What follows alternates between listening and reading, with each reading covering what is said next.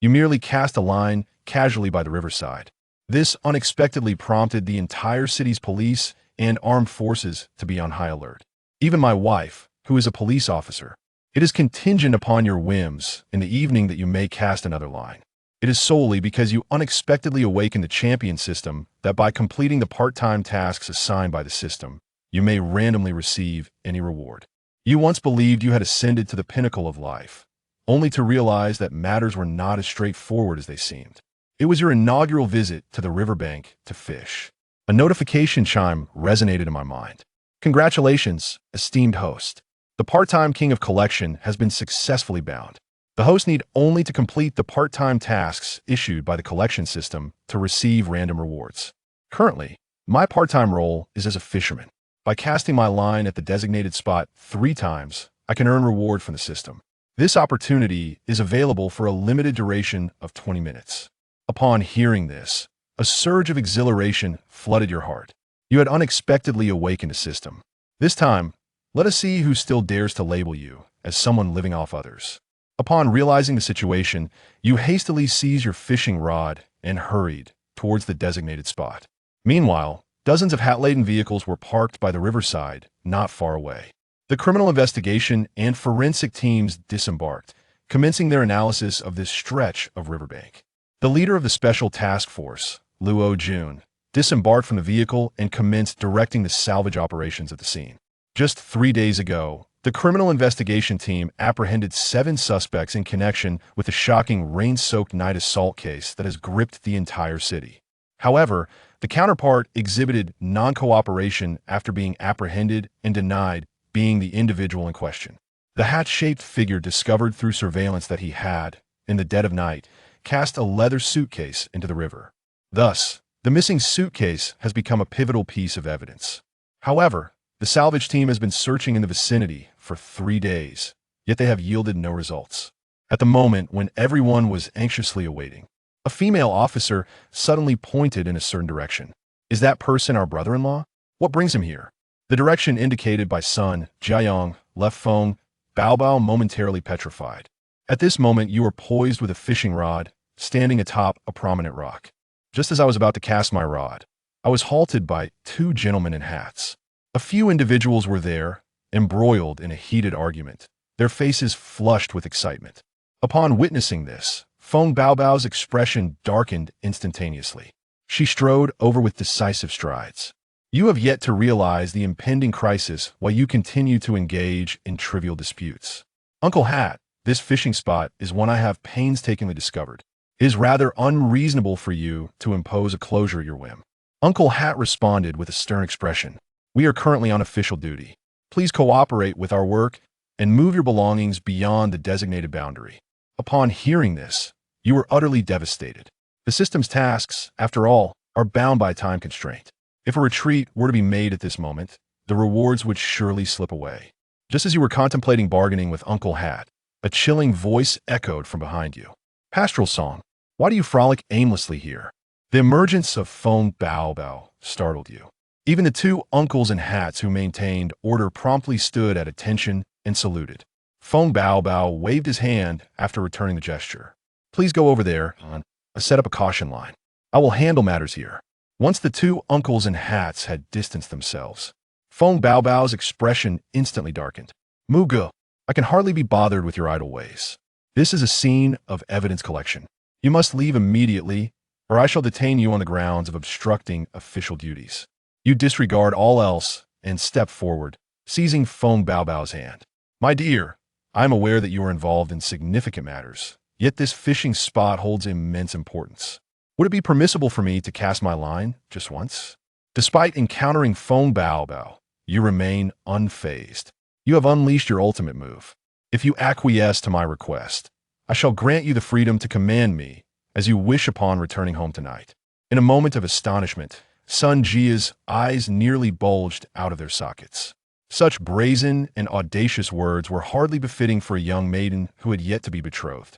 Feng Baobao's face has grown darker. Enough of the nonsense, have you finished? If so, be on your way. Do not linger here and act irrationally. As the time approached 7, you could no longer afford to consider anything else.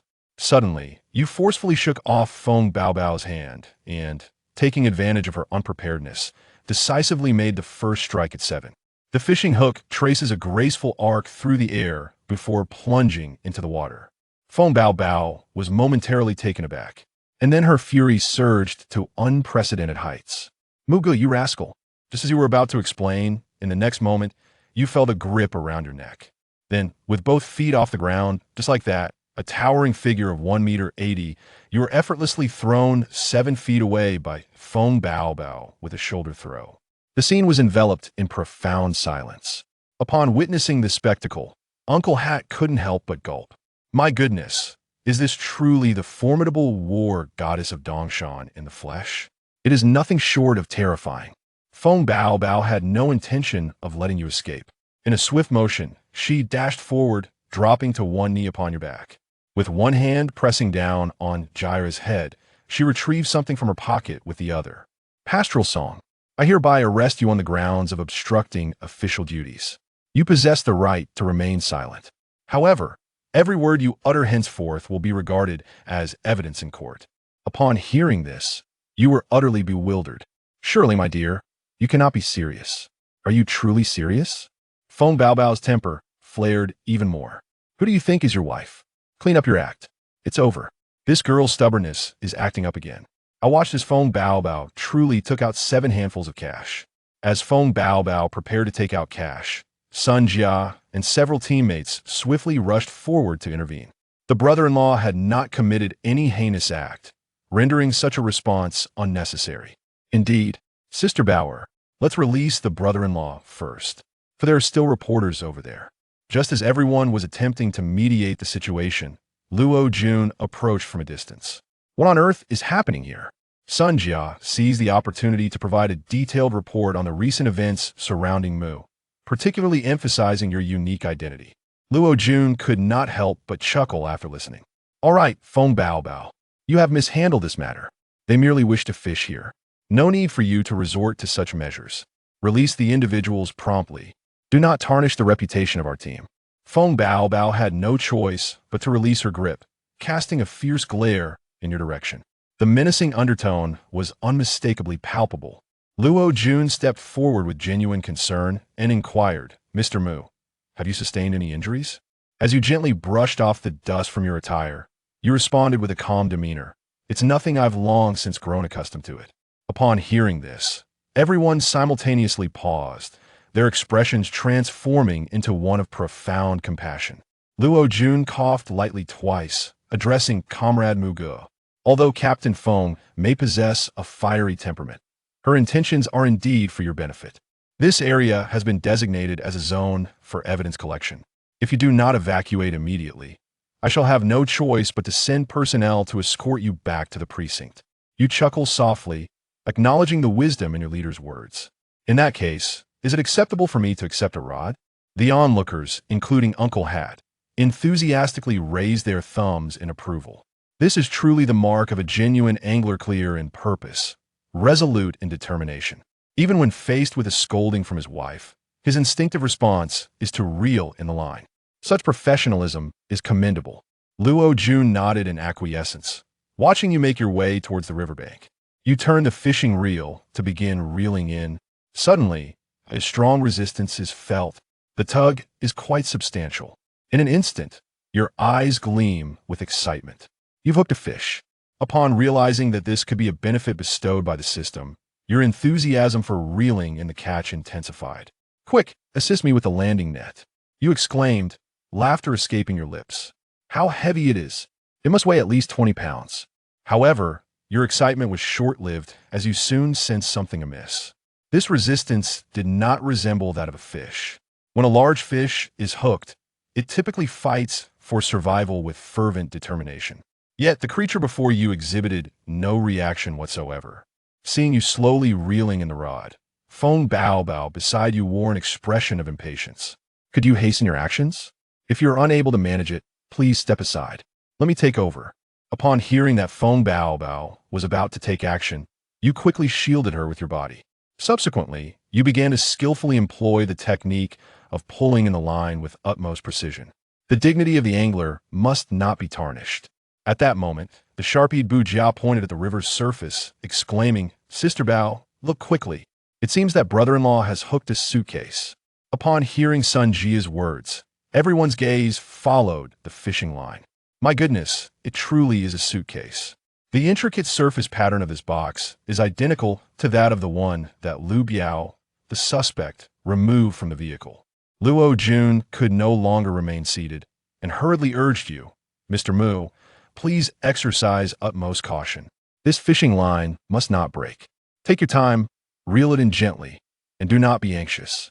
You were initially calm, yet upon witnessing the expressions of Luo Jun and his companions, it became exceedingly difficult to maintain that serenity. Feng Bao Bao, unable to bear the sight any longer, reached out to snatch the fishing rod once more. You once again shielded her with your body, a serious expression adorning your face. "My dear," you implored, "please do not engage in reckless behavior. This matter is no trifling matter. Do you not heed Team Leader Luo's words?" Luo Jun chimed in beside him. "Feng Bao Bao, cease your mischief. You have no skill in fishing. You must heed Mr. Mu's guidance in this matter. Step aside at once." Upon hearing those words, you cast a triumphant glance at Feng Bao Bao, feeling an immense sense of satisfaction within. Feng Bao Bao gazed at your infuriating demeanor, her teeth clenched in anger. "This insufferable man. You may revel in your arrogance, but tonight at home, I shall demonstrate to you the true meaning of power." Before long, you dragged the suitcase to the shore, whereupon 2 forensic experts promptly approached to document the scene with photographs. 5 minutes later, the forensic pathologist Qin Ming, clad in a white coat, approached. "Captain Luo," he stated after technical comparison, "this is indeed the box used by Lu Biao to dispose of the body. However, we must retrieve the box and conduct further testing at the laboratory." Luo Jun was consumed by anxiety. "Is there no household registration in the box?" Qin Ming shook his head and sighed. Upon preliminary assessment, it was evident that Lu Biao had indeed crammed the emaciated victim into the box. However, due to the swift currents of the river, the box had been compromised. This implies that the body still lies somewhere within the waters of the river. Upon hearing this, Luo Jun furrowed his brow. "I comprehend now. Please convey to the fishing team to focus their search on this particular area." As the conversation was only halfway through, your sudden allure captivated me entirely, only to see you gripping the fishing rod, breathless as you dashed to another stone, casting out your line once more with a flourish. Feng Bao Bao followed Luo Jun's gaze and immediately sighed, placing a hand on her forehead, feeling utterly embarrassed. "Rest assured, leader, I shall drive him away." No sooner had Feng Bao Bao finished speaking than she charged towards you with great determination. Just after casting your line, a sudden chill envelopes your back, causing the hairs to stand on end. Something ominous looms there is the unmistakable presence of a shark. Upon turning my head, I found myself locking eyes with Feng Bao Bao, whose fiery gaze pierced through me. "Muge, this is my final warning to you. Stow away your wretched rod and return home at once." You scornfully refused to comply. "My dear wife, I have not encroached upon your territory. I am merely fishing outside. Must you intrude upon that as well?" Feng Bao Bao felt a surge of anger as her Taiyong acupoint throbbed. "Are you out of your mind? There might be someone in the river. Do the 3 of you comprehend? Do you understand, Lon? Even if you manage to catch a fish, can it still be consumed? You remain obstinate. For us fishermen, angling has never been solely for sustenance. I capture a photograph before releasing the catch. What concern is it of yours?"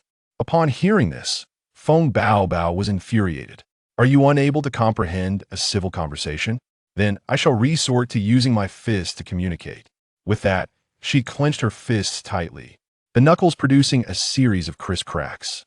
Luo Jun was taken aback, his forehead creased in disbelief. "My goodness, a female version of Tyson. If I were to intervene again, would I be caught up in this as well?" As I sensed my life hanging by a thread, I hastily shouted, "My dear, please refrain from taking action. Just yet it seems I have once again caught something peculiar." Once again, something was caught. Feng Bao Bao focused her gaze and discovered that you had managed to haul up a black plastic bag. This time, you did not exhibit curiosity to tear open the bag, but instead turned your gaze towards Feng Bao Bao and Lao Yan. "I have a sense that there is something peculiar contained within this bag." Feng Baobao urged, "Go ahead and open it. Let's see what's inside." Upon hearing this, you grimaced and waved your hand, saying, "I dare not. What if it is the fragments of the people?" Feng Baobao rolled her eyes and said, "Step aside. I shall take charge."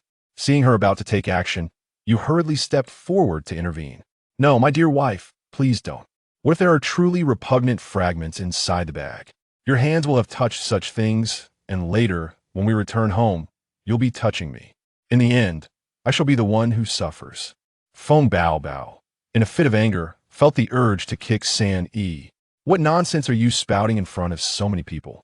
What do you mean by saying I still have to touch the ceiling when I return home tonight?" At that moment, Luo Jun approached as well. Mr. Mu was indeed correct. Matters of expertise should be entrusted to professionals. "Qin Ming, come take a look at what is contained within a bag." Qin Ming promptly stepped forward to unfasten the bag. As soon as it was opened, a foul stench surged forth, nearly overwhelming those present with its noxious aroma.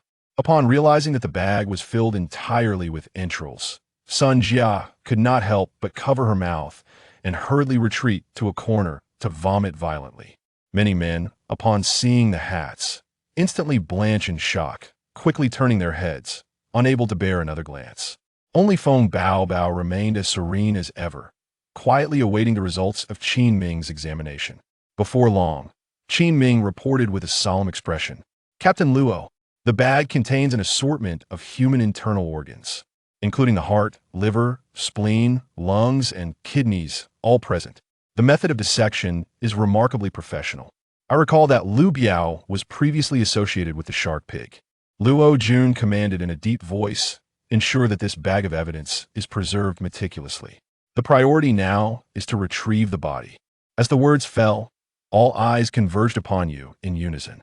Upon witnessing the scene, you were momentarily taken aback. "What are you all staring at me for? It is not as if I am the one responsible." Feng Baobao was amused, while nearby someone remarked with a tone of sarcasm, "That is not necessarily the case. Typically, perpetrators tend to return to the scene of their crime." You trembled in fear. "My dear, please do not jest. I can scarcely bring myself to catch a fish, let alone a person." Luo Jun hastily clarified, "Mr. Mu, you have misunderstood. We are not doubting your prowess in angling. What we mean to convey is, would you care to fish a little longer, perhaps cast your line once more?" Hearing these words, you were momentarily taken aback. "Just a moment ago, I intended to cast my line, unwilling to let you interfere. Yet now, having reeled in fragments of the populace, you are urging me to cast once more. Should I happen to catch any more remnants, the situation will become exceedingly precarious." Upon reaching this conclusion, you hurriedly shook your head in refusal, declaring, "I shall not fish any longer. I am utterly repulsed. I wish to return home to dine, rest, and indulge in some leisure." Just as you were about to reel in your line and depart, Feng Baobao suddenly grasped your hand with fervor. You find yourself in a state of bewilderment. "My dear wife, fishing requires a serene disposition. At this moment, my mood is far from cheerful. Forcing me to cast my line will yield no rewards." Feng Baobao then intensified her grip on the 9 lines in her hand. In a tone that only the two of you could hear, she whispered, "As long as you are willing to fish, I shall indulge your whims throughout the night." Upon hearing those words, your heart raced. You quickly prepared your hook. Such a delightful mood arrived in an instant. "I shall begin fishing right now." Feng Baobao cast you a sidelong glance, her cheeks tinged with a delicate blush, before she finally released her grip. This time, everyone gathered around, gazing at you with eager eyes, leaving you feeling utterly uncomfortable. You bait the hook, awkwardly breaking the silence. "Please, do not frighten me like this. It may hinder my performance." Luo Jun waved his hand and said, "Xiao Mu, there's no need to feel anxious. Just fish as you normally would. We're merely here to pass the time and observe." You let out a cold laugh. "I trust you not at all, yet you still cast the hook into the river." As soon as the rod was cast, you felt a tug almost immediately. You tentatively pulled on the line, and a sense of unease washed over you. Goodness, it was so heavy. This time, you had truly hooked something significant. Present were seasoned detectives.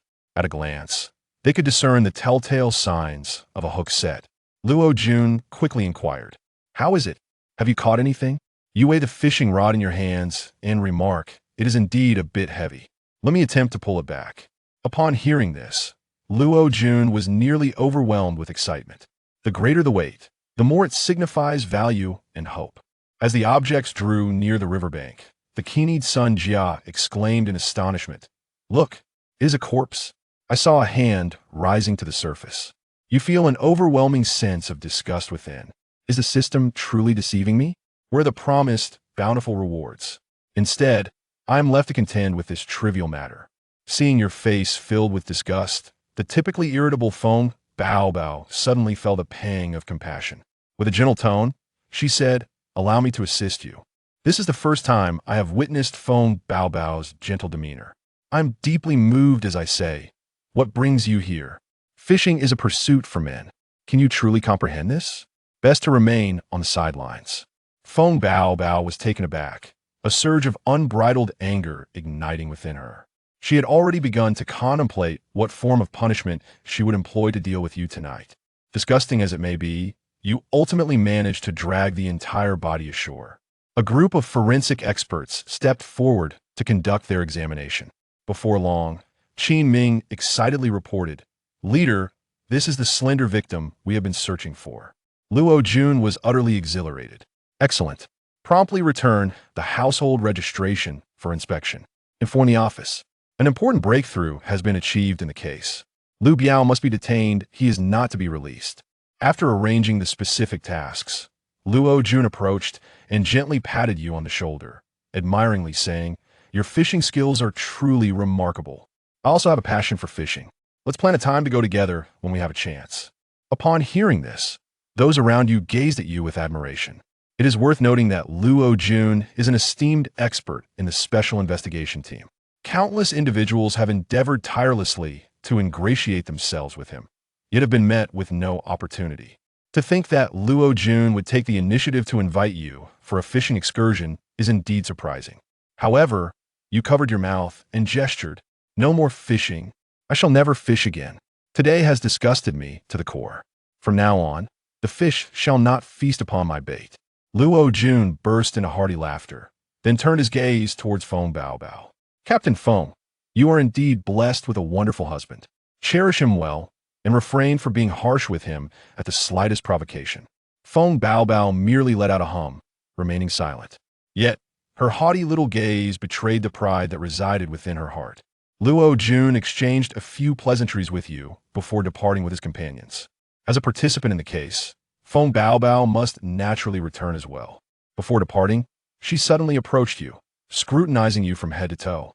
After a thorough examination, she extended her hand towards you. You were startled, a shiver coursing through you. "Darling, please refrain from striking my face." Feng Bao was infuriated. "When have I ever struck you? Must you incessantly tarnish my reputation outside? Come here. Allow me to adjust your collar." You let out a sound and moved closer to Feng Bao. After Feng Bao tidied up your collar, she swiftly planted a kiss on your cheek when the other colleagues were not paying attention. Then, with a charming blush, she said, "Wait for me to return home tonight." You promptly offered a respectful salute. "Understood, Captain Feng. I assure you that I shall accomplish the task." Feng Bao let out a disdainful hum, resembling a proud swan, and made her way towards the hat-wearing vehicle. In this moment, the sound of the system's reward echoed in my mind. Yet, when you beheld the reward, you were momentarily taken aback. Chapter 11. Please sign here at last. The situation had been entirely revitalized by his own actions. Now, all that remained was to locate Yang Dong. Qin Yang picked up the delivery slip and glanced at the recipient's name and phone number. Ding. Skill. Global positioning activated as the system's prompt echoed. A three-dimensional map of the entire community materialized in Qin Yang's mind. Soon, Yang Dong's entire silhouette appeared on the map, rendered in real time. Noticing Qin Yang with his eyes closed and silent, Lu Yin grew anxious. "Qin Yang, are you capable of this? If not, it's fine. Don't force yourself." Qin Yang opened his eyes, casting a confident glance at Lu Yin. "My dear, what are you saying? A man must never admit defeat. Follow me." In the darkness, Yang Dong held a gun in his right hand while silencing his phone with his left, sending a message to his accomplices to arrive in 6 hours for extraction. One must commend Yang Dong's remarkable psychological fortitude. Had it been any other suspect surrounded by a SWAT team, they would likely have succumbed to despair without the officers needing to say a word.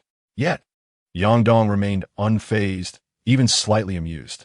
He had spent over half a month familiarizing himself with the terrain of this community, knowing the escape routes better than the residents themselves. For instance, the very spot where he was currently hiding, Yang Dong was confident that even if the SWAT team had an entire day, they would not uncover his whereabouts. All he needed was a brief rest until his associates arrived. He tucked his phone into his pocket and closed his eyes, preparing to relax for a moment. However, just then, he heard footsteps outside. Yang Dong's senses heightened, uncertainty flooding his mind. It couldn't be possible. This hiding place was so concealed that the police could not have found him so quickly. Stay calm. I must remain composed. Perhaps it was merely someone passing by. I must not let myself lose my composure. Just as Yang Dong reassured himself, the lid of a nearby trash bin was suddenly yanked open, and a dozen dart gun barrels were aimed at him. Yang Dong, put down your weapon, clasp your hands behind your head, and rise slowly. Surrounded by a circle of SWAT officers, Yang Dong stood in shock. How on earth had they located him? To save his life, Yang Dong could only comply with the officer's instructions, yet he remained in a state of disbelief. Viewers in the live-streaming chat erupted in laughter at the scene. Yang Dong remarqued, "Shut it down, this is pointless." He continued, "Officer, I was hiding in a trash bin. How could you possibly find me?"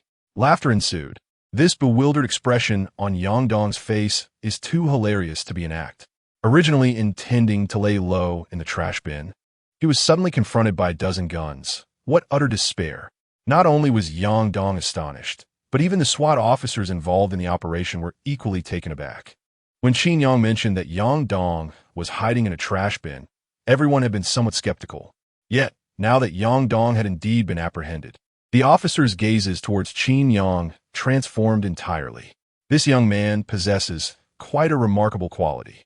Yang Dong was extricated from a garbage bin by the special police, handcuffed in the process. Just as Yang Dong resigned himself to his fate, a delivery slip materialized before him. Holding a water-based pen, Qin Yang smiled and said, "Mr. Yang, your package requires your personal signature for receipt. Could you kindly sign here?" Yang Dong. Chapter 12. The audacious striped brother Yang Dong cast a deep glance at Qin Yang, his words hanging in the air, yet he ultimately felt powerless to alter his fate. With a heavy heart, he picked up the water-based pen and signed a receipt. After Yang Dong was escorted into the police vehicle, Lu Yan turned her gaze towards Qin Yang. "How did you know where he was hiding?" she inquired.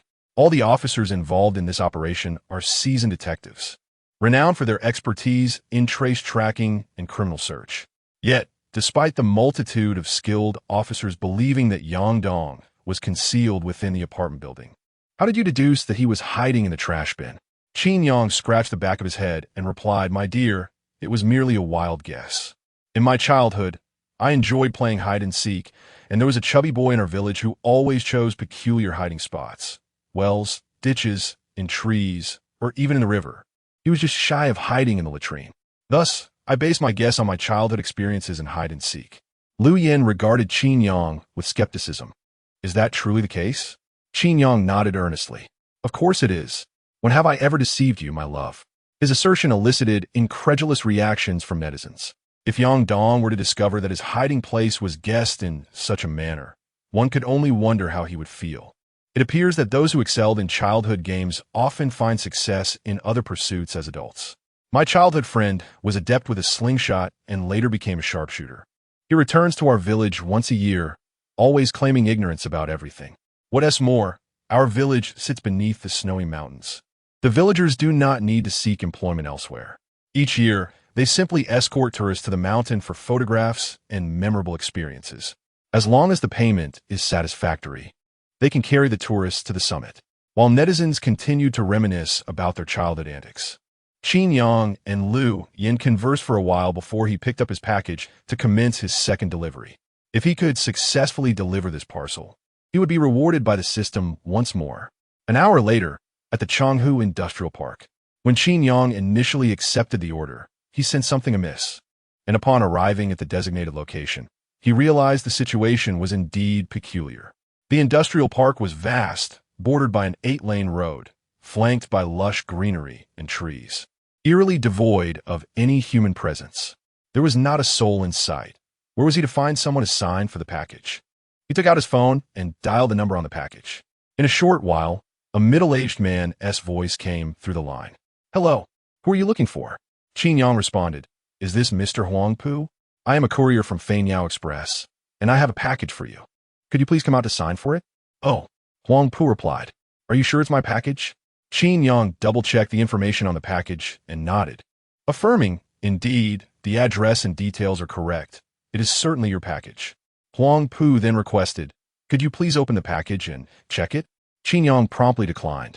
"I'm afraid, Mr. Huang, that our courier station has strict regulations prohibiting us from opening customers' packages. You will need to open it yourself."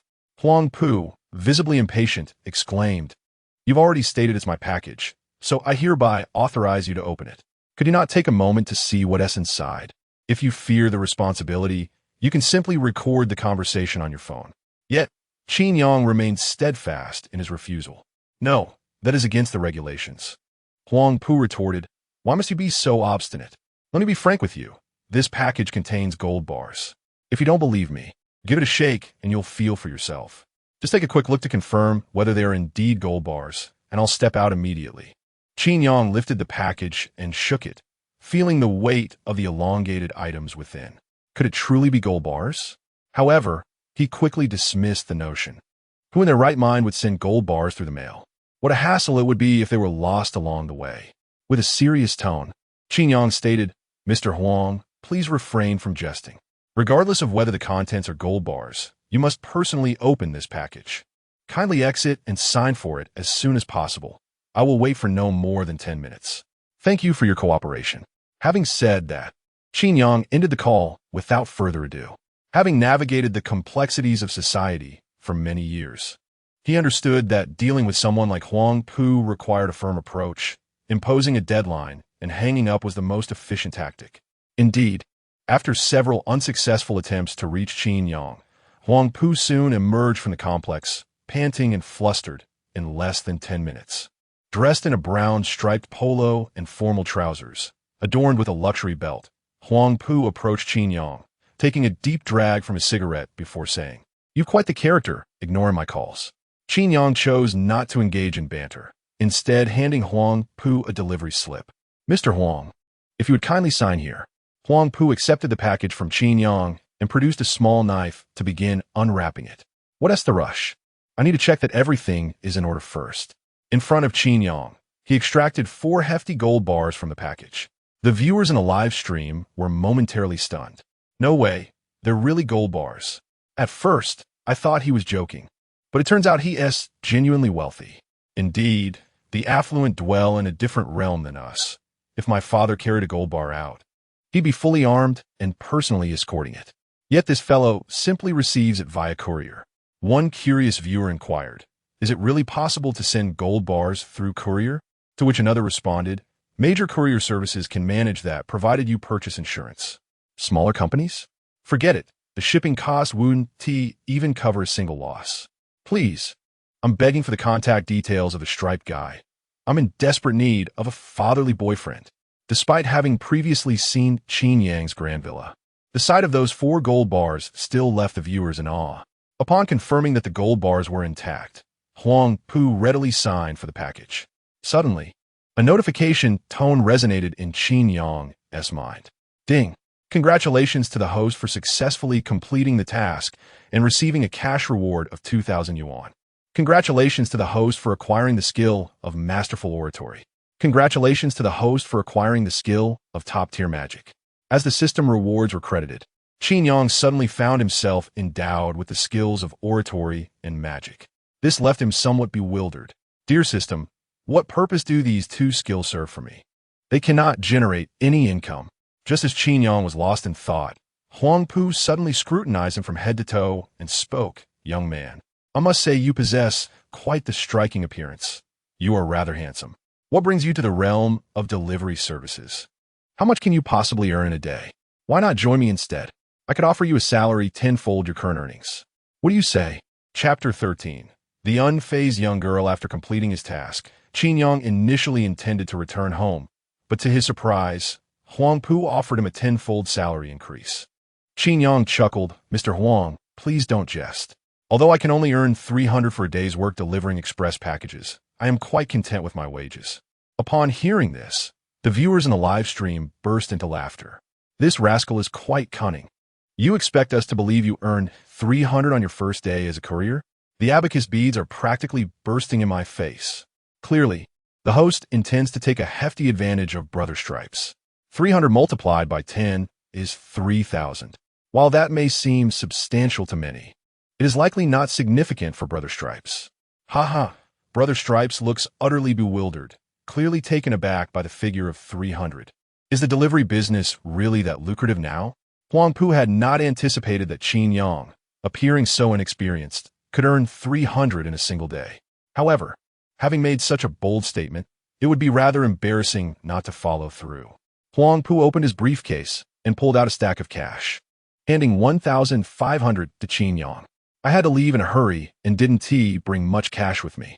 Here, take this 1,500 for now."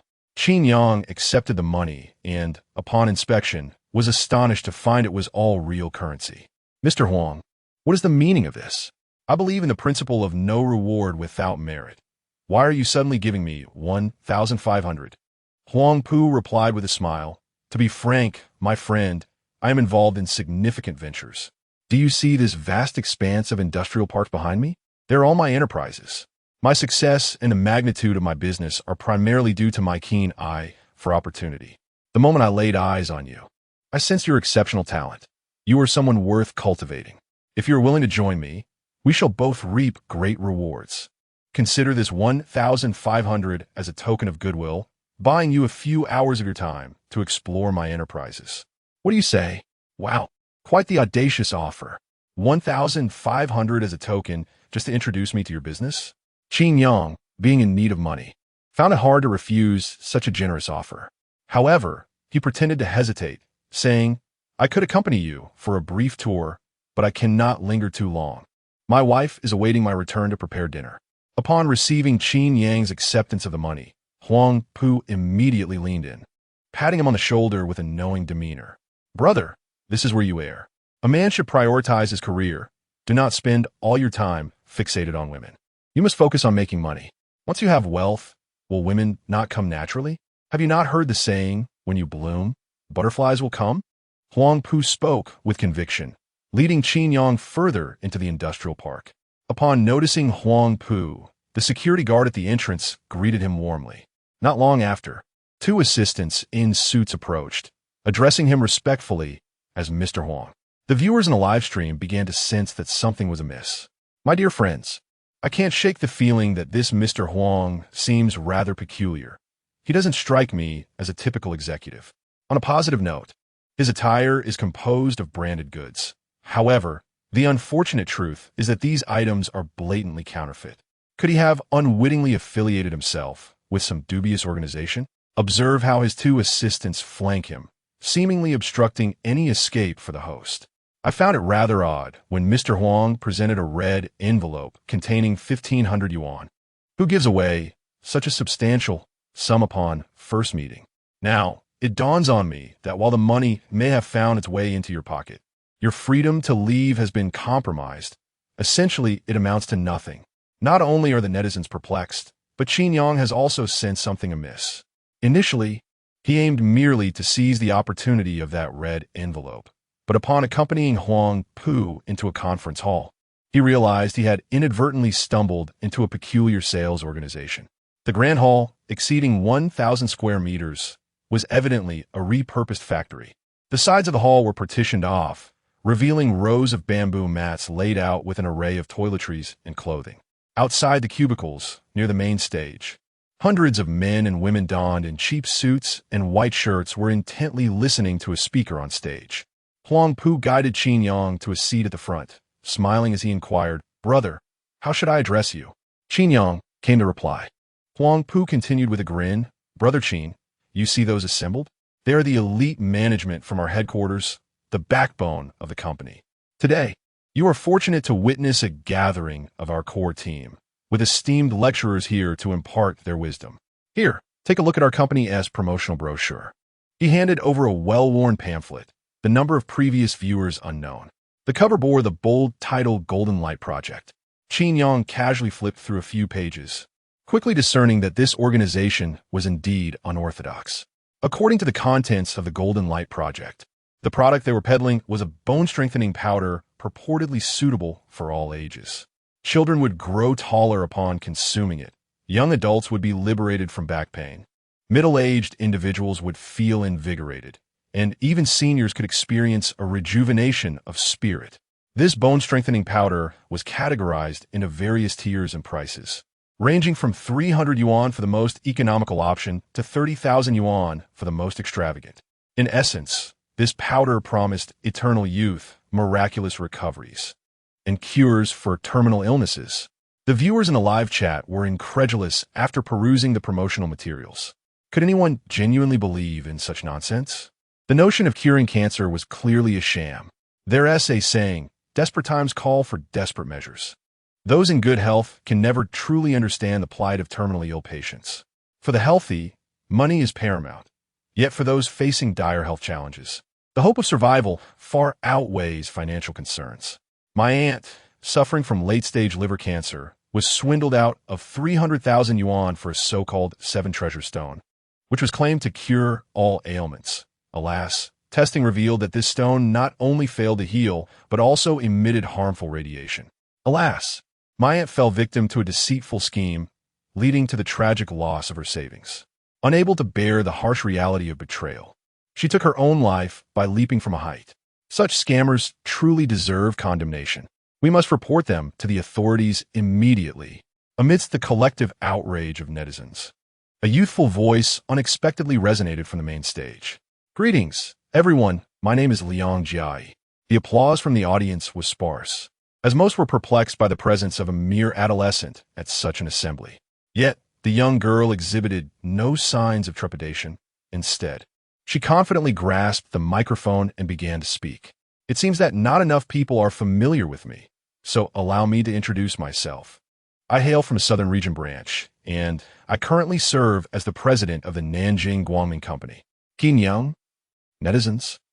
Chapter 14. The captivating orator Liang Jiai's words instantly flooded the live broadcast with a barrage of comments. Did I hear correctly? She claimed to be the president of the branch company? Goodness, I thought such plots only existed within the realm of novels. I never anticipated encountering them in reality. It was utterly surreal. A mere teenager standing on stage, proclaiming herself the president of a branch, and the others not only found it unremarkable, but were also applauding fervently. Such an organization must be dismantled. It is simply terrifying, akin to brainwashing. Qin Yang also found it bizarre to see such a young girl delivering a speech on stage, while the people around her wore expressions of fervor, cheering and clapping incessantly. In an effort to blend in, Qin Yang reluctantly continued to listen. With commanding presence and unwavering confidence, Liang Jiai asserted, "My leader is Liang Yun, who happens to be my father. Previously, I was just like everyone else, brought here by my father for fun, and then he invited me to join the company, allowing me to become part of it. Through my relentless efforts, I ascended to the position of president in no time, and everything I wear and possess is bought with my own money. My father has said that I am both a first-generation and a second-generation rich." Her words sent the audience into a frenzy of excitement, all erupting in cheers. Wang Pu, standing nearby, smugly remarked, "What do you think, Xiaoqin? I wasn't misleading you, was I? I am involved in substantial business, and our company's future prospects are exceedingly bright. If you choose to join us and actively learn advanced sales theories while promoting our excellent products to your family and friends, I assure you that you too can become a president of our company in a remarkably short time, achieving financial freedom." Clearly, Huang Pu felt the groundwork had been sufficiently laid. He intended to recruit Qin Yang to purchase some products as a trial. Two assistants also moved closer to Qin Yang, and should he refuse, they would likely resort to more forceful measures. Qin Yang had no intention of parting with his hard-earned money. After all, he had painstakingly completed system tasks to earn 3,000 yuan. He would not easily relinquish it to others. To buy some time, Qin Yang feigned excitement and said, "President Huang, I absolutely wish to join your company, but may I speak for a moment before I do? Huang Pu was taken aback. This wasn't according to the usual protocol. Typically, only senior management is permitted to speak. Protocol? If we were to adhere to your rules, would I even be able to walk out of here? Without waiting for Huang Pu to respond, Qin Yang dashed onto the stage and seized the microphone from Liang Jiayi's hands. Everyone was taken aback by Qin Yang's audacious move. Ding. Skill. Master Orator activated. Once in possession of the microphone, Qin Yang's demeanor transformed. He radiated an aura of confidence akin to that of a true master of success. Half an hour later, at the entrance of the park, Lu Yin, accompanied by over 100 police officers, encircled the entire area, sealing off all exits. Sun Jia glanced at the positioning data provided by the technical department and stated, "Sister Yin, we have successfully pinpointed brother-in-law's location." Lu Yin waved her hand decisively. "Everyone, proceed according to plan." Hundreds of police officers acted in unison, with Lu Yin leading the charge at the forefront. She could hardly believe that, just a short while after parting ways with Qin Yang, he had already been ensnared by a pyramid scheme. What infuriated her even more was the fact that to ensure Qin Yang's safe rescue, they had mobilized a substantial force, coordinating personnel across several precincts. If this operation yielded no significant results, she would undoubtedly break Qin Yang's legs. As they drew nearer to the venue, a sudden, impassioned voice erupted from within. "I will reward anyone who betrays me with 1 million. Those who remain loyal will earn billions." Understand the applause. The amount of money you waste reflects your magnitude of character. If you squander 2 billion, then securing 10 billion in genuine endeavors becomes a mere jest. Understand the applause. I am unparalleled in heaven and earth. I seek to enlighten all beings. Understand the applause. A series of incendiary proclamations resonated from the assembly hall, leaving the officers outside momentarily dumbfounded. The online viewers were equally entertained. The host remarked, in jest, "Billions are discussed, yet if you owe me even 10 or 100, I will surely confront you. I comprehend." Thus, the host implies that as long as I continually betray him, I can amass wealth, correct? Understand the applause.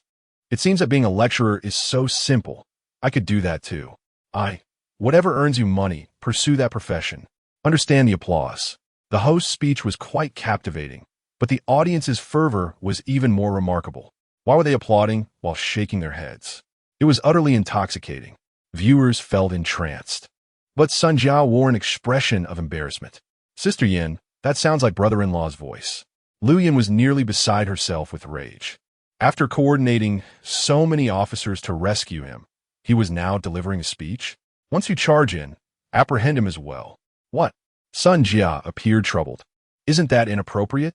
Brother-in-law called the police. "What will it look like if we arrest him?" Lu Yin replied coldly. "His report to the police does not absolve him from suspicion of wrongdoing. Moreover, given his current exuberance on stage, who knows if he is complicit?" Seeing Lu Yan's seriousness, Sun Jia dared not object further. With Lu Yan's command, dozens of officers stormed into the hall. "Everyone freeze. Hands on your heads, crouch down." The sudden turn of events sent everyone into a panic, screams erupting all around. Some attempted to flee, but were swiftly subdued by officers and handcuffed on the spot.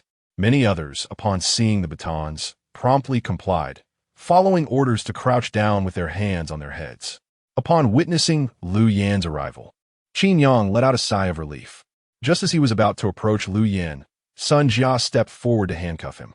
Startled, Qin Yang exclaimed, "Xiao Jia, why are you handcuffing me? I reported the crime." Sun Jia quickly signaled him to cooperate. "Brother-in-law, just go along with it. Otherwise, you'll face worse if Sister Yin has to intervene herself." As Qin Yang looked up, he saw Lu Yan striding towards him, her face a mask of determination. Startled, Qin Yang shivered and obediently complied, donning the handcuffs, all the while attempting to display his predicament to Lu Yin in hopes of leniency. "Xiao Jia, please direct the scene. I shall escort him outside first." Lu Yin firmly grasped Qin Yang's handcuff, leading him out with determination. Observers shook their heads at the sight, murmuring, "Well, it seems he is to be taken out for reckoning." Within a single day, 2 significant operations had unfolded in connection with him. It was only natural for him to face reprimands after narrowly escaping death from gunfire earlier. Encountering a shootout in the morning and then being embroiled in a pyramid scheme by afternoon, one might ponder if old Qin should exercise greater caution. Would it not be preferable to remain at home as a devoted househusband rather than venturing out for side jobs? Surely, his wife must be displeased. Chapter 15. The blessing of Lu Yin. Qin Yang was pulled into the corridor by Lu Yin, who then pressed him against the wall. With her hands raised and legs apart, she issued her commands, and Lu Yin, maintaining a stern expression, began her thorough search. She meticulously examined every conceivable area, both appropriate and inappropriate, leaving Qin Yang in a state of amusement. "My dear wife, must you be so serious? I am the victim here," he protested. Lu Yin shot him a glare. "Who is your wife? Be serious." With a sigh of resignation, Qin Yang adjusted his tone. "All right, Officer Lu, I reported the incident. I'm the victim, and you need not treat me as a suspect." Lu Yin jabbed her finger into Qin Yang's chest and huffed. "You are the victim? I distinctly saw you on stage delivering your speech with great enthusiasm, receiving applause from the crowd, and even women whistling and cheering for you. Qin Yang, do you not relish this feeling of adoration?" Qin Yang quickly defended himself. "Officer, I'm being wronged. My speech was merely a ploy to buy time until your arrival. That man named Huang was prepared to forcibly recruit me.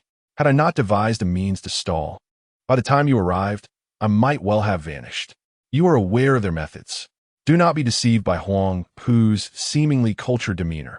If he realizes he cannot manipulate me, he would not hesitate to confiscate my phone and forcibly relocate me, imprisoning me in a dark room.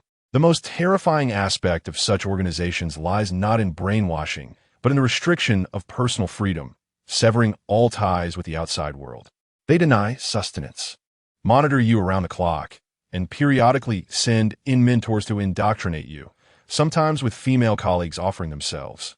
Just imagine enduring such tactics for a month. Would you not capitulate? Many are not foolish, but rather powerless. Having served as a criminal investigator for many years, Lu Yin was well acquainted with the tactics employed by individuals like Huang Pu. Noticing a slight softening in Lu Yin's expression, Qin Yang continued, "My dear, my speech not only bought you time, but also yielded crucial intelligence. That Huang fellow seemed quite impressed and suggested promoting me to a senior management position, providing me with a list. It's on my phone. I will forward it to you, and it will undoubtedly aid your investigation." As Qin Yang retrieved his phone to send her the document, Lu Yin's anger began to dissipate. Glancing at the courier vest he wore, she spoke gently. "Qin Yang, did my mother not give you a bank card? She deposits 50,000 yuan for your allowance each month. If you find that insufficient, do let me know, and I can contribute my salary. Why must you risk your safety delivering packages?" Netizens, how much? 50,000 a month? Wow, does our mother need another son-in-law? No, girl, don't be blinded by love. What do you see in this streamer that justifies giving him 50,000 a month? I can do what he does. Is there no law or justice? Being married to a police officer is one thing, but an allowance of 50,000 a month? Unbelievable. The sting of my own poverty is indeed painful, yet the success of the streamer wounds me even more. Therefore, one must not live too comfortably. Once one becomes too complacent, they are prone to create troubles for themselves. Noticing Qin Yang's silence, Lu Yin, unusually, began to act coy. With eyes gleaming like spring, she said, "Darling, be obedient. Just stay home, play your games, order takeout if you wish, and, if necessary, you could even hire a housekeeper. During the day, you can stay home like a good boy, and in the evening, I will come back to keep you company, all right?" The livestream was flooded with virtual images of bloodied kitchen knives. It was evident that this wave of affection had infuriated many online viewers. Qin Yang, with utmost seriousness, replied, "What are you saying?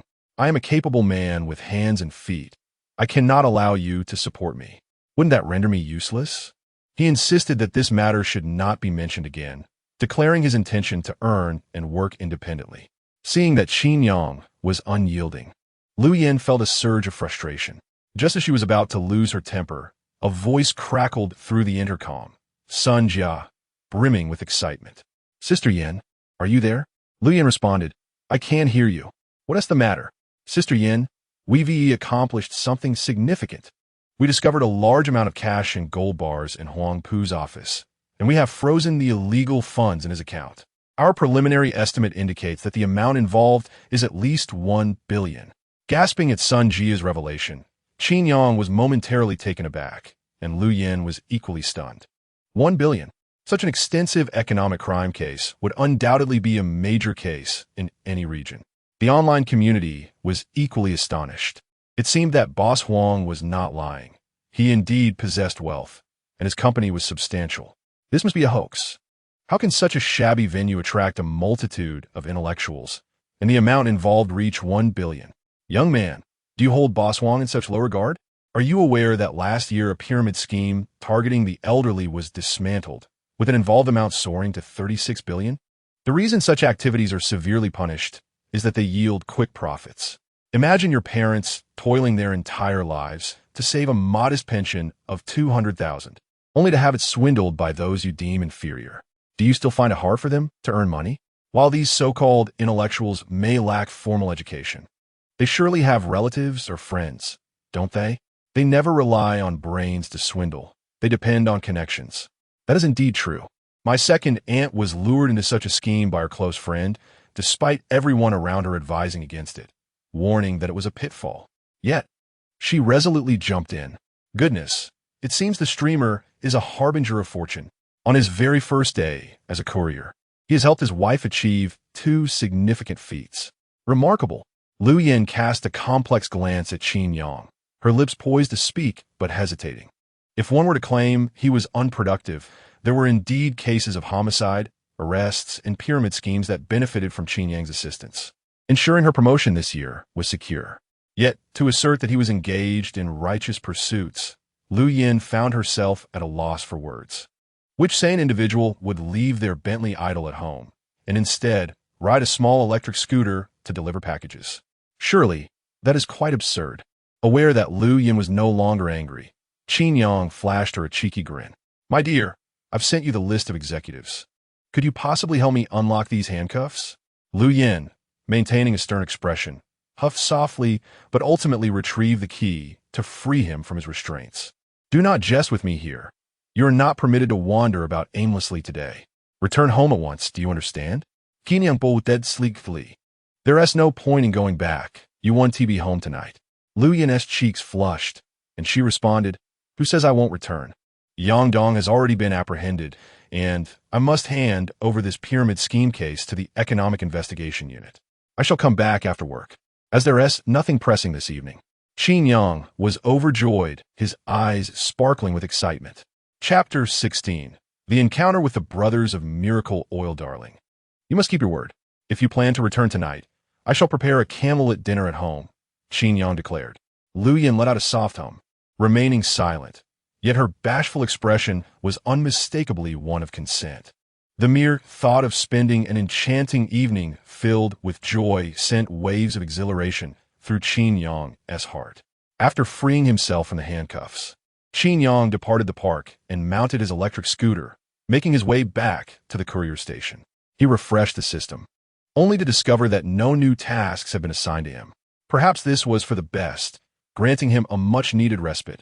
After all, one is not a mere beast of burden, and one cannot toil endlessly without rest.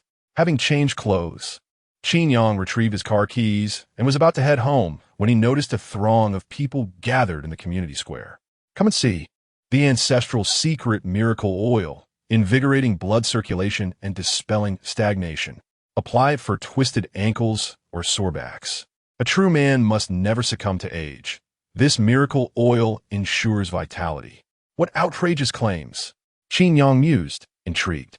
The prospect of an entertaining spectacle tonight beckoned him towards the stall. As he approached, he beheld 2 men, one stout, the other slender, fervently promoting their ancestral miracle oil. The stout man donned a dark blue short-sleeved shirt, clearly a practitioner of martial arts, bowing repeatedly to onlookers with a keen gaze.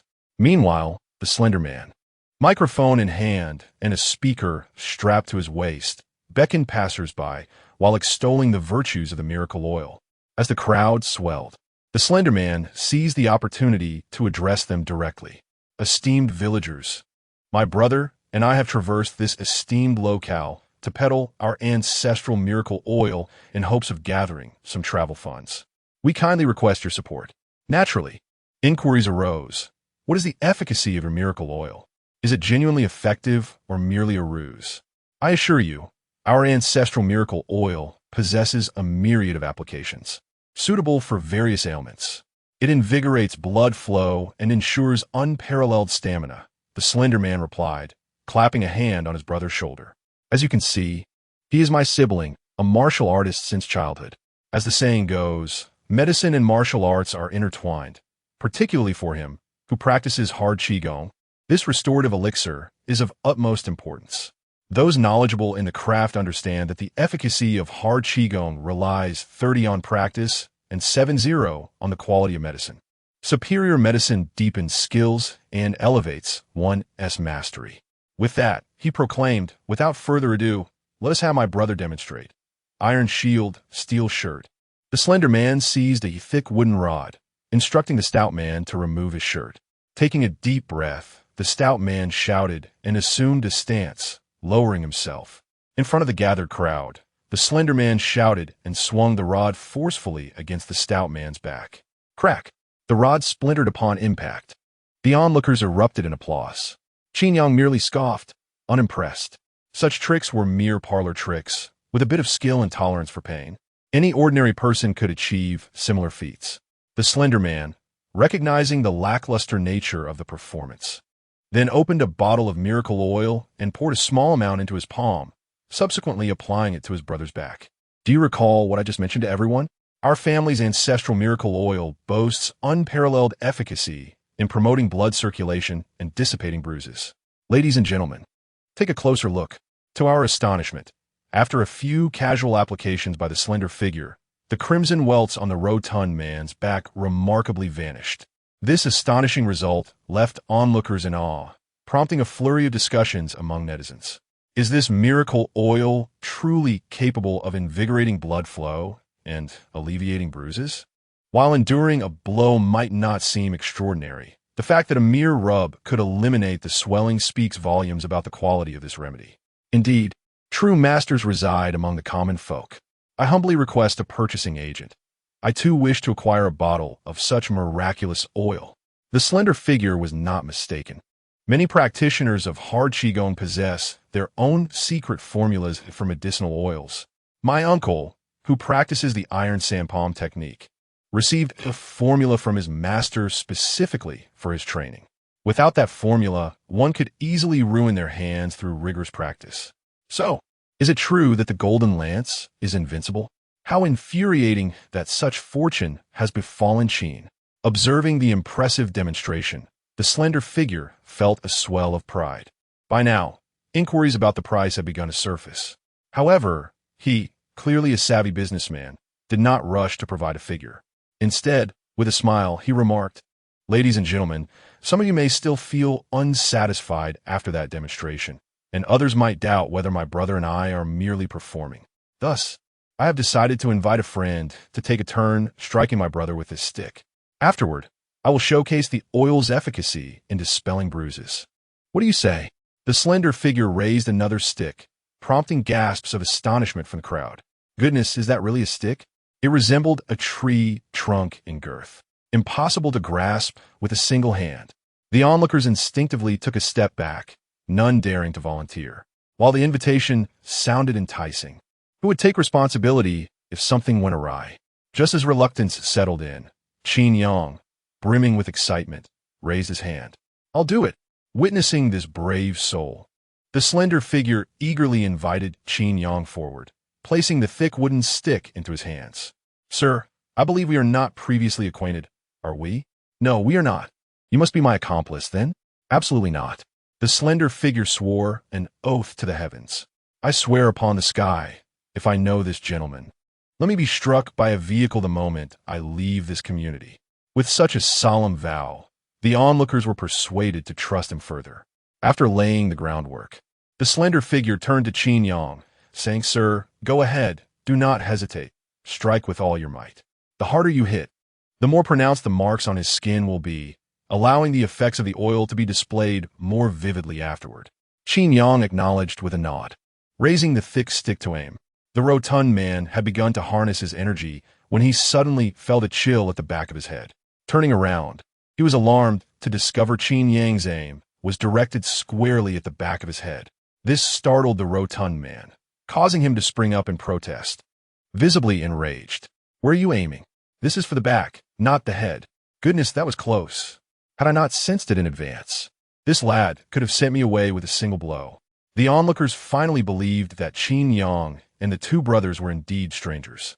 It was inconceivable that someone familiar would strike another with such a thick stick on the back of the head. The lean man was thoroughly intimidated by Qin Yang. He realized that he had nearly lost his younger brother due to a momentary lapse in attention. Once he ensured that his instructions had been clearly conveyed, the stout man resumed his stance and focused his energy. Qin Yang, reflecting on his earlier actions, felt he had perhaps been a tad excessive. Consequently, he set aside the heavy club and picked up a slender willow branch from the ground. Surely, this would be thin enough to avoid serious harm. Upon witnessing this, the lean man's expression shifted dramatically.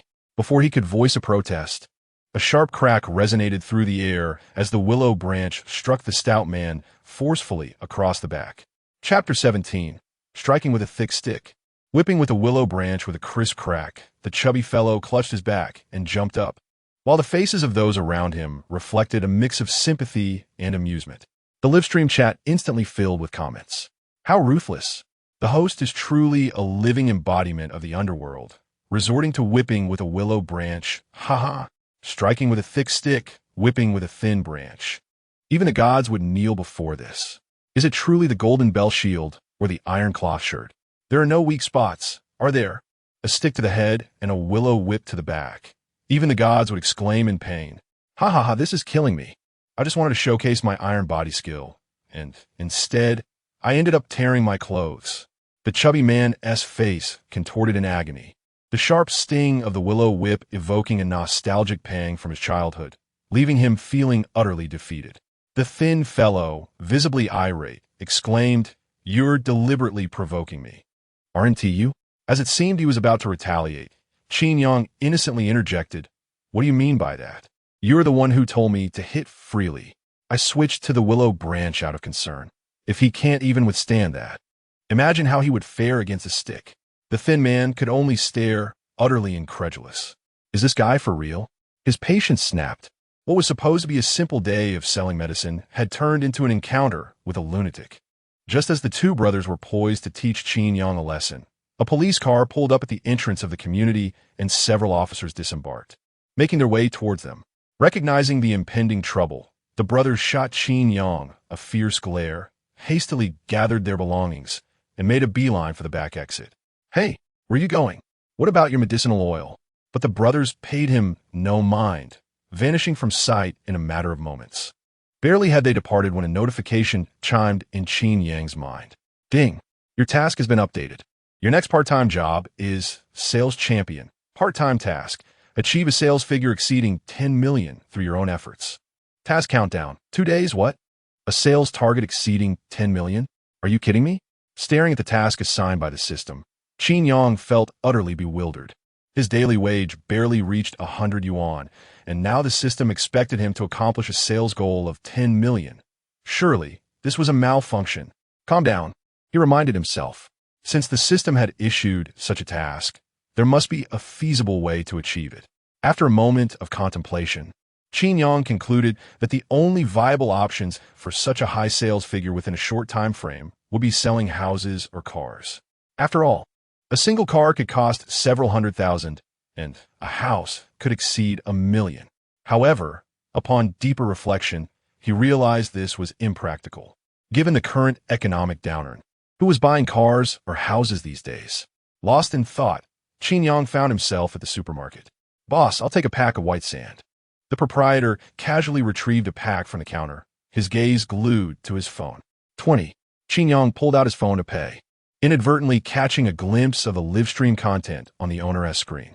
In a live streaming room, two hosts engaged in a comedic interplay, one providing the punchlines while the other supported the act, simultaneously extolling the virtues of the products and urging viewers to click the link. Astonishingly, within mere moments, they managed to sell merchandise worth hundreds of thousands. Qin Yang was momentarily taken aback and inquired, "Boss, Which host is this who can sell such immense quantities in an instant? The boss took a drag from his cigarette and replied, You don't know Zhou Jia? She is the most popular sales host in the country. During a single live stream, she can sell products worth tens of millions. Quite impressive, isn't it? Tens of millions. Qin Yang's eyes lit up. Indeed, live stream sales. How had he not considered this avenue before? Although the items sold during live streams are generally priced modestly, the strategy revolves around minimal profit margins and high volume, selling in bulk to satiate demand. With a bit of effort, he might indeed reach sales of 1 million. Resolute, Qin Yang promptly pulled out his phone and called his good friend, Yu Hao. Old Qin, am I dreaming? You actually have time to call me? Aren't you busy with your side job? Yu Hao, as a close friend, understood Qin Yang well. Before marriage, Qin Yang frequently invited him out for meals and barbecues. But after tying the knot, their meetings dwindled to mere chats online. With palpable excitement, Qin Yang exclaimed, Old Yu, hasn't your canning factory been eager to expand its market? I have a brilliant idea to help with your promotion. Yu Hao replied lazily, What is this great idea? Let's hear it. I'll host a live stream to help sell your products. I'm certain I can generate buzz for your factory. After a moment of silence, Yu Hao responded, No, old Qin, that is not exactly a novel concept. I've previously enlisted others for live stream sales, some quite well-known influencers, but the results were less than satisfactory. We even incurred some losses on that batch of goods. While live stream sales seem trendy, they're not the optimal choice for small manufacturers. The more popular the host, the more stringent their demands. Not only do you have to pay exorbitant appearance fees, but they also insist on the lowest retail prices for your products. For instance, if a box of canned goods retails for 15 yuan, with a 5 yuan profit margin, you need to sell it to these hosts for 11 yuan, who would then sell it to their viewers for 12. After a few attempts, Yu Hao realized this method was simply a thin profit margin aimed at wholesale, which did not benefit their factory sales at all.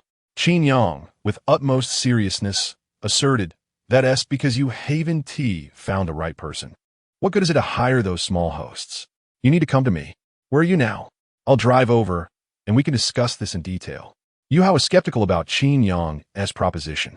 As a good friend, he was well aware of Qin Yang's capabilities. This was the same guy who would get nervous just standing up to answer questions in class. How could he possibly manage live stream sales? However, upon reflecting that it had indeed been quite a long time since they last met, Yu Hao decided to share an address, considering it a chance for the two brothers to reconnect. An hour later, at the entrance of Starshine Entertainment Company, after parking his car at the address provided by Yu Hao, Qin Yang ascended directly to the 15th floor via the elevator. As soon as he stepped out, he was momentarily dazzled by the sight of numerous long, graceful legs. Given the nature of a live streaming entertainment company, the premises were filled with stunningly beautiful female hosts, each with a distinct style. These enchanting hosts exhibited no discomfort towards the sudden appearance of a stranger. In fact, one of them boldly greeted Qin Yang with a flirtatious glance. For a brief moment, Qin Yang stood frozen, overwhelmed by the sensation of having inadvertently wandered into a realm of temptation. Chapter 18. The Struggles of Laborers Over Here, Qin. Yu Hao's voice jolted Qin Yang from his reverie. He looked up to see Yu Hao, clad in a sleek black shirt, waving at him from down the corridor. Qin Yang hurried over, brushing past several female streamers along the way. Upon meeting, Yu Hao embraced Qin Yang briefly before giving his shoulder a friendly pat. Look at you, appearing so inexperienced. Is this your first time at a media company?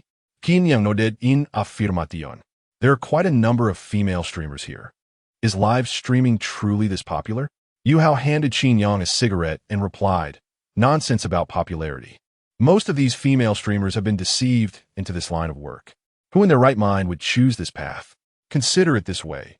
In any class, there are always students who excel and those who struggle academically, right? The top students naturally go on to university, graduate, and secure prestigious jobs, becoming elites in various fields. But what about those who perform poorly? The men often resort to manual labor, while the women, if they possess a modicum of beauty, find themselves drawn into live streaming. Do not be fooled by their glamorous appearances. Much of their attire is likely rented, and many live on the brink of poverty. With the exception of a select few popular streamers, the majority are desperate to escape this pit Yet finding a benefactor is no easy task. As Yu Hao elucidated this harsh reality, Qin Yang began to understand why so many female streamers had greeted him earlier. He had been mistaken for a wealthy patron. The viewers in the live stream began to voice their sentiments. Alas, it's all out of necessity. Otherwise, who would willingly choose such a profession? Politely termed female streamers. One could argue they're merely modern-day geishas. It seems the times have changed, yet some professions remain unchanged. These media companies are traps. A friend of mine previously signed a contract with one of them, and it was riddled with pitfalls. Now she is forced to stream for over 10 hours a day, and if she fails to generate profit for the company, she must reimburse them a substantial sum. It's truly tragic. Why dwell on such matters? Life is tough for everyone. Ultimately, we choose our own paths, and even if we must crawl, we will complete our journey. And don't tell me you don't indulge in watching female streamers. Qin Yang turned to Yu Hao and asked, "By the way, how did you end up here? Aren't you supposed to be at the canning factory?" Yu Hao chuckled. I previously enlist a streamer to help promote our products? There happens to be a particularly attractive female streamer. Upon witnessing Yu Hao's lewd expression, Qin Yang immediately grasped his intentions. No wonder he had chosen to meet here. It was clear he had taken a liking to a female streamer. Upon reflection, it made sense. The pairing of a streamer and a factory owner was indeed fitting. As they walked down the corridor, Qin Yang noticed that both sides were lined with exquisitely decorated small rooms. Each room, typically a mere dozen square meters, boasted a unique design style.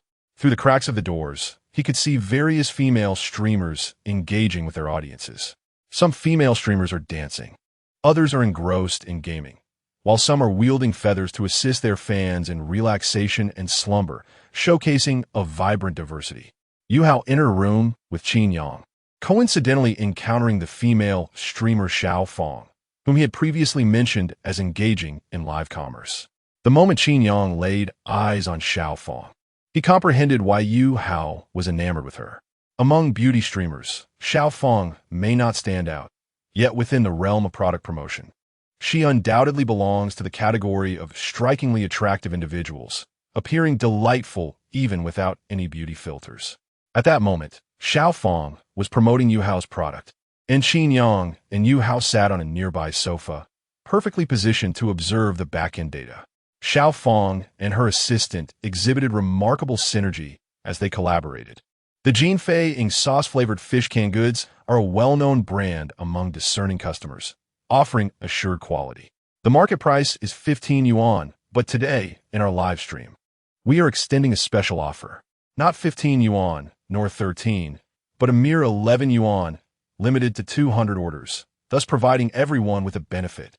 Gome, there are only 10 seconds left. Dear friends, hurry and seize the opportunity. 3, 2, 1, here is the link. With Xiao Fong's enthusiastic announcement, the 200 orders of canned fish were swiftly made available, and within less than 30 seconds, the link was retracted. Xiao Fong and her assistant feigned excitement, claiming that the enthusiasm was overwhelming, and the 200 orders were snatched up in an instant. However, Qin Yang discerned from the back-end data that out of the 200 cans of fish, only 15 represented genuine transactions, while the rest were fabricated figures from their internal personnel. Qin Yang was taken aback. Only 15 sold? How disheartening. Yu Hao sighed. That is considered decent. This is the only way to create an impression that purchases are continually being made in your live stream. Those 15 orders might not all be final. Some may return their purchases once they reconsider. As soon as Yu Hao finished speaking, 3 more orders were indeed canceled. Old Qin, now do you understand why I said selling products through live streaming is unreliable? He continued. Xiao Fong, at least, is a female streamer, and her beauty draws viewers, even if she's promoting products. Now look at yourself. What advantages do you possess? After a moment of contemplation, Qin Yang replied, I still wish to give it a try.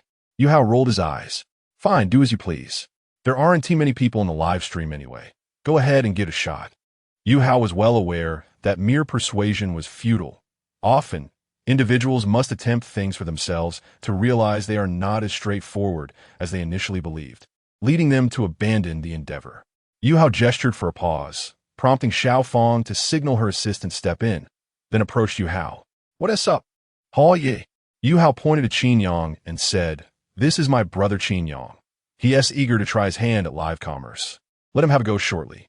Xiao Fong, an astute girl, sensed that Qin Yang was likely an amateur in live selling, yet she did not outwardly express her thoughts. After all, Qin Yang is Yu Hao's brother. One cannot hope to curry favor with Yu Hao while offending his sibling. With this thought in mind, Xiao Fong smiled and said, "All right, Brother Qin, you are welcome to come over and have some fun anytime. I don't have many fans anyway. I'm merely a small streamer and could use a break." Yu Hao's hand began to wander inappropriately on Xiao Fong's body.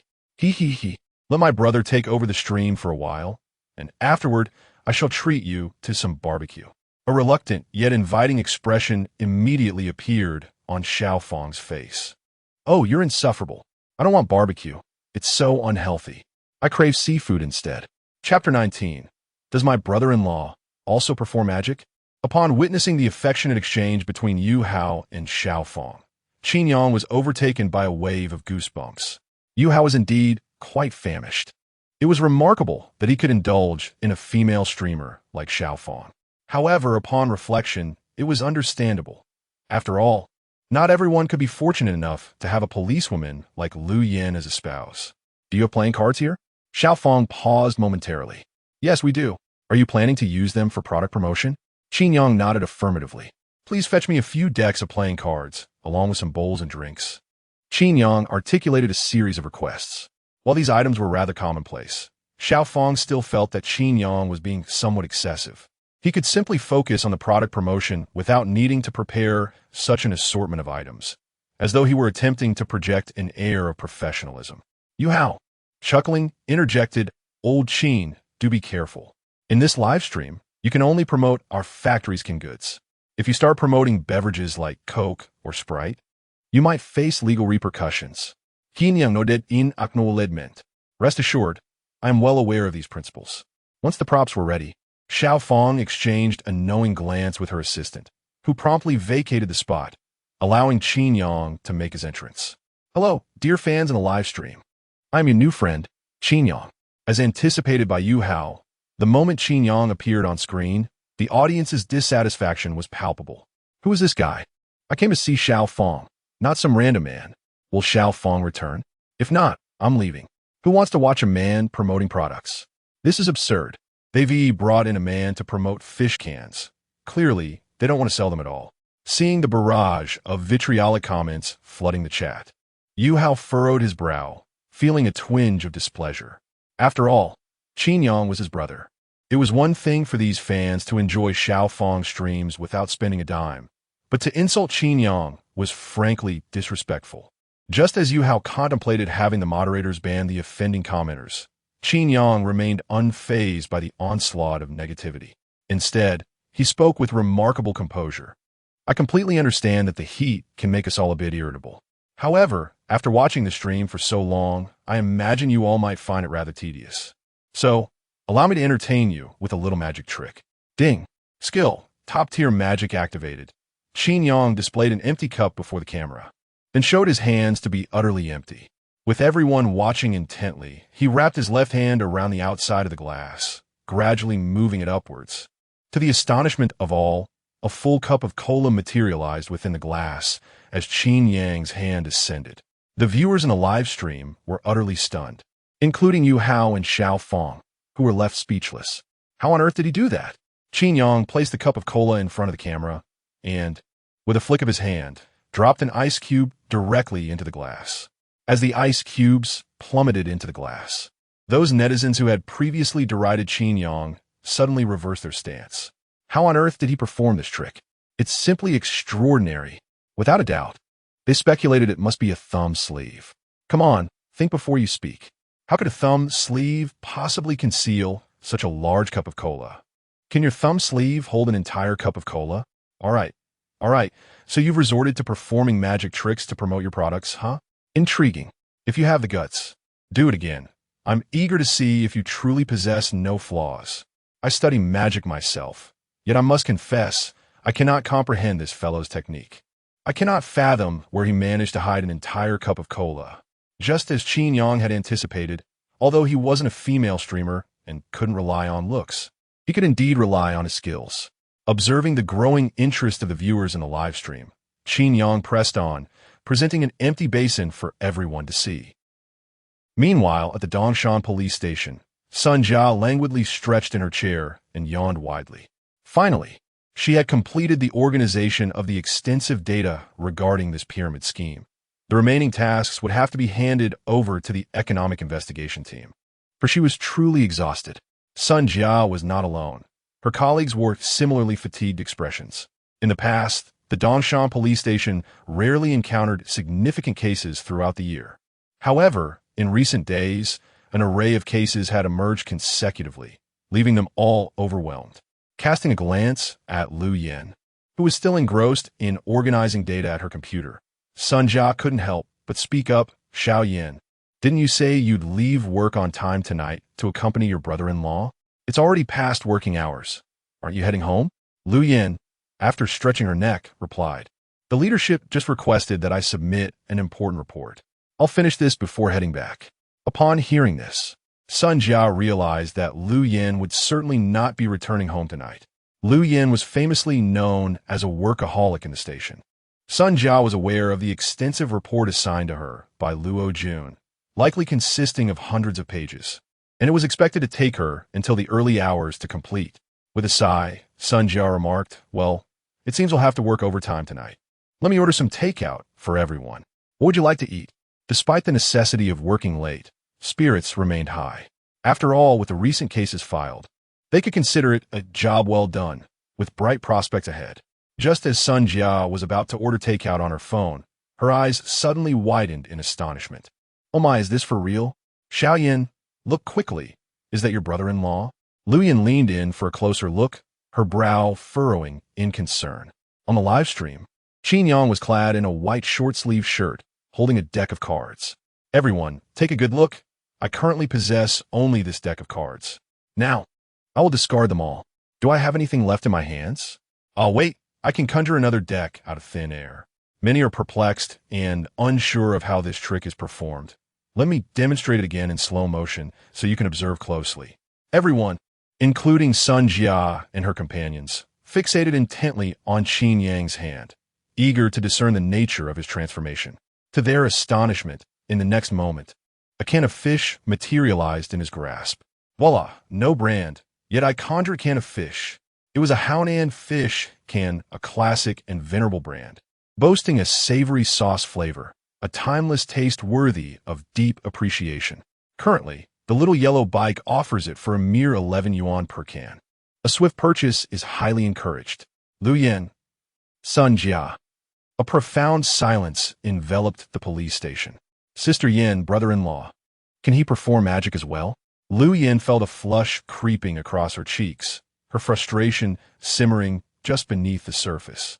This scoundrel, supposed to be waiting at home for her, had instead ventured out to livestream and showcase his magical talents for profit. Chapter 20.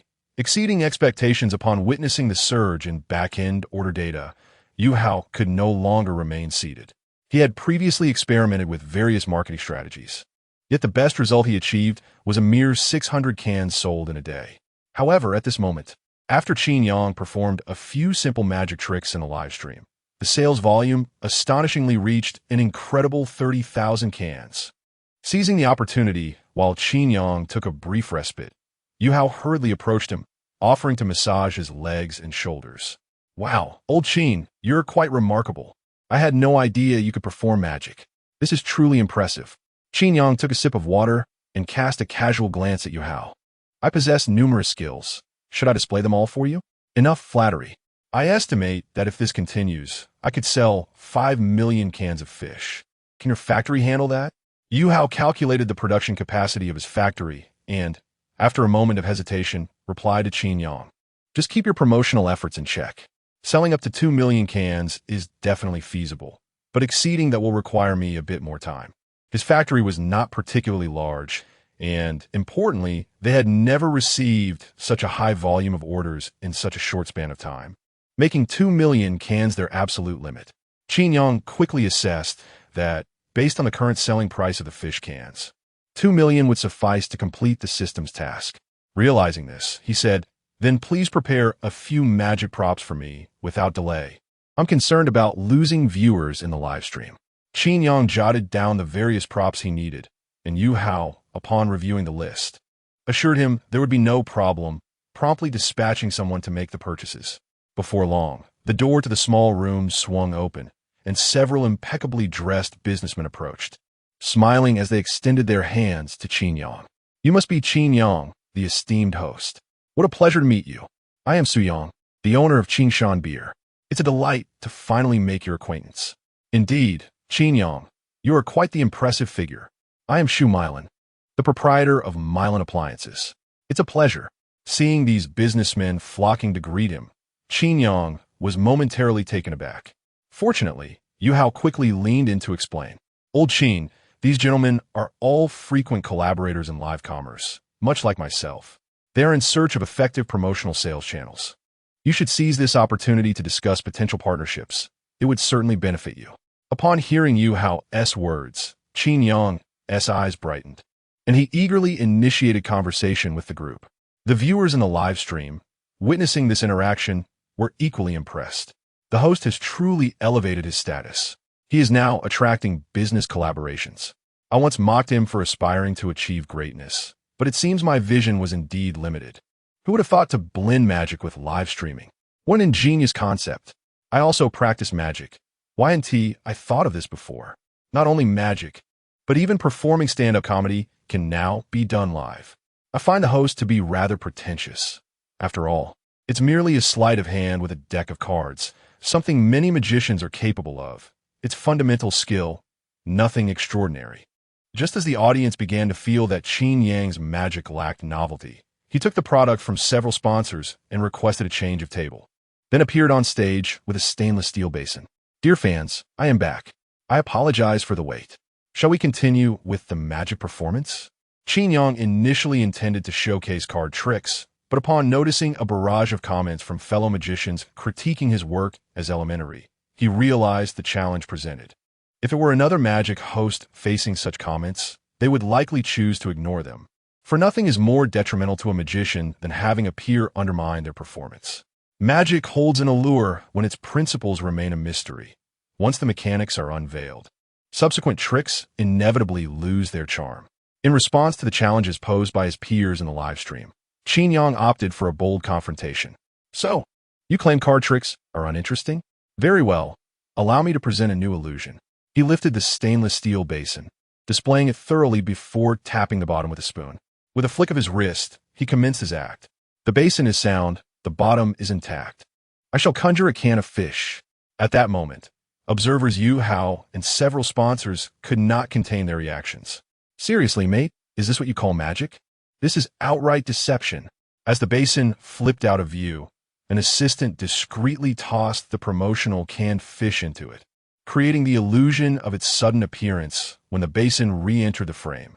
This technique was straightforward and almost juvenile in concept. Yet, the fellow magicians in the live stream found themselves bewildered by Qin Yang's execution. How did he do that? The canned fish simply appeared. This shouldn't be possible. The basin must have a hidden mechanism. They were perplexed, as the size of the can made it impossible to conceal. Magic. It must be magic. There is no scientific explanation for this. The very peers who initially doubted Qin Yang now found themselves ensnared in profound self-doubt. This exemplifies the power of ingrained thinking. Having relied on various props for so long, these magicians overlooked the simplest and most direct methods, instead gravitating towards more complex illusions, which left them even more confounded. Conversely, the casual viewers in the live stream reacted differently. Seeing a group of discontented magicians grappling with disbelief, they erupted into laughter. Oh, dismantle his act, will you? Or is it that you've grown averse to doing so? A basin, a hand, and suddenly a plethora of beverages appears. How can one explain this phenomenon?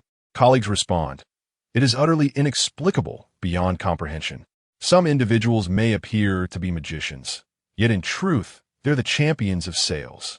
You could never fathom the methods employed by a true sales champion in promoting their products. Are you suggesting that this sales champion performs their pitch with an extended preamble while simultaneously commencing from standstill? How could this be possible? Just as netizens marvel at this spectacle, a notification sound resonates in Qin Yang's mind. Ding! Congratulations, host, you have successfully completed the task. Congratulations, host. You have received a cash reward of 3,000 yuan. Congratulations, host, you have acquired the skill, Enhanced Physique. Congratulations, host, you have acquired the skill, Experienced Navigator. Chapter 21. The Fearsome Bald Man. Is the task completed? Upon hearing the prompt in his mind, Qin Yang momentarily froze. A glance at the back-end data revealed that he had been live streaming for several hours, during which several million units of product from prominent brands have been sold, with sales figures even surpassing 30 million. Qin Yang was astonished at this revelation. It was no wonder that even moderately famous streamers opted for live commerce. The profits indeed flowed in swiftly. As the hour grew late, Qin Yang bid farewell to his fans and concluded the broadcast. Yu Hao rushed over, enveloping Qin Yang in a hearty embrace. Wow, old Qin, you are phenomenal. In just one live stream, you've generated half a year's worth of sales for my factory. You are truly my benefactor. For those in business, the greatest joy lies in witnessing their products being sold steadily and in abundance. Consistent orders not only keep the factory operating at peak efficiency, but also instill a sense of purpose in the workers, continuously providing a robust cash flow for the enterprise. Other business owners soon approached, offering their congratulations to Qin Yang. They had already signed cooperative agreements with him. As long as Qin Yang was willing to promote their products daily, they would generously compensate him for the advertisements. After several hours of streaming, Qin Yang felt slightly dizzy. He initially intended to return home for some rest, but upon receiving a playful nudge from Yu Hao, he heard, "Old Qin, it's rare for us to meet. Come on, I'll treat you to some late-night snacks. Let us enjoy ourselves tonight, brother." Without giving Qin Yang a chance to decline, Yu Hao whisked him away in a car. The female streamer, Xiao Fong, proved to be quite considerate, allowing Qin Yang to sit in the front seat while she dutifully took the back. At that moment, the way Xiao Fong looked at Qin Yang could only be described as sparkling with admiration. Initially, she had been polite to him due to his friendship with Yu Hao. But now, witnessing Qin Yang's remarkable ability to sell such vast quantities as a newcomer, she recognized his prowess. Thus, in Xiao Fong's eyes, if she could ingratiate herself with Qin Yang and frequently appear before him, perhaps she could also attract a portion of his fanbase to her own stream. 10 minutes later, the car came to a gentle halt. As Qin Yang stepped out, he sensed something was amiss. "Old you, weren't we supposed to grab some late-night snacks? Why have you brought me to a foot massage parlor?" Staring at the opulent establishment before him, Qin Yang was taken aback. Yu Hao's family had always been well off. During their school days, he often treated Qin Yang and a few close friends to various foot massage venues for relaxation. However, since his marriage, Qin Yang had refrained from visiting such places, primarily to avoid raising suspicions and to prevent any misunderstandings with Lu Yan. As if sensing Qin Yang's apprehensions, Yu Hao patted his shoulder and earnestly reassured him, "What are you worried about? We're here for a legitimate foot massage. Just relax and enjoy. I come here often. You can trust me. It's quite reputable. Moreover, I am accompanied by my girlfriend. How could I possibly cause you any harm?" Qin Yang glanced at Xiao Fong and found merit in Yu Hao's reasoning. Although this fellow changes girlfriends more frequently than he does his attire, it seemed implausible that he would bring a girlfriend to such a place for mischief. Having come to this realization, Qin Yang followed Yu Hao deeper into the establishment. Upon entering, they were astounded by the opulence of the foot massage parlor. Goodness, this is no mere foot spa. It resembles a lavish 5-star hotel. Is this ceiling height for real? To have a ceiling soaring over 10 meters, and there's even a panoramic elevator in the back? Absurd. This is truly outrageous. Is this how the wealthy indulge in foot massages? Why do my experiences at foot spas lack such grandeur? Wow, the receptionists are clad in elegant kipayos, their long, shapely legs too stunning to ignore. Not only were the netizens taken aback, but even Qin Yang, who had seen his fair share of luxury, was thoroughly astonished. The entire establishment was not only pristine and hygienic, but also resplendent in gold and brilliance. All the female attendants wore high-quality kipayos, far removed from a cheap, shoddy fabric typically associated with such garments. Each attendant carried herself with poise and was exceptionally attractive, reminiscent of flight attendants. Unable to contain his curiosity, Qin Yang inquired, "Old Yu, how much does it cost to have a foot massage here?" Yu Hao replied nonchalantly, "Not much, just over 3,000. Gasp at Yu Hao's response. Qin Yang instinctively inhaled sharply. Over 3,000? What extravagance! It's merely a foot massage. Even if one were to soak in milk, it shouldn't cost that much." Observing Qin Yang's pained expression, Yu Hao burst into laughter. "Old Qin, look at you. After all these years, you're still so stingy. Today I am treating you, so you need not worry about the expense, all right? You can indulge in all the services here, which are guaranteed to be both healthful and supremely comforting. Now, let's change into some attire." Yu Hao led Qin Yang to the changing room, preparing to don more comfortable clothing to unwind properly. It was evident that Yu Hao frequented such establishments as he navigated the changing process with ease. Once dressed, he promptly exited, stating he would await Qin Yang at the hot spring pool. Qin Yang took a bit longer to change. Just as he stepped out, he noticed a bald man adorned with tattoos, walking past him with an impassive expression. Ordinarily, one would avoid such a tattooed figure, but Qin Yang felt a peculiar sense of familiarity upon seeing him. He took out his phone to search, and his eyes widened in disbelief. Goodness, a top-tier fugitive. Lu Yin was a criminal investigator. While others preferred to watch shows or catch up on news during meals, she found pleasure in perusing photographs of fugitives on the run. Even during her downtime, while others scrolled through social media, Lu Yin would immerse herself in the world of online wanted criminals. This also elucidates why many police officers can effortlessly recognize various fugitives who have been on the run for years. It is not due to an innate superior memory, but rather because they dedicate significantly more time to this pursuit than the average individual.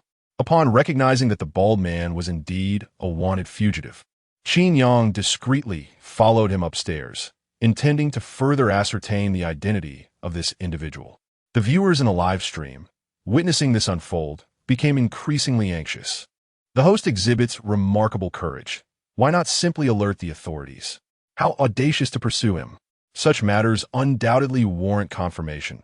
Otherwise, it would be quite embarrassing for the police to apprehend the wrong person. Why is it that the host always encounters such situations? Is there an inherent gift for apprehension? This bald man seems quite formidable, adorned with a tattoo of Guangdong on his back. Chapter 22. We are professional massagers, esteemed guest. Welcome to paradise. May I inquire if you are alone? As Qin Yang ascended to the second floor, several female attendants adorned in alluring, low-cut kipayos approached him with eager greetings. The viewer's eyes widened in astonishment. Goodness, is this the caliber of the second floor? Such exquisite figures. It is no wonder my father always chooses to visit the second floor for a foot massage. It seems so enchanting. Only children remain on the first floor. Adults naturally gravitate towards the allure of the second. Surely, you are aware of this? Observing the host's expression, it was evident that it was also his inaugural visit to the second floor. His reaction mirrored my own from behind the screen. Shouldn't we express our gratitude to the bald gentleman? Without him, the host might never have discovered the wonders of the second floor. Noticing Qin Yang standing in contemplation, the attendant, Wei Wei, approached him. "Sir, is this your first visit? I am Wei Wei, one of the attendants on this floor. What experience are you hoping to enjoy?" Prompted by Wei Wei's inquiry, Qin Yang regained his composure. Clearing his throat, he feigned calmness and inquired, "What service is that gentleman receiving?" "I would like the same." Wei Wei, perceiving his nervousness typical of a first-time visitor, thought little of it. In her eyes, newcomers like Qin Yang were the easiest to cater to. A slight increase in intensity would yield her a substantial profit. "Very well, sir, please follow me." With her toolkit in hand, Wei Wei led Qin Yang into a private room. Inside, there were 2 beds separated by a screen for privacy. Qin Yang surmised that the bald man would soon recline on the other bed, providing him an opportunity to approach and ascertain if he was indeed a fugitive. As these thoughts crossed his mind, Wei Wei closed the door and activated the ambient lighting. As the seductive pink glow illuminated the space, viewers could hardly contain their excitement. Is this even permissible for broadcast? Are we certain this can be aired? The atmosphere shifted palpably. As soon as the lights turned on, an enticing ambience emerged. Wei Wei's figure was stunning, her curves eliciting an involuntary reaction. Does anyone know the location of this establishment? I seek the address. The host grew increasingly audacious. As a son-in-law, he dared to enter such a venue. Let us not jest. The host is solely focused on apprehending fugitives, devoid of any selfish motives. Amidst the viewers' discussions, Wei Wei presented Qin Yang with a clean set of garments. Mr. Qin, this is the attire you will need for your massage. Please change into it. Qin Yang, not giving it much thought, accepted the clothing and prepared to change. However, upon closer inspection, he noticed something peculiar. The outfit featured buttons both at the front and the back. Excuse me, may I ask?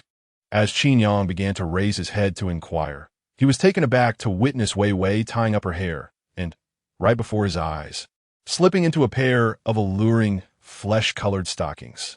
This scene left Qin Yang utterly captivated. The sight of a woman changing her stockings possesses a profound allure for men. Under the enchanting glow of atmospheric lighting, Vivi's every movement exuded an undeniable allure. Swallowing hard, Qin Yang instinctively gulped as he noticed Vivi preparing to change her attire right before his eyes. Hastily, he covered his phone's camera and remarked, "Miss, isn't this inappropriate? I came here for massage. I am a respectable person."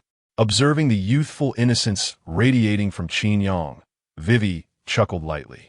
"I am aware you are a respectable man. I'm a professional therapist as well." "Mr. Qin, what was it you wished to inquire about?" Qin Yang hesitantly asked. "Did you perhaps give me the wrong outfit? It seems entirely covered in buttons." Vivi explained, "This is the design of the garment. You'll understand when we commence the massage." With her clarification, Qin Yang felt it unnecessary to press further. "Could you please turn away? I need to change." Noticing his bashfulness, Vivi, with a radiant smile akin to that of a seasoned driver, willingly turned her back to him. Once Qin Yang had donned his new attire, Vivi officially commenced the massage process. Initially, the massage proceeded quite normally, focusing on simple relaxation of the muscles. However, it wasn't long before Qin Yang sensed something amiss. He suddenly felt the buttons on his back being undone.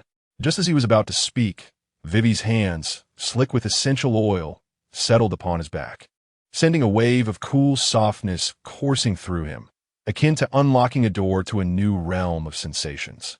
"Mr. Qin, is the pressure to your satisfaction?" Qin Yang, overwhelmed by pleasure, closed his eyes to indulge in the experience. "Perfect, absolutely perfect. You truly are a professional with exceptional skills." Meanwhile, viewers lamented in disbelief. "Streamer, please regain your senses. Have you forgotten your purpose here?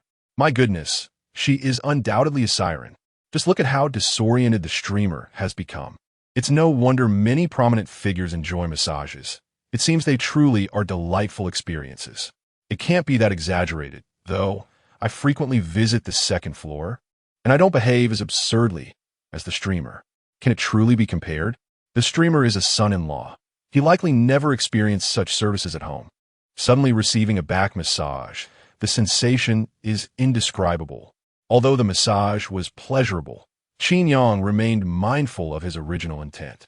"May I ask, when did that bald gentleman come in? He and I are engaged in the same service, correct?" Vivi appeared somewhat perplexed as she replied, "Yes, your services are identical, but they are private. He is in the adjacent room receiving his massage, and one tea come here."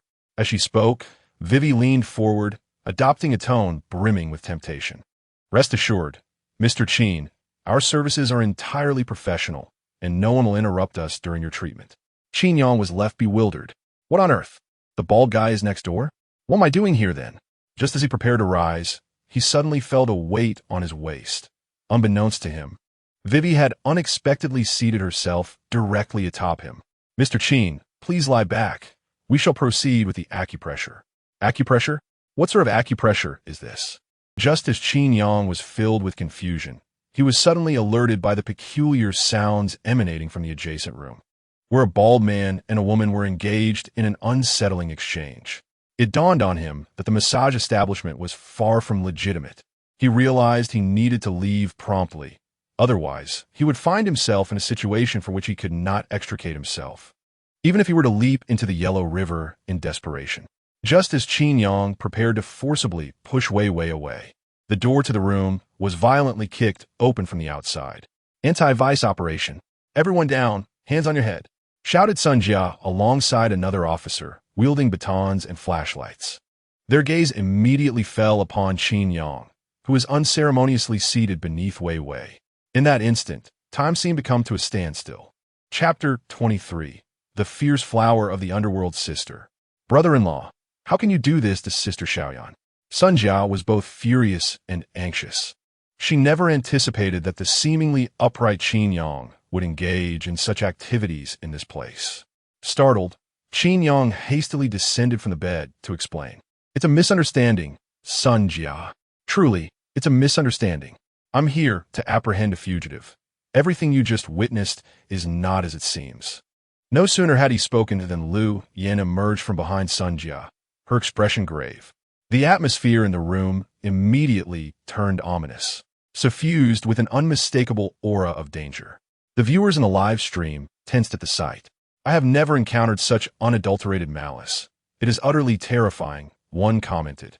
It became evident that, despite her beauty, a furious policewoman was far more formidable than the average woman. Could it be that we were fortunate enough to witness the true form of the fierce dragon of Sichuan and Chongqing? This may well be the last broadcast of the host. How many legs do you think you will have broken? Someone speculated. As for how many, I cannot say, but his third leg is certainly doomed, another replied. With a swift motion, Lu Yin did not reach for handcuffs, but instead drew a baton. Seeing this, Sun Jia rushed to intervene. Sister Xiaoyan, please remain calm. Things may not be as we perceive.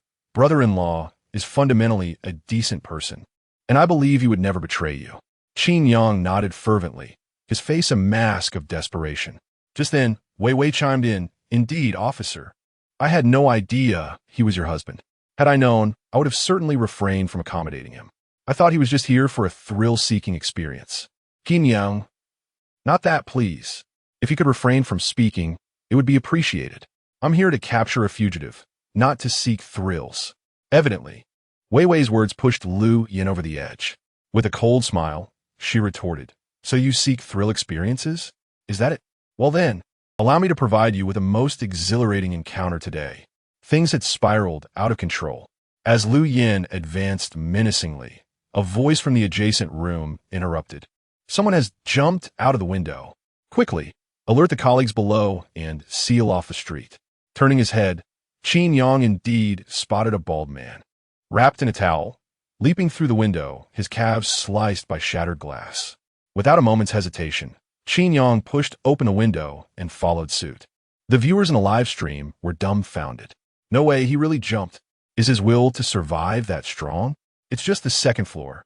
It's not dangerous. Buddy, that's at least 3 meters high. Can you typically leap from 3 meters? Try jumping down 3 meters from a staircase and see if you don't end up with a broken ankle. Ultimately, it came down to age. When young, one could easily jump from 3 meters, but as one aged, even misstepping 2 stairs could lead to severe injury.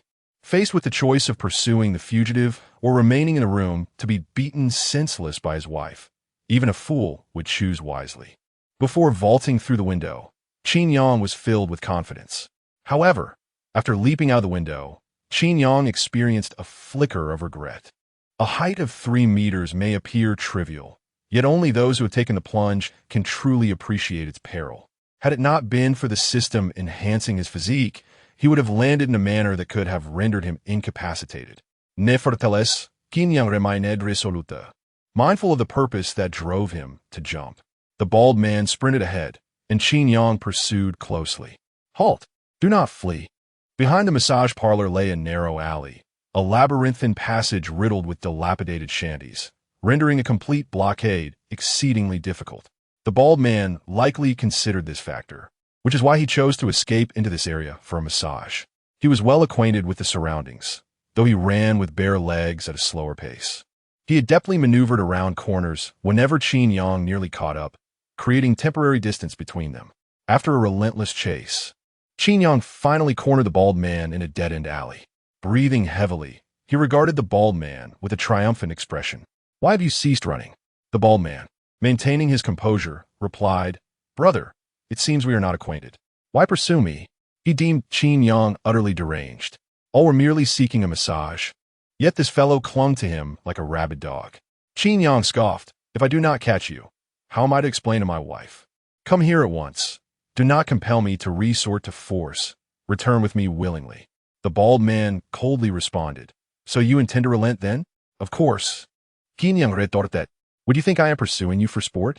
The bald man snapped his fingers, and suddenly, the doors of the shanties on either side of the alley swung open, revealing a dozen thugs brandishing weapons. They regarded Qin Yang with indifference, as though he were a stray dog.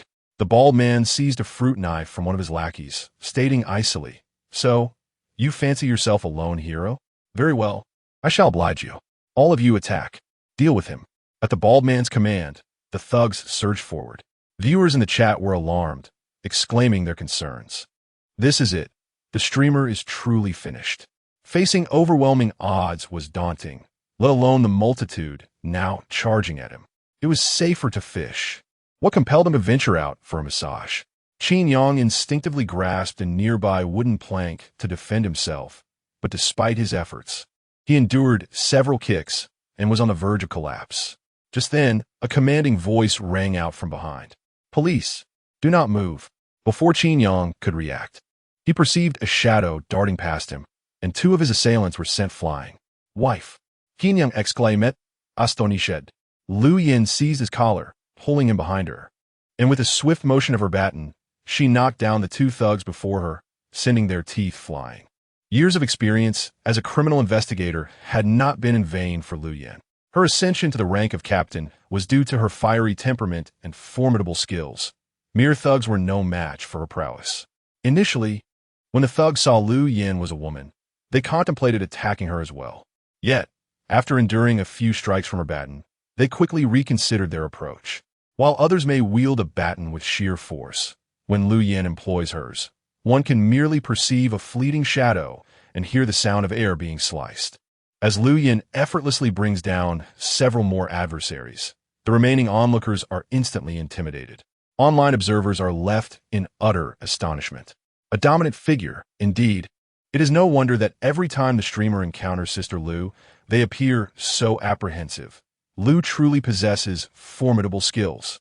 In our workplace, there is a female officer who transitioned from the army, capable of splitting 3 bricks with her bare hands. Consider that for a moment.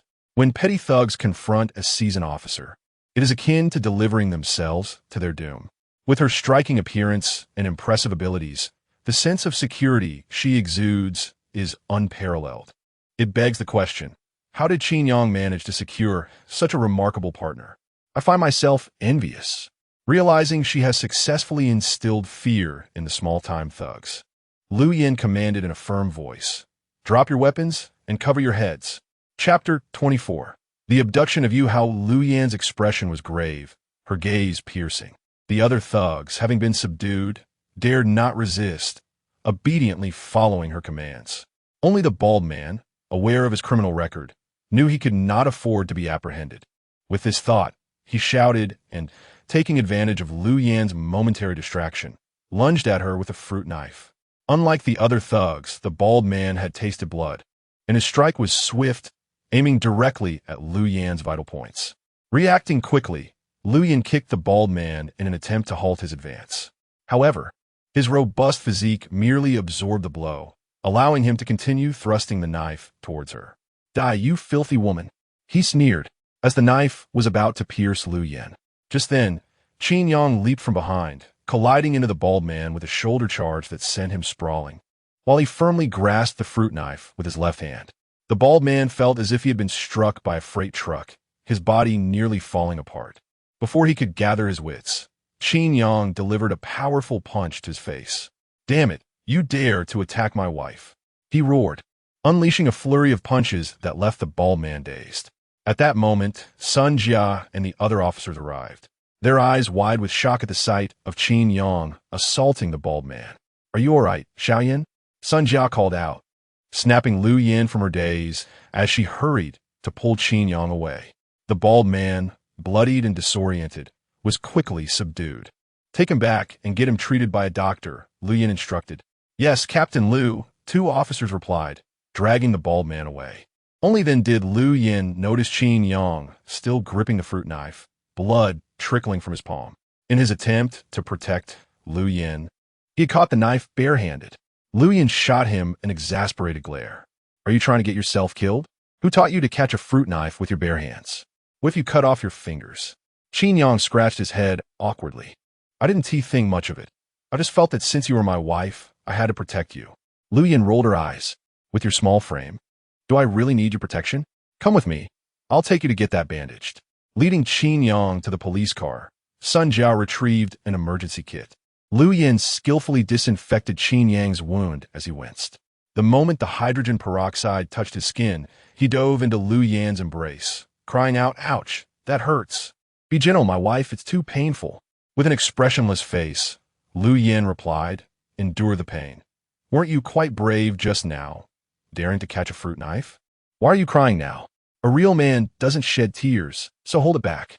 Qin Yang, feeling wronged, nestled closer to Lu Yin, eliciting jealousy from the online viewers. This scoundrel is definitely doing it on purpose.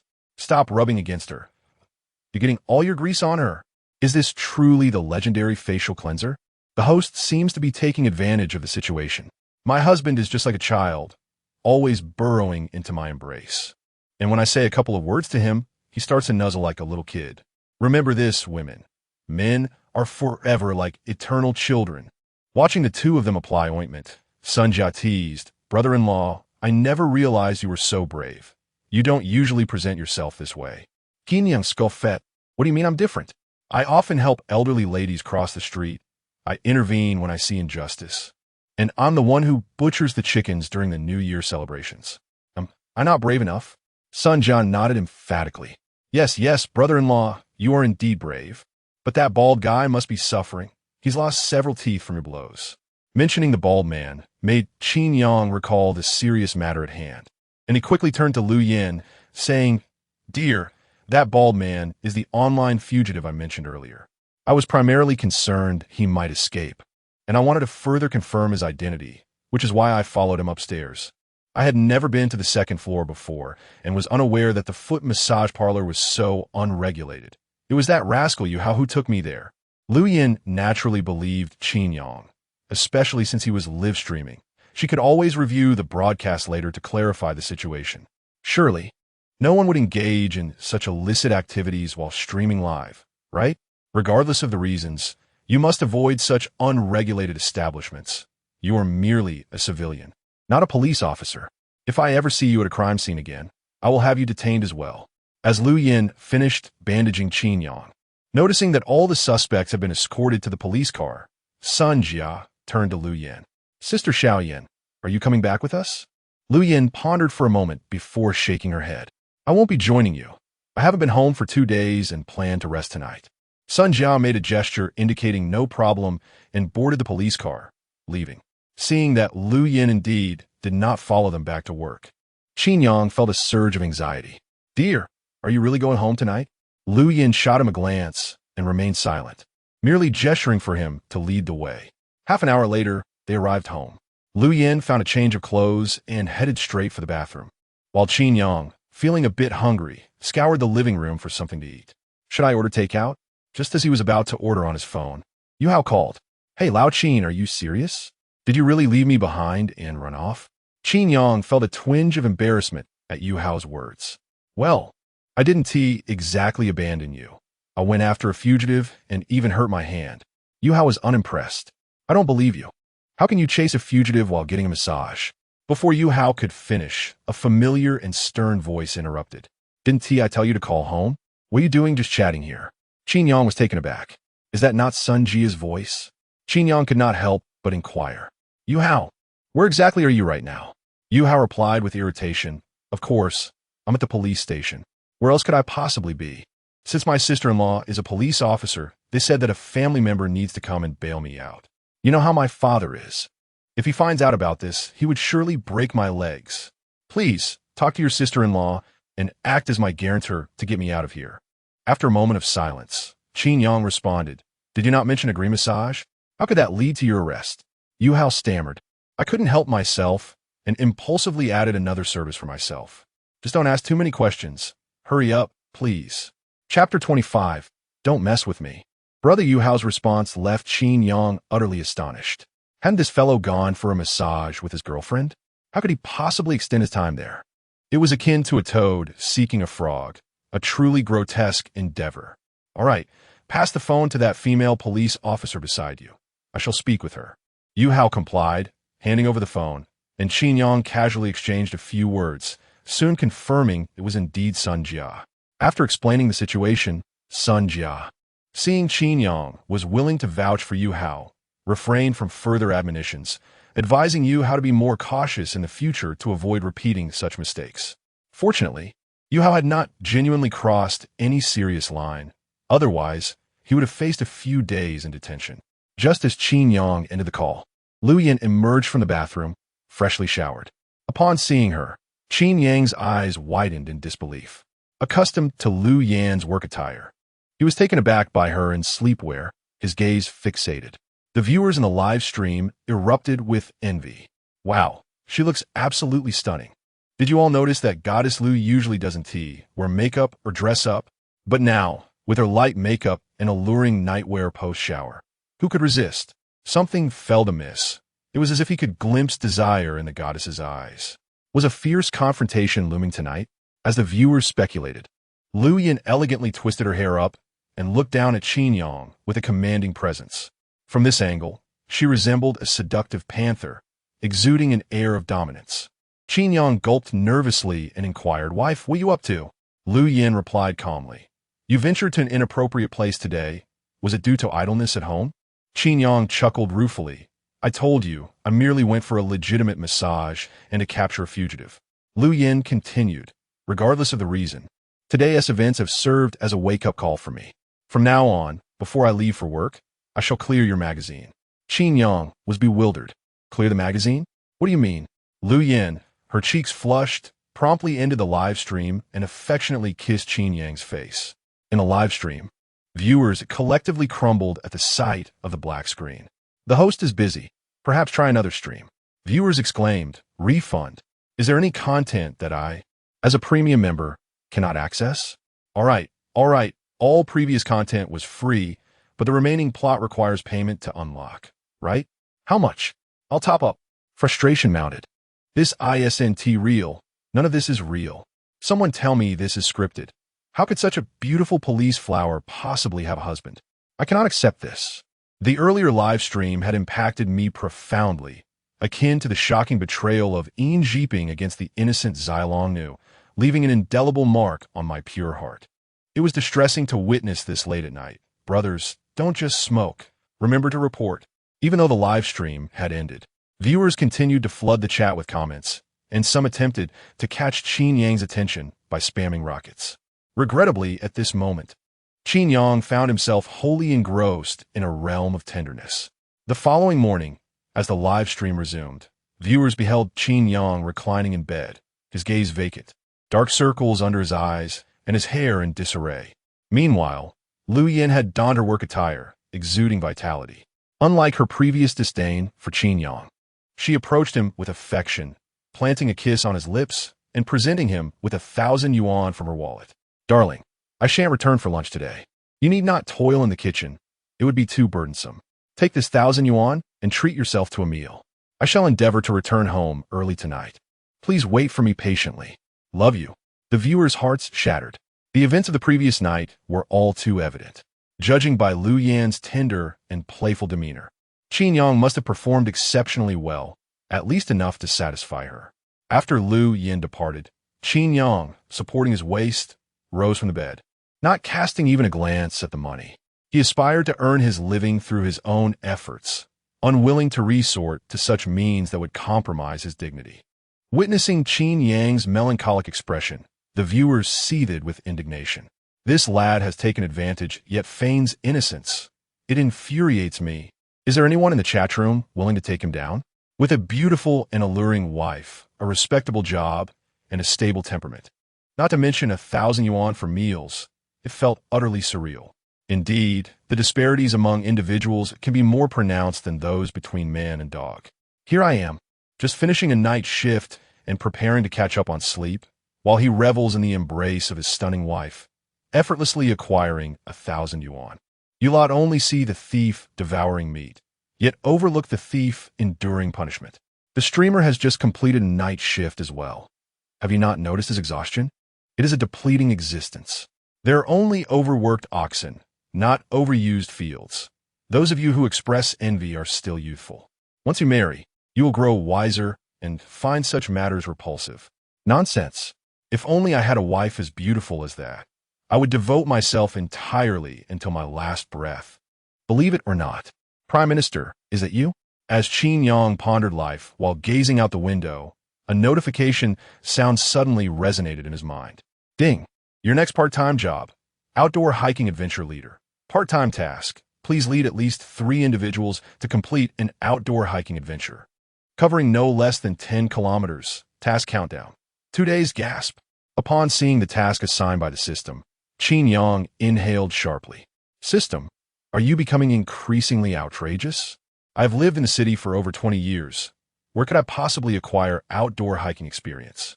He struggled to keep up with the team, let alone take on the role of a leader. Was this not absurd? At times, Qin Yang truly contemplated reporting this system, fearing it would require him to experience every conceivable profession. Nevertheless, complaining was futile. He must devise a plan to complete the task. Qin Yang retrieved his phone and called his old classmate, Chao Lingyun. As soon as the call connected, a voice filled with astonishment emerged from the other end. Old Qin, what a rare occasion for you to call me. Is there something on your mind? Qin Yang remarked with a hint of awkwardness. Lao Gao, I heard you established an outdoor adventure travel group. How is business faring? Chao Lingyun replied with a smile. It's going reasonably well. I made a bit of profit. Now, what is it that you really want? Let's not beat around the bush. Qin Yang cleared his throat and said, well, I've been searching for a job. Do you have any opportunities for an outdoor guide? I would like to work for a couple of days. Chao Lingyun responded, come on, my friend, don't jest. Our standards for guides are quite high. If a guide is inadequate, it could lead to dire consequences. Are you in urgent need of money?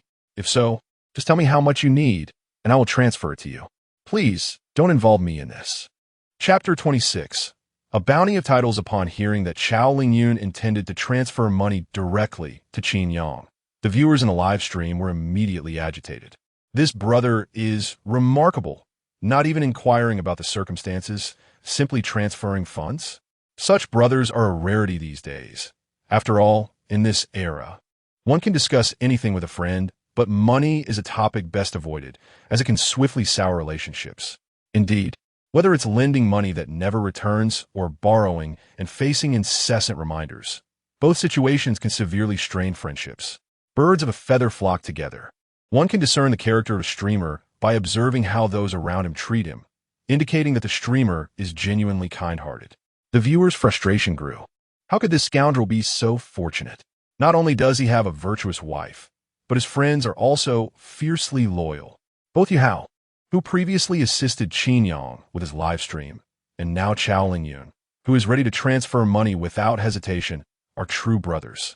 Noticing the misunderstanding, Qin Yang hastily clarified, I am not in need of money. You have misconstrued my intentions.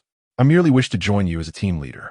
Even without any real authority, I seek only the title for the experience it brings. After a moment of silence, Chao Lingyun replied, oh, I understand now.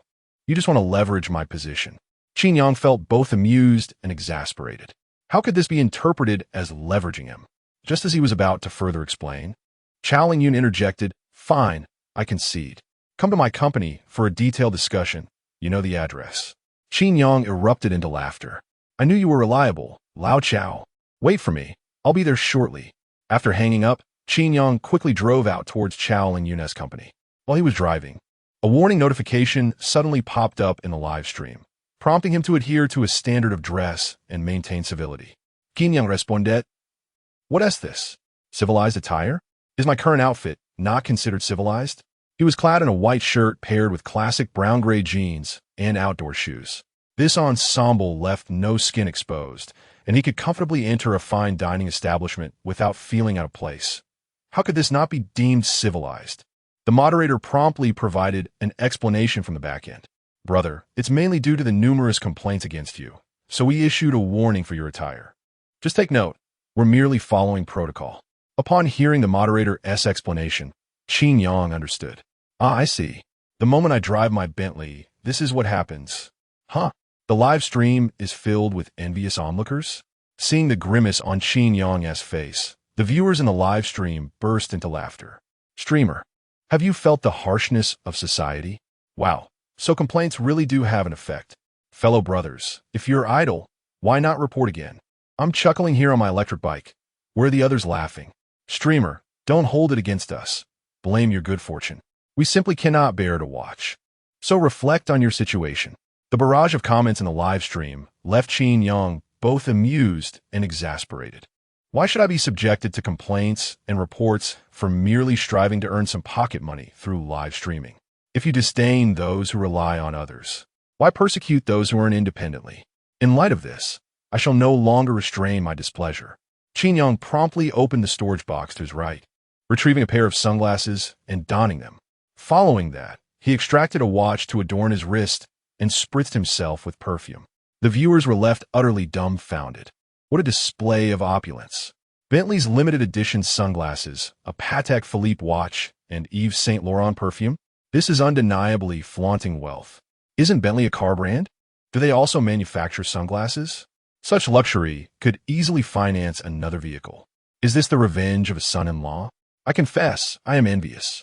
Observing the green-eyed reactions of the online audience, Qin Yang finally allowed a contented smile to grace his face.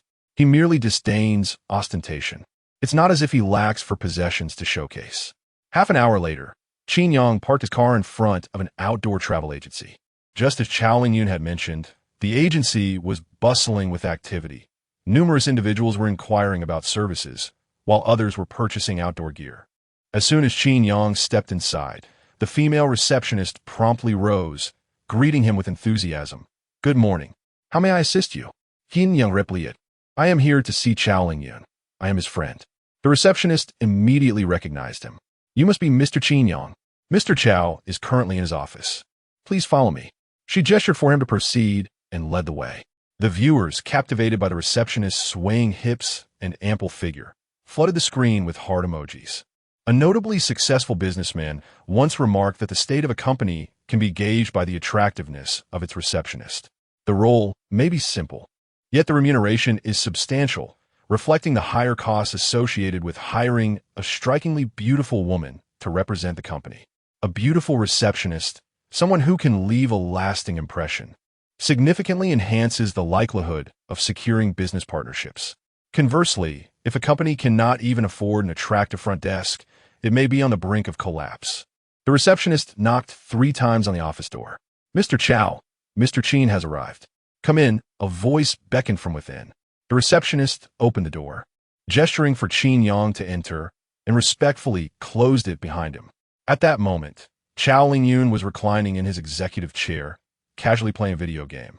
Upon noticing Qin Yang's entrance, he did not even lift his gaze, merely glancing at him before inquiring, So, what are your thoughts, my friend? Qin Yang, unfazed by the informality, poured himself a cup of tea from the teapot.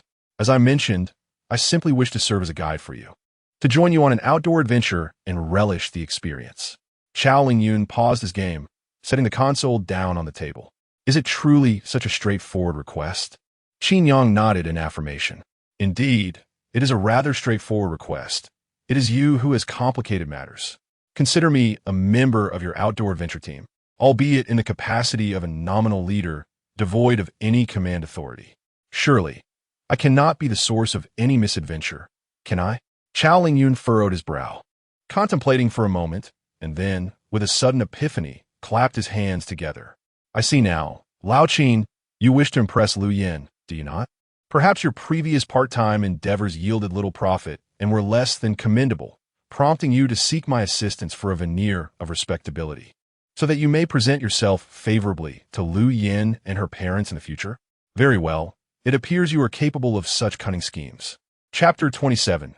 Convinced by himself as a son-in-law, Qin Yang's awkwardness in the Lu family was well understood by his brothers. During festive gatherings, whenever relatives from the Lu family inquired about Qin Yang's occupation, he found himself at a loss for words. The relatives, already successful individuals with high expectations, would undoubtedly look down upon him if he revealed that he was merely a fisherman or a food delivery worker. This would bring shame not only to himself, but also to the Liu family. Chao Lingyun felt he had hit the nail on the head and became quite animated. Old Qin, if you only serve as the team leader here, I doubt they would hold you in high regard. I'll bestow upon you several titles: gold medal coach of the training camp, wilderness survival expert, honorary member of the International Survival Association, all arranged for you. Qin Yang nearly choked on his tea at this proclamation. He hastily waved his hands at Chao Lingyun. No need for such complexity. A team leader title will suffice. Chao Lingyun misinterpreted Qin Yang's reluctance as shyness, and with a fist to his chest, he declared, "What is there to be modest about among brothers? Rest assured, I will ensure you are adorned with every title I can provide. I will not let you lose face. As for the routes, I have 3 options for you. You may choose whichever you prefer, and I can arrange for you to set off immediately." Taking the tablet from Chao Lingyun, Qin Yang selected the longest route. After all, he had never ventured into outdoor trekking before. It would be a shame to merely wander for a short while and then return. Chao Lingyun's efficiency was remarkable. No sooner had Qin Yang made his selection than a dedicated staff member arrived to escort him for preparations. Chao Lingyun picked up his gaming console, grinning as he winked at Qin Yang. "You got a knack for choosing well. Have fun." "What do you mean by choosing well?" Qin Yang queried, bewildered. As he made his way to the departure hall, the female receptionist directly addressed a striking woman. "Team Leader Du, this is Qin Yang, the team leader arranged by General Chao. He will join your group temporarily as an observer. You should have received a notification." Du frowned. "Observer? I didn't receive any notification." She pulled out her phone and, indeed, found a new itinerary notification in her inbox. Upon opening it, she discovered Qin Yang's personal profile. However, when she read through the impressive array of titles, gold medal coach of the training camp, wilderness survival expert, honorary member of the International Survival Association, she was utterly taken aback. The man before her, seemingly unremarkable, possessed such an impressive list of accolades? Was the company truly sending such a formidable leader to serve as a temporary observer to assess his professional capabilities? Du Jie cast a doubtful glance at the female receptionist. The prowess of team leader Qin is truly remarkable. However, during our upcoming trek, the female guide chuckled, saying, "President Chao mentioned that team leader Qin is merely a temporary observer. You should regard him as an ordinary outdoor enthusiast, and he will not interfere with your directives." Du Jie and the deputy leader, Qian Heng, exchanged glances, each lost in their own thoughts. The online viewers found this scene utterly amusing. What a true brother. The titles just keep coming. The 2 actual leaders were left bewildered, completely unaware of the streamer's intentions for joining their team. They assumed he was a master, only to discover he was more akin to a novice. How intriguing. Qin Ge certainly knows how to play the game, while others partake in outdoor adventures as enthusiasts. He insists on participating under the guise of an expert. How delightful. Once the female guide departed, Du Jie turned to Qin Yang and inquired, "Team leader Qin, where's your gear?" Qin Yang appeared taken aback. "What gear?" Qian Heng's lips twitched. "Team leader Qin, you aren't planning to embark on this trek dressed like that, are you? This journey is quite lengthy, and the outdoor environment is rather complex. We could encounter various unexpected situations at any moment. How do you intend to join us without proper equipment?" The online viewers were on the verge of bursting with laughter. They anticipated Qin Yang would eventually slip up, but they hadn't expected it to happen so swiftly. Had he been exposed as unprofessional even before setting off? Qin Yang scratched his head, awkwardly admitting, "I arrived in a hurry, and the route was determined last minute. I genuinely didn't know what equipment to bring. Can I purchase the items you mentioned here? If so, could you assist me in assembling a set? I'm adaptable with any gear." Upon hearing Qin Yang's response, Du Jie and Qian Heng grew increasingly anxious. A last-minute route, no equipment, and yet he claimed he could utilize anything? Truly commendable. His confidence was palpable. It's important to note that every outdoor adventure route requires professionals to traverse it multiple times for thorough evaluation before it is deemed safe for casual enthusiasts. Each path poses varying degrees of danger, differing environments, and necessitates distinct equipment. They are, in essence, entirely unique. Even seasoned experts like Du Jie would never recklessly select a route on a whim, yet Qin Yang appeared to do just that. Impressive. The two exchanged a knowing look, having concluded that Qin Yang was merely feigning ignorance, likely preparing to assess them comprehensively. Thus, they did not hold back, promptly selecting the most suitable gear for this route, while carefully explaining their choices and the specific situations each piece of equipment would address. Seeing that the two not only refrained from exposing Qin Yang, but instead treated him with heightened respect and caution, left the online viewers dumbfounded. What is happening? Are they truly treating Qin Dog as an expert? This is hilarious. These two leaders have managed to fool themselves. It is not entirely their fault, is it? Just imagine, while immersed in a game, you suddenly find yourself facing a professional player in your lane. How could one not question the authenticity of their maneuvers? If I were to confront a professional, I would assume that even a misplayed flash was merely a reset of their auto attacks. Haha. The content of this live stream is utterly delightful. Let us embark. I am eager to see when Qin Go will finally slip up. After assisting Qin Yang in preparing all the necessary equipment and ensuring that there were no other issues, the two finally led their team on their way. Du Jie's team comprised 9 individuals, the 3 of them and 3 pairs of young couples. Each couple, graduates of a prestigious university, shared a passion for outdoor adventures, as evidenced by their athletic physiques. The group first traveled by vehicle to the foot of Mount Ai Lao, and upon reaching the starting point, conducted a final check of their supplies and gear. It was at this moment that a notification echoed in Qin Yang's mind. Ding! You have triggered a temporary quest. Please be attentive to the details. Chapter 28. An unexpected encounter with the bear. Upon hearing the system prompt echoing in his mind, Qin Yang was momentarily taken aback. What a jest! They had already set off on their journey. How could a temporary quest be triggered now? Temporary quest. Master Fisherman.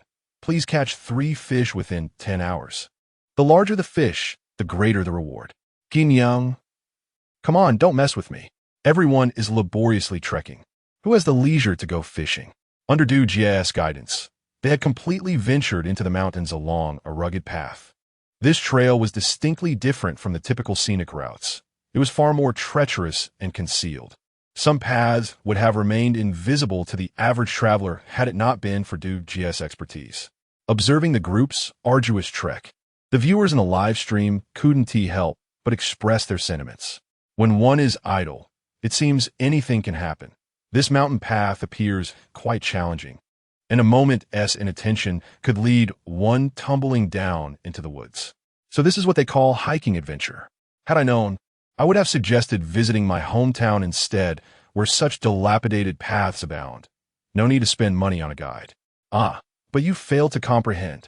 No matter how arduous the paths in your hometown, they are well trodden by the local populace. They are a part of daily life. However, hiring someone to guide you through these trails is an entirely different experience. It is a pursuit of passion.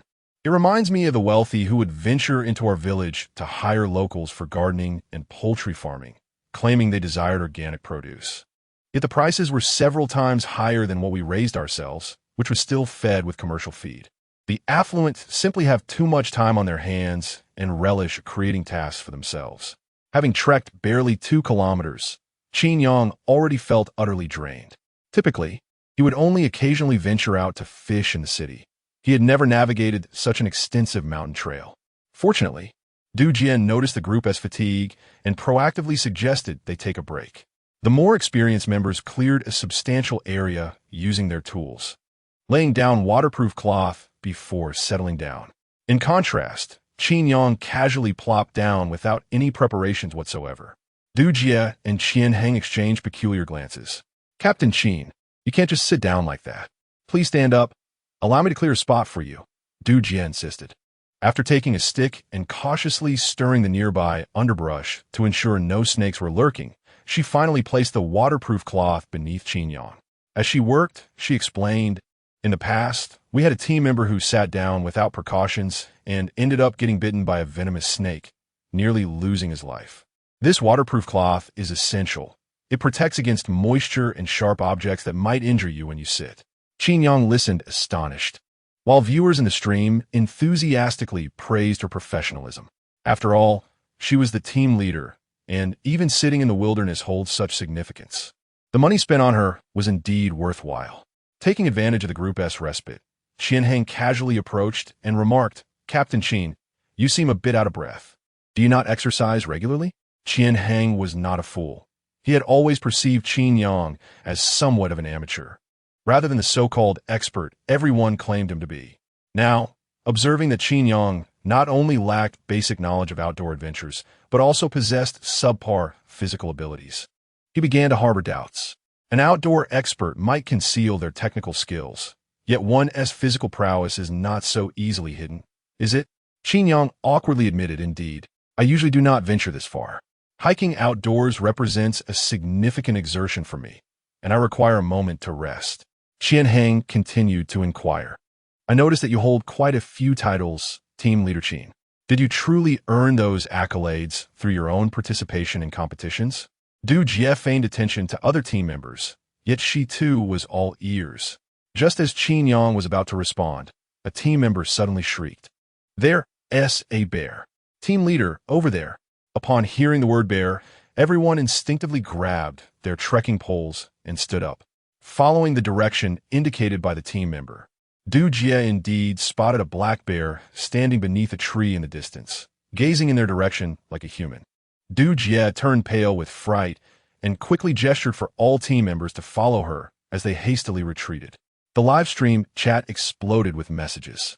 "Wow, I thought outdoor adventures were akin to a spring outing, but it's genuinely this perilous." A team member exclaimed, "Team leader, you are serious about taking us on an adventure." This unexpected encounter was unusual. Typically, leaders would plan routes to avoid regions inhabited by wild beasts.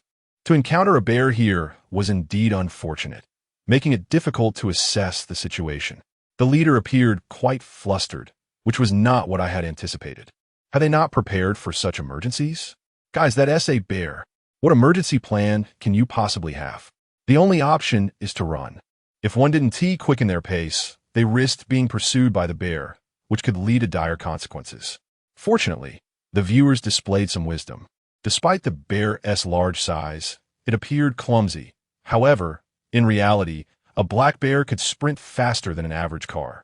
Du Jie led the group in a frantic dash in another direction, her heart racing in panic. Thankfully, the black bear seemed uninterested in them and did not pursue. As there was no commotion behind, Du Jie lost track of how far they had run, and when she finally signaled for everyone to halt, she realized they had strayed far from their intended path. Qian Heng asked, "What should we do? Should we head back?" Du Jie shook her head.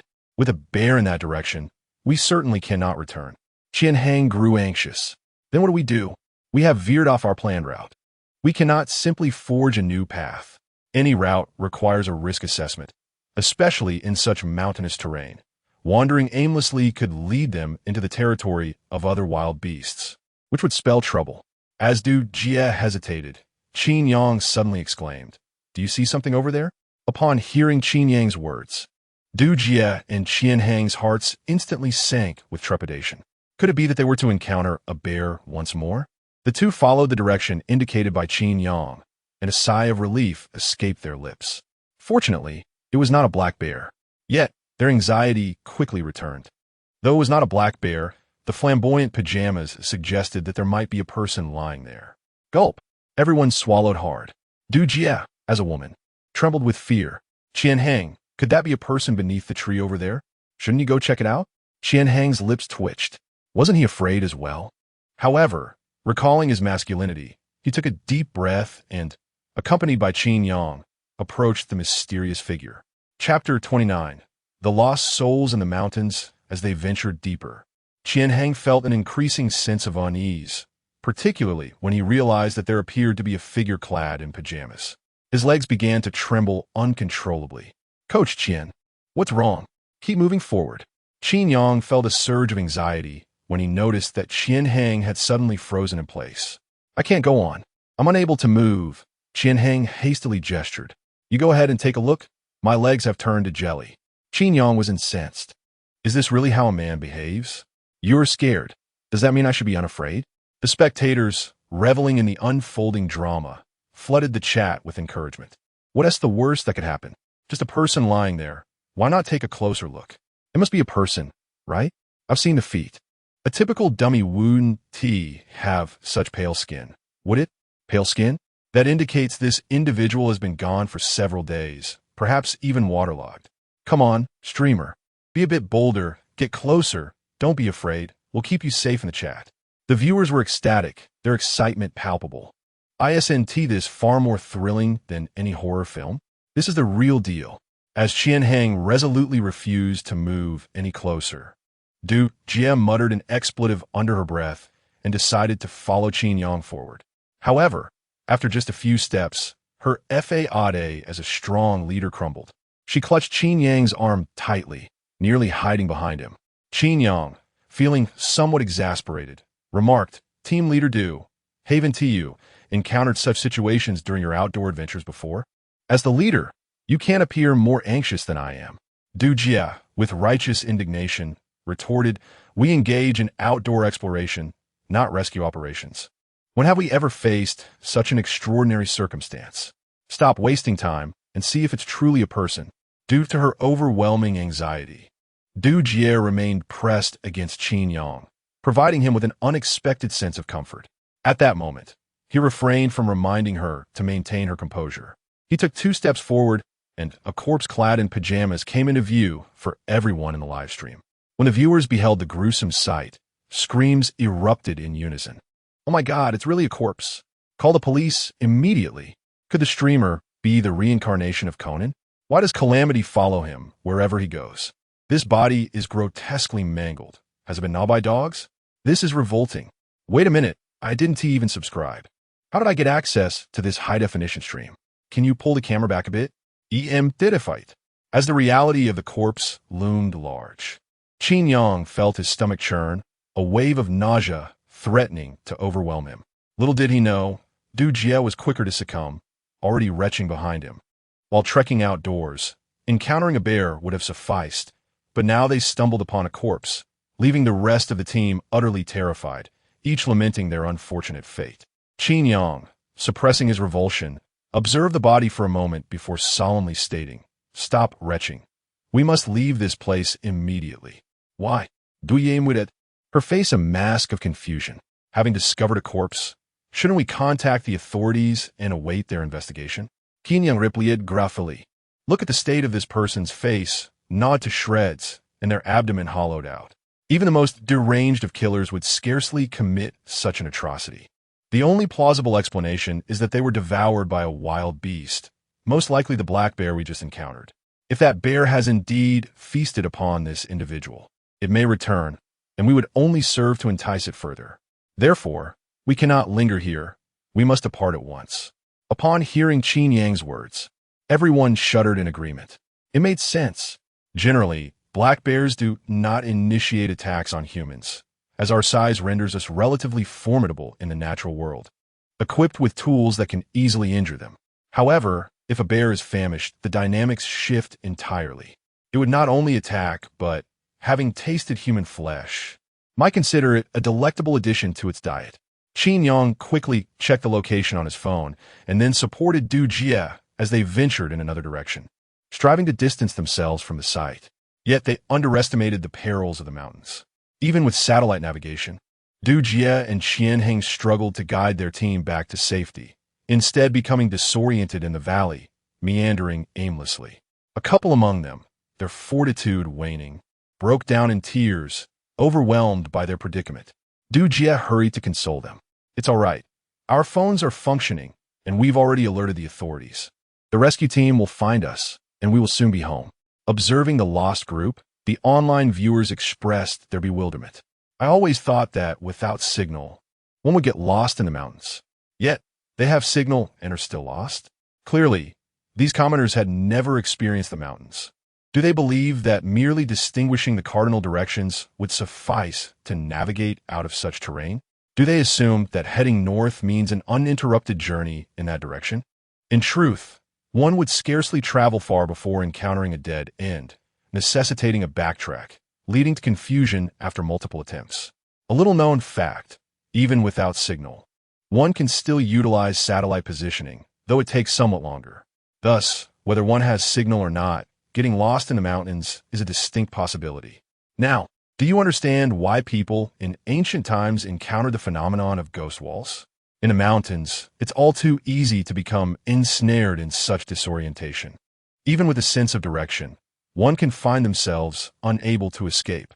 In the city, even a couple of rounds of games can leave one feeling dizzy. The maps are so diminutive that discerning direction becomes a challenge, let alone navigating through the mountains. It is evident that today's youth have been overly sheltered, unaware of the true perils that the mountains hold. Noticing the collective mood of despondency, Qin Yang suggested, "Perhaps we should first seek a safe place to rest while we await the rescue team. It's best not to wander aimlessly and cause further trouble for others." Qian Heng pointed towards the distance, saying, "It seems there is a natural cave over there. We could make a fire and find shelter from the rain." Without hesitation, under the guidance of Du Jie and Qian Heng, the group made their way to the cave, gathering wood to kindle a warm fire. At that moment, Qin Yang noticed a small pond beside the cave. Chapter 30. Qin Yang's encounter with the salvage team. Are you hungry? Would you like to eat some fish? As the group gathered around the newly kindled campfire, Qin Yang suddenly posed this question. The others cast him peculiar glances. Qin Heng furrowed his brow and remarked, "Captain Qin, were we supposed to find fish at this hour? Moreover, this is hardly the time for such discussions. We ought to conserve our energy and await rescue." Qin Yang shrugged and replied, "Waiting is all well and good, but while we linger in this cave, there's a pond nearby. Catching fish wouldn't hinder our wait for assistance, would it? If you all have no desire for fish, then I shall procure some myself." Without hesitation, Qin Yang donned a pair of waterproof trousers and cautiously entered the pond to begin his quest for fish. Viewers in a live stream were incredulous. Am I seeing this correctly? He actually prepared a set of gear for fishing? Is such preparation necessary for a hiking expedition? One knowledgeable viewer chimed in. Will he truly catch anything like that? Not a chance. Fish aren't foolish. With all that splashing, they must have fled long ago. And considering the murky water, he probably can't even discern where the fish are. Yet, such skepticism underestimated Qin Yang. Many believe that catching fish relied solely on skill, but in truth, it is often a matter of luck. Otherwise, why would people of old frequently engage in fishing during their leisure time? It's precisely because of the element of chance involved. As fate would have it, once Qin Yang submerged himself, the pond's water became increasingly turbid. He could barely see his own feet, let alone spot any fish. Nevertheless, fortune smiled upon him. As he wildly flailed his arms in the water, he suddenly felt something collide with his abdomen. Quickly, he reached down and, to his astonishment, emerged with a sizable fish. Huh, what a magnificent catch. Du team leader, could you please hold this for me? I intend to roast it shortly. With a forceful toss, he flung the fish onto the shore. Du Jie and the others were left utterly astounded at the sight of the fish. Goodness gracious, that must weigh at least 20 pounds. The viewers online were equally taken aback. Where are those who just claimed he wouldn't catch anything? Speak up. One disgruntled viewer lamented. How is it that the fish he caught is larger than anything I've ever caught while fishing? This is utterly unfair. The reality proved that luck often trumps skill. Spending money on bait seemed futile compared to the straightforward act of diving in to catch fish. Now, it became clear why fishing regulations favored anglers over those who simply sought to catch fish. An angler might reel in a small catch after expending dozens of pounds of bait. This hardly qualifies as fishing. It's more akin to fish farming. It became apparent how fickle human nature could be. Initially, the group had set out for a 10-hour hiking adventure, anticipating a swift return home. Yet now, they found themselves cornered by a black bear seeking refuge in a cave, with their snacks nearly depleted and hunger gnawing at them. Witnessing Qin Yang's impressive catch. Even those who had previously scoffed at the idea of eating fish were now reconsidering their stance. A young woman licked her lips and remarked, "This fish appears to be quite delectable. If grilled, it should taste marvelous, don't you think? So, who among you can prepare grilled fish? I happen to have some salt and spices with me, which would surely come in handy for grilling.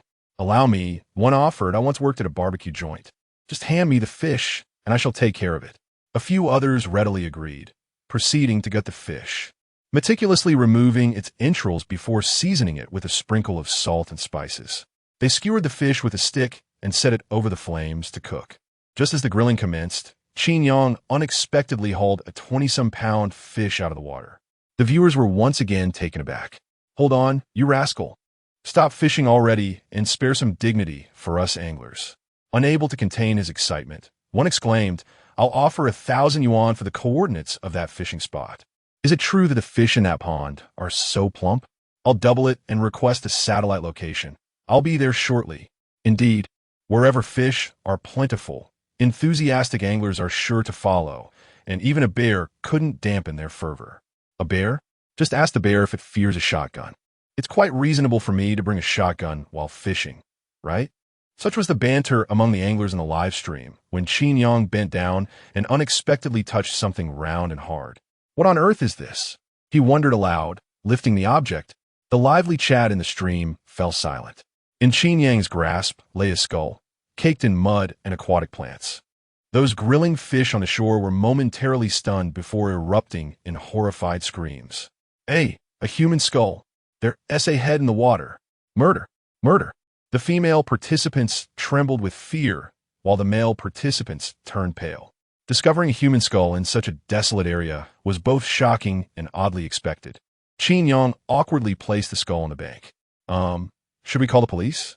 Du Jia, her face drained of color, nodded. "Haven T, we already contacted them. The police are on their way." Qin Yang acknowledged. "Right? Let us leave the skull here.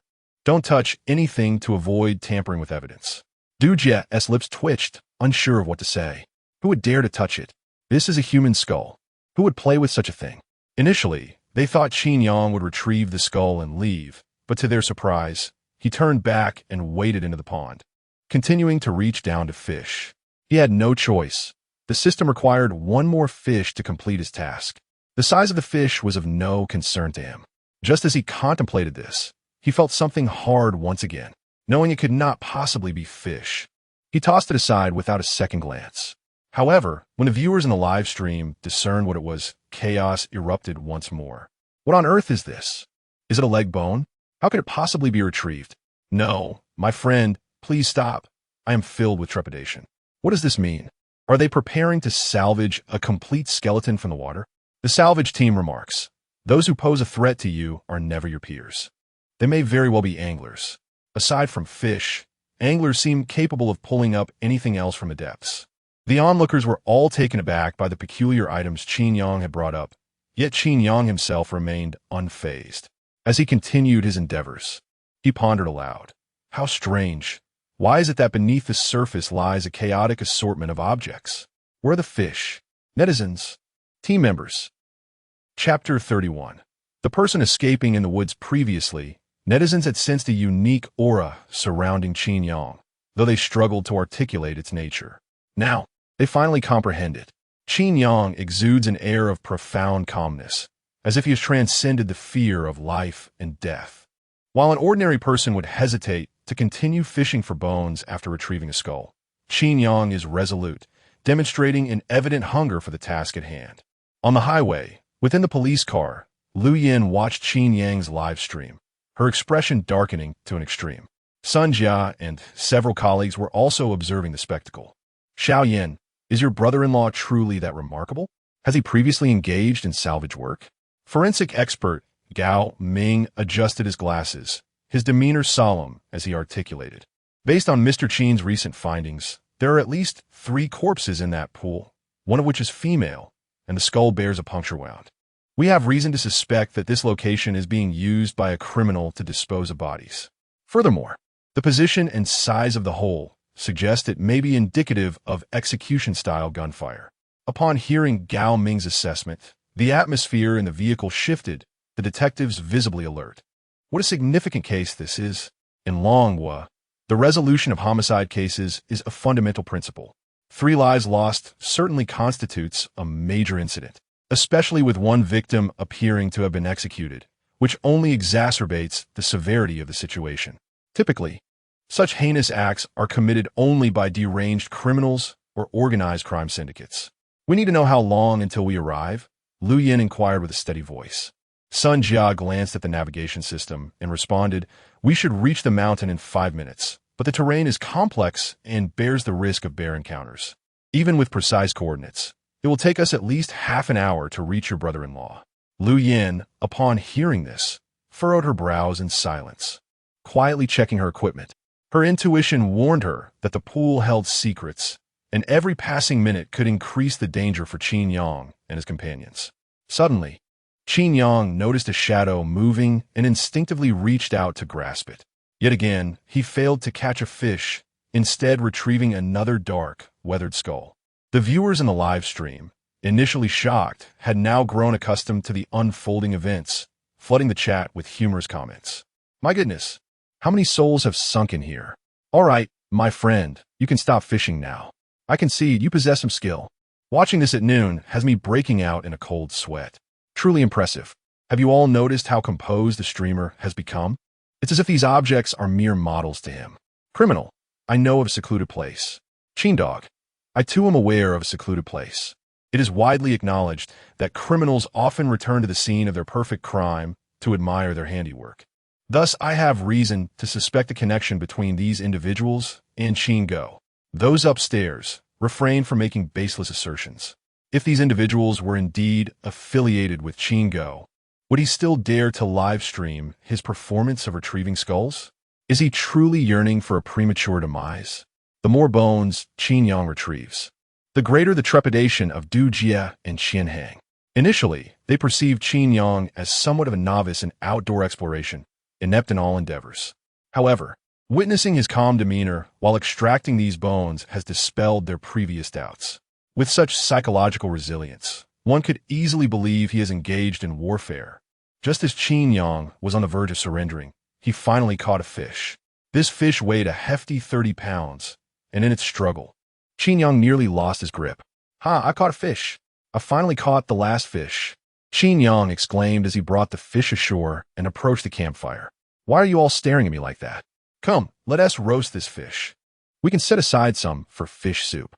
The crowd remained silent, and Qian Hang awkwardly interjected, Brother Qin, I think it would be prudent for us not to consume this fish just yet. Qin Yang loket buzlet. Why not? These 3 fish are quite large. They should suffice for our meal.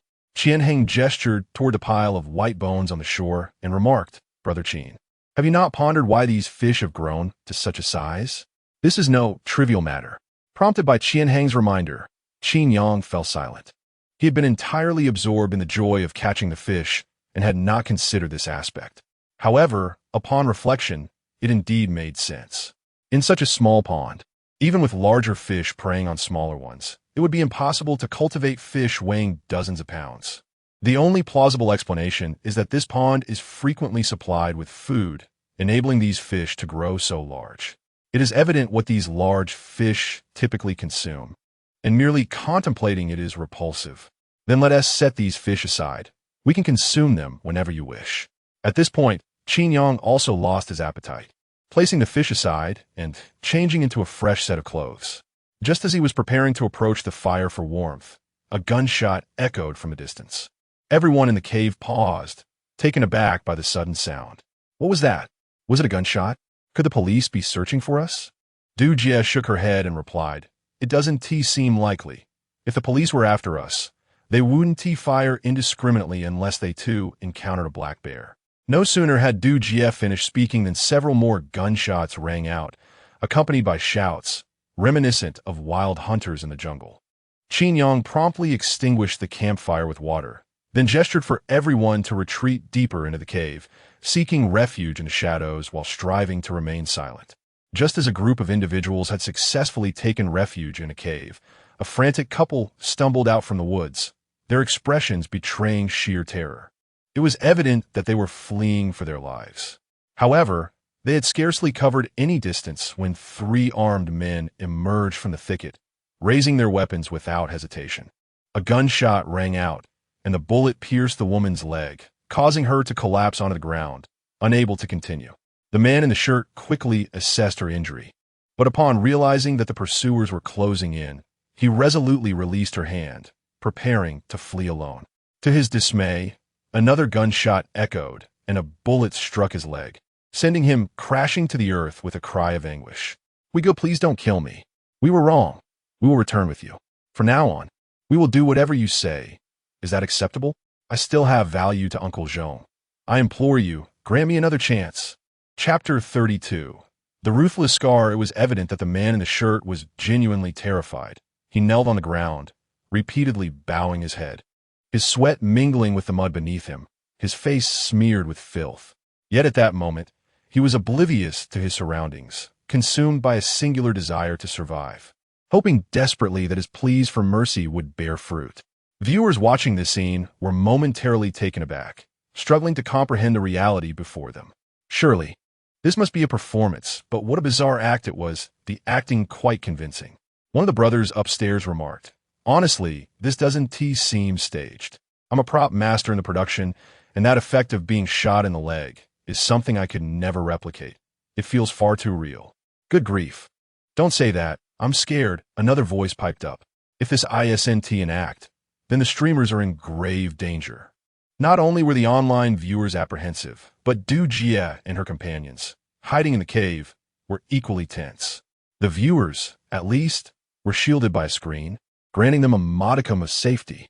However, for Du Jie and her friends, the sounds of gunfire and the man's desperate pleas resonated all too closely, striking them with an overwhelming sense of reality. Instinctively, Du Jie gripped Qin Yang's arm, her anxiety reaching its zenith. If all of this were indeed genuine, and if those three armed men were to discover them, their lives would be in jeopardy. While Du Jie was lost in her fearful musings, the scarred man with the gun sneered. "So, now you understand the value of Uncle Nianhui?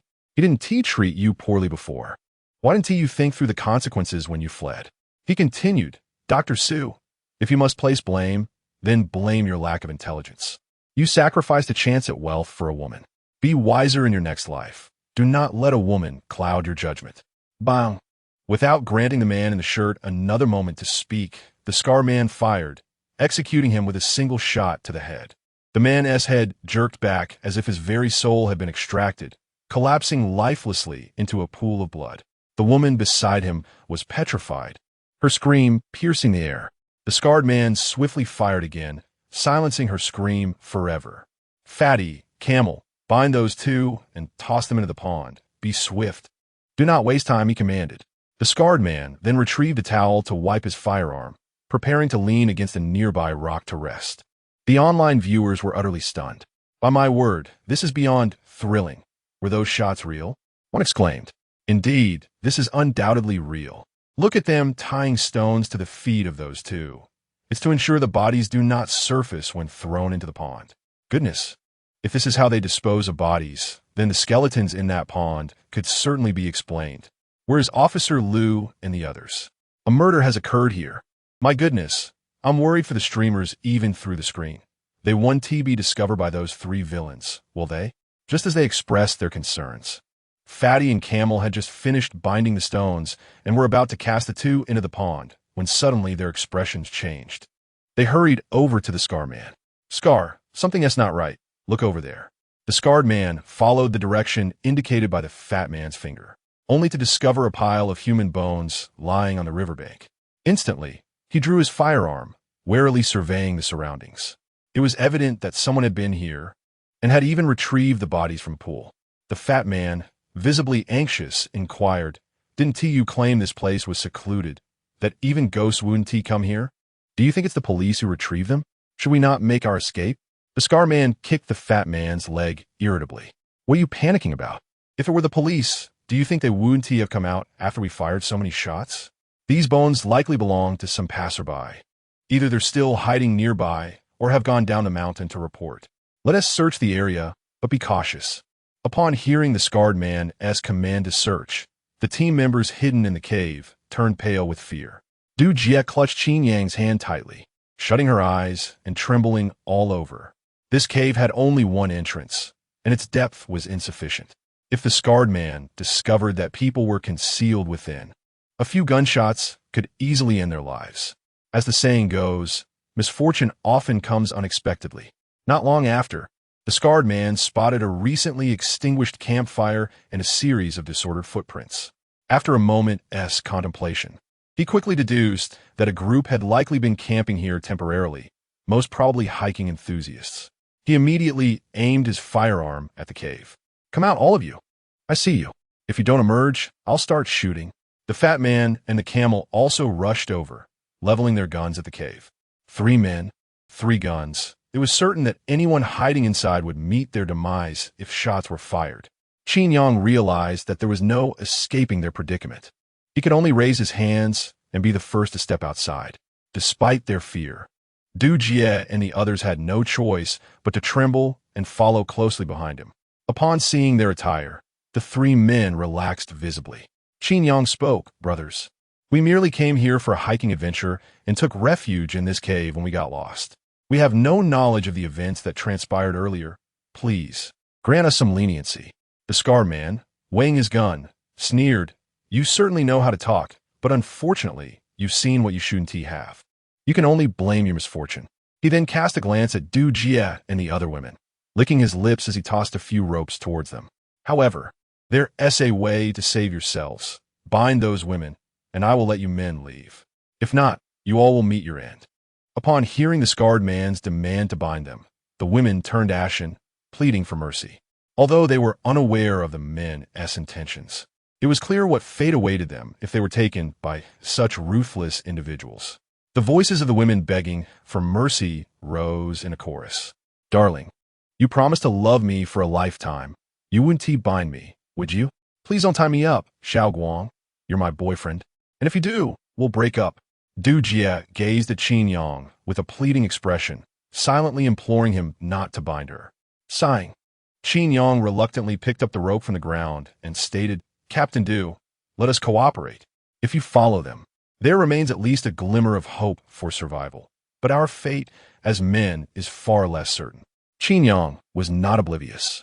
The scarred man's insistence on binding the women was merely a means to avoid dirtying his own hands. In the hearts of the 3 men, the fate of the male members of the expedition team had already been sealed. At that moment, Qin Yang, acting under the scarred man's instructions, was merely trying to buy time as best as he could. Observing that some men were still hesitant to comply, the scarred man lost his patience. "Stop dawdling. If you refuse to bind them, then all of you shall perish." Chapter 33.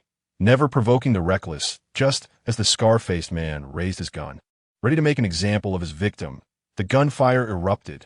He felt as if his right hand had been struck by a hammer, and in an instant, his entire palm vanished. "Police, drop your weapon and do not move." Lu Yan's voice resonated in Qin Yang's ears like celestial music.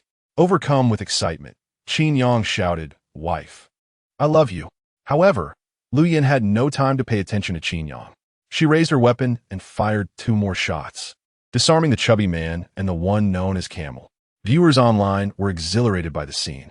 "Wow, Officer Lu's marksmanship is incredible. Unbelievable. 3 shots all hit their targets. Isn't it just about knocking someone else's gun away? That's basic." Basic? Please, hitting a target from 50 meters with a handgun is already impressive. To hit precisely where you aim is the mark of a sharpshooter, you know?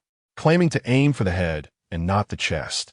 Such proficiency would qualify you as an elite even among SWAT teams, yet you dismiss it as basic? Quite impressive.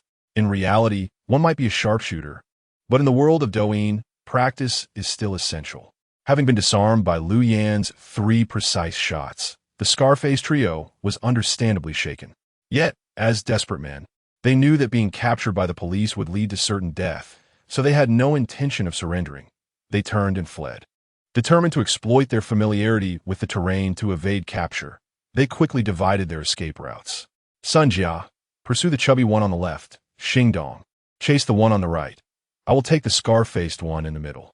With tasks swiftly allocated, the police split into 3 teams and commenced their pursuit. However, Lu Yan and her team had arrived later, standing on the hillside several meters away from the fleeing trio, making it impossible for them to close the gap quickly. As the 3 were about to disappear into the woods, a figure suddenly surged forward at an astonishing speed, chasing after them.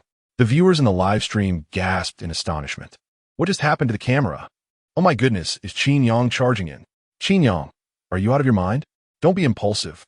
The sprinting Qin Yang offered viewers a first-person perspective of the chase.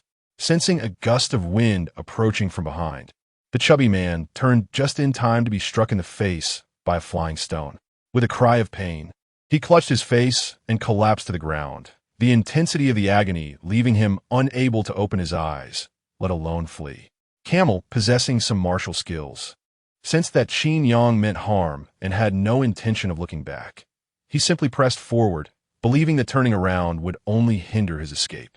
Little did he know that Qin Yang had picked up a wooden stick from the ground and struck Camel's leg with it. Camel lost his balance and fell, and before he could rise, Qin Yang's heavy foot landed squarely on his calf, shattering the bone. Everyone witnessing the scene gasped in horror. Even the specially trained SWAT officers, like Xing Dong and his colleagues, felt a shiver run down their spines at Qin Yang's brutal actions. What a remarkable display of ruthlessness, all executed with brutal precision. I must admit, while these tactics are undeniably cruel, they proved to be highly effective. With clean efficiency, they thwarted the escape of two individuals using the most straightforward and forceful methods. Now, only the scarred man remains. Empowered by enhanced physical abilities, Qin Yang swiftly closed the distance to the scarred man. Just as he was poised to strike, the scarred man unexpectedly pivoted, drawing a dagger with his left hand and lunging directly at Qin Yang. "Qin Yang, be careful," Liu Yin exclaimed anxiously from behind. The sudden halt and attack left Qin Yang with no avenue for evasion at such close range. In an instant, Qin Yang collided heavily with the scarred man, both tumbling to the ground, entangled in a fierce struggle. Although Qin Yang possessed superior strength, the scarred man was well-versed in combat, resulting in a back-and-forth tussle where neither could gain the upper hand. As Qin Yang began to falter, he seized a stone and struck the scarred man's right wrist with force. A sharp pain coursed through the scarred man's body, momentarily incapacitating him. Seizing the opportunity, Qin Yang firmly grasped the scarred man's left wrist, redirecting the dagger downwards towards his throat. As the dagger inched closer to his jugular, the scarred man's expression shifted from fury to sheer terror. He could barely utter a coherent word, only managing to emit desperate pleas. Just as the blade grazed the scarred man's neck, poised to penetrate, Qin Yang deftly twisted the dagger's trajectory. It skimmed past the man's throat, embedding itself into the ground nearby. Liu Yin and several special police officers arrived just in time to separate the two. Liu Yin, visibly furious, admonished, "Are you trying to throw your life away? Who told you to chase after him alone?" Qin Yang chucklet innocently. "But I'm fine now, right? What do you think? My dear, am I handsome enough to apply as an auxiliary police officer in your unit?" With tears in her eyes, Liu Yin hurriedly conducted a thorough examination of Qin Yang. Upon inspecting his abdomen, she discovered a gash inflicted by the dagger. Judging by the wound's trajectory, had Qin Yang not reacted in time, the blade would have plunged directly into his body. Liu Yin, overcome with dread, broke into a cold sweat and delivered several punches to Qin Yang, further venting her frustration with a few kicks. Qin Yang merely chuckled, not retaliating, resembling a hapless victim. The viewers in the live stream were utterly captivated by the unfolding scene. "Did Qin just nearly take out that scarred man?" One commenter exclaimed. "Goodness, I was sweating just watching the stream. If Qin hadn't twisted like that, the dagger would have surely pierced the man's throat. My word, has the host ever killed someone before? He definitely had murderous intent just now, and everyone can attest to that. Put yourself in the host's shoes. It's easy to understand. After narrowly escaping death, the man who threatened you with a gun is fleeing. What real man could resist charging at him? If it were me, I couldn't hold back." The host declared, "I despise having a gun pointed at my head more than anything else in this life. In moments of fury, individuals can become terrifying. During my time working, I encountered bullying, and when anger surged within me, I seized a steel pipe and struck with such force that it bent. My coworkers dare not approach, remarking on the redness of my eyes. Had my uncle not intervened, I might have inflicted grave harm upon that individual. Do you understand why many tremble before engaging in a fight? The adrenaline surges and the body is primed for action. Engaging in combat with someone trembling in such a manner is a perilous endeavor unless one is prepared to risk their life. Through experience, I have learned to never provoke the youth. They are often impetuous and, when pushed to their limits, they may indeed wield a knife against you." Amidst the fervent discussions among netizens, a significant discovery emerged on Sun Jia's side. Chapter 34. A true professional leader, Xiao Yan. They are members of the Poison Spider. Sun Jia exclaimed, prompting Lu Yin to rush over immediately. The surrounding police officers were invigorated, their spirits soaring as if they had been infused with energy. Lu Yin pulled up the sleeves of several individuals, revealing the unmistakable red spider tattoos on their forearms. Qin Yang, perplexed, inquired, "Darling, what exactly is the poison spider?" Sun Jia, brimming with excitement, elaborated, "Brother-in-law, you truly are a blessing to our police force. The Poison Spider is a transnational criminal organization engaged in the smuggling of various hazardous materials. We have been pursuing them for quite some time. However, this organization is exceedingly cunning, typically dispatching only a small number of individuals to enter the city in batches for procuring supplies. Their counter-surveillance awareness is remarkably high, making it nearly impossible for us to locate their hideouts. Now, with these 3 members of the Poison Spider in custody, their lair must surely be nearby."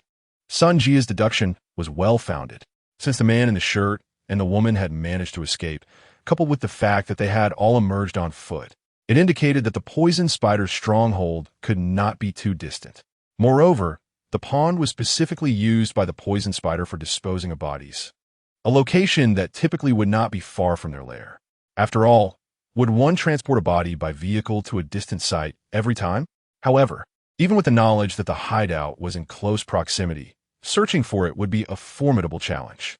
The Aileo mountain region encompasses vast, undeveloped areas, teeming with ferocious wildlife and complicated terrains such as sinkholes, caves, forests, and marshlands.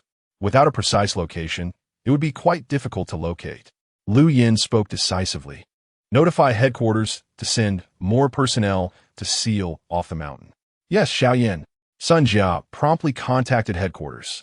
Regardless of the exact location of the Poison Spider's lair within Aileo Mountain, the priority was to seal off the area, allowing them to capture their quarry later. Turning her attention to the scarred man, Lu Yin inquired, "Tell me, where is your hideout?" The scarred man, fully aware that his fate was sealed, displayed a defiant demeanor in response to Lu Yin's questioning, showing no inclination to cooperate. "You police are so capable. Why not find it yourselves? I know nothing and have no idea what this Poison Spider you speak of even is."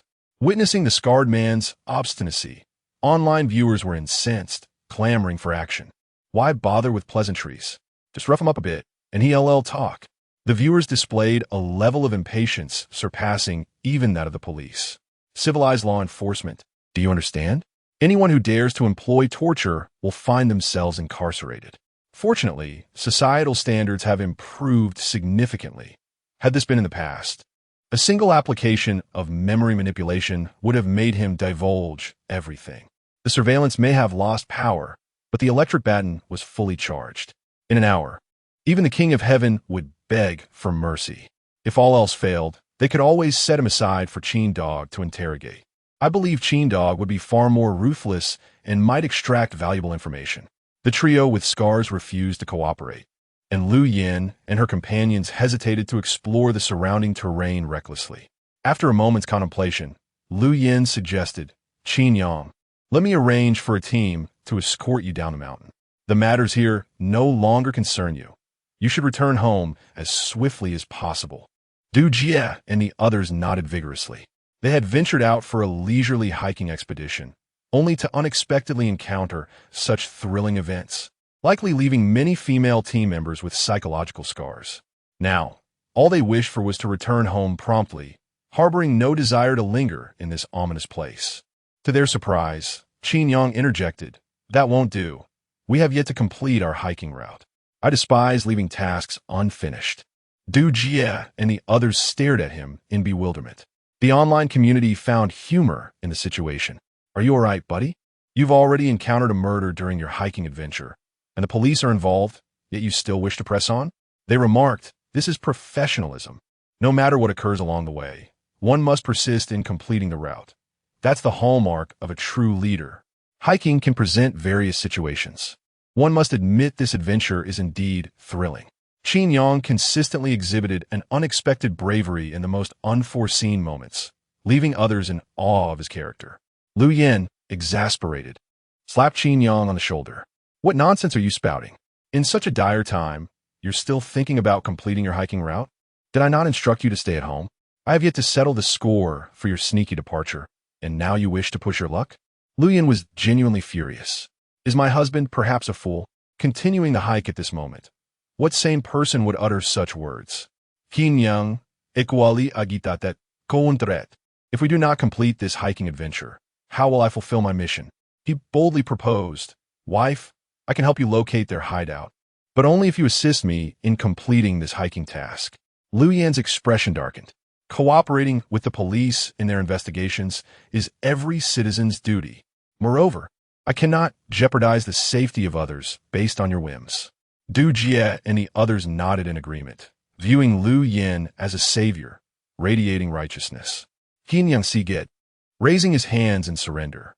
Very well, then. I suppose I have no choice. You all can search on your own. Liu Yen, greeting Hertet, Warned, Qin Yang. Do not compel me to strike you in front of so many people. If you know anything, speak up. Qin Yang adoptet a nonchalant demianor, asserting. I've said all that I know. Beyond that, I am unaware.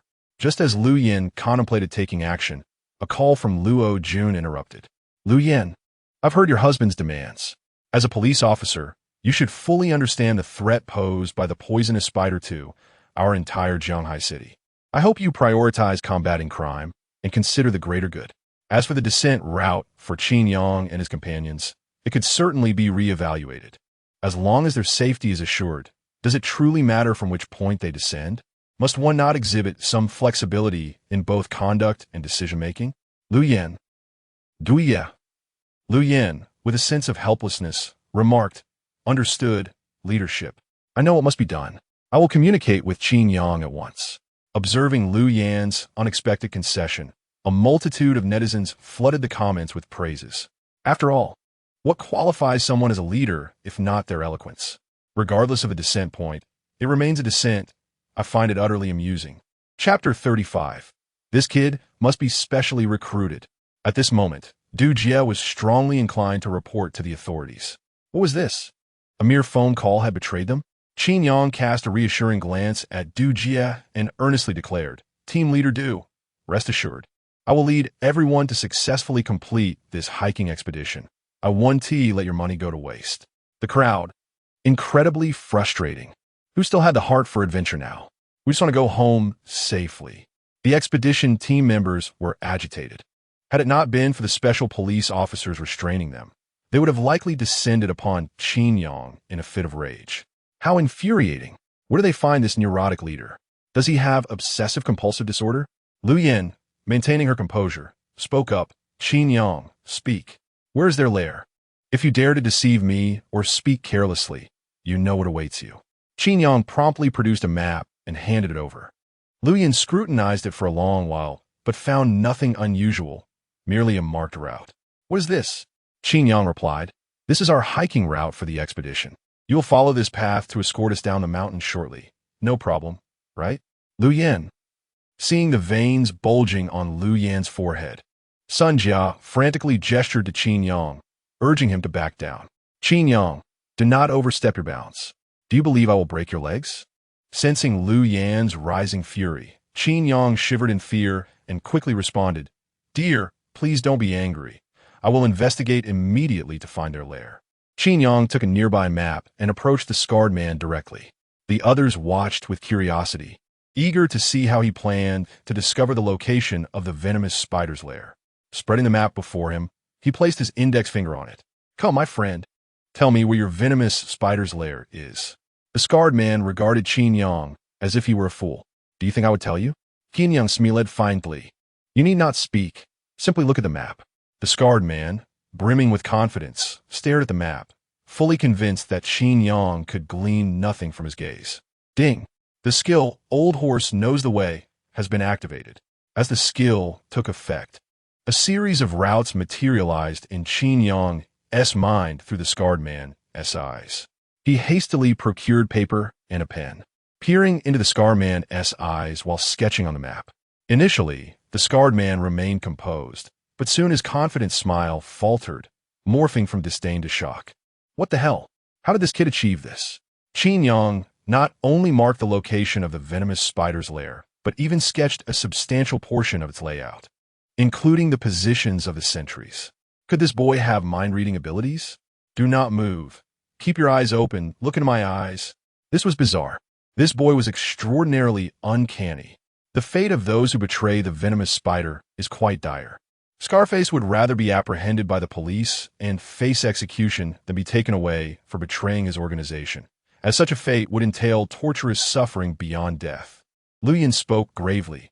Pry open his eyelids. Understood, Captain Liu.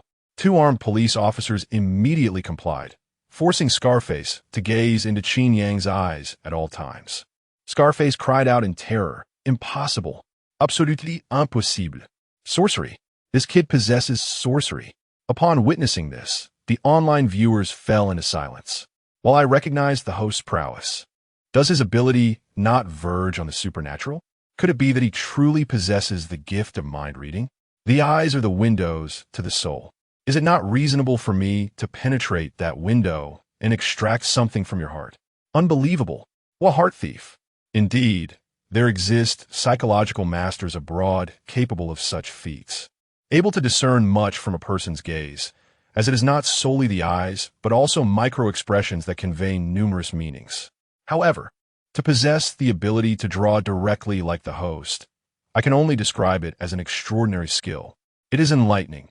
Indeed, the world is full of wonders. Individuals like the host are truly exceptional talents. Surely, they warrant special recognition.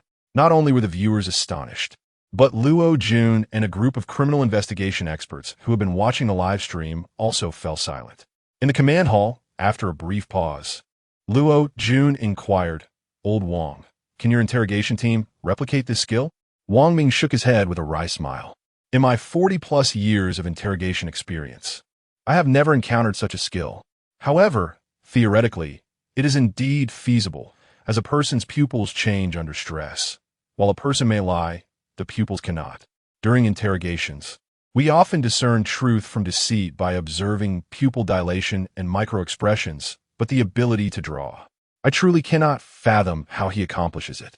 Nonetheless, judging by Scarface's reaction, the map that Qin Yang has created holds substantial credibility. Wang Ming is a renowned interrogation expert in Jianghai City, possessing a unique skill known as spider silk and horse tracks, which allows him to discern a suspect's physical characteristics solely from footprints at a crime scene, and even infer their peculiar habits and traits from minute details. This extraordinary skill is hereditary and appears quite absurd to the ordinary person. Who could have anticipated that Qin Yang would reveal an even more extraordinary talent, compelling even seasoned interrogators like Wang Ming to express admiration? Luo Jun then asked, Old Wang, what is your opinion of Qin Yang? If I were to request a special recruitment slot from above, would you have any objections? The others were taken aback. It is well known that the police department seldom grants special recruitments, especially for newcomers like Qin Yang, who have never undergone police academy training. Such individuals could only be specially recruited if they possessed an exceptionally outstanding skill. After all, special recruits enjoy lucrative benefits and certain law enforcement powers, and the vetting process is exceedingly rigorous. After a moment of contemplation, Wang Ming remarked, if we consider solely his performance, he indeed meets the requirements for special recruitment.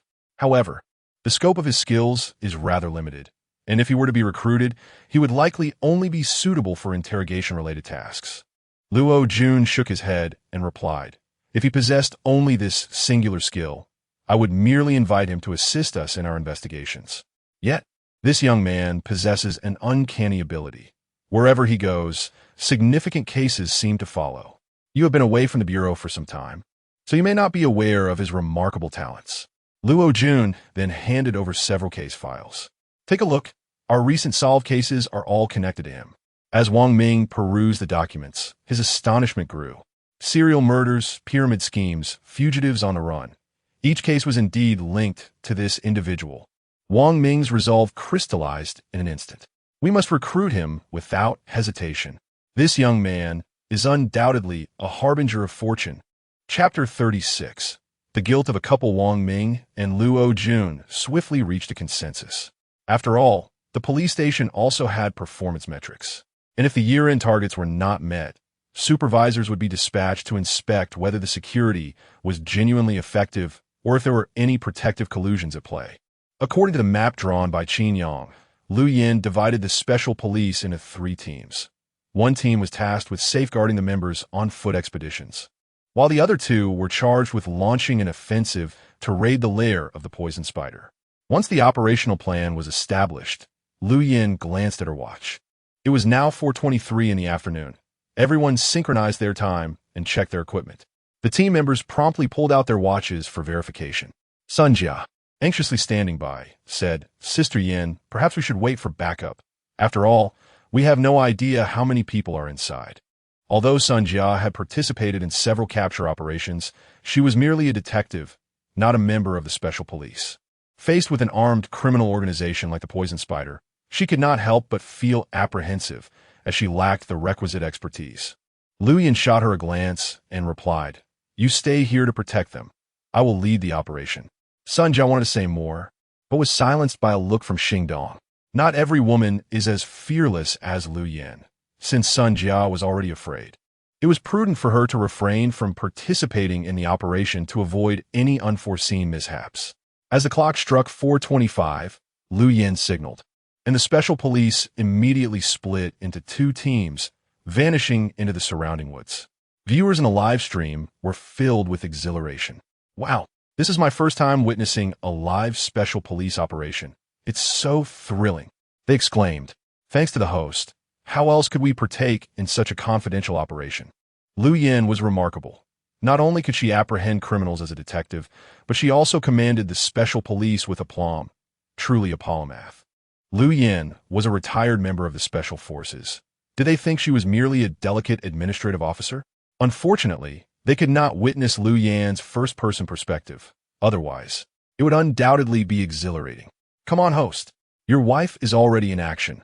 Why aren't you following suit?" Watching the barrage of excited comments in the live chat, Hinyang reminded Unfazet. Although his physical abilities have been enhanced, he was acutely aware of his limitations. He was not a professional special police officer. Following them now would only hinder Liu Yin, and the risk of being mistakenly harmed by his own side would be considerable. It was far more prudent to wait patiently here for the outcome. Just as Qin Yang was lost in thought, a system notification chimed in his mind. "Ding! Congratulations, host, for completing the side mission. Congratulations, host, for receiving a cash reward of 2,000 yuan. Congratulations, host, for acquiring the culinary skill, Golden Tongue. Congratulations, host, for learning a new dish, Golden Fried Rice." Seeing the rewards provided by the system, Qin Yang was momentarily taken aback. "Come on, is this a joke?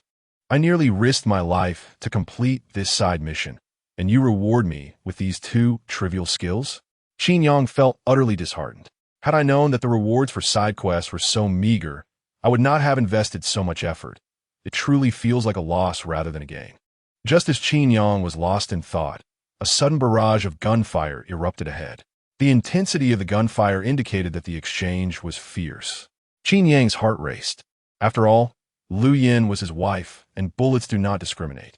Should anything happen to Liu Yin during this operation, Qin Yang would bear the guilt for a lifetime.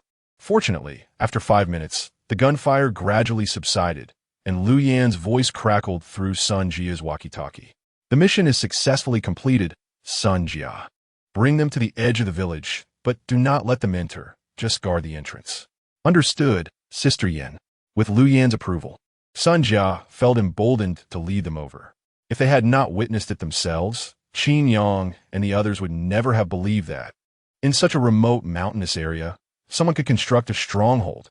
This stronghold was enclosed by a fence and iron sheets, resembling a dilapidated lumberjack's rest house or perhaps a post-apocalyptic shelter. The entire stronghold was divided into 3 levels, primarily constructed of wood, with a roof made of colored steel tiles. Upon seeing this, netizens could not help but express their astonishment. "I thought this venomous spider was formidable. It resides in such a wretched place? Dude, compared to other criminal organizations, living in such a place is quite decent. At least it provides shelter from the elements. Many criminals hiding in the mountains have to endure harsh conditions, often without a warm meal. The guys upstairs seem to have quite a story to tell. Shall we add each other as friends and chat privately? Life on the run must be tough. I bet you can't sleep well, always in fear. You can't even bask in the sunlight and have to hide and work odd jobs. Just turn yourself in. The conditions in our prison are much better now. At least you could be assured of your 3 meals a day. Are the guys upstairs from the correctional facility? Is the prison now competing for performance? This is too intense. It feels like these fugitive criminals are just like those civil engineering brothers. Even if they have money, they cannot spend it. Civil engineering brother, are you being polite? After ensuring that all captured suspects were handcuffed and confirming that their lair was entirely secure, Liu Yin emerged, gun in hand. Upon seeing blood on Liu Yin, Qin Yang immediately panicked. Wife, are you hurt? Were you injured? Is it serious? Let me take a look. Liu Yin pushed Qin Yang away with a frown and said, Get away. This is someone else's blood. Qin Yang gave Liu Yin a thumbs up. Wife, you're impressive. The netizens were equally astonished.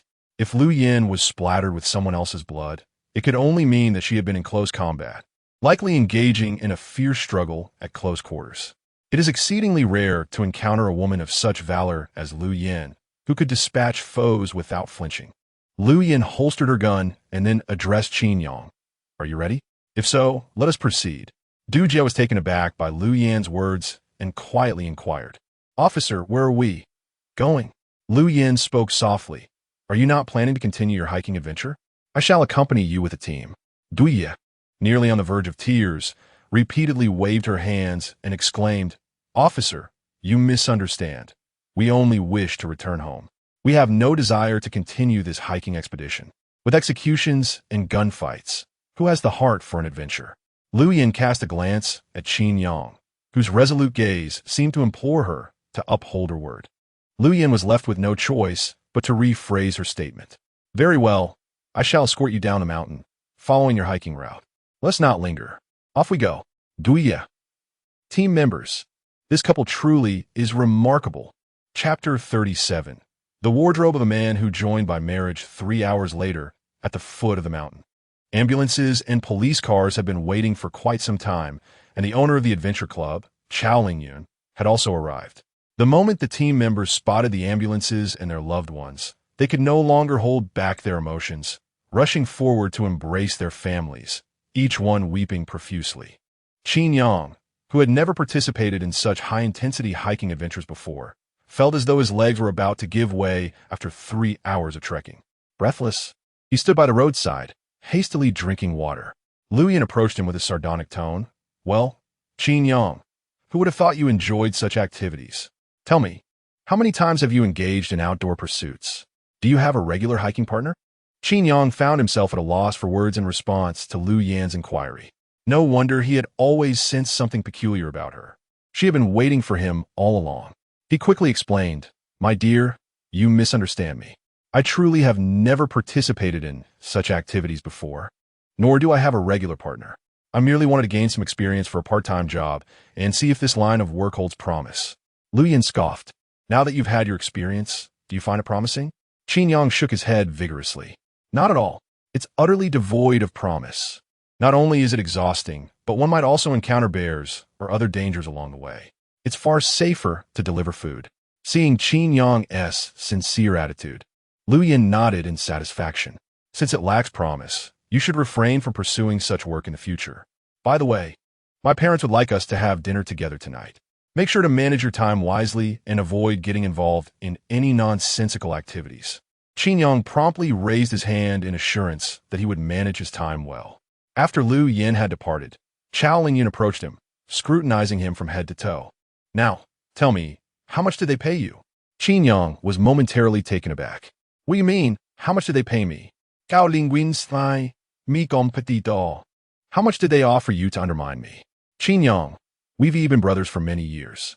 You expressed a desire to experience the role of a team leader, to have a title that would allow you to hold your head high in front of your in-laws. Did I not assist you in this? I arranged for you to be a gold medal team leader, the best we have. And how do you repay me? This trip not only jeopardizes my business, but it also puts into question whether Du Jie will continue working with us. Upon hearing Chao Lingyun's words, Qin Yang felt a twinge of embarrassment.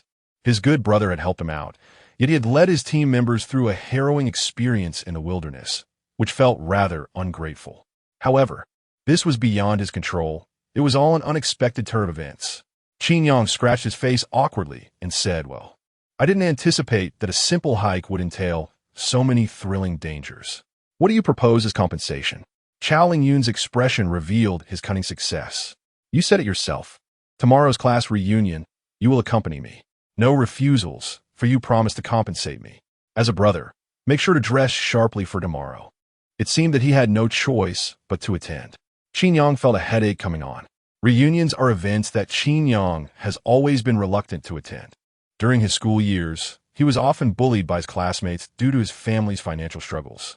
The prospect of encountering those he most dreads at such gatherings is indeed troubling. Qin Yang cast a glance at Chao Lingyun. "All right, send me the address and time, but do not let my wife know." Chao Lingyun shot Qin Yang a disdainful look. "Coward." Just as Chao Lingyun finished his sentence, he turned to find Lu Yan gazing in their direction. Sensing the murderous intent in Lu Yan's eyes, Chao Lingyun shivered in fear. In truth, it is not entirely fair to blame Qin Yang, who wouldn't be intimidated by a stunning beauty like Lu Yan.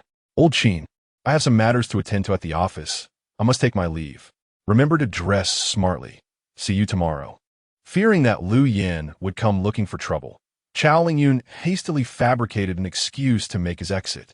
As he witnessed Chao Lingyun's cowardly retreat, Qin Yang was about to scold him when a notification sound echoed in his mind. "Ding! Congratulations, host, for completing the main quest. Congratulations, host, for unlocking the language skill. Fluency in foreign languages. Congratulations, host, for unlocking the social skill. Unfazed by 1,000 cups, Qin Yang. Ah, I see. You know I have a banquet to attend tonight, so you intentionally unlocked a social skill, right? How considerate of you, system. But could you perhaps provide me with a more practical skill?" As Qin Yang pulled a cigarette from his pocket and placed it in his mouth, Lu Yan approached and snatched it away, replacing it with a lollipop. With a serious expression, Lu Yan said, "Have you forgotten we are trying to conceive? Who told you to smoke?" Qin Yang, feeling embarrassed, replied, "I'm not lighting it. I'm just savoring the aroma." Lu Yan retorted, "Just enjoy the lollipop. It has flavor, lychee flavor." Qin Yang, somewhat resigned, played with the lollipop with his tongue. Lu Yan, like a caring mother, adjusted his clothing while saying, "I've already requested leave from my boss. If I can leave early, we'll go have dinner with my parents. I know you dislike such occasions, but please endure it for my sake. We'll only stay a little while before returning home. Once we are back, I will make it up to you, all right?" Upon hearing Lu Yan's words, the viewers in the live stream became quite agitated. "My goodness, the word compensate coming from Lu Yan is simply unbearable. My imagination is running wild. Qin Yang respondet, compensate me? You clearly just want to drain me dry." Finally, he would meet his in-laws. How thrilling. "Brothers, what do you think I should wear for my first meeting with them?" Everyone began to fantasize. "For the first meeting with your in-laws, my suggestion is to bow 3 times in front of the screen." Under Lu Yan's stunning beauty, the audience had lost all rationality. Yet, I must reiterate, that is my wife. Do not harbor any delusions. To spare Qin Yang any embarrassment, Lu Yan took the initiative to help him select an outfit once they returned home. The moment the wardrobe was opened, the viewers were once again left in shock. This is hardly a man's wardrobe. It is adorned with an array of meticulously arranged suits, shirts, and even accessories such as ties and watches, each stored in dedicated dust-proof boxes to prevent any blemishes. The viewers expressed their envy and admiration. After 30 years of singlehood, I was introduced to the reality of a man's closet, and I'm grateful to the host. Am I the only one who keeps clothes in a box? It's amusing. I possess only a few outfits that I rotate throughout the seasons, rendering a wardrobe unnecessary. Why do men require such an abundance of clothing? Isn't T1 short-sleeve shirt sufficient? This is disappointing. It lacks any semblance of masculinity. My friends, I truly envy this. I feel a pang of jealousy as I, too, long to find a beautiful and affluent partner to settle down with. Chapter 38. The Mother-in-Law's Zero-Frame Starch Shirts, Jackets, Trousers, Ties, Watches. Prior to Lu Yan's meticulous styling, everyone believed that suits were all quite similar, lacking in distinction. However, once Lu Yin completed her ensemble. Qin Yang underwent a remarkable transformation. If one were to liken Qin Yang to a worker who could casually sit on the ground to devour a boxed meal. At this moment, merely standing in place invoked a sense of trepidation among his subordinates. To be frank, dressed in this manner, Qin Yang bore a striking resemblance to the president of our financial firm. It is no wonder that the old adage states that one's appearance is greatly influenced by attire, with Lu Yan's expert touch. Even a mere son-in-law like Qin Yang exuded an air of sophistication. Surely, one would not presume that designers merely laze about. A skilled designer can elevate your essence using limited resources. Remember this truth. Any profession that demands a high price tag signifies its intrinsic value. This only underscores Lu Yan's exquisite taste. Have Qin Yang attempt to dress himself and witness the result. It would either be a garish color scheme or a rather uninspired ensemble. A true supportive partner indeed. This embodies the very vision I have for an ideal spouse. Amidst the admiration of netizens, Qin Yang's outfit for the evening was finally perfected. Though he typically loathed such formal occasions, who could genuinely resent their own striking appearance? Standing before the floor-to-ceiling window, Qin Yang retrieved his phone and snapped a flurry of selfies. Lu Yin, clad in a sleek black gown, emerged from the bedroom and gazed at him with a hint of skepticism. "What are you doing?" Feeling somewhat sheepish, Qin Yang replied, "Just taking selfies." Lu Yin approached him, her brow furrowed. "This seems unusual. You never took selfies before. When did you become so self-absorbed? Speak. Are you concealing something from me?" A bead of cold sweat trickled down Qin Yang's brow. Even through the screen, viewers in a live stream could sense Lu Yan's palpable intensity. No wonder she excels as a criminal investigator. Her instincts are undeniably sharp. With an awkward smile, Qin Yang stammered, "What are you saying, my dear? I'm your husband. How could I hide anything from you? Wow, that gown looks absolutely stunning on you. I've never seen you wear it before. Is it new?" Fearing further probing from Lu Yin, Qin Yang hastily diverted the conversation. Unlike other women who rely on low-cut gowns to draw attention, Lu Yin's beauty ensures that she captures the spotlight regardless of her attire. Thus, she consistently opts for more traditional and modest gowns. In her own words, simply attending the gala is already a concession. To expect her to flaunt her physique for others to see is quite presumptuous. As Qin Yang attempted to steer the discussion towards the gown, Lu Yin swiftly countered, "This dress was purchased 3 years ago. I have worn it before you 5 times. Yet you never commented. Why do you suddenly notice it now?" Gulp. Qin Yang swallowed hard, feeling the tension grip him to his very core. The viewers held their breath, completely absorbed in the unfolding drama. Oh my, the sense of oppression is overwhelmingly intense. I feel as though I am on the brink of suffocation. Whatever happened to those friends I once envied? Do they still envy me now? While Lu Shun has many admirable qualities, it is unfortunate that he is a police officer. I find myself unexpectedly sympathizing with Qin Go. How has he endured these past few years? With such a wife, is there truly no semblance of secrecy left? I believe your perspectives are rather misguided. Spouses ought to maintain transparency with one another. Why must there be secrets? What nonsense are you spouting, elementary school student above? Surely one cannot exist without any secrets at all. Men often find themselves compelled to erase their browser history before they depart this world. How could one survive without any secrets? Very well, if there are indeed no secrets, then please do retrieve your phone. I wish to peruse your chat history with your best friend. Every individual requires privacy. How can one navigate life without it? As Lu Yan's gaze toward him grew increasingly dubious, Qin Yang felt as though his demise was imminent. Just as he was about to buckle under the pressure, a phone call from his mother-in-law, Han Shan, came through. "Dear daughter, have you left yet? Our banquet is about to commence." Lu Yin replied impatiently, "Let begin. You all can eat without waiting for us." Han Shan, unfazed, responded gently, "What are you saying? You are the star of this banquet. Can it truly begin without you? Please, once you leave, send me a message so that I can inform the host to manage the proceedings." "Understood," Lu Yin replied dismissively before ending the call. Han Shan and Lu Jiming, one a businessperson and the other a government official, both worked diligently in their youth, resulting in insufficient care for Lu Yin. Consequently, Lu Yin has never truly received adequate parental affection. Because of this, her relationship with them has remained rather bland, even to the point of being strained.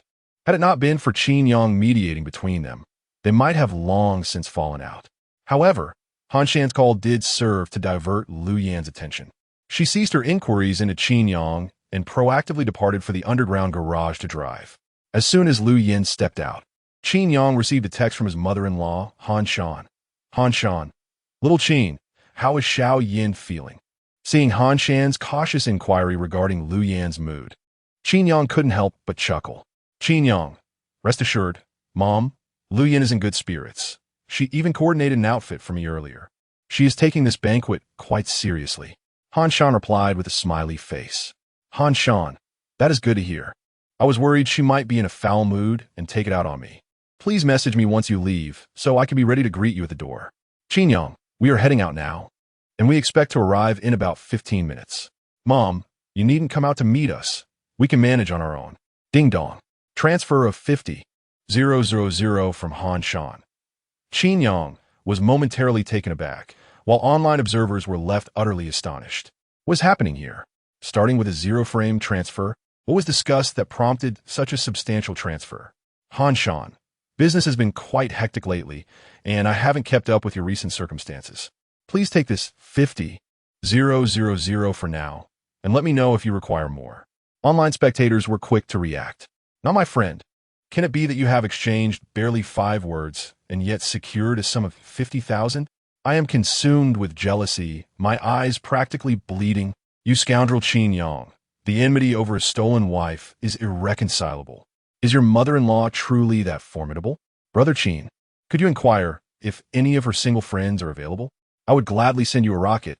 I implore you to assist me. After laboring for an entire month for a mere 3,000, you casually converse with your mother-in-law and gain 50,000. How absurd.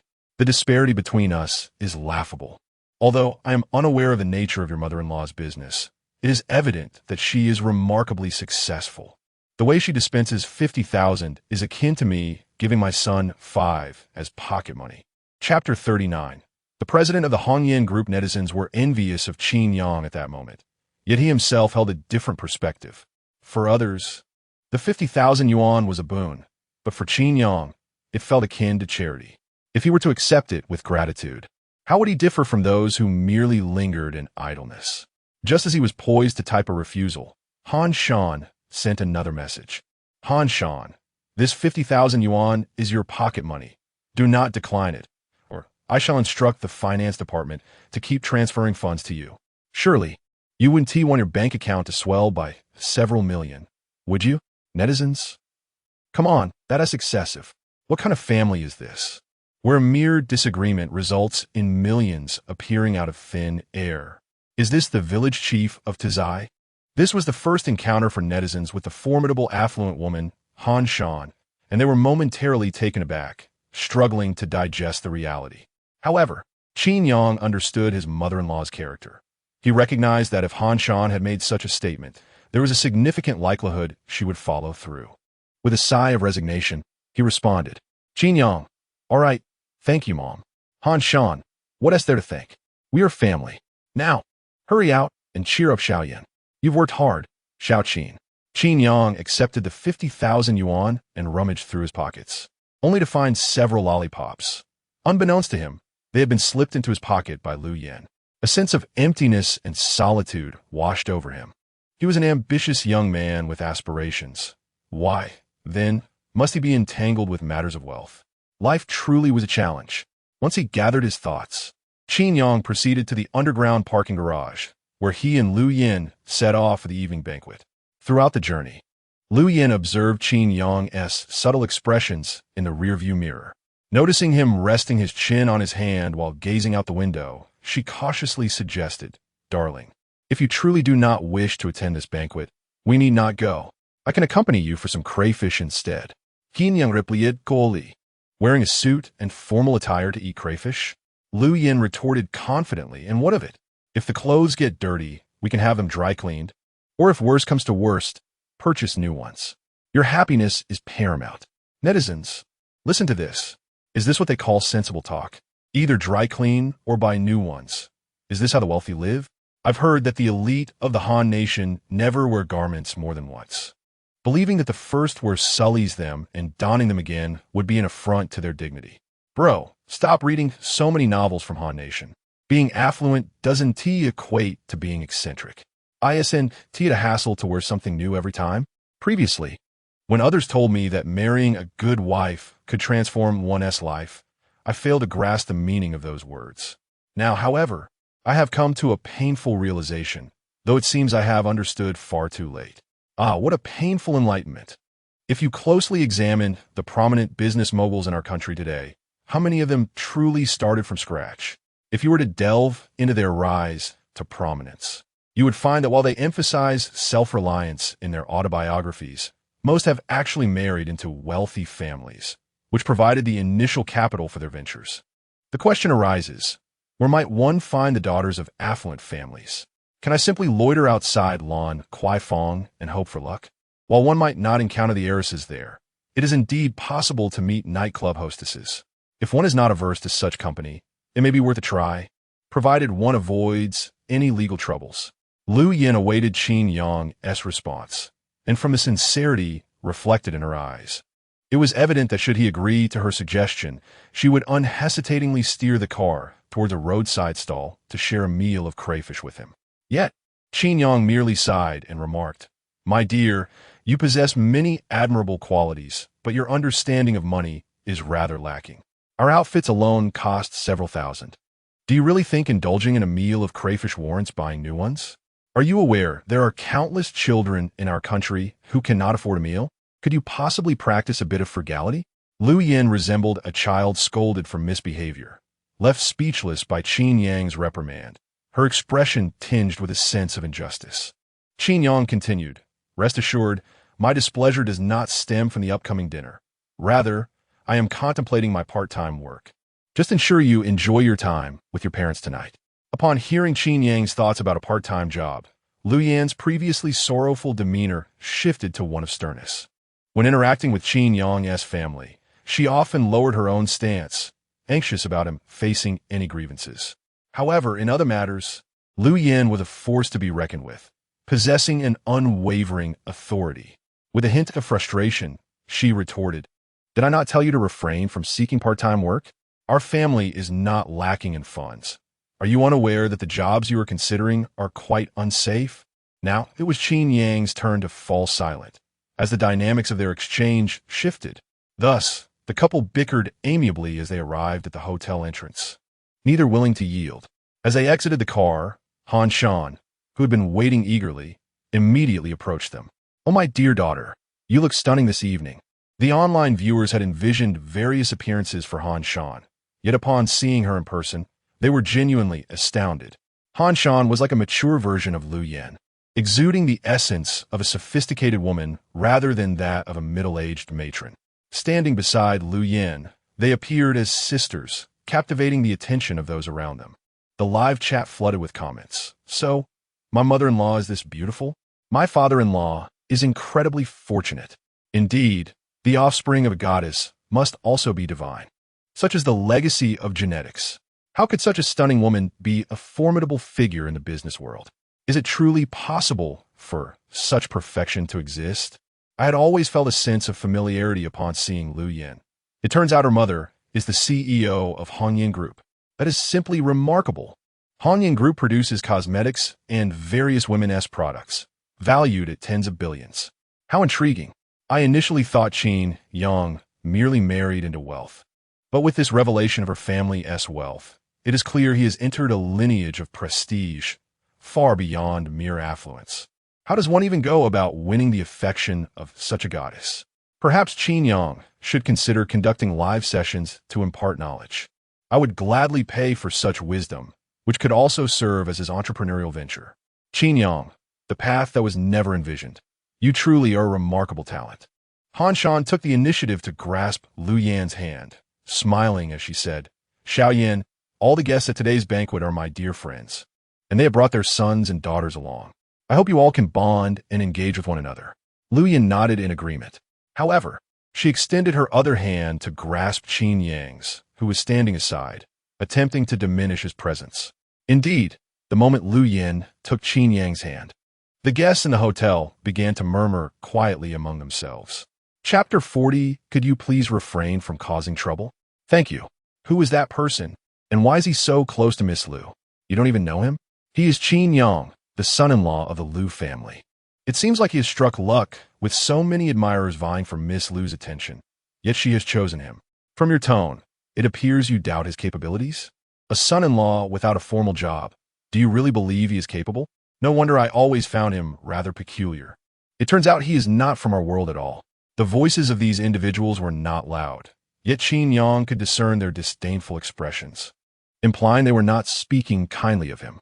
Lu Yin, witnessing this scene, felt anger surge within her and marched forward to defend Qin Yang.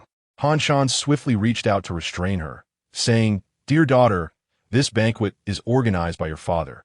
You must not act recklessly."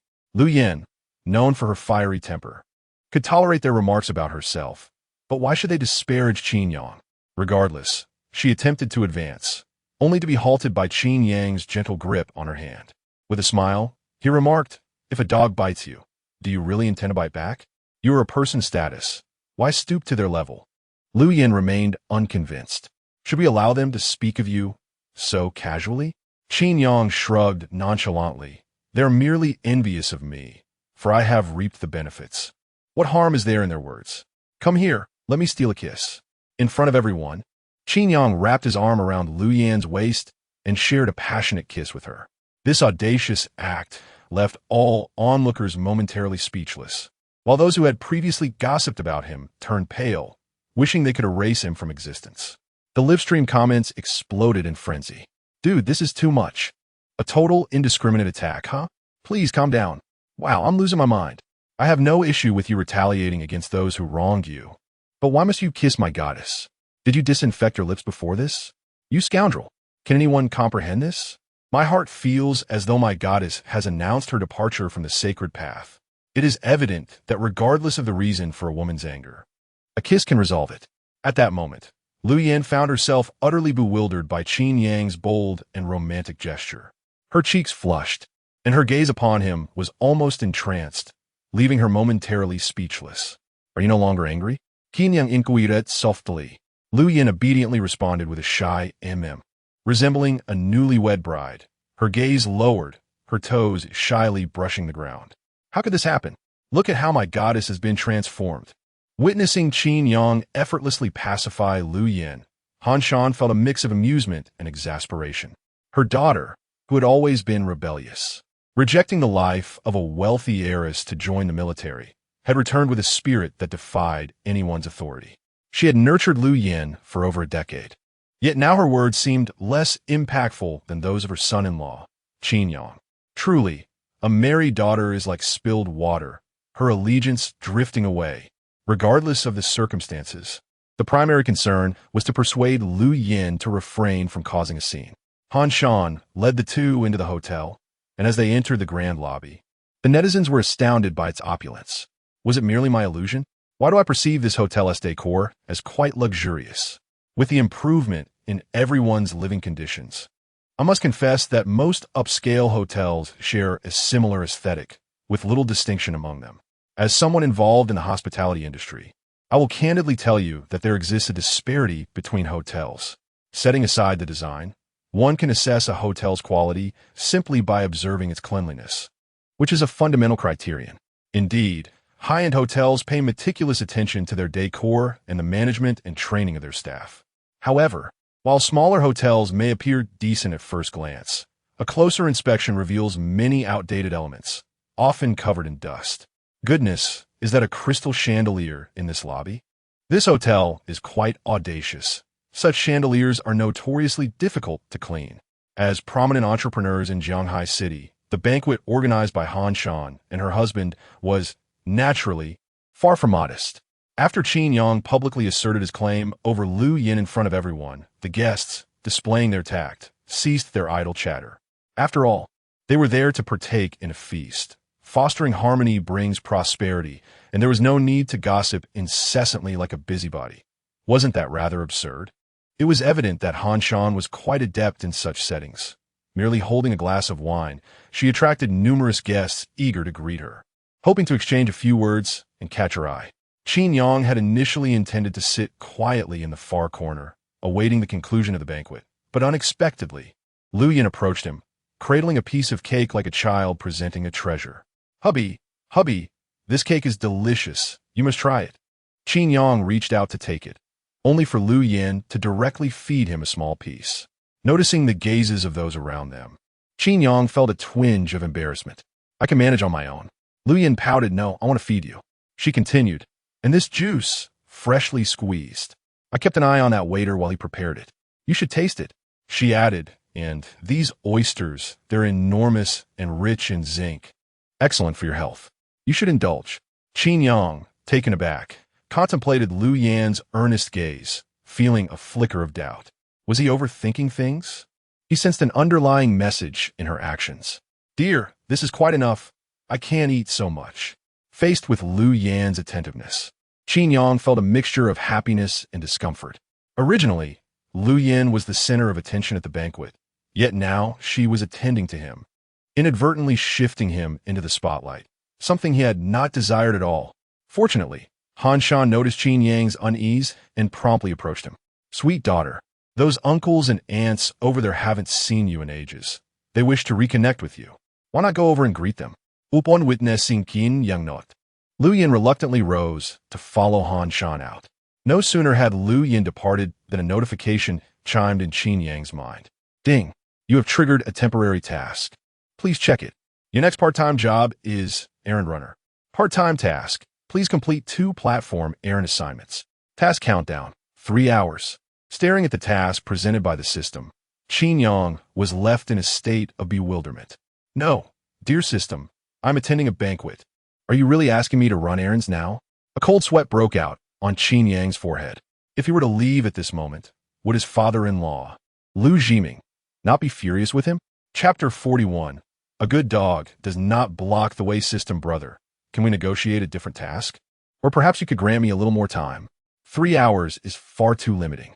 The system remained silent, merely continuing its countdown. How frustrating. It seemed devoid of empathy.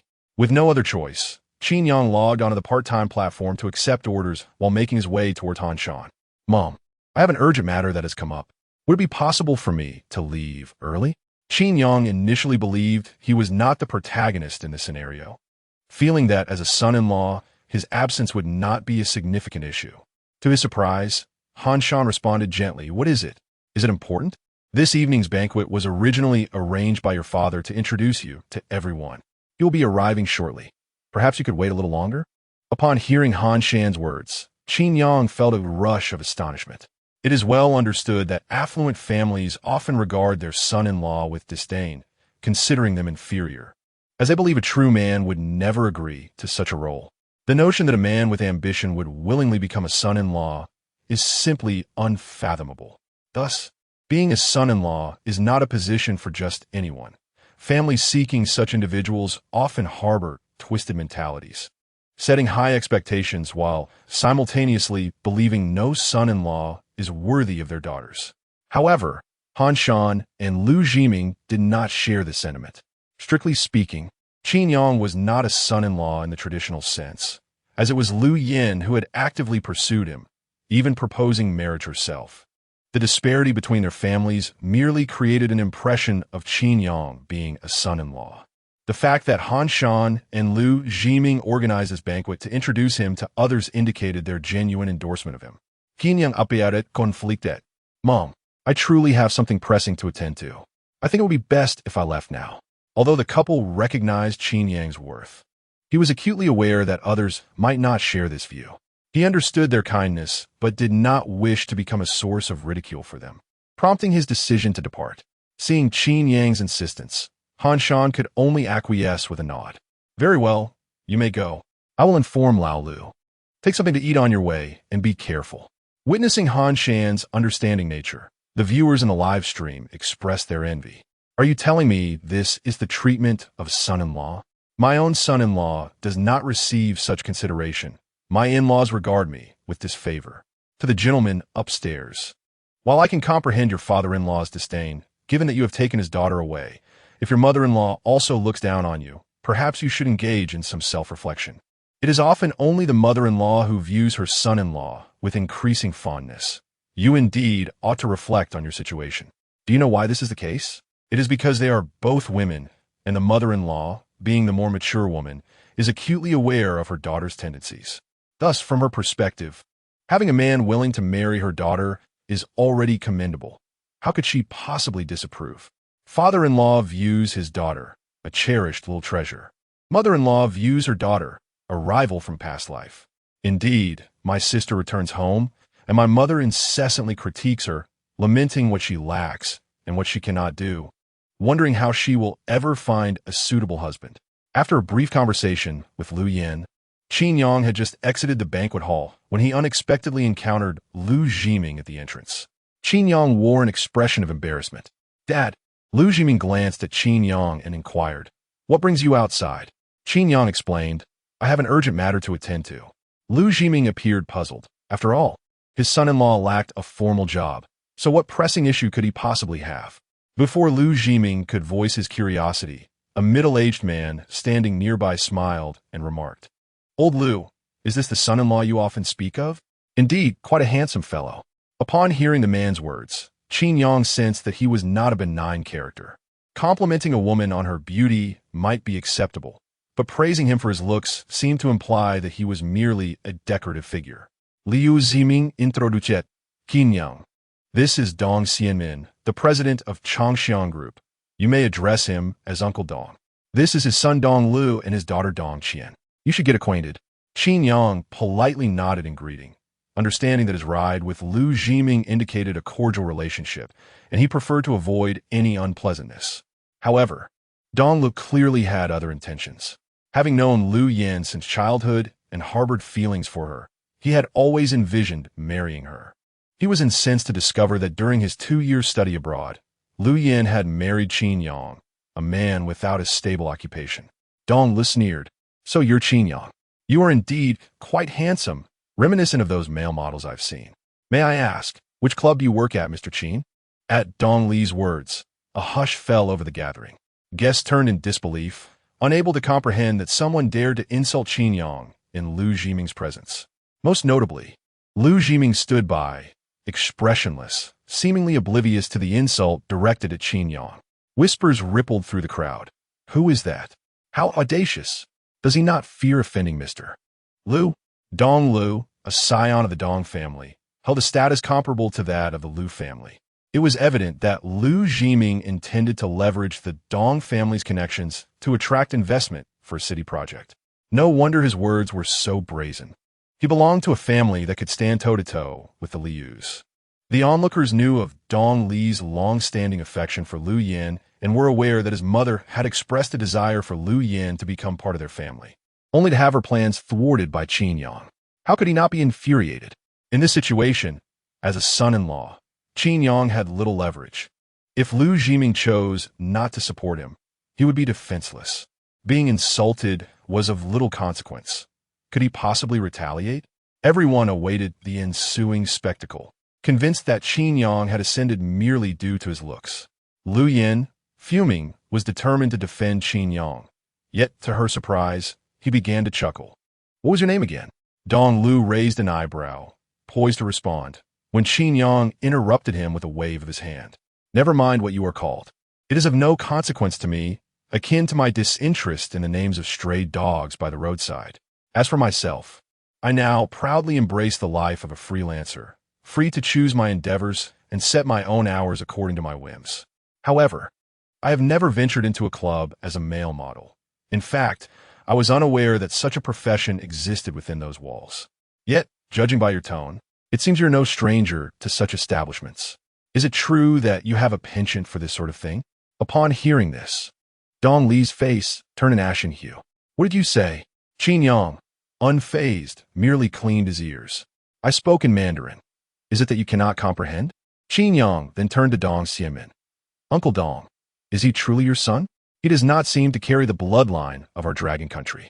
Perhaps you might consider taking him to a hospital for a checkup? Enough of this. I have matters to attend to. So please allow me to pass. Good dogs do not obstruct the way." Chapter 42. Are you certain you wish to purchase this model? Everyone was taken aback by Qin Yang's response. The live chat instantly flooded the screen. It turned out that Qin's tongue was quite sharp, and the audience relished the moment. Frankly speaking, that person deserved it. This was a banquet organized by his father-in-law, and he had the audacity to publicly berate his son-in-law, expecting no retaliation. It baffles me how such wealthy individuals can lack even the slightest semblance of decorum. One would assume they have received exemplary upbringing.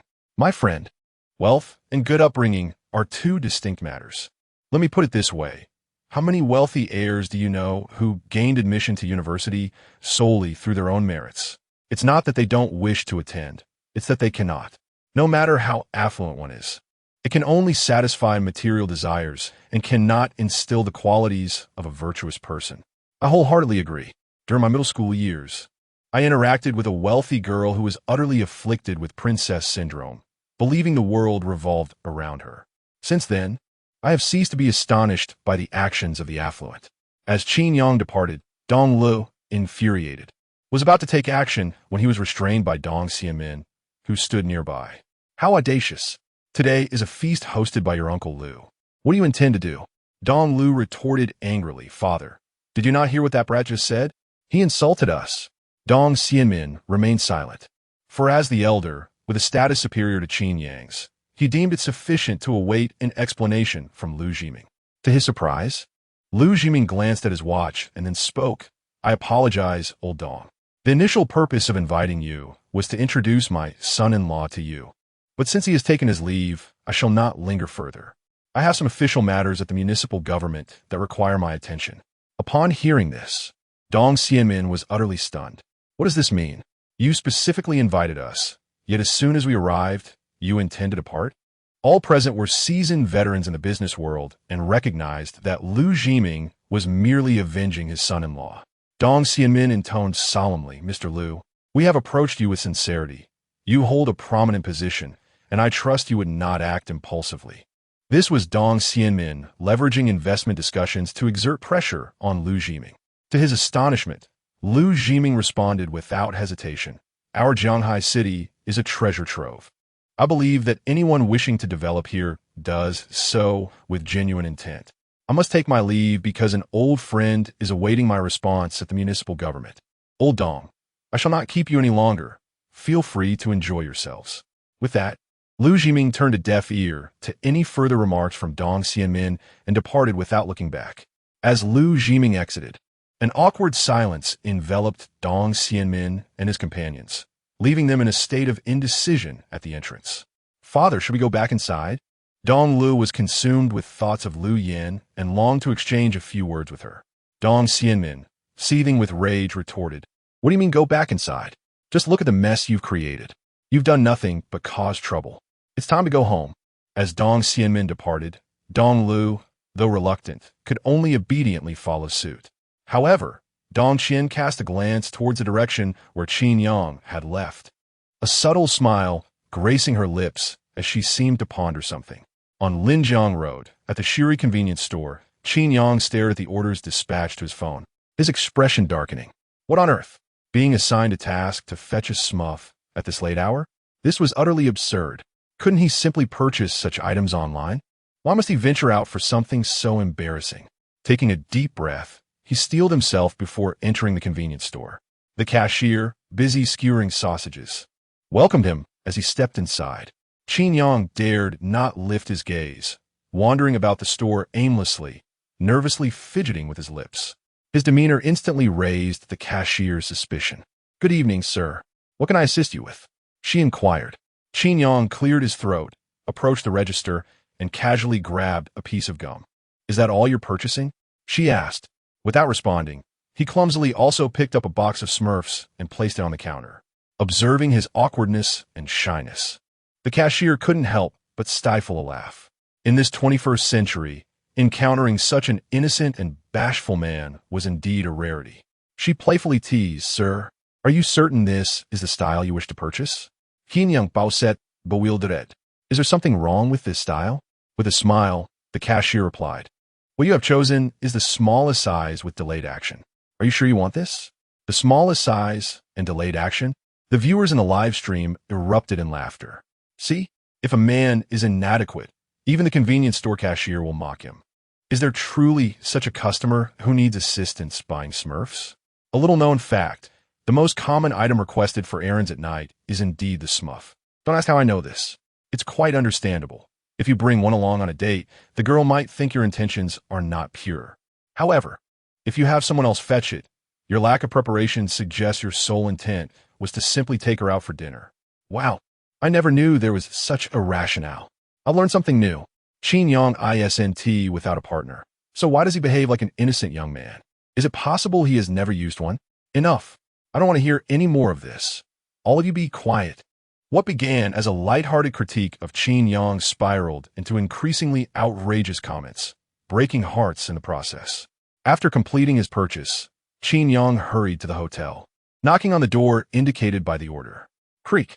The hotel door opened, revealing a man clad only in a bath towel. Who are you? I'm the courier. I brought the items you requested, Qin Yang replied. A smile immediately illuminated the man's face as he reached out for the items. Thank you, good sir. Just hand them over. Yet, as the man extended his hand, Qin Yang's pupils dilated in shock. To Qin Yang's astonishment, the man bore a tattoo of a venomous spider on his hand. Instinctively, he tightened his grip on the bag, yet the man tugged at it without success. A look of confusion crossed the man's face as he gazed at Qin Yang. Brother, what gives? Hurry and release it. I need to use it. Qin Yang, feeling somewhat awkward, replied, I apologize, but you haven't provided me with a pickup code yet. The company's policy necessitates verification before I can hand it over to you. The man furrowed his brow, expressing his irritation. Is it really that much of a hassle? It's just a trivial item worth a few bucks. Why would we need a pickup code? Qin Yang reminded steadfast. We have no choice but to adhere to company regulations. That amount is sufficient for my half-day of errands. Frustrated by Qin Yang's unyielding stance, the man cursed under his breath. What a ridiculous rule. Fine, just wait for me. I'll go inside and fetch my phone. Chapter 43. The ruthless widow spider. Seizing the moment when the man turned to retrieve his phone, Qin Yang hastily sent a message to Lu Yan. Subsequently, he pushed open the door and stealthily entered the room. The man was bending over, rummaging through a handbag placed on a chair, while on a hotel bed lay a young and beautiful woman, unconscious. Just as Qin Yang was about to approach for a closer inspection, the man, having located his phone, turned around and caught sight of the sneaky Qin Yang.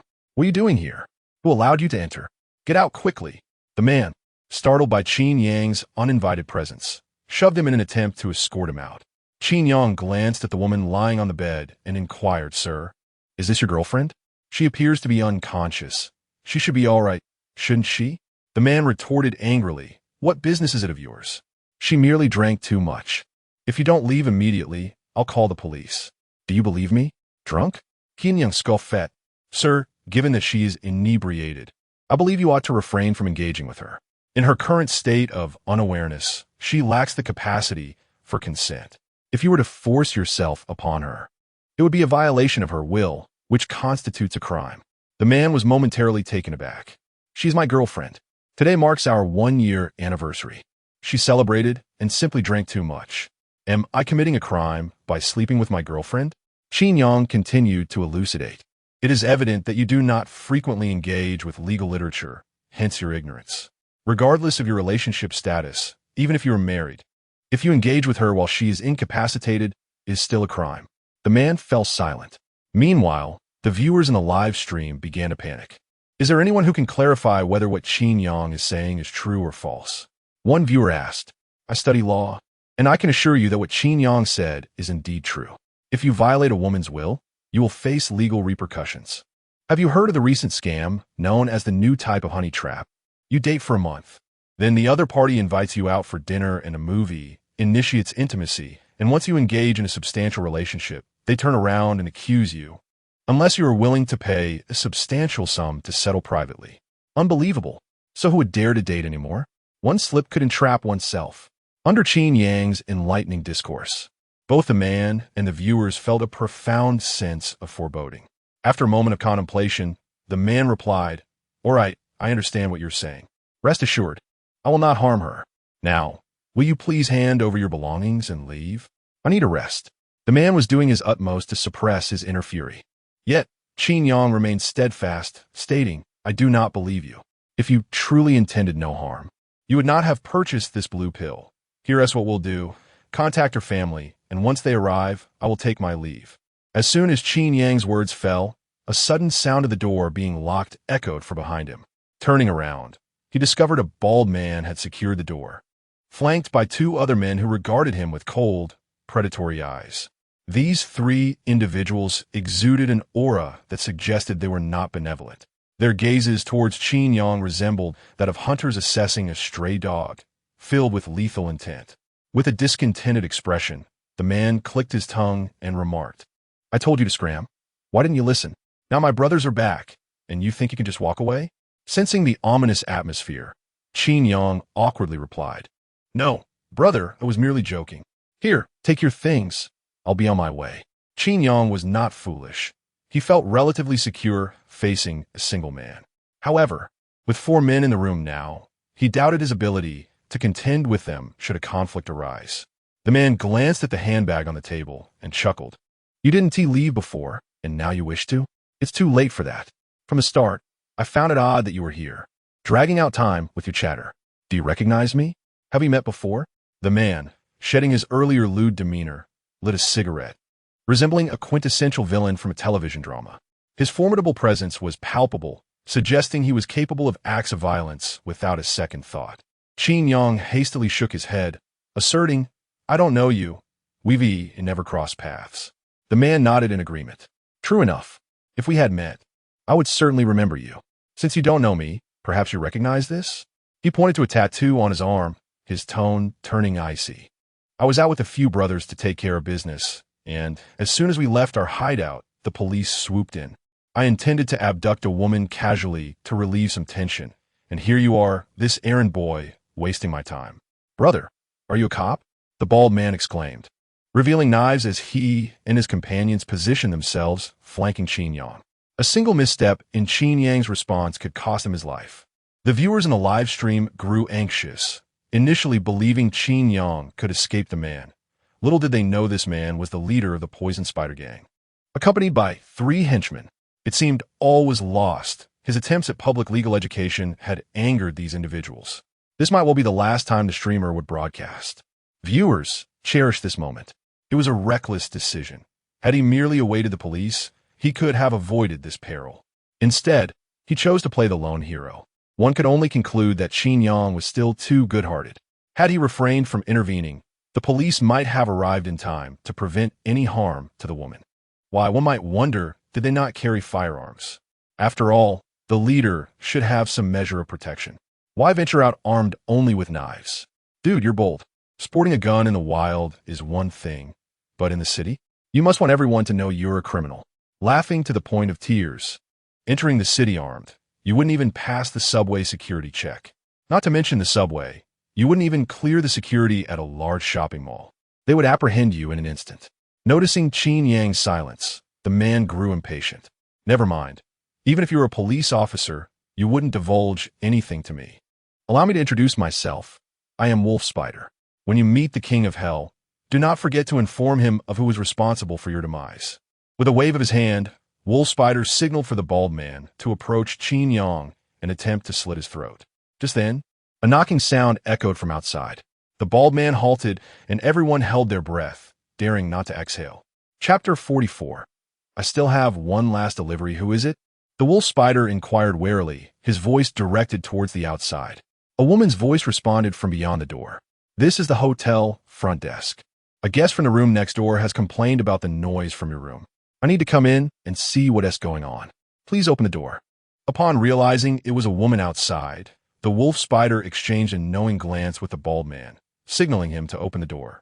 Before doing so, the Wolf Spider turned to Qin Yang with a smirk, advising, if you wish to avoid causing another death, I suggest you remain silent and stand aside. Do not utter a word. The woman posed no threat to them, and as long as Qin Yang kept his composure, it would be manageable.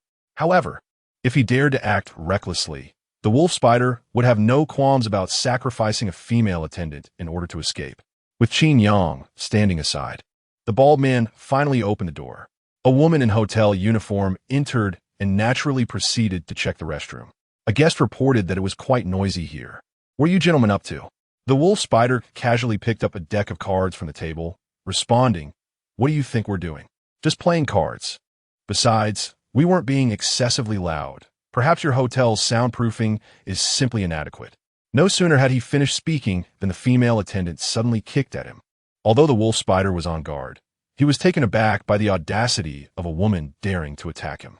Just as the bald man and his companions were about to react, Lu Yin, accompanied by several special police officers, burst through the door. "Police! Don't move!" The bald man and his companions, being fugitives, paid no heed to her warning and lunged forward with their knives. Lu Yin deftly stepped back to evade the dagger, then without hesitation shot the bald man in the thigh. He fell to the ground, clutching his leg in agony, and Lu Yin swiftly subdued him with a grappling move. The other two henchmen, attempting to assist, were quickly overpowered by the other officers. One of the henchmen, due to his hastiness in drawing his weapon, was shot in the chest, blood splattering onto Qin Yang's face. Realizing the situation had turned dire, the wolf spider leapt out of the window, bare-legged. After securing the bald man with her team, Lu Yin hurried to the window, only to discover a truck below filled with foam boxes. The wolf spider had leaped out just in time to use the boxes as a cushion, limping away. "Notify Sun Jia and initiate a pursuit of the suspect immediately. We cannot allow him to escape." After ensuring everything was in order, Lu Yin approached Qin Yang, producing a cloth to clean the blood from his face. "Qin Yang, was this your urgent matter?" Lu Yin exclaimed in frustration. Initially, she had assumed he had a legitimate emergency that caused him to leave the banquet abruptly, only to find him entangled once more with the poisonous spiders. How perilous! "You're not acquainted with these people, are you?" Noticing Lu Yin's suspicious gaze, Qin Yang hurriedly waved his hands in denial, eager to clarify. "My dear, what on earth are you saying? I sent you a message to come here. They just had a knife pointed at me. If you hadn't arrived in time, I might have already been a lifeless body." Qin Yang displayed a visage of fear, instinctively extending his arms to embrace Lu Yin. However, Lu Yin, with an expression devoid of emotion, pushed his face away. "Are you aware of the danger? If you know of the peril, why did you come to this hotel? Don't tell me you came here for a leisurely stroll." Qin Yang retrieved his mobile phone to show his order, explaining, "I merely came out to do a part-time errand. I never anticipated encountering such a situation on my very first task. I truly have no connection with them." Liu Yimreli gazed silently at Qin Yang, evidently accustomed to his justifications. The police in Jianghai City possess their own intelligence network. The members of the Poison Spider Gang are scattered across the nation, and more importantly, they operate with utmost caution and secrecy, being cold-hearted and ruthless individuals, making it nearly impossible for undercover agents to infiltrate. Thus, locating the Poison Spider members is exceedingly challenging. Even their intelligence network requires considerable time to piece together fragments of information to obtain a clue. Yet, Qin Yang repeatedly found the locations of the Poison Spider members. Is this mere coincidence, or does he truly have some hidden connection with these individuals? Feeling the scrutinizing gaze of Lu Yin upon him, Qin Yang was engulfed by a sense of dread. "My dear, why are you looking at me like that? Surely, you don't suspect I have any ties with those from the Poison Spider, do you? I have reiterated countless times that it is merely coincidence. I am truly innocent. I am your husband, lacking neither money nor anything else. There is no reason for me to associate with them." Witnessing Qin Yang's fervent defense, the viewers in the live stream erupted in laughter. Once or twice may be coincidence, but with you present at every scene, it's hard for us to believe this is mere happenstance. One must concede that Lu Yin is indeed an exceptional detective. After all, a competent and qualified detective must learn to question everyone around them, including their own spouse. Poison Spider, I too find it strange why this fellow refuses to vanish. Could he truly be one of us? The innate ability to capture is such. A person like Qin Yang, in the past, would have easily apprehended thieves as if they were mere chicks. Why do I say in the past? Is it not possible now? People nowadays wield firearms. Did you not see how brutally those who wielded knives were dealt with? In the past, if you encountered a bandit, you at least had a chance to escape. Now, with a gun pressed against your forehead, dare you attempt to run? Within 7 paces, a gun is swift. Within 7 paces, it is both accurate and swift. Lu Yin stated calmly, "Very well, I believe you. However, according to procedure, you must accompany me back to the station to provide a detailed account of why you were here and what transpired earlier." Seeing Lu Yin prepare to take him away, Hinyang grew anxious. He hastily pointed to the order on his phone, pleading, "My dear, I have one final order left, just 2 kilometers away, not far at all. May I complete this delivery before returning with you? Otherwise, I will incur a penalty of 100 yuan." Lu Yin was nearly amused to the point of laughter by Qin Yang. A mere 100 yuan? Just moments ago at the banquet, had Qin Yang indulged a little more, that some would have easily found its way into his stomach. Yet here he was, leaving everyone behind to run errands simply to earn that paltry amount. Lu Yin truly found herself at a loss for words regarding Qin Yang. "So, this was the last task, was it? Very well, we shall accompany you. Once it is completed, we will take you straight back to the police station." Qin Yang couldn't help but feel a mixture of exasperation and amusement. It seemed that no matter what, Lu Yin was determined to escort him back to the precinct for a cup of coffee. Although Qin Yang felt utterly helpless, he had no choice but to obediently follow Lu Yin into the police car. Chapter 45. An impossible tale. Experiencing a ride in a police car for errands was a first for Qin Yang. As he settled into the vehicle, the woman who had just pretended to be a waitress joined him. "Hello there, handsome. Allow me to introduce myself.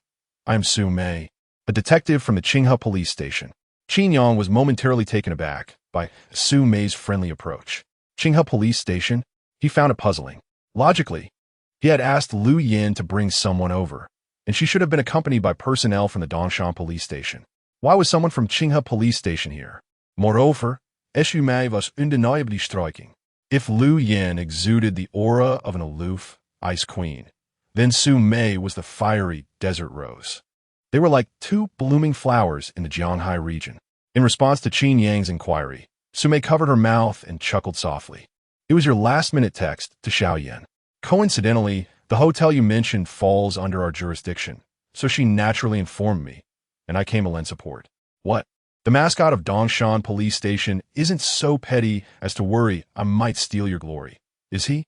Qin Yang forced a smile, feeling somewhat awkward. "Not at all. As long as we can combat crime, that's what truly matters. There's no need for divisions of yours and mine, right, dear?" Lu Yin merely huffed in response, choosing silence instead. Su Mei, however, continued to tease. "Xiaoyan, it seems your husband has a higher level of understanding than you do. Perhaps you should learn from him and stop trying to compete with me all the time. As he said, there's no need for divisions. Fighting crime is a collective effort." Lu Yin shot her a glare, but remained reticent. Each department has performance evaluations. Even traffic police tend to be stricter as the new year approaches, handing out more tickets than usual. Lu Yin vividly recalled the incident when they caught a suspected drunk driver, only for Su Mei to call her in a frenzy, insisting on taking the individual into custody, arguing that it was under her jurisdiction. That incident had sparked a brief Cold War between the two. Noticing the tension between Lu Yin and Su Mei, Qin Yang softly inquired, "Dear, how is your relationship with her?" Before Lu Yin could respond, Su Mei interjected, "Handsome? Does that even need to be asked? Just look at how beautiful we both are. We must be best friends." Lu Yin shot her a deadpan look. "Best friends? I wouldn't describe you as such. You were always competing for seats in college, and now you vie for performance metrics at work. You're practically my rival." To this, Su Mei did not take offense. Instead, she burst into laughter. "Xiaoyan, you're still so petty. I call a healthy competition which benefits us both. Don't hold on to these trivial matters. It's rather pointless. Besides, you didn't send me an invitation to your wedding. Have I ever brought that up?" Suddenly, Su Mei posed a mid-sentence. "Wait a minute. Why wasn't I invited to your wedding? Are you afraid I might steal your husband?" Su Mei's casual remark provoked an immediate shift in Lu Yin's demeanor, rendering it noticeably awkward. Su Mei, quick to perceive the underlying tension, realized her offhand comment might have struck a chord. Her eyes widened in realization. So this is how you truly feel. Lu Yin, I must admit I misjudged you. Do you really consider me the sort of person who would usurp another's affection? Rest assured, that man is yours. I shall not entangle myself with him in any manner. After this endeavor, our paths will surely diverge. The viewers in the live stream Witnessing the playful banter between the two beauties were filled with envy. It was evident that this police flower, Su Mei, genuinely valued her relationship with Lu Yin. Yet it was equally clear that Lu Yin remained on guard against her, eliciting laughter from the audience. How authentic. My best friend and I share a similar dynamic. Despite our close bond, we often find ourselves in competition, convinced that the other possesses something superior. I cannot quite fathom why this is the case. Isn't it perfectly normal? Men are no different. They fear their brother's misfortunes, yet envy their success. Ideally, everyone would share a humble joy, for such camaraderie endures the test of time. Have you not heard the saying? Guard against fire, theft, and your closest friends. When you consider someone a confidant, you may find them pilfering your very home. This occurs far too often. Qin Go is truly fortunate, seated as he is between two beautiful women. I envy him immensely. As the viewers engaged in lively discussion, the vehicle arrived at its destination. In order to avoid alarming anyone, Lu Yin brought only those dressed casually to accompany Qin Yang, ensuring his safety. Qin Yang's delivery consisted of a pack of cigarettes and 3 bottles of beer. He glanced at the delivery address, hoping this time would present no complications. Cotton Spinning Factory, residential area. Yu Lao Lu sat in a chair, incessantly scratching at his neck. The mechanic glanced at him, frowning as he remarked, "Are you experiencing withdrawal? Focus on the game instead of fidgeting around." The mechanic's words only exacerbated Yu Lao Lu's discomfort. Indeed, he was craving a cigarette. He had sent someone to fetch some, but it had been over 10 minutes and they still had not arrived. I shall certainly leave a poor review. Big Brother Ma Zi gave him a sidelong glance. What kind of review? Are you unaware of how sensitive our situation is here? It was a rare kindness for me to allow you to send someone. If you attract trouble, I will be the first to dispose of you. Yu Lao Lu pursed his lips, deciding against further comment. After all, their positions were precarious, and the factory was equally unique. As Big Brother Ma Zi had stated, if trouble arose, their lives would be at stake. Just as the three were preparing to resume their game, a sudden knocking echoed from outside. Instantly alert, the trio tensed. With Yu Lao Lu drawing a gun, Ma Zi shot him a glare. Are you trying to get us killed? Put that away. Discharging a firearm in the city would expose our identities. Ma Zi tossed 2 wooden sticks to his companions, signaling them to take positions on either side, prepared to act should the situation require it.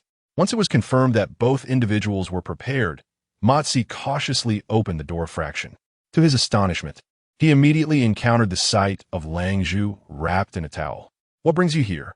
Ma Zi furrowed his brow, a foreboding sensation creeping into his mind.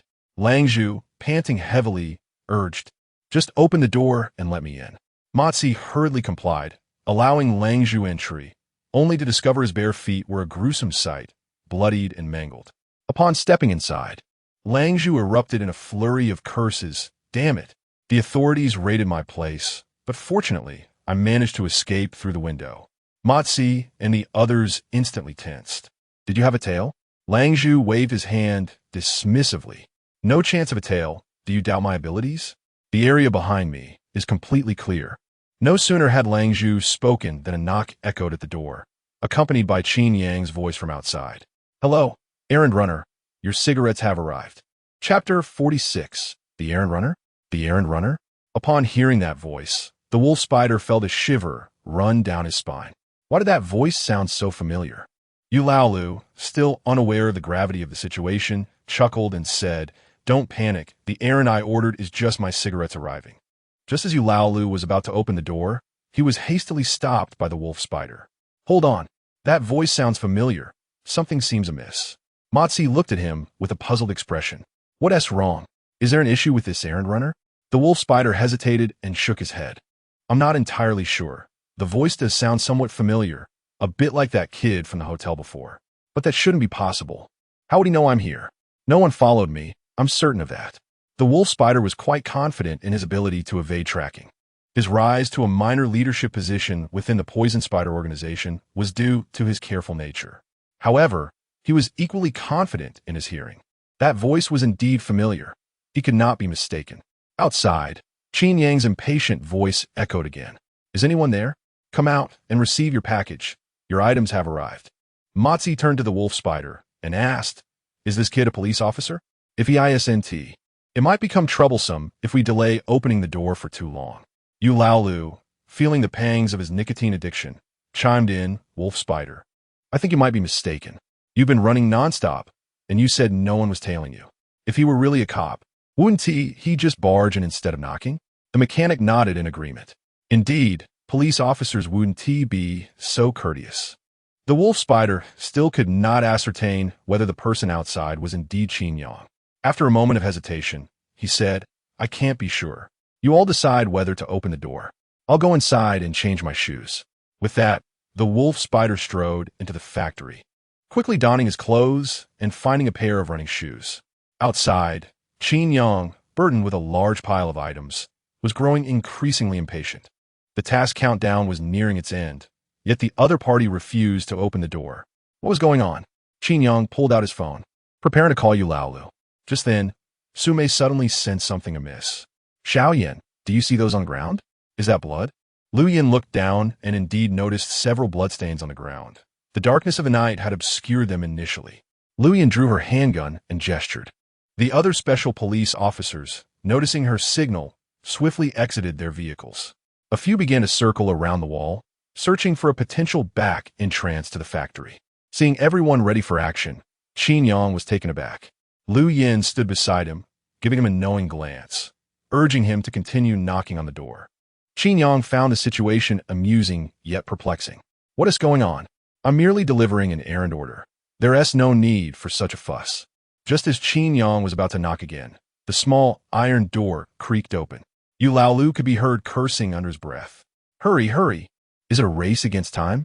Before Yu Laolu could finish his words, the iron door was forcefully kicked open by Lu Yin. The door slammed heavily against Yu Laolu's face, causing tears and snot to stream down. In a fit of exasperation, before Yu Laolu could utter another word, Lu Yin pushed Qin Yang aside and charged in with the special police. Everyone freeze. This is the police. The mechanic was pinned to the ground by two special police officers. Just as the scarred man was about to retaliate, Lu Yin delivered a swift kick to his groin, rendering him incapacitated and kneeling in agony. Wolf Spider had sensed the impending chaos. The moment Lu Yin kicked open the iron door, he bolted, running faster than ever in his new shoes, managing to evade the pursuing special police. The viewers in the live broadcast could not help but comment on the spectacle. You were told not to move, but you wouldn't listen. Now look at you, receiving a kick and finally complying. Ouch, that kick seems rather severe. Getting struck in that area must be excruciating. It doesn't just hurt, it feels like a near-death experience. Oh, how I adore the valiant Lu Yin. Mom, please kick me too. Who is that pervert upstairs? Someone get him out. That Wolf Spider has some skills. His escape techniques are top-notch, as slippery as an eel. After Lu Yin and her team searched the factory and confirmed there were no other individuals present, they returned to the entrance to interrogate the scarred man and his companions. Now, where are the others? The scarred man feigned ignorance. What others? We are law-abiding citizens and have no idea what you are talking about. Lu Yin scoffed coldly. You won't shed tears until you see the coffin. Roll up their sleeves. The special police moved forward, rolling up the sleeves of the three men, revealing the tattoos of the Poison Spider Gang for all to see. The live chat exploded with comments. Those tattoos, they're definitely part of the gang. It's difficult to comprehend why these individuals, fully aware that their actions could lead to dire consequences, still choose to tattoo themselves.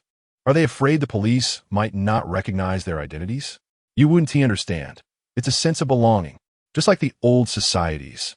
If you don't have some tattoos, how can I know you're one of us?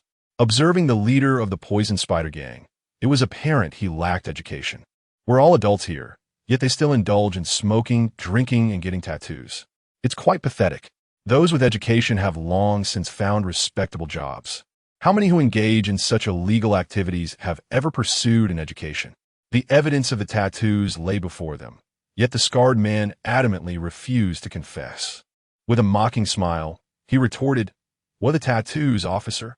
Is there any law in our country that states tattoos are illegal? If I choose to tattoo a spider on my hand today and a portrait of Guangong on my back tomorrow, will you sentence me for that? If you don't provide us with an explanation today, we will file complaints against you. None of you will escape unscathed, and you will all face repercussions. Standing to the side, Su Mei approached Lu Yan. Xiaoyan, perhaps we should take them back first.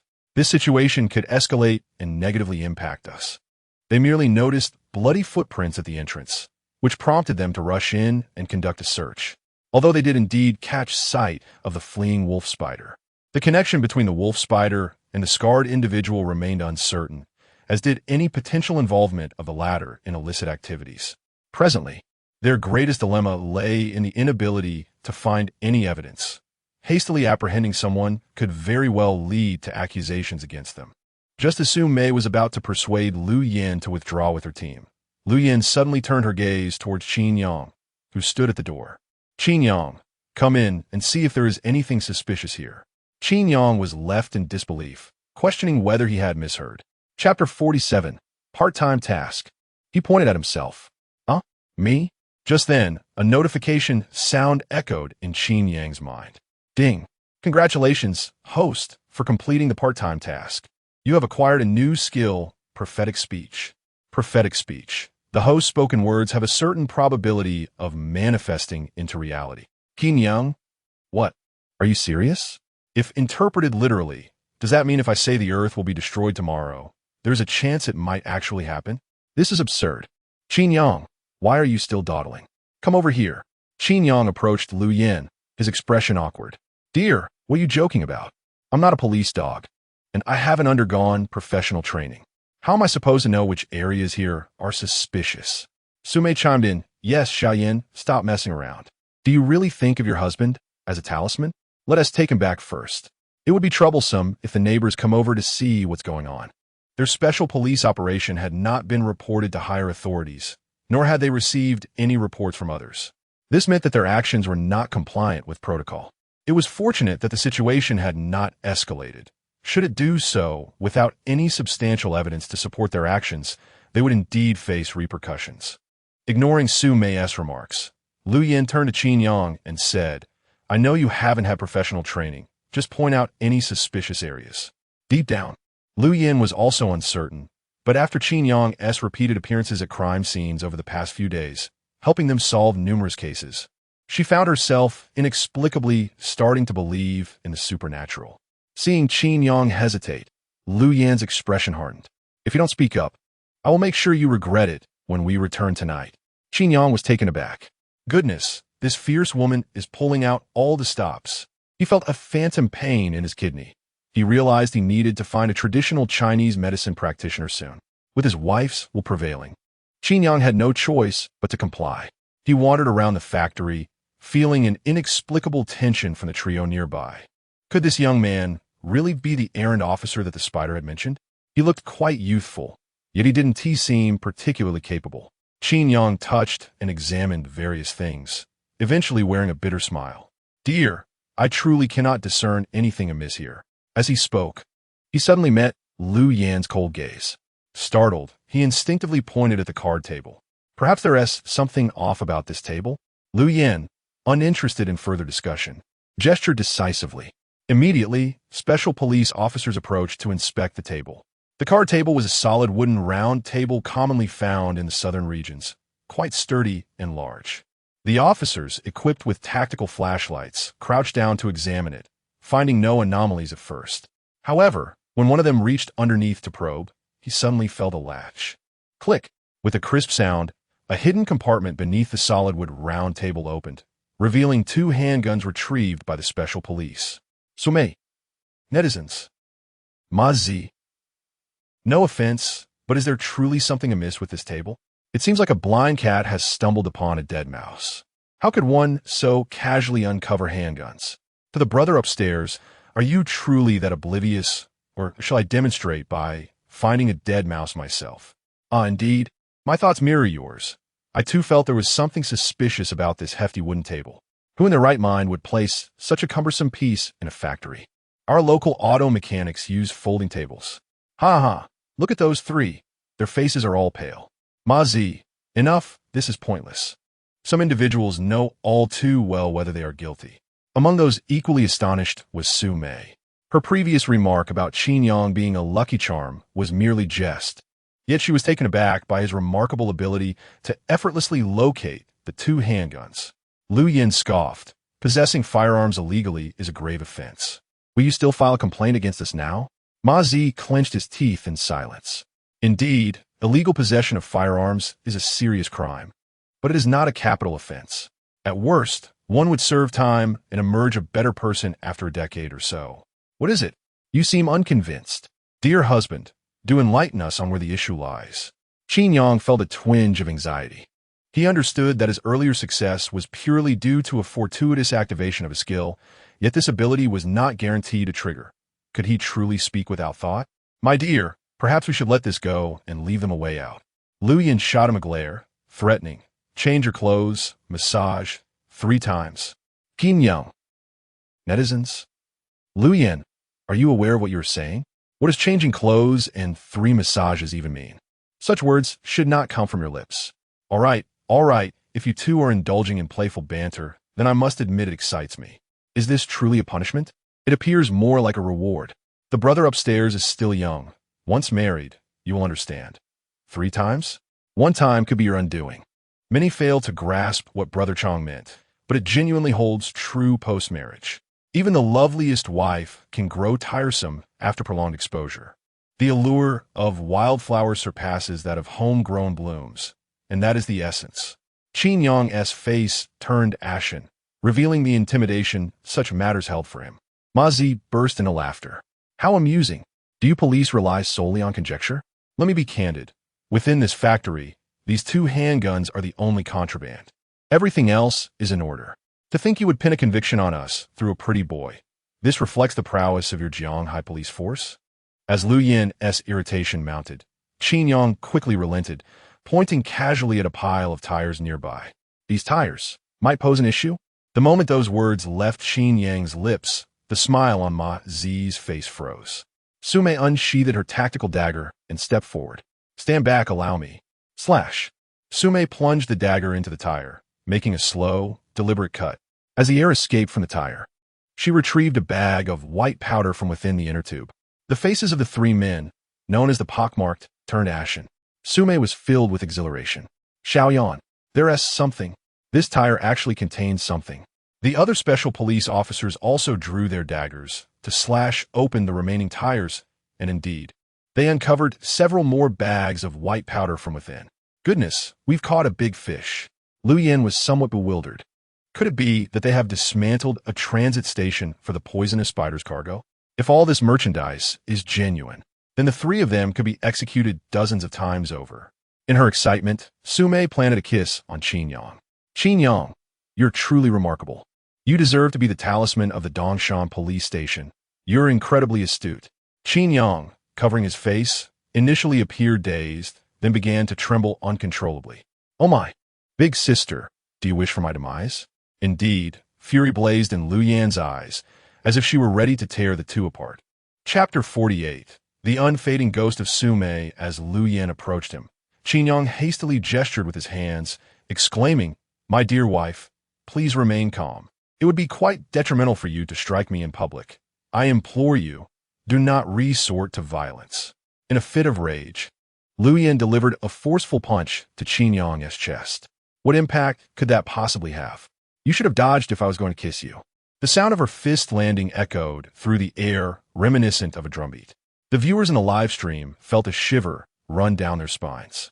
Goodness, that punch was undeniably real. She truly struck her husband with great fervor. It brought to mind my own school days when I had once tugged at a female classmate's strap, only to receive a similar response. In truth, being punched like that wasn't particularly painful. A proper punch would have been far worse. Sume's antics were rather cruel. She kissed Qin Dog. It was Qin Dog who ended up being struck. What a tragic fate. Qin Yang, perplexed by the unexpected blow, finally comprehended why Lu Yin harbored such disdain for Sume. How outrageous! Is this how one expresses gratitude? It's as if one is courting disaster. Fortunately, the discovery was significant enough that Lu Yin had little time to settle the score with Qin Yang. She merely instructed him to return home, take a shower, and wait, while she escorted Matzi and the others back to the station. If it were merely the illegal possession of firearms, it would be one matter. The crime would not warrant death. However, With the significant quantity of drugs found concealed within the tires, the nature of the situation had escalated dramatically. How did these items come to be smuggled in, and who were they intended for? These were the crucial lines of inquiry that required immediate attention. The following day, at noon, when the live stream resumed, Luyan had already donned her police uniform and was on duty. Qin Yang lay sprawled on the bed in a starfish position, his gaze vacant, utterly devoid of desire for life. Observing the assortment of clothing and paraphernalia strewn about the room, the viewers could easily surmise the intensity of the previous night's events. Is the host still alive? Should we call the police? Call the police for what? Have you forgotten that our Luyan is a police officer? How tragic. Is this truly the price one pays for a kiss from a close friend? Must it be so harrowing? One should never underestimate the competitive spirit among women. If I were Luyan, I would consider it a loss if Qin Dog even needed to lean against the wall while using the restroom today. As a child, I am curious and ask, isn't Sister Luyan a police officer? Why are there uniforms for nurses and flight attendants by the bed? It's best that children refrain from prying into adult matters. Hurry and complete your homework. What is the true essence of existence? Who am I? Whence do I come? And whither am I bound? Lying on the bed, Qin Yang began to contemplate the meaning of life. Just as he was on the verge of achieving enlightenment, his phone rang. Old Qin, you haven't forgotten what I told you, have you? Don't be late for the class reunion today. Qin Yang rasped, I'm not feeling well today. Could we possibly reschedule? Chao Lingyun erupted in frustration over the phone. Not feeling well, my foot. We agreed on this beforehand. You can't back out now. Are you at home? Wait, I will come and pick you up.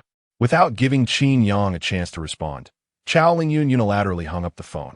Realizing that he could not escape this predicament, Qin Yang rose from his bed to wash up and change his clothes. With the bedroom in such disarray, he certainly could not allow Chao Lingyun to come in and witness the aftermath of the torment he endured the previous night. Qin Yang was not particularly concerned with clothing combinations. He believed that as long as the garments were clean and loose, they sufficed.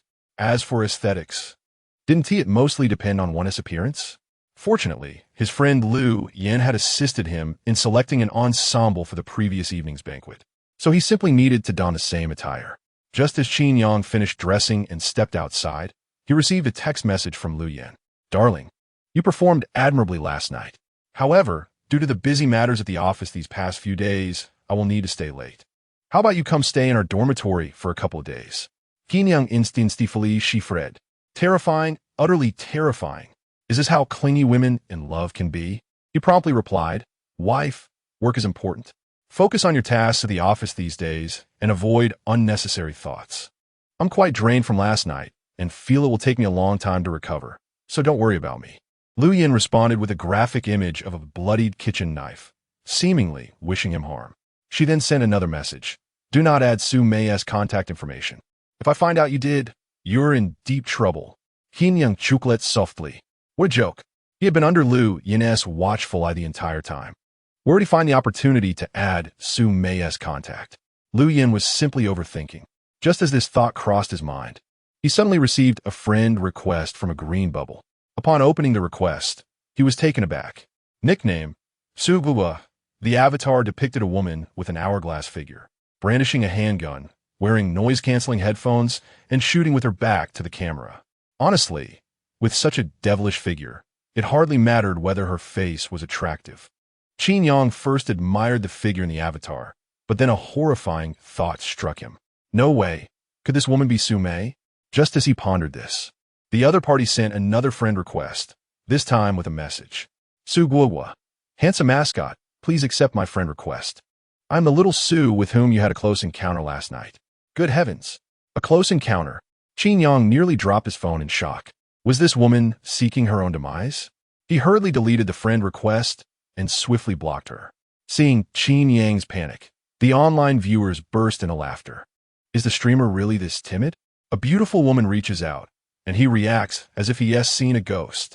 While it's indeed a stroke of luck to receive a friend request from a beauty, what if that beauty happens to be your wife as close friend?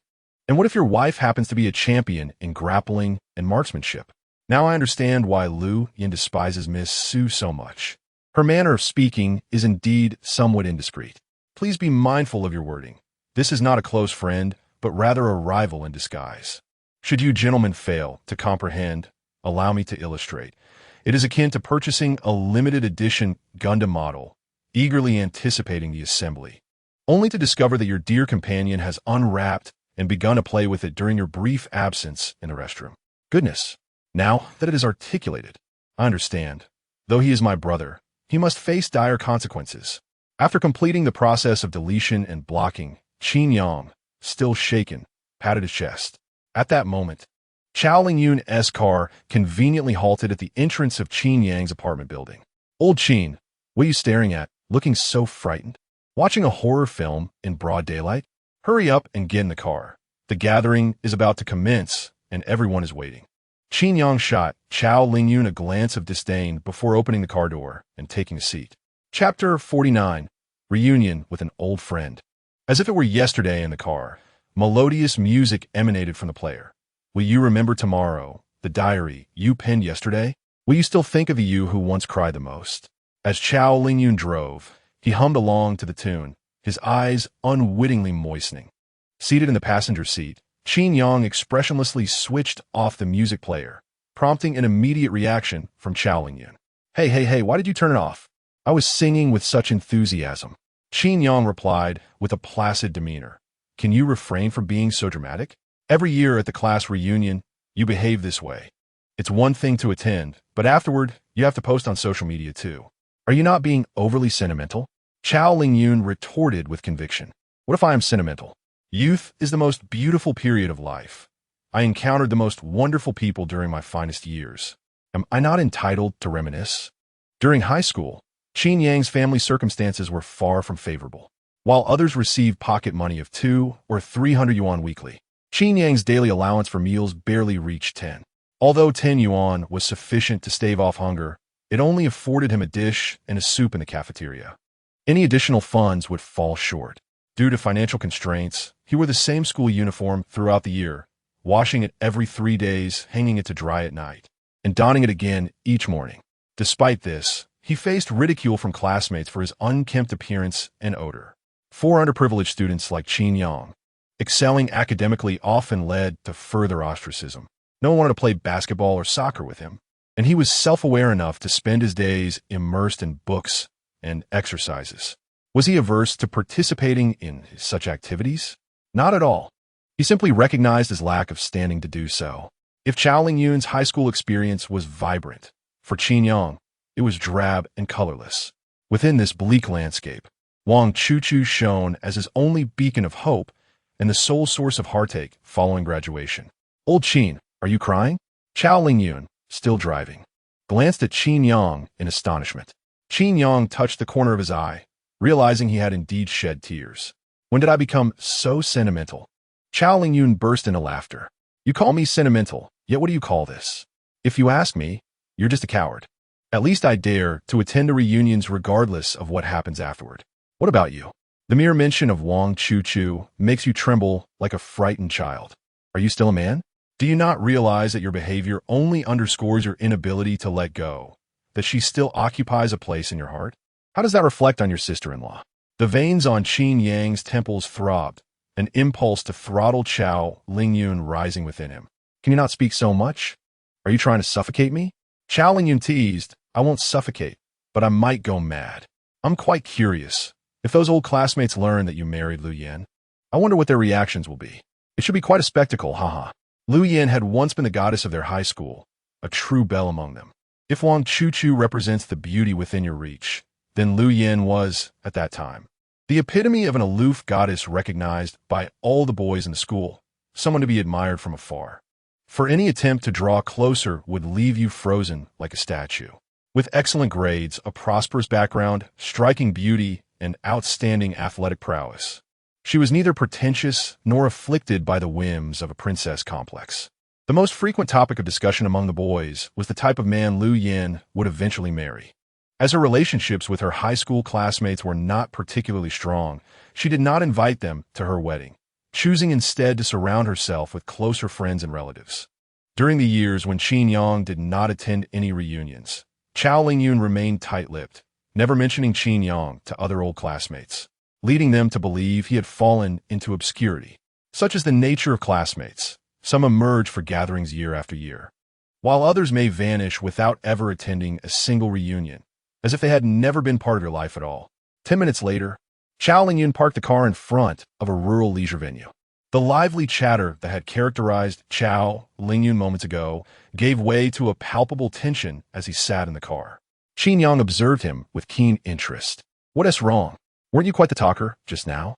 Have you suddenly turned mute? After chewing on a few pieces of gum, Chao Lingyun exhaled towards Qin Yang. Old Qin, why don't you check if I still have bad breath? Qin Yang promptly pinched his face. Get lost. I'm not interested in that nonsense. Chao Lingyun was almost on the verge of tears. Who the hell wants to engage in that? I'm just about to meet Shinming. It would be dreadful to speak to her with foul breath. Qin Yang was incensed. Get out. It's fine if you stink up yourself, but not her. Hurry up and exit the car. Stop causing a ruckus. He flung open the car door and stepped out, only to encounter a group of old classmates cheerfully entering with hot pot ingredients in tow. Upon noticing Qin Yang adjusting his outfit, everyone froze momentarily. Qin Yang? That's him, right? Oh my, he has come to the reunion? Didn't we hear he couldn't find a job after graduation and went to Myanmar? How is he dressed like this? Has he become a big boss? He looks so handsome, just the same as he did in high school, without any changes at all. The high school female classmates gazed at Qin Yang with astonished eyes, excitement surging among them as the flames of gossip ignited. The smiles of the boys who had once bullied Qin Yang stiffened, their expressions awkward. They had never anticipated that the impoverished boy they had once toyed with would now appear at a reunion in such an elegant suit, effectively slapping their faces with his success. Amidst the crowd, a tall, graceful girl quietly observed Qin Yang. Their eyes met, and an indescribable sensation transcended time and space. They say that a day apart feels like 3 autumns. Yet, upon their reunion, it felt as though they had only just graduated and parted ways yesterday. Long time no see, classmate Qin. Wang Chuchu was the first to speak, her smile as gentle and serene as ever. She tucked a loose strand of hair behind her ear, her gaze dropping shyly, unable to maintain eye contact with Qin Yang. Qin Yang scratched his neck, feeling somewhat awkward as he replied, It has indeed been a long time since we last met. Initially, he intended to offer a casual greeting and move on, but unexpectedly, Wang Chuchu lifted her head, summoning her courage to ask, I heard from Chao Lingyun that you have been in Jianghai. Why didn't you attend a class reunion? As soon as Wang Chuchu posed her question, the viewers in the live stream erupted with excitement. What a bold move right from the start. This girl appeared quite demure, yet her words were remarkably audacious. It was not merely an inquiry about his absence from the reunion. It was clearly a question about why he hadn't come to see her. There was a story behind this. Well, it seems that Qin Yang has some romantic entanglements outside, and now they're a spectacle to behold. What are you waiting for? Call Lu Shun. Another woman is vying for her husband, and she needs to come prepared. This is exhilarating, my friends. I relish such dramatic scenarios. It's simply delightful. Chapter 50. A lesson through brutality in response to Wang Chuchu's probing inquiry. Qin Yang remained silent, his demeanor contemplative. Just as a tense silence enveloped them, a classmate clad in an exquisite suit approached, wrapping his arm around Wang Chuchu's waist. Chuchu, he began, Qin Yang has always been a maverick. It is not unusual for him to abstain from our reunions. Do you not recall the bitter melon and egg dish from our high school cafeteria? None of the students had an appetite for it. Yet Qin Yang savored it with delight. As he uttered these words, the boy shot a sardonic glance at Qin Yang. Qin Yang, failing somewhat awkward, replied, I wasn't aware you would be attending, hence I refrained from ordering that dish. After all, its bitterness is not to everyone's taste. However, since you're here as the host, I must ensure you are well catered to. Xiao Lu, please inform the kitchen to prepare another serving of bitter melon and eggs, ensuring a generous portion, for our esteemed classmate enjoys it. The speaker, Qian Tong, hailed from a wealthy family that operated hotels and agritourism businesses. In an era when most were still using basic communication devices, he flaunted the latest model of Nokia, and his musical tastes were accompanied by an Apple MP4. While other children dined in the cafeteria, he indulged in fried chicken and fries with every meal. Although these luxuries may seem trivial in retrospect at the time, A mere flick of his fingers could command a legion of admirers eager to fawn over him. Regrettably, despite his affluent upbringing, Qian Tong's academic performance was dismal. He struggled even to pass his language classes, let alone gain admission to a university. Consequently, his father invested in sending him abroad for a gilded experience. And, judging by his current circumstances, one might surmise he has fared reasonably well. Seeing Qian Tong embrace Wang Chuchu shocked Zhao Lingyun, who remarked, "Are you two involved?" Wang Chuchu attempted to distance herself, but Qian Tong took her hand and planted a kiss upon it. "Ah, your powers of observation remain impeccable, Lao Chao," he chuckled. "Indeed, I have gathered everyone not solely for a reunion, but to announce a momentous occasion. Wang Chuchu and I are engaged. The venue and date for our wedding have been secured, and I shall send out invitations for all to attend." Upon hearing this revelation, the others were left in stunned disbelief. It was common knowledge that during their high school years, Wang Chuchu had held a profound disdain for individuals like Qian Tong, arrogant and unambitious, lacking both capability and virtue. How had she come to the decision to wed someone of his ilk? Viewers in the live stream could not help but express their dismay at the unfolding scene. "This is disheartening. Such a fine woman is being led astray. I cannot fathom why women are drawn to men like him. Qian Tong lacks both charm and decorum. What could she possibly see in him?" The answer was painfully clear. It was the allure of wealth. What, after all, could be the appeal? The intensity of youthful love often stems from the absence of worldly pressures, rendering emotions pure and genuine. Affection is rooted in the appreciation of the individual, rather than material possessions. However, the landscape shifts dramatically once one enters the workforce. As a man, you are naturally drawn to beauty. So it is hardly surprising that women seek wealth. It is merely a reflection of maturity that emerges once one enters society, understanding the distinction between essentials and luxuries. This reminds me of a particularly stunning girl who transferred to our class during my sophomore year, her skin glowing under the sun. Unfortunately, she was lured away for a night by an athlete with nothing more than a spicy hot pot. I suspect that my feelings now mirror those of Qin Yang. Wang Chuchu, our class's academic monitor, ranked third in academic performance. Her dream once was to become an exceptional journalist, fighting on the front lines of news, reporting to unveil the truth to the masses. Yet at this moment, she has transformed from an aspiring dreamer into a gentle wife of wealth. Her peers, astute as ever, approach to offer their congratulations, showering her with auspicious phrases, wishing her early parenthood and a long, harmonious life together. The joy on her face was almost radiant, while she discreetly cast a glance at Qin Yang, her eyes reminiscent of Jiao Chan gazing at Elbu. Zhao Lingyun patted Qin Yang's shoulder, sighing, "Old Qin, I'm sorry, I didn't foresee this." Qin Yang's expression abruptly shifted to one of seriousness, startling Zhao Lingyun. "Old Qin, don't act impulsively. You have a good life now. There is no need to do something irrational for an unattainable dream." Qin Yang's unease did not go unnoticed by Qian Tong, who smiled and remarked, "What's the matter, Qin Yang? You seem rather unhappy. Aren't you going to offer us your blessings?" Wang Chuchu tugged at Qian Tong, attempting to free her hand, but he held on tightly, intent on forcing a confrontation between her and Qin Yang. Qian Tong was eager for Qin Yang to retaliate. After all, his years of Taekwondo training were not in vain. He envisioned the potential outcomes, imagining how Qin Yang, in a fit of anger, might push him, only to be taken down by a swift kick. Should he then assist Qin Yang to demonstrate his magnanimity, allowing Wang Chuchu to fully grasp the disparity between herself and Qin Yang? The more he contemplated, the more satisfied he became, his grin widening. He even shifted his right foot back, ready to strike at any moment. Just then, Qin Yang unexpectedly approached the stone platform, seizing a butcher's knife resting on the counter. Qian Tong's expression drained of color as he trembled, pointing at Qin Yang. Hey, what are you doing, Qin Yang? Calm down. It's not worth it over a woman.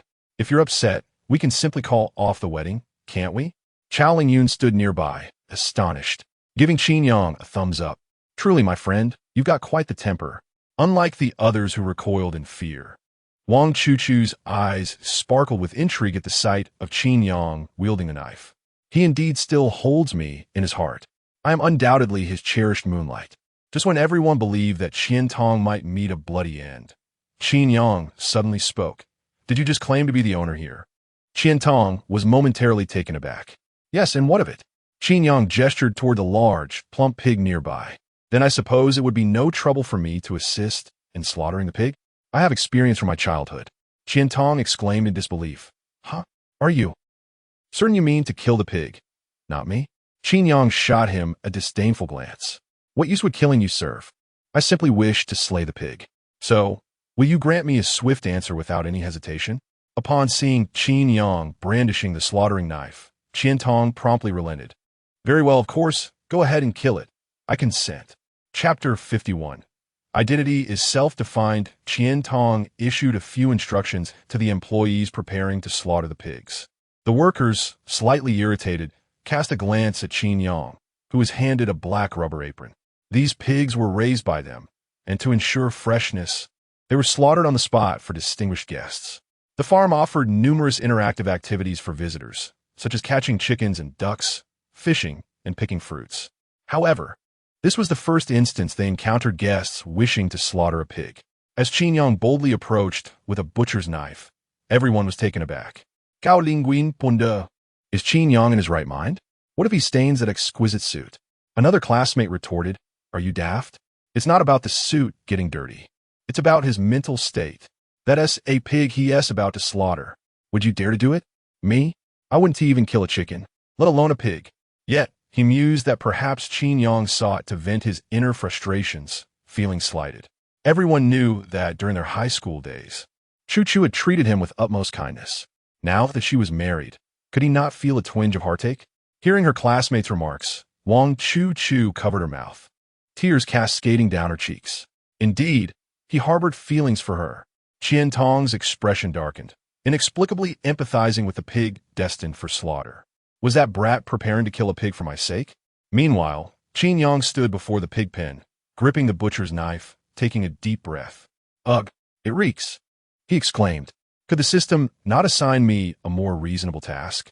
Why was Qin Yang suddenly intent on slaughtering a pig? Was it truly out of anger? Not quite. Though he cherished Wang Chu Chu's kindness, it was merely a memory.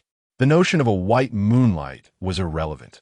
Whatever affection he once felt pertained to the past, and had little bearing on the present Wang Chu Chu. His current actions stemmed entirely from the system's recent task notification. Ding! You have triggered a temporary task. Please check it.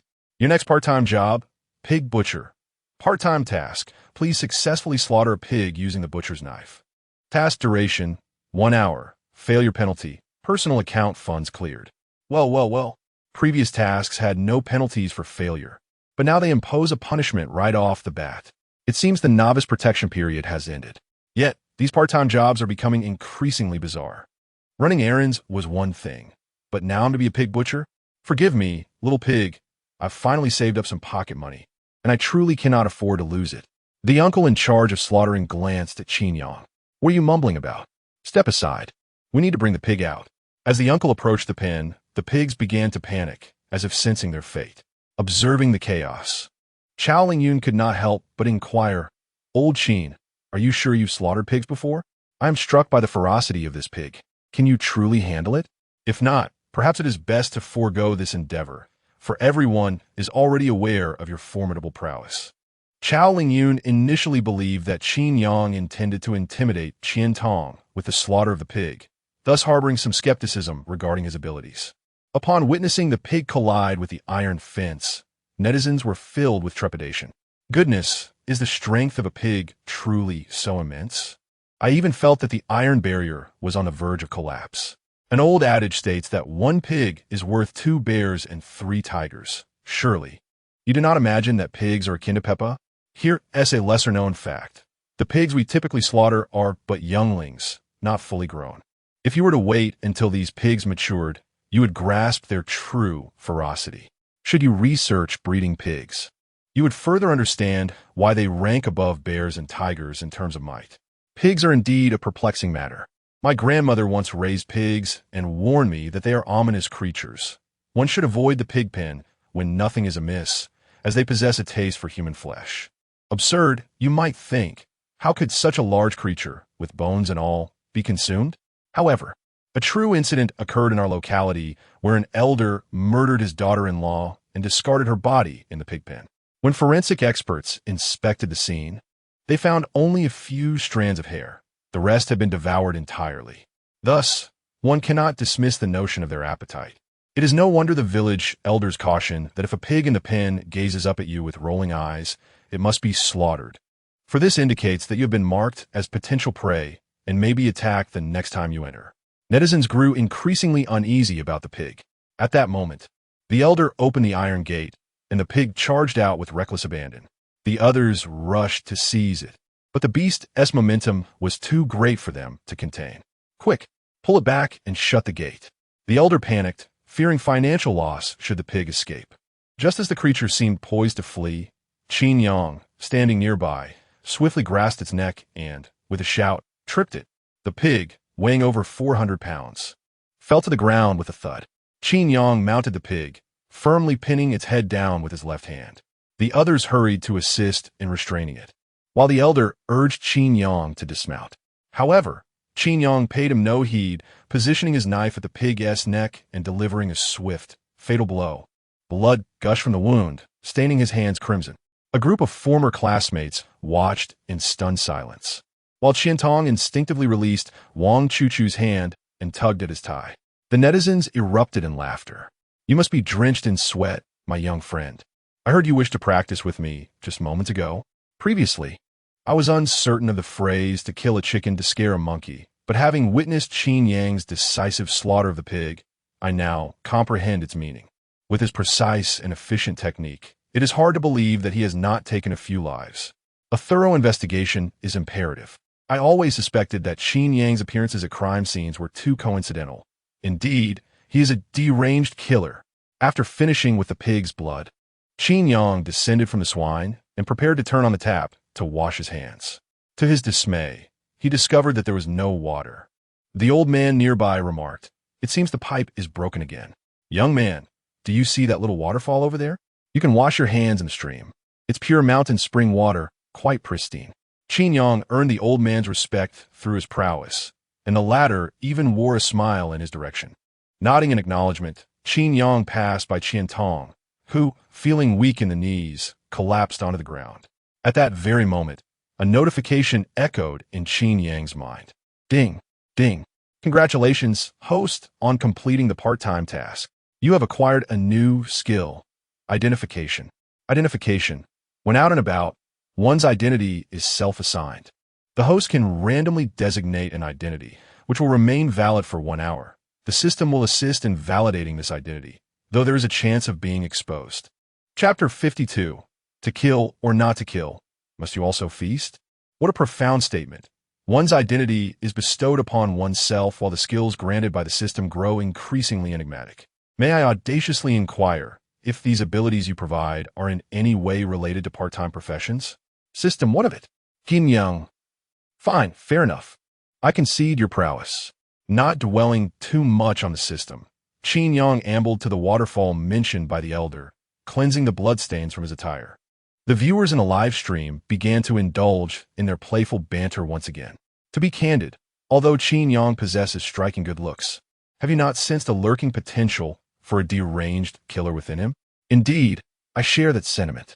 Is it not often depicted in films that impeccably dressed individuals are the most likely to be the genteel fiends? The more handsome they are, the more twisted their psyche. In the wilderness, beneath the waterfall, a dapper gentleman kneels by the brook, scrubbing the blood from his sleeves. You may ponder Qin Yang's true identity without my elaboration. Thus, one might speculate that Qin Yang's marriage to Lu Shun is not merely for affection, but rather a strategic maneuver to infiltrate the police force, leveraging Lu Shun to access confidential information and obscure his murderous intentions. Goodness, your assertion holds a semblance of truth. Otherwise, how could he consistently appear at the crime scenes? That seems rather implausible. Initially, the viewers were merely jesting, yet as the conversation unfolded, their thoughts grew increasingly extravagant. Within the precinct, Sun Jia and several female officers sat with takeout boxes, indulging in their meals while watching Qin Yang's livestream. Upon witnessing the conjectures in the chat, they were left dumbfounded. Why does it feel as though the comments from these viewers carry a hint of reason? Could it be that my brother-in-law is indeed a deranged killer? Sun Jia cast a disapproving glance at Lu Qian and remarked earnestly, "What nonsense! With our Xiao Yin Jie keeping him in check, how could he possibly be a deranged killer? I would argue that Xiao Yin Jie herself is the true monster, with countless lives stained on her hands. Consider how Xiao Yin Jie once instructed my brother-in-law. Always empty his magazine before departing. Is terrifying, utterly ruthless. Curiosity is inherent in human nature. And Sun Jia possesses a particular fondness for gossip. Whenever she finds herself with idle time, she relishes watching Qin Yang's live stream, even holding the honorary title of the leader of his fan group. After all, Qin Yang is the mascot of their precinct, and Lu Yin is her superior, her professional idol. Watching Qin Yang's live stream is akin to following the daily lives of two remarkable individuals, far more captivating than any television drama. Not to mention, with Qin Yang's recent surge in activity, almost every significant case within the precinct is intertwined with him. If she could uncover a case or two while enjoying the live stream, it would surely facilitate her ascent within the department. Lu Qian interjected, "Xiao Jia, it may not be prudent to portray Xiao Yin Jie in such a light. After all, that concerns their private lives." Sun Jia dismissed her concern. "I am merely recounting events from the live stream, not encroaching upon their privacy. However, my brother-in-law is indeed impressive. A natural-born live streaming prodigy. Within mere days of launching his channel, he has amassed over 100,000 followers." Song Wei curiously inquired, "I have always wondered how my brother-in-law manages to live stream without anyone around him seeming to be aware of it." Sun Jia chuckled softly. "Remember when our bureau acquired a new batch of live streaming equipment? There are beauty contact cameras, pinhole cameras, watch cameras, and shoe cameras, all product from sister Xiao Yin's company. You're also familiar with the drones that have recently been flying off the shelves, right?"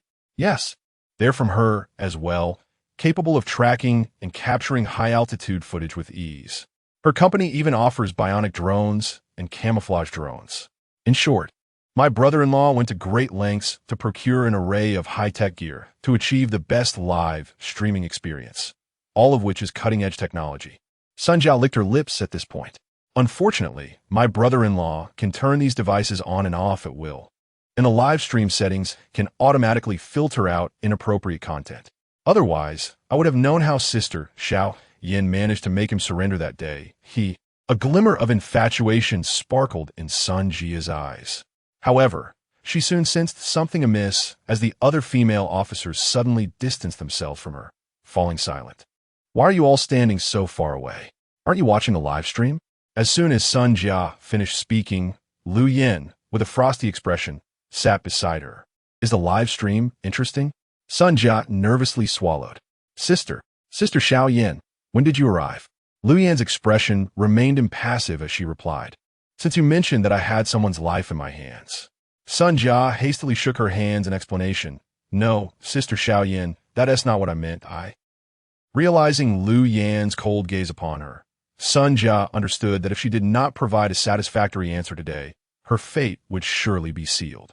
Suddenly, an idea struck her, and she pointed to the live stream room. "Sister Xiao Yin, my brother-in-law, is attending a class reunion today. He's involved with a girl named Wang Chu, and I'm keeping an eye on him for you." "Wang Chu, class reunion?" Lu Yin glanced at the phone screen and noticed that Qin Yang was wearing the suit she had helped him choose yesterday.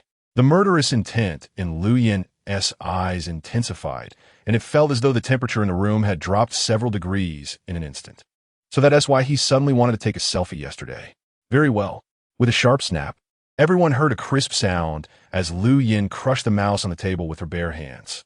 Goodness, what a formidable female officer. This is terrifying. Seeing Lu Yin in a state of fury, Sun Jia felt a pang of guilt and silently repented. "I'm sorry, brother-in-law. In that situation, it was either your demise or mine. I had no choice but to betray you. May you find peace."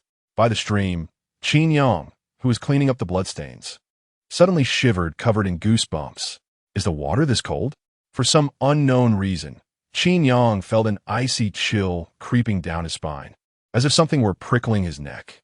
Just then, more blood flowed down from above, cascading right in front of him.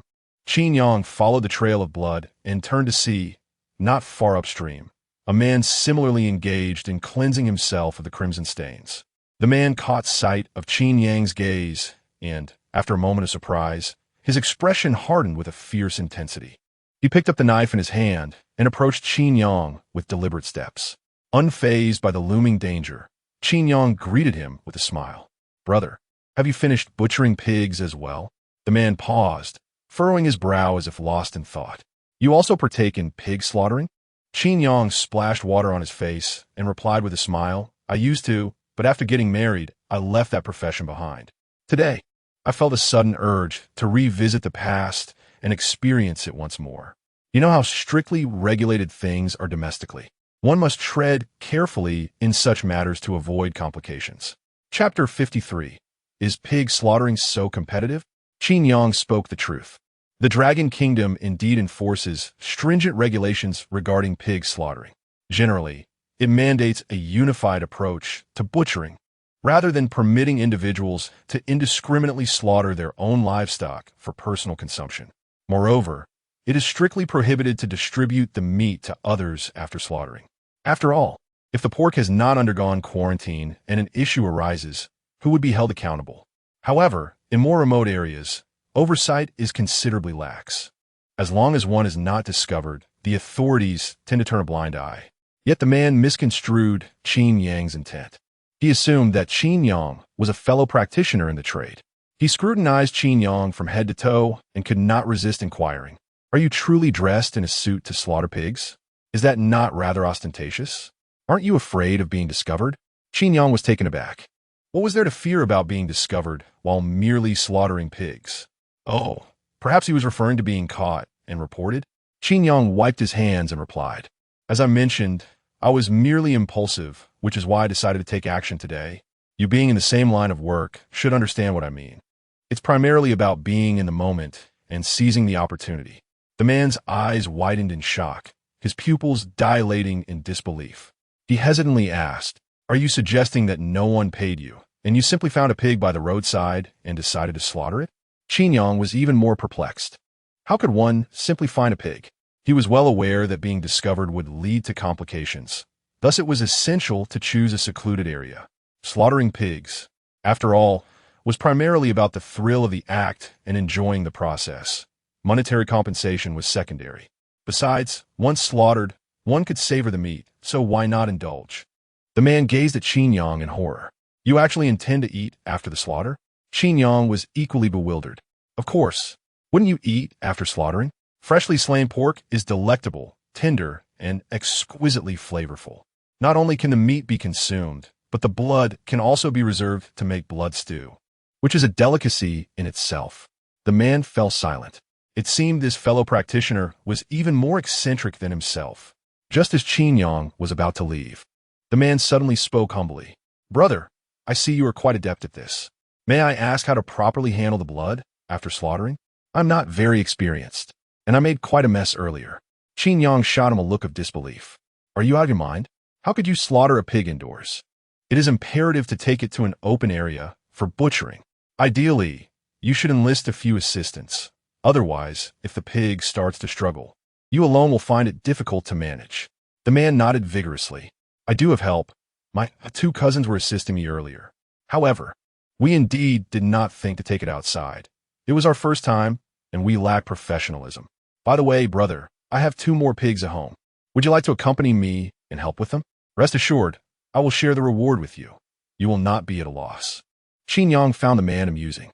Without the necessary skills, one should refrain from taking on such tasks. If you claim you cannot slaughter pigs, why accept work in this line? Qin Yang glanced at the suit adorning his frame, hesitating momentarily. "I genuinely wish to assist you. However, I must admit that I am rather concerned about soiling this attire, as it is quite expensive." The man promptly responded, "Brother, I have spare clothes at home. You can simply change into one of my outfits later. I believe our physiques are somewhat similar, so you should be able to wear them comfortably. Moreover, if you help me slaughter a pig, I can offer you 30,000 yuan. 2 pigs would amount to 60,000. Upon hearing this, Qin Yang's eyes sparkled with excitement. "Goodness, What kind of pig is so valuable that its slaughter fetches 30,000? This is a windfall.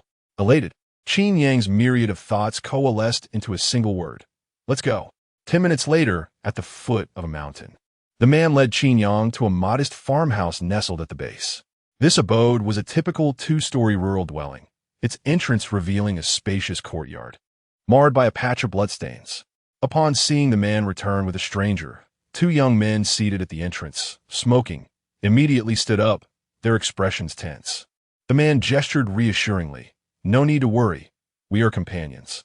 This is my brother Qin Yang, whom I encountered while washing knives earlier. He is a professional pig butcher. Turning to Qin Yang, he introduced his cousins. These are my cousins, Feng Kuo and Feng Hui. I am Gong Bin.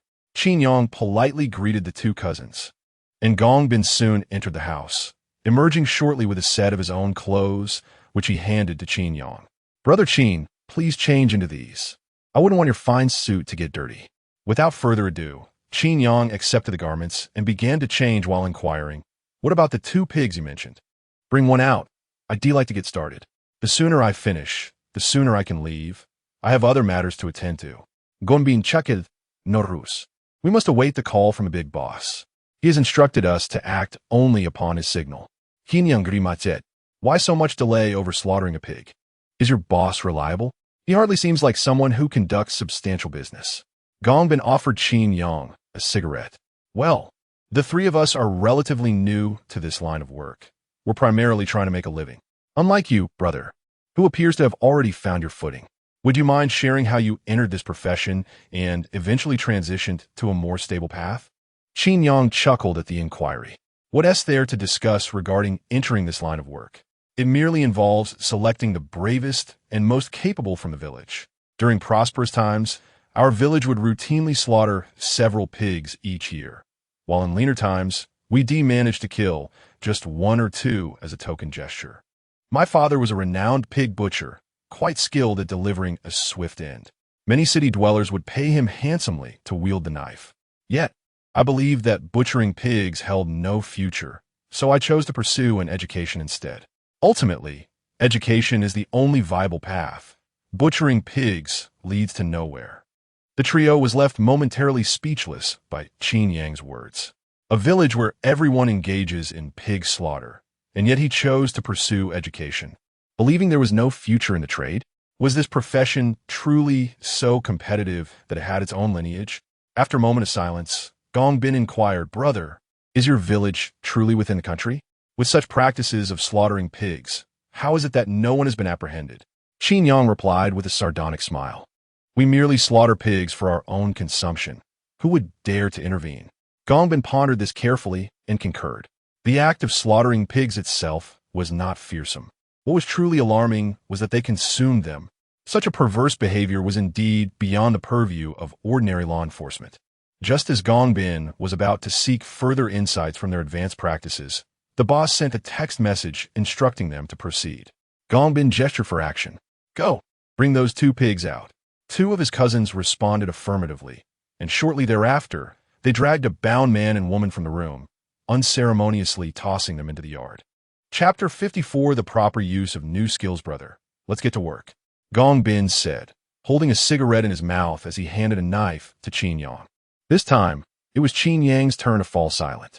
The viewers in the live stream held their breath, sensing the tension. I had an inkling that something was amiss when Qin Go greeted him, and my suspicion was confirmed. This is a disaster. Is there anyone who can suggest how to resolve this situation? It seems hopeless. We are doomed. Even calling the police now would be futile. What about my teammates? Someone save us. Seeing that Qin Yang remained motionless, Gong Bin wore a puzzled expression. What's wrong, brother? Why aren't you making a move? Qin Yang, holding the knife, felt his hand tremble slightly.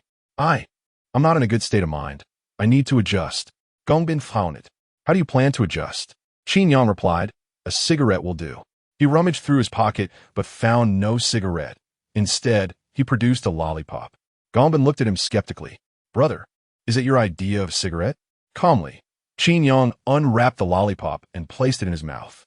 When we consume sugar, our blood sugar levels rise, triggering an insulin response. This not only facilitates the entry of glucose into surrounding cells, but also allows aromatic amino acids to penetrate the brain, aiding in the synthesis of serotonin, which evokes feelings of joy and happiness. So, is there anything wrong with me relaxing with a lollipop? Gong Bin was momentarily at a loss for words, as their lack of education left them befuddled by Qin Yang's scientific explanation. The group silently observed as Qin Yang savored the lollipop. Not only was he indulging in a lollipop, but he was also smacking his lips. The smacking was one thing, but he was also slowly licking the lollipop. Are you practicing some sort of technique here? I can't take it anymore.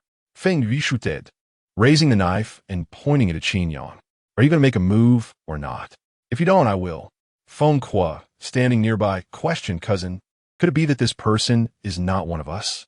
Have you ever seen anyone in a suit engaging in our line of work? Did you make a mistake? Upon hearing Feng Kwa's words and recalling Qin Yang's earlier peculiar behavior, Gong Bin too began to harbor doubts. He approached Qin Yang, placed a hand on his shoulder, and pointed at the two individuals lying on the ground. Brother, we've had these two pigs tied up for some time now. It would be better to resolve this quickly so we can leave. There's a saying, isn't there? The longer the night, the more dreams. The money is ready for you. I will give you 5 minutes. Either they die or you do. The choice is yours. Gong Bin took out his phone and set a 5-minute countdown. The reason Gong Bin had brought Qin Yang to the courtyard was that he had seen him washing the knife by the creek and had recognized his face. If he were indeed one of them, there would be nothing further to discuss, as everyone has blood on their hands, and no one would report anyone else. However, if Qin Yang was not one of them, then today he and those two individuals would meet their end here. Under the watchful gaze of the three, Qin Yang approached the man and woman who were helplessly slumped on the ground, clutching a knife in his hand. The pair was terrified, their eyes wide with fear as they struggled desperately against the earth. After all, one of their companions had already met a gruesome fate at the hands of Gong Bin, and that act had unfolded right before their eyes. Yet Qin Yang hesitated, for he was not a true maniac. He had merely slaughtered pigs before. At that moment, the man managed to dislodge the cloth, binding his mouth through his frantic writhing. Gasping for breath, he implored, "Brother, please don't kill me. I have money, lots and lots of it. Who sent you to kill me? I'll double whatever they offered. 10 times. I'll give you 10 times. Please, I beg you, spare my life. I have a wife and children at home." Haven T committed any heinous acts. Before the man could finish his desperate plea, the hot-headed Feng Hui lunged forward, plunging the knife into him. It was evident that Feng Hui lacked expertise. His thrusts were driven purely by instinct, completely oblivious to where the vital points lay. Consequently, the initial stabs failed to deliver a fatal blow, leaving the man to writhe and wail on the ground, trailing a shocking streak of blood behind him. His cries persisted for over a minute before he finally fell silent. Feng Hui was drenched in blood. The blade lodged in the man's ribs, refusing to budge. Blood splattered onto Qin Yang's face as a vibrant life extinguished before his very eyes. Gong Bin placed a hand on Qin Yang's shoulder, though suspicion about Qin Yang's identity had begun to fester within him. With a cold smirk, Gong Bin remarked, "Brother, you didn't mention this when we spoke earlier. You claim to be an expert at pig slaughtering. 1 strike, 1 kill, so professional. Why now with a knife in hand? Do you resemble a quail, unable to act? If you cannot bring yourself to do it, don't blame me for being heartless. I'll send you on your way first, then this woman." Gong Bin pressed the blade against Qin Yang's neck, warning him that if he did not act within 5 minutes, he would become another victim of Gong Bin's wrath. The woman, paralyzed by fear, shook her head at Qin Yang, pleading for her life. Overwhelmed by terror, she had soaked her skirt, desperately wishing to survive, to avoid death. Feng Hui strained to extract the knife, wiping the blood from his face as he said, "Cousin, why waste words with him? This kid is clearly an amateur. Let us just dispatch him." Feng Hui nodded in agreement, urging, "Cousin, do it. Delaying further may jeopardize us." Gong Bin furrowed his brow, his voice low as he inquired, "Brother, I'll ask you one last time. Are you truly in this line of work? Who exactly are you?" In response to Gong Bin's probing question, Qin Yang feigned mystery, stating, "Of course I belong to this trade. I just typically don't conduct business domestically. I am an international contract killer." No sooner had Qin Yang spoken than the system notification chimed at his mind. Ding. The skill, identity verification, has been activated. The system is assisting the host in verifying this identity. Upon hearing the system's prompt, Qin Yang paused momentarily. Indeed, he still had this skill at his disposal. However, how is this skill utilized? Upon hearing Qin Yang proclaim himself an international assassin, the Feng brothers erupted in ridicule. An international assassin has ventured into our midst? What a farce! He cannot even wield a knife. What pretense is this? Like a pig's nose and a green onion attempting to masquerade as an elephant. Cousin, allow me to handle him. Just as Feng Hui was about to confront Qin Yang, the television in the room interrupted with a news broadcast. We interrupt this program for an urgent breaking news report. Following verification by the Ministry of Public Security and the Ministry of State Security, it has been confirmed that an international professional assassin, known as the Butcher, infiltrated our city in the early hours of today, with his whereabouts currently unknown. We urge the public to provide any information regarding the Butcher, with a cash reward of 3 million offered. This assassin has a notorious history of bloodshed, having committed numerous heinous acts, and is considered extremely dangerous. Citizens are advised to report any sightings of the suspect immediately and to maintain a safe distance. The suspect's physical characteristics are as follows. Chapter 55. Indeed, I am an international assassin draped in a brown, high-end striped suit, complemented by a crisp white shirt and luxurious crocodile leather shoes. He stands tall, at 6 feet, exuding an undeniable charm. 3 distinct scars mar his neck, and he carries with him a formidable cleaver. The station reiterates that this suspect is exceedingly dangerous. Not only is he a professional assassin, but also an international psychopath. Citizens are urged to report any sightings immediately while maintaining a safe distance. The emergency broadcast concludes. The 3 brothers exchange glances. The brown striped suit, the crocodile leather shoes, the scars on his neck, the cleaver, everything aligns perfectly. Just moments ago, Feng Hui had boasted about wanting to stab Qin Yang, and now he trembles, nearly dropping his weapon. The viewers in the live stream are equally stunned. Indeed, I knew it. Qin Dog is undeniably a deranged killer. Not only has he married a policewoman, but he also live streams his crimes, ensnaring us viewers in his web. Qin Dog, you truly are a master of deception. I always wonder how anyone could stream for over 10 hours a day. It turns out we were merely pawns in his twisted game. How perverse, truly perverse. Lucian could never have anticipated that the person closest to him would be the ultimate villain. What a staggering plot twist. Gongbin felt a tightening in his throat. His voice took on a sharper tone as he spoke. Brother, is this news about you?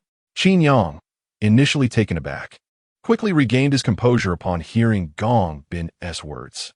Was this not the perfect opportunity for his escape? Qin Yang's shoulders began to tremble, causing the 3 brothers to instinctively step back in unison. With his left hand supporting his right, which rested on his face, he revealed only one eye, his smile morphing into something increasingly sinister. Amaterasu, I never anticipated my disguise would be penetrated so easily. Indeed, I confess I was responsible for those murders.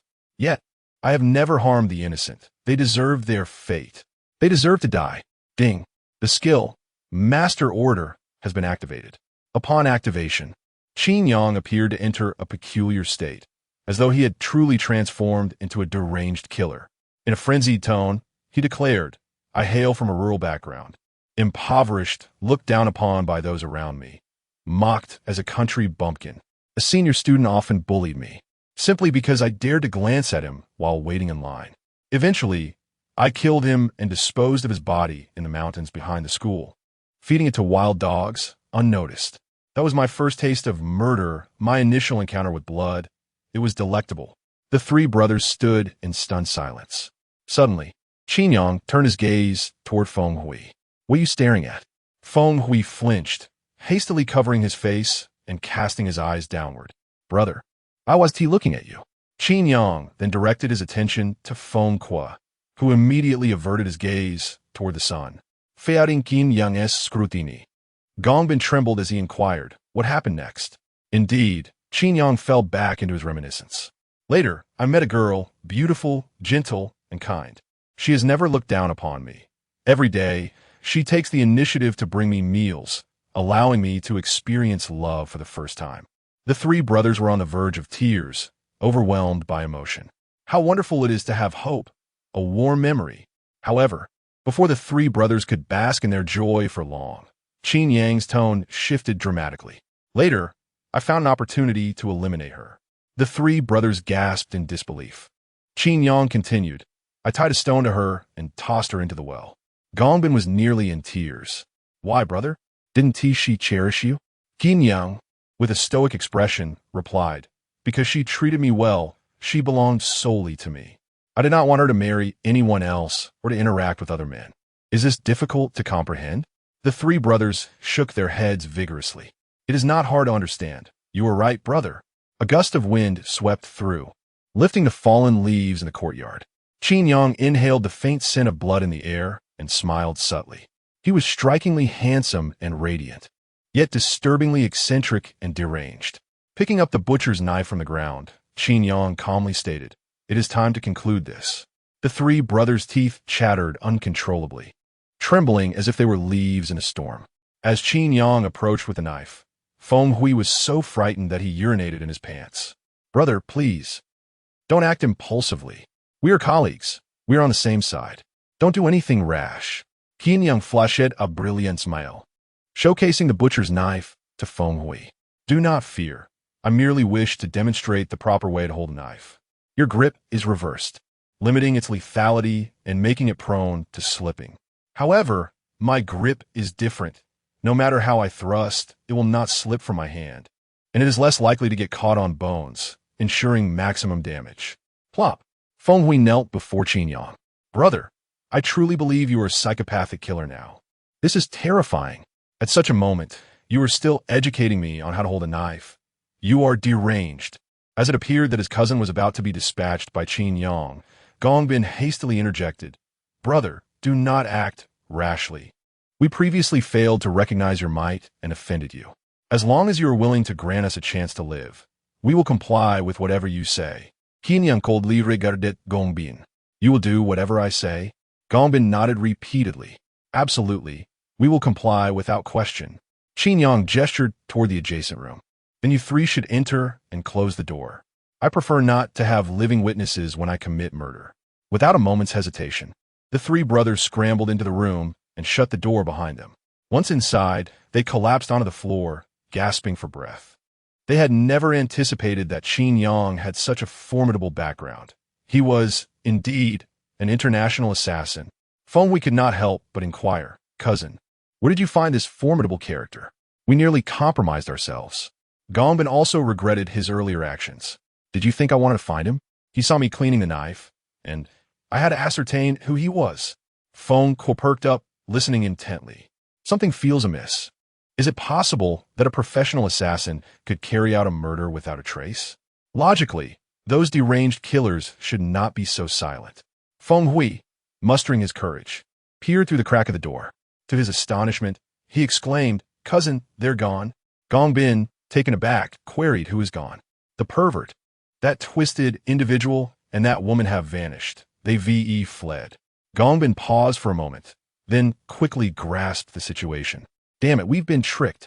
That rascal was toying with us. Grab your weapons. Let us pursue. Realizing they had been deceived, the three of them seized their weapons and rushed outside. Just then, a man in a brown striped suit happened to pass by. Another suited man. Let us eliminate him. Feng Hui swung his blade. Yet the man in the suit neither flinched nor dodged, maintaining an expression of serene calm as the knife descended. Chapter 56. So you are from Rongqing? In the mountains, amidst the trees, the woman holding Qin Yang's hand repeatedly gestured. I can't go on any longer.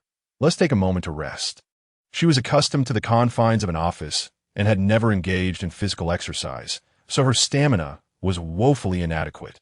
The fact that she had managed to keep pace with Qin Yang for such a distance already spoke volumes of her will to survive. Qin Yang surveyed their surroundings and found their location to be relatively advantageous. Elevated and obscure by thickets, he could easily discern if anyone was pursuing them from behind. Once assured of their temporary safety, he promptly retrieved his phone and dialed Lu Yan. Darling, help. 3 assassins are after me. You must come quickly. If not, your beloved husband will cease to exist. Lu Yin's indifferent voice came through the line. We are en route. Your current hiding spot is adequate. Stay put and do not move. We will be there shortly. Banik surgid wit hin Qinyang. How long is shortly? My life hangs by a thread. It could be over in an instant. If it weren't for your husband's wit, bravery, charm, integrity, and kindness, I would already be a corpse. Lu Yin replied. Shameless. Are you reciting the core values? Enough of your chatter. Conserve your energy. Goodbye. Without allowing Qin Yang the opportunity to further plead, Lu Yin unilaterally ended the call. This audacious woman dared to hang up on me. Qin Yang redialed, but once again, the call was terminated. He fell silent, slumping against the thicket, his hands trembling uncontrollably. In moments of extreme tension, the urge to speak can become overwhelming. Qin Yang was experiencing just that. Had it not been for his cleverness, he genuinely doubted his ability to escape the clutches of those three brothers, let alone with a woman in tow. Thank you. The woman sitting beside him murmured softly. Qin Yang looked up and realized the woman was gazing at him with profound gratitude. My name is Su Ningbing, the president of the Frost Group. You have saved my life, and I assure you that I will express my gratitude. Money is no object. Once I return home safely, I will reward you handsomely. Qin Yang shot her a disdainful glance. What is so remarkable about being a female president? I'm a son-in-law of a female president myself. I am quite weary of individuals like you. You always speak of gratitude in terms of money, flaunting your corporate titles. Do I really need your meager offerings? Su Ningbing? Netizens. Su Ningbing was taken aback, while the online community was thrown into disarray. Wait, are you actually feeling aggrieved for saving a wealthy woman? You must not find her appealing, right? Come on, pass her to me. Just scan my code and add me as a friend. I advise you not to be ungrateful. Qin Yang's luck seemed almost surreal. Even casually rescuing a woman led to encountering a wealthy individual. How come I never stumble upon such fortunate events? One commenter mused. It's not every day one encounters assassins, and if this woman had no significant background, why would those three brothers have kidnapped her? Were they playing house? Indeed, I admire Qin Go's noble character, one that regards wealth as mere refuse. However, I have a fondness for refuse. If there happens to be a wealthy lady in the live stream, I kindly ask you to consider me. I stand at a height of 175 centimeters, possess a handsome visage, and boast an 8-pack abdomen with the ability to maintain full attendance for 30 days. Upon noticing Qin Yang's disdainful gaze directed at her, Su Ningbing found herself at a loss for how to respond.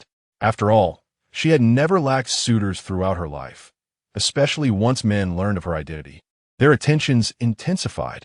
Encountering someone who seemed indifferent to her allure piqued her interest instead. With a curious blink, she inquired, "Are you truly an international assassin?" Qin Yang shot her a glance, replying, "Did you not see my hands trembling as if afflicted by Parkinson's?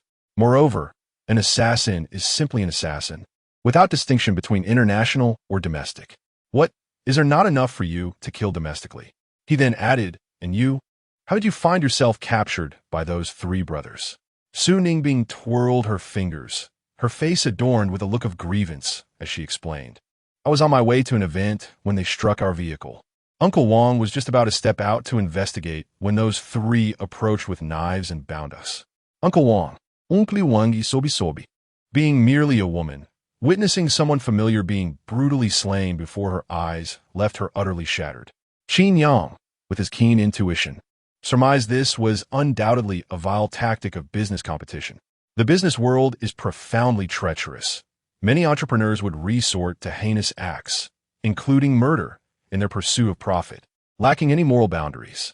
As Su Ningbing's tears flowed endlessly, Qin Yang felt a twinge of sympathy. He pulled a piece of paper from his pocket and offered it to her. To his surprise, Su Ningbing did not accept the paper. Instead, she suddenly opened her arms and leaned toward him, seeking a comforting embrace. Startled, Qin Yang deftly evaded her, swiftly positioning himself behind her. Su Ningbing fell face first to the ground, her head buzzing, momentarily disoriented. Netizens remarked, "What just zipped past? Instantaneous movement?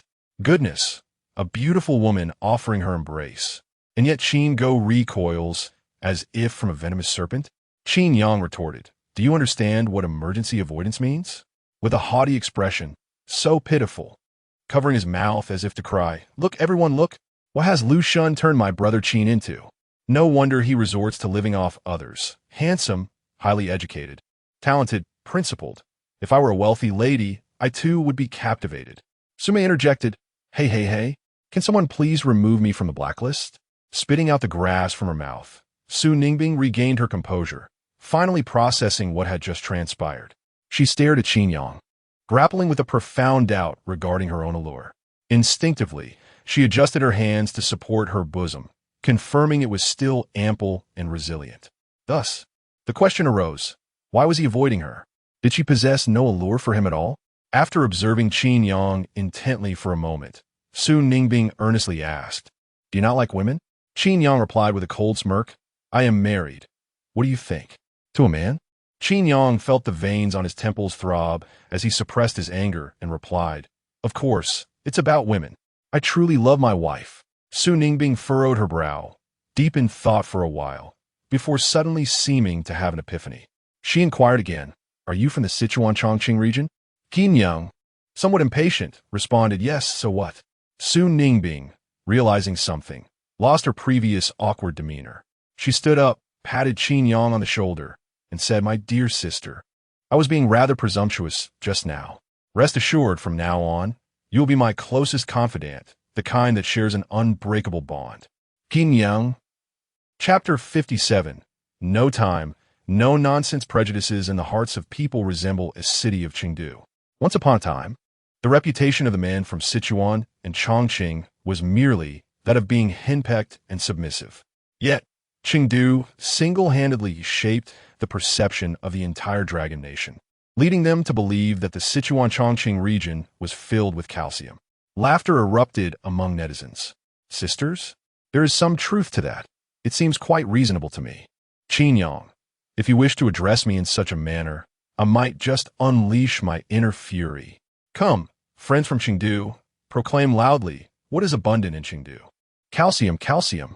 Chengdu has the most calcium." With a buzz cut and a round face adorned with a beard, on Chunxi Road, there S. Lin Xinru. Muscles clad in a tank top, on Tianfu Avenue, there S. Lu Shi. Full of rhymes. Are you preparing for the postgraduate entrance examination? Friends from afar, do not misconstrue. Though I hail from Chengdu, I am straight. For only I and Tianfu Avenue are straight in Chengdu. Upon witnessing Su Ningbing's gaze transform from flirtatious to devoid of any ulterior motives, as if she genuinely regarded him as a good sister, Qin Yang's fists clenched. Had it not been for the preservation of male decorum, he would have certainly enlightened this oblivious woman on the meaning of a 7-time rendezvous in a single night. Fortunately, this awkward atmosphere did not linger for long. Sun Jia's voice resonated like celestial music from the hillside below. "Brother-in-law, are you all right?" Qin Yang glanced down and discovered that Sun Jia was rushing toward him, accompanied by several armed special police officers. Leading Su Ningbing down the hill, Qin Yang inquired, "Where's my wife?" Breathless, Sun Jia replied, "Sister Xiaoyan went to the courtyard at the foot of the mountain. She said we cannot allow those 3 kidnappers to escape." Qin Yang Sigit. His wife possessed many admirable qualities, yet her ambition was excessively fervent. Did she bring enough people? Those 3 are dangerous and ruthless. Sun Jia nodded.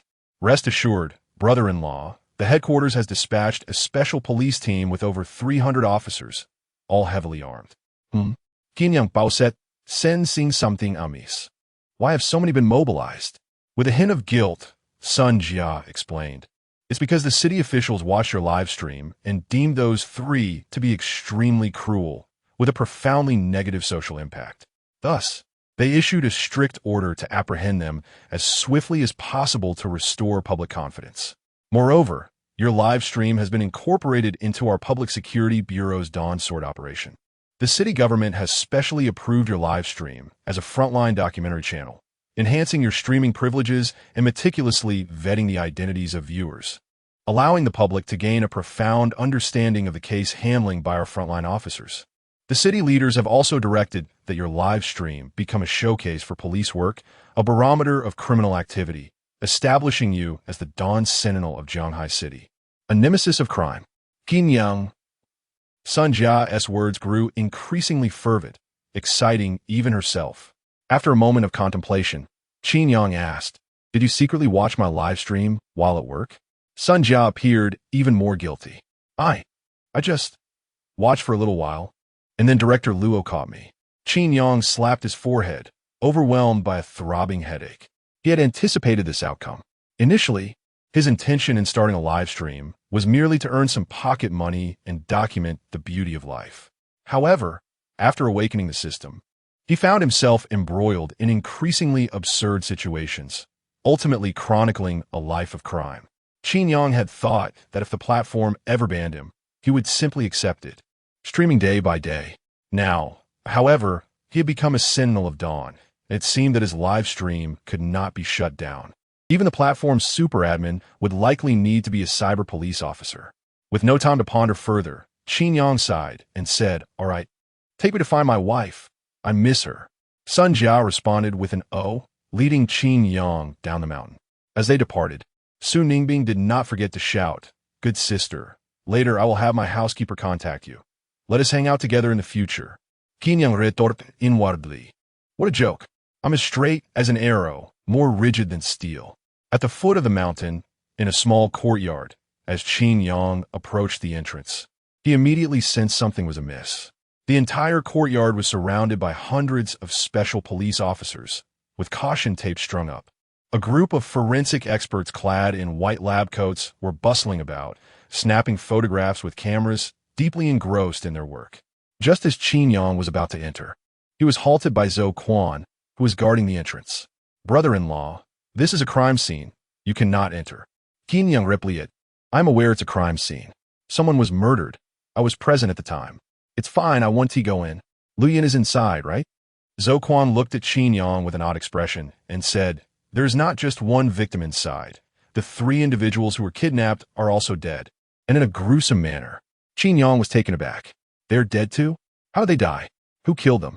Zhou Quan shook his head, remaining silent. At that moment, a man's voice echoed from within the courtyard.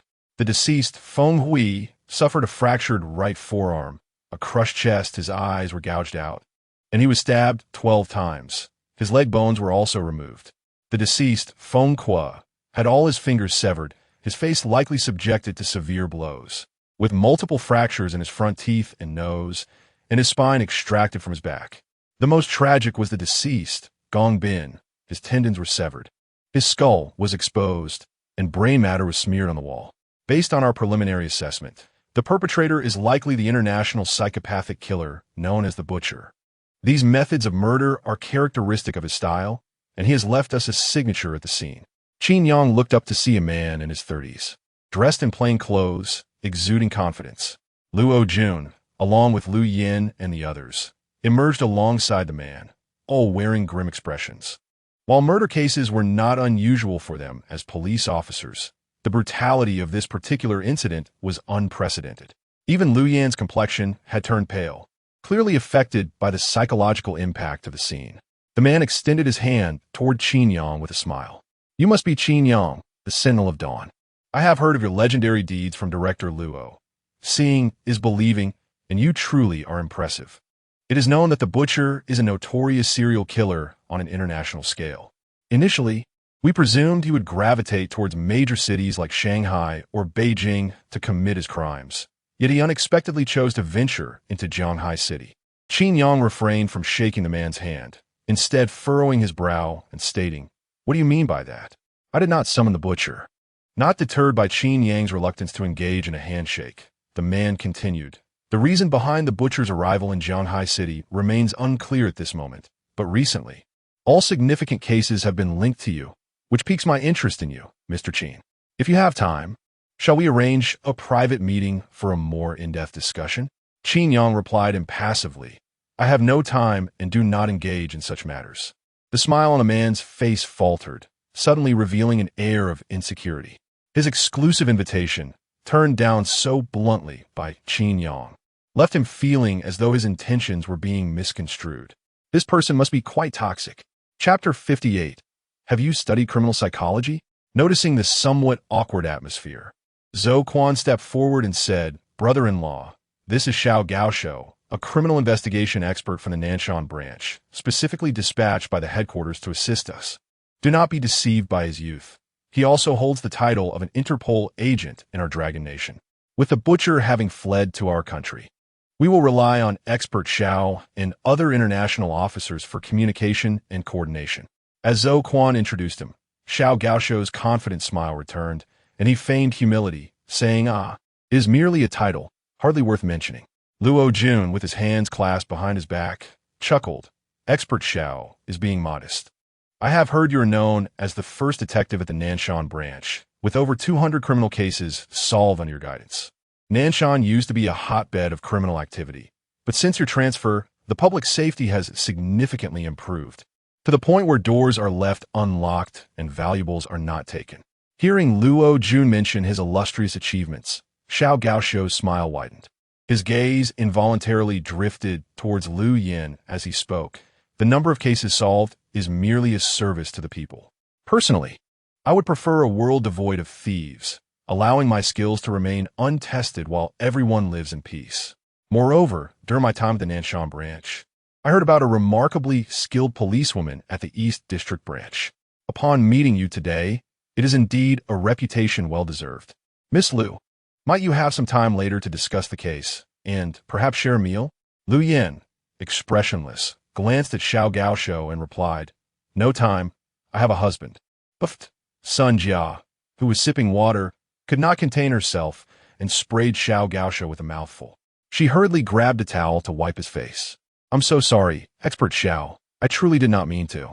Xiao Gaoshou managed a strained smile, though it appeared painfully bitter, eliciting laughter from the online viewers. It was a classic case of forced cheerfulness, and they found it quite enlightening. Xiao Gaoshou, even while trying to sleep at night, would sit up in bed, pulling at his hair. What is wrong with this couple? Can't they see through each other's antics? Do they not understand the virtue of fidelity? Previously, I worried that Lu Yin might be swayed by this criminal expert, but it seems I was overly concerned. In her heart, aside from criminal cases, there's only Qin Go. She is remarkably steadfast. What, I wonder, has Qin Go done to earn her unwavering devotion? It could be that his methods extend beyond mere persuasion. To the fellows upstairs, what are you insinuating? Is this a veiled reference? Having faced embarrassment twice, Xiao Gaoshou decided to be more astute. Rather than showcasing his social skills, he would demonstrate his investigative prowess. Turning to Luo Jun, he stated earnestly, Leader, based on the situation at the scene, it is clear that the killer has not strayed far. I suggest we cordon off the mountainous area and request 2 special police teams from headquarters to conduct a thorough search. Luo Jun furrowed his brow, hesitating to respond immediately, instead casting a glance at Qin Yang, who stood nearby. Xiao Qin, what is your perspective on this? Qin Yang, who was currently massaging Lu Yan's shoulders, was momentarily taken aback. Luo Jun replied with a smile. Indeed, you are the designated Dawn Sentinel, the nemesis of evil.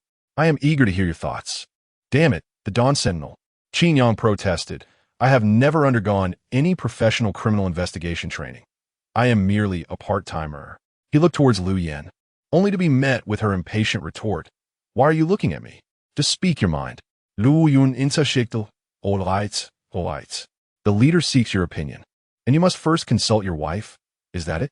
What a reflexive response.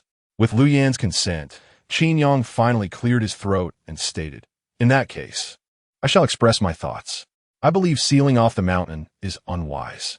Qin Yang directly overturned Xiao Gaoshou's opinion right from the outset. Xiao Gaoshou scoffed a couple of times, crossing his arms, prepared to hear what insights Qin Yang might offer. Qin Yang continued, If I were the butcher, I would undoubtedly flee immediately after committing murder. Why would I stay behind to await the police's arrival? I'm a butcher, not a fool. Xiao Gaoshou mocked, Mr. Qin. Do you understand what a perverse killer is? From the scene, you should have observed that the butcher's methods are exceedingly brutal. He revels in the act of killing. Do you really think such a person fears the police? Qin Yang clarified, rather than fearing the police, it is more accurate to say he is anxious about losing the opportunity to kill again. As you mentioned, he takes pleasure in murder. Following your logic, if he is unafraid of death, then why would he flee? The answer is simple. He has not yet had his fill. If he were caught, the game would come to an end. Therefore, if I were in his position, I would not only escape at once, but also seek refuge in a place where none of you could apprehend me, a safe haven to engage in something quite extraordinary. Xiao Gaoshou regarded him with disdain.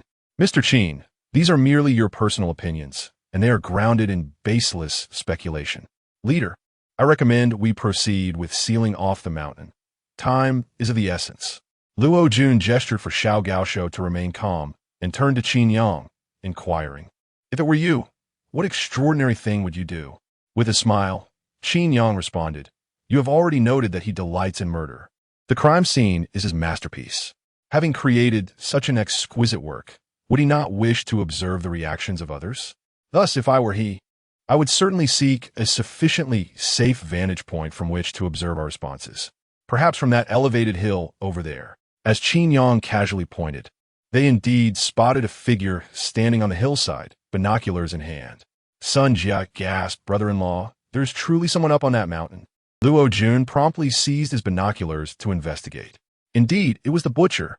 The butcher, too, appeared momentarily stunned. He was initially engrossed in observing the police's reactions. So what caused them to suddenly turn their gaze in this direction? Moreover, there was a young man dressed similarly to him, which greatly displeased the butcher. What caliber of individual wears the same suit as I do? Could it be that you're also a professional assassin? Luo Jun promptly took out his walkie-talkie and issued commands. Team 1, Team 3, Team 5, proceed immediately to the southeast to apprehend the butcher. Understood.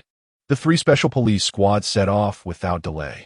Xiao Gaoshou looked bewilderedly at Qin Yang, his expression akin to that of someone who had seen a ghost. Have you studied criminal psychology? Qin Yang shrugged it. Not all, I was just guessing. Xiao Gaoshou fell silent. Could mere guessing lead to such accuracy? This fellow couldn't possibly be a psychopathic killer as well, could he? Disregarding Xiao Gaoshou, Qin Yang turned to Lu Yin. My dear, aren't you going to chase after them? Lu Yin replied nonchalantly, I've been racking up achievements lately. I think I'll sit this one out and give my colleagues a chance. Besides, weren't you attending a reunion? It seems fitting that I accompany you. Qin Yang. Chapter 59. Can a eunuch become a husband? Oh dear, it's over. Upon hearing that Lu Yin intended to accompany him to the reunion, Qin Yang felt an overwhelming wave of anxiety, his scalp tingling and stars dancing before his eyes, nearly losing his balance. My dear, honestly, there's nothing worthwhile about this reunion. If it weren't for Lao Chao's threats, I wouldn't even consider attending. You know how timid and cowardly Lao Chao is. He has been infatuated with Shun Meng for many years, but has never mustered the courage to confess. That's why he enlisted my help as a wingman. However, I've come to realize that happiness must be fought for. Lao Chao should learn to stand on his own 2 feet. Come, my love, let me take you home. Lu Yin let out a cold laugh, gripping Qin Yang's ear as she led him away. Sun Jia, witnessing this scene, clasped her hands in guilt and began to pray. Brother-in-law, please don't blame me. I'm merely seeking self-preservation. Do not watch the live replay, and please refrain from seeking me out for retribution. I'm just a sidekick forced into this situation. In the courtyard of a farmhouse, over 40 classmates gathered, barbecuing, drinking, singing, and chatting in small clusters. Qian Tong, the most popular among them, basked in the limelight, relishing the flattery and praise from others. Chao Lingyun sat in a corner with another old classmate, nursing a half-empty can of beer. His old classmate, Cheng He, nudged him with his elbow. Lao Chao, I've heard that Shun Meng is still single. Aren't you going to make a move? Chao Lingyun glanced at Shun Meng, who sat not far away, and downed another swig of beer. Shun Meng, the goddess of his youth. Although not exceptionally beautiful, she possessed a grand spirit. Do you know the impact a classmate who walked with a tremor had on the boys during their school days? Especially when Shun Meng favored low-cut attire and would sweat during physical activities. The image of beads of sweat glistening on her skin would flash in Chao Lingyun's mind with his eyes closed, almost as if the memory were tinged with the yellowing of an old record. The unfulfilled longings of youth eventually morphed into obsessions, becoming insatiable desires in adulthood. This is why, now that he is wealthy, Chao Lingyun changes girlfriends monthly, with a singular criterion. She must possess a grand spirit, Unlike Qinyang, who harbored feelings for Wang Chuchu that were more of gratitude and nostalgia, given that she had been a benevolent angel during his most challenging times. Chao Lingyun's feelings for Shunming were purely possessive. It was akin to a childhood toy he could never play with. Now that he has the means, isn't it time to indulge in revenge spending? Just as he finally summoned the courage to rise and approach Shunming, Qian Tong made a cutting remark. Lao Chao, what on earth is Qin Yang doing? Surely washing his hands doesn't take this long. Why not give him a call to check on him? Nearby, a sycophant quickly chimed in with derision. What else could he be doing? He must have run home by now. Chu Chu is his goddess. And now she is engaged to Qian Shao. With limited finances, you have now achieved success, while he, in a desperate attempt to maintain appearances, has resorted to renting a suit. If it were I would have no shame in continuing to linger. What a disgrace. Back in our school days, Qin Yang was always like this, his aspirations as limited as his means. Do you remember when I lost my little communication device? At that time, during lunch, only Qin Yang stayed behind in the classroom to study. I suspected he might have been the thief. Hun Stili, Lao Gao, you seem to have too much time on your hands. Why bring someone like Qin Yang to the gathering? Isn't that just a source of discomfort for everyone? Upon hearing such derision aimed at Qin Yang, Chao Lingyun was incensed. What on earth are you saying? Qin Yang is my brother. Who are you to judge him? And let me tell you, Qin Yang is doing far better than all of you. Compared to him, your wealth is trivial. And calling yourself a rich second generation is laughable. The meager salary you earn in a month might not even amount to his pocket money. Everyone dismissed Chao Lingyun's words as mere bravado. Just then, a police car approached from a distance and halted at the entrance of the courtyard. Qin Yang emerged from the vehicle, his demeanor reminiscent of a suspect being brought in for identification after an arrest. Dear, take care and watch out for the stones on the ground. As he stepped out of the car and stood by the door, he bent slightly and extended his hand to assist. Dear, the onlookers, including Qian Tong and others, were puzzled. Had Qin Yang gotten married? However, in the next moment, their eyes widened in disbelief. They watched as Lu Yin, now dressed casually, descended from the police car while holding Qin Yang's hand, casually instructing. Thank you for your hard work, Xiao Chen. You may head back now. All right, Sister Yin, I'll take my leave. The driver, Xiao Chun, drove away. Lu Yin, akin to an empress, supported Qin Yang as they made their way into the courtyard. Cold, how extraordinarily aloof. Her commanding presence was palpable. The boys present stood frozen as if under a spell, unable to divert their gaze from Lu Yin. Years have passed, yet Lu Yin was not only more beautiful than before, but also possessed a greater charm and maturity. Nevertheless, she remained an unattainable ice queen in their eyes. The girls instinctively felt the weight of her superiority. Lu Yin surveyed the room, causing them to avert their eyes in trepidation, too intimidated to meet her gaze. Some pretended to sip water, others feigned engagement with their phones, while a few discreetly retouched their makeup, overwhelmed by the psychological pressure Lu Yin exerted. Only Wang Chuchu gripped her skirt tightly, determined to maintain eye contact with Lu Yin. Throughout high school, she had always been overshadowed by Lu Yin, and now that they had graduated and entered the workforce, she refused to be dominated any longer. Little did she know, Lu Yin merely glanced at her before breaking into a confident smile. The woman before her posed no threat. In fact, to rephrase it, Sume was a greater threat than she was.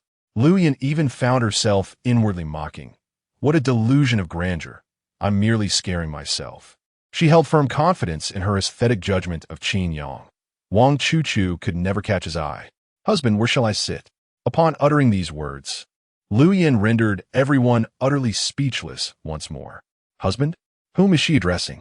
Surely, she cannot be referring to the man standing beside her. Qin Yang? Is it confirmed that she meant husband and not old man? Even a eunuch could turn his fortunes and become a husband? Qin Yang was already drenched in sweat. The moment Lu Yin entered the courtyard, the atmosphere plummeted to a freezing point.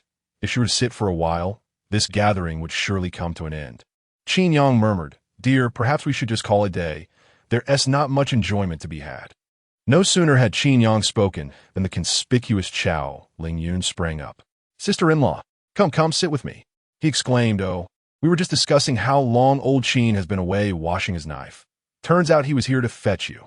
Old Qin, why are you still dawdling? Help your sister-in-law to her seat. Qin Yang could only think, for heaven's sake, Chow, you despicable fellow, do you wish for my demise? Chapter 60, The Golden-Haired. Blue-eyed Miss Mary, noticing that Chow Ling-yun remained oblivious to the situation, Qin Yang promptly interjected, perhaps we should take our leave. There are a few matters at home that require our attention. Chow Ling-yun, however, was utterly unaware of Qin Yang's subtle hint and blurted out, nonsense. You, who lays about a home all day, what matters could you possibly have? Come on, everyone hasn't seen the beautiful Lu for quite some time. Sitting down for a chat won't take long. Damn it, is it impossible to make you understand? Qin Yang instructed Lu Yin to wait patiently for a moment and then approached Chow Ling-yun, wrapping his arm around his neck and leading him to a secluded corner. Old Chow, are you intentionally trying to set me up? Do you wish for my demise? What benefit would that bring you? As Qin Yang tightened his grip, Chow Ling-yun felt a sudden wave of suffocation. Oh, old Qin, we can talk, but please allow me some air. Realizing that he had inadvertently tightened his hold, Qin Yang quickly released him, granting him a breath of relief. Once Chow Ling-yun regained his composure, he recognized the gravity of his blunder. My apologies, old Qin. I was merely excited to see my sister-in-law and wanted to flaunt a bit in front of Shin Ming. Qin Yang grimaced and retorted, flaunt your uncle. You nearly dragged me into your charade. All right, I shall take my wife home now, if you continue with your nonsense. I won't hesitate to dismantle your ancestral hall. Chow Ling-yun shivered and quickly clasped his hands together, indicating he would refrain from speaking out of turn again. Having received Chow Ling-yun's assurance, Qin Yang returned to Lu Yan's side, a broad smile illuminating his face as he addressed their classmates. Dear friends, I truly have matters to attend to at home, so I shall take my leave. Tonight, all expenses will be covered by young Master Qian. Qian Tong exclaimed, what the hell? Even without your proclamation, I would be the one footing the bill. Your declaration is so grandiose that one might think you are treating us. In the past, Qian Tong would have retaliated with harsh words, but now, with Qin Yang accompanying Lu Yin, he dared not utter a syllable. Lu Yan's family background far surpassed his own. Offending this enchanting maiden could spell disaster for him and his family. As Qin Yang attempted to lead Lu Yin away, she fixed him with an amused gaze, as if teasing him. Darling, what urgent matters do we have at home that I am unaware of? Upon seeing Lu Yan's expression, he realized he would have to pay a price for his earlier deception. Gritting his teeth, Qin Yang retrieved his phone, showcasing a selection of extravagant items.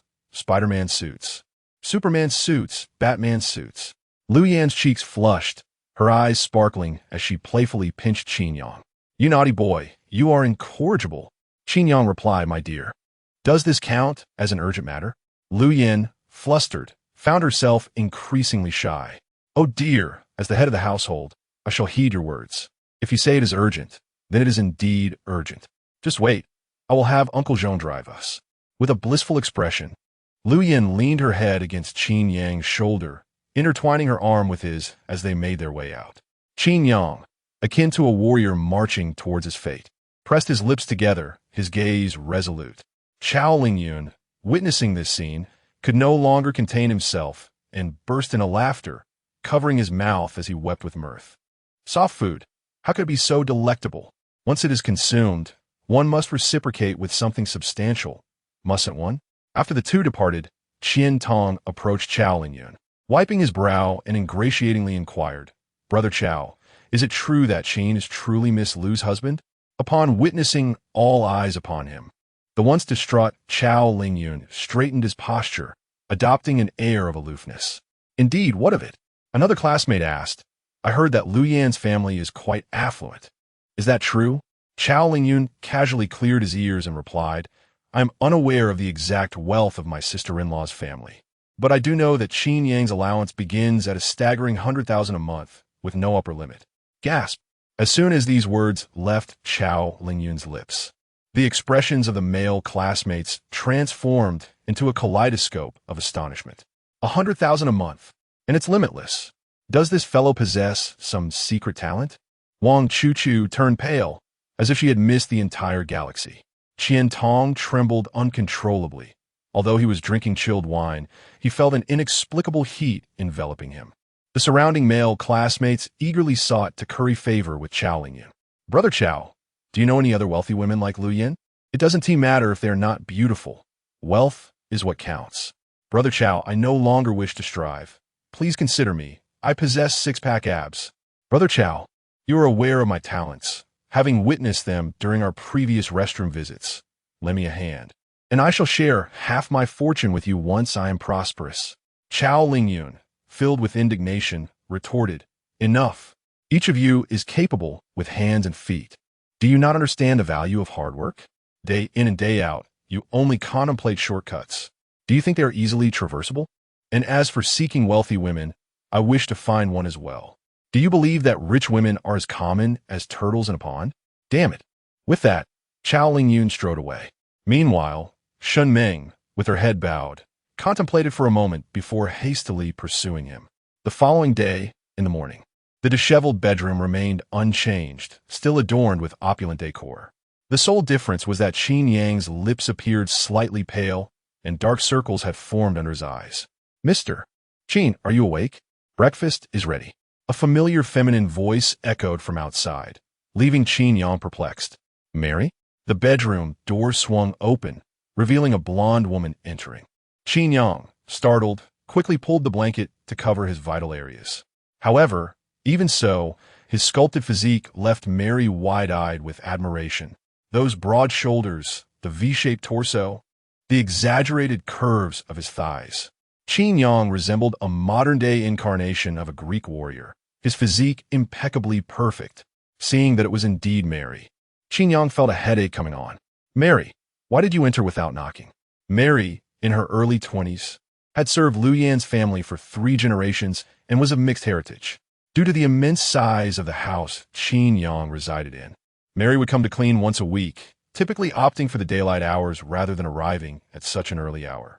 Qin Yang had not once suggested that Lu Yan consider hiring a different housekeeper for cleaning duties, particularly given that Mary was a young and stunning beauty, a mixed-race enchantress. Such a woman in the household could potentially lead to unforeseen complications, one might think. However, Lu Yan's response was refreshingly straightforward. Mary's family has been serving us for decades. What issues could possibly arise? Besides, I prefer to keep things within my own realm. If anything were to happen, at least Mary would not keep it from me, and I would be the first to detect any infidelity. Astonishingly, her logic was irrefutable, leaving him momentarily speechless. After all, if Qin Yang could resist the allure of a blonde beauty like Mary, it would significantly diminish the temptations from the outside world. Mary, with a playful twinkle in her eye, bent down to retrieve various costumes scattered on the floor. I just heard you speaking, sir, so I assumed you had already dressed. She remarked, Sir, it seems you have a fondness for this style of clothing. As she held up the Batman costume, a rosy hue crept across her cheeks. Qin Yang could only respond with exasperation. What on earth is causing you to blush like a teapot? Chapter 61. Your illness. I can cure. As Qin Yang prepared to rise, a sudden crack echoed from his waist, accompanied by an excruciating pain. Ouch! Damn it! He instinctively exclaimed, prompting Mary, clad in white over-the-knee lace stockings, to rush over. Sir, what happened? My back. It just gave out. Mary's mouth fell slightly open in concern. Do you need me to assist you in getting up and moving a bit? Qin Yang replied. Mary. Yes. Could you please fetch me a pair of trousers first? Thank you. Oh. Mary opened the wardrobe and handed Qin Yang a pair of flat, square-cut pants. Could you kindly avert your gaze for a moment? Mary covered her eyes with one hand, her fingers peeking through a small gap. Good heavens, this is too much. Qin Yang lamented, issuing another command. Mary, please leave, close the door behind you, wipe your drool, and do not return without my permission. Mary sighed in resignation and complied with his instructions. Once she exited and shut the door, Qin Yang struggled to get dressed. Just then, a notification chime resonated in his mind. Congratulations, host. You have successfully completed the novice trial, and your part-time level has increased by 1. In every profession, there are masters. In part-time work, we strive for excellence. Upon completion of the novice trial, The system will present the host with more challenging tasks, accompanied by greater rewards. Please complete the part-time tasks as per the system's prompts in a timely manner, and continue striving to become the king of part-time work. Ginyang Mutret. All right. After accomplishing so many tasks, he was informed that he had only just passed the novice trial period. Ding! Your part-time task has been updated. Your next part-time job is extra. Task requirements. 1. Participate in the filming of a movie with an investment of no less than 50 million and gain the director's approval. 2. During the task execution via live stream, increase your followers by 20,000. Task deadline, 3 days. Failure penalty, acute lumbar disc herniation, lasting for 1 month. Note, the host will first experience some hardship to motivate task completion. Qin Yang thought. 6. Initially, he felt indifferent. After all, it was just a formal task. So what distinguished it from the previous novice trial? However, after reviewing the task details, a smile crept onto his face. The difficulty of the part-time job had skyrocketed, and failure now came with a penalty. Most importantly, it seemed they even encouraged an early taste of the punishment. Qin Yang had previously found it puzzling. He exercised diligently every day and had even received a physical enhancement effect from the system. How could a single night of exertion lead to such a back injury? All right, I admit last night was a bit wild, but surely I'm not that fragile. After donning his clothes, Qin Yang stood and attempted a few stretches. He discovered that his entire back felt as though it had been encased in concrete, stiff and unyielding. If one attempts to forcibly bend or twist their waist, a piercing pain radiates through the spine, causing them to break into a cold sweat, rendering any movement utterly daunting. "Mary, please bring me a wheelchair," Qin Yang uttered. No sooner had he spoken than the bedroom door swung open, revealing Mary, who had already changed her attire, as she pushed the wheelchair inside. Qin Yang was momentarily taken aback. "You knew I was going out?" Mary nodded solemnly. "Indeed, with your back pain being this severe, how would you not step outside for a consultation? Sister Yin just informed me to take you to the finest traditional Chinese medicine clinic for acupuncture and massage, urging you to seek treatment promptly and not delay your daily life." Overwhelmed by Lu Yan's unexpected concern, Qin Yang felt tears welling in his eyes. Truly, his wife was thoughtful beyond measure. Half an hour later, the Bentley came to a halt in front of a traditional Chinese medicine clinic. With the assistance of the driver, Zhong Chang, Qin Yang carefully and slowly settled into the wheelchair. "Uncle Zhong, please find a parking spot. I will call you once the consultation is over," Mary instructed. Zhong Chang nodded and drove away. As the live stream had just commenced, the viewers were astonished to see Qin Yang in a wheelchair. Wow, after just one night, how did Qin Dog end up in a wheelchair? What is going on? When Qin Dog mentioned he would be playing Batman yesterday, I anticipated a fierce battle, but I never imagined it would be this severe, leaving even Qin Dog injured. You all were boasting about how formidable Qin Dog is. It seems he is not so invincible after all. Something feels off. Who is this blonde beauty accompanying Qin Dog? Just one night away from the stream, and I feel like I've missed so much. Did Lu Shun change her hairstyle? No, that's not it. Their faces are entirely different. What on earth transpired last night? The viewers' concern for Qin Yang's injury lasted only a few fleeting seconds before their attention shifted entirely to the blonde Mary. Upon witnessing Qin Yang being pushed into the clinic by Mary, the viewers were elated. They had not expected someone as formidable as Qin Yang would also seek the help of a traditional Chinese physician, which brought them a sense of equilibrium. "Excuse me, do you have an appointment?" A demure young lady at the clinic's entrance stood up upon noticing Qin Yang in the wheelchair. Mary smiled and replied, "Yes. My lady should have made an appointment for Mr. Qin. Her name is Lu Yan." The young lady glanced at the appointment list, then promptly led them to the door of a consultation room without the need to queue. "Please wait a moment. You will be next." Mary nodded in polite gratitude, while the other individuals in the corridor regarded them with curious glances. Who are they, and how did they jump ahead of us? Indeed, Dr. Li's appointments are the hardest to secure. I have waited for months to see him. What gives him the right to cut in line? Need I ask? They must be people of significance. I've heard many celebrities seek Dr. Li's care. They possess privileges, so let us not stir trouble and remain patient. As the bystanders engaged in conversation, A familiar voice resonated within the consultation room. Dr. Lee, I harbor no disrespect towards you, but could you kindly elucidate my ailment directly? Without any circumlocution, Dr. Lee, maintaining his composure, replied, Very well. I shall be forthright. You are suffering from kidney deficiency. The man erupted in fury. Nonsense. My kidneys are in excellent condition. Dr. Lee calmly lifted his teacup, took a sip, and continued, I can provide treatment. With that, the man immediately fell to his knees, earnestly bowing his head.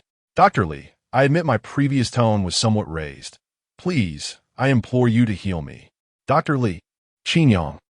At that moment, the familiar manner of conduct triggered a realization in Qin Yang. Wasn't this his university roommate? Chapter 62. The Supreme Invincible Golden Kidney. Qin Yang pushed open the door to the consultation room, allowing Mary to wheel him inside. Upon entering, he was greeted by the sight of a prominent posterior.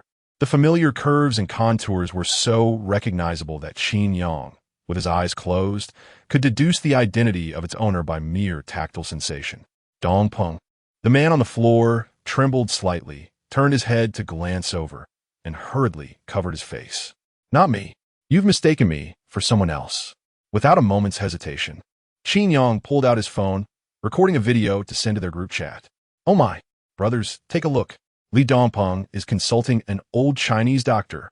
He has kidney deficiency. Li Dongbam. How humiliating. So quick to record and share in the group chat. Is it?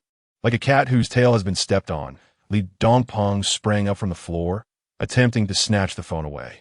However, as he approached, Mary, standing behind him, swiftly seized his wrist and pinned him back down.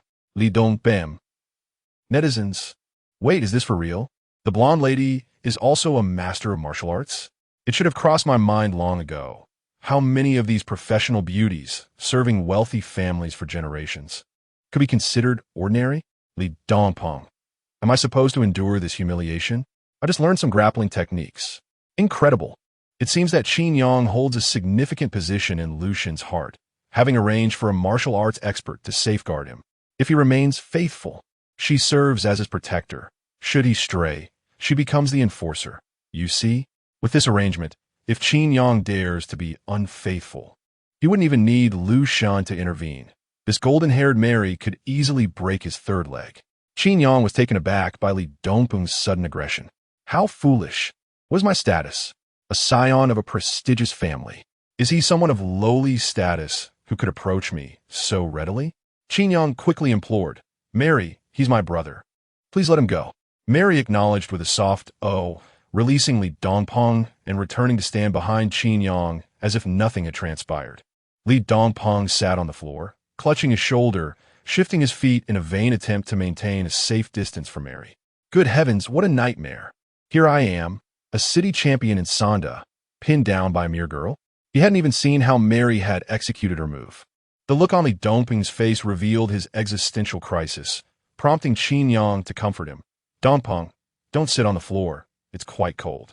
Get up quickly, or your kidney might suffer. It's already not in great condition, and we can't afford to ruin it. Li Dongpeng. Noticing that Qin Yang still held his phone recording, he dusted himself off and burst into laughter. All right then, I concede. My kidneys are indeed poor. So what of it? A man over 25 is equivalent to 1 over 60. Is your kidney in great shape? As soon as Li Dongpeng finished speaking, the esteemed Dr. Li's eyes sparkled with excitement, as if he had discovered a treasure. Excellent, excellent. In my many years of practice, I have never encountered such a remarkable kidney. A true gem. This is simply a supreme treasure. Li Dongpeng fixed his gaze and discovered that Qin Yang had, unbeknownst to him, extended his left hand onto the table, seeking the assistance of Dr. Li to check his pulse. Li Dongbam Shukulat. It is indeed true that laughter can emerge in moments of silence. Li Dongpeng remarked, Dr. Li, could you refrain from making a mockery of your own expertise? Having been his roommate for 4 years in university, I am well aware of the state of his kidneys. Dr. Li, with utmost seriousness, responded, the kidneys govern the bones, and their vitality is reflected in the hair. A person with healthy kidneys will possess a head of lustrous black hair. Just look at his hair, so dark, so shiny, and so oily. Is that not indicative of healthy kidneys? Furthermore, observe the pronounced protrusions on both sides of his wrist. This is what the martial arts community refers to as the dual bones phenomenon, a symbol of extraordinary skeletal strength, akin to the legendary martial arts prodigy. Bruce Lee was merely a single-boned individual. Abundant hair and robust bones are a testament to his supreme kidney health. The audience was taken aback by Dr. Lee's assertions. They grasped the implication. Qin Yang could indeed surpass Bruce Lee in combat prowess. No wonder Lu Xun was so compliant with him. There must be a reason behind it. Li Dongpeng, suddenly feeling a sense of release, let out a laugh that echoed halfway up the mountain.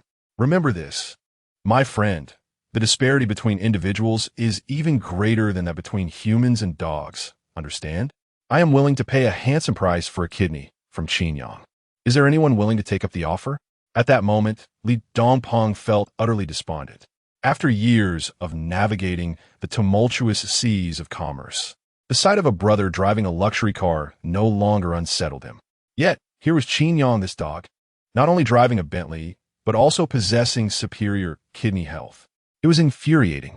Qin Yang patted Li Dongpeng on the shoulder in a gesture of consolation, saying, "Dongpeng, do not be too disheartened. If your kidneys aren't in good shape, we can manage their usage wisely. Having them is better than not at all. Besides, didn't Dr. Lee say there's a way to treat you? Just actively cooperate with the treatment and strive for a swift recovery." Li Dongpeng had lost the desire to converse with Qin Yang and was solely focused on urging Dr. Lee to hasten his prescription.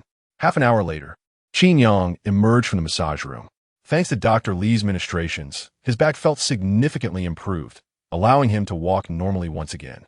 Despite their mutual grievances, the bond of brotherhood remained strong.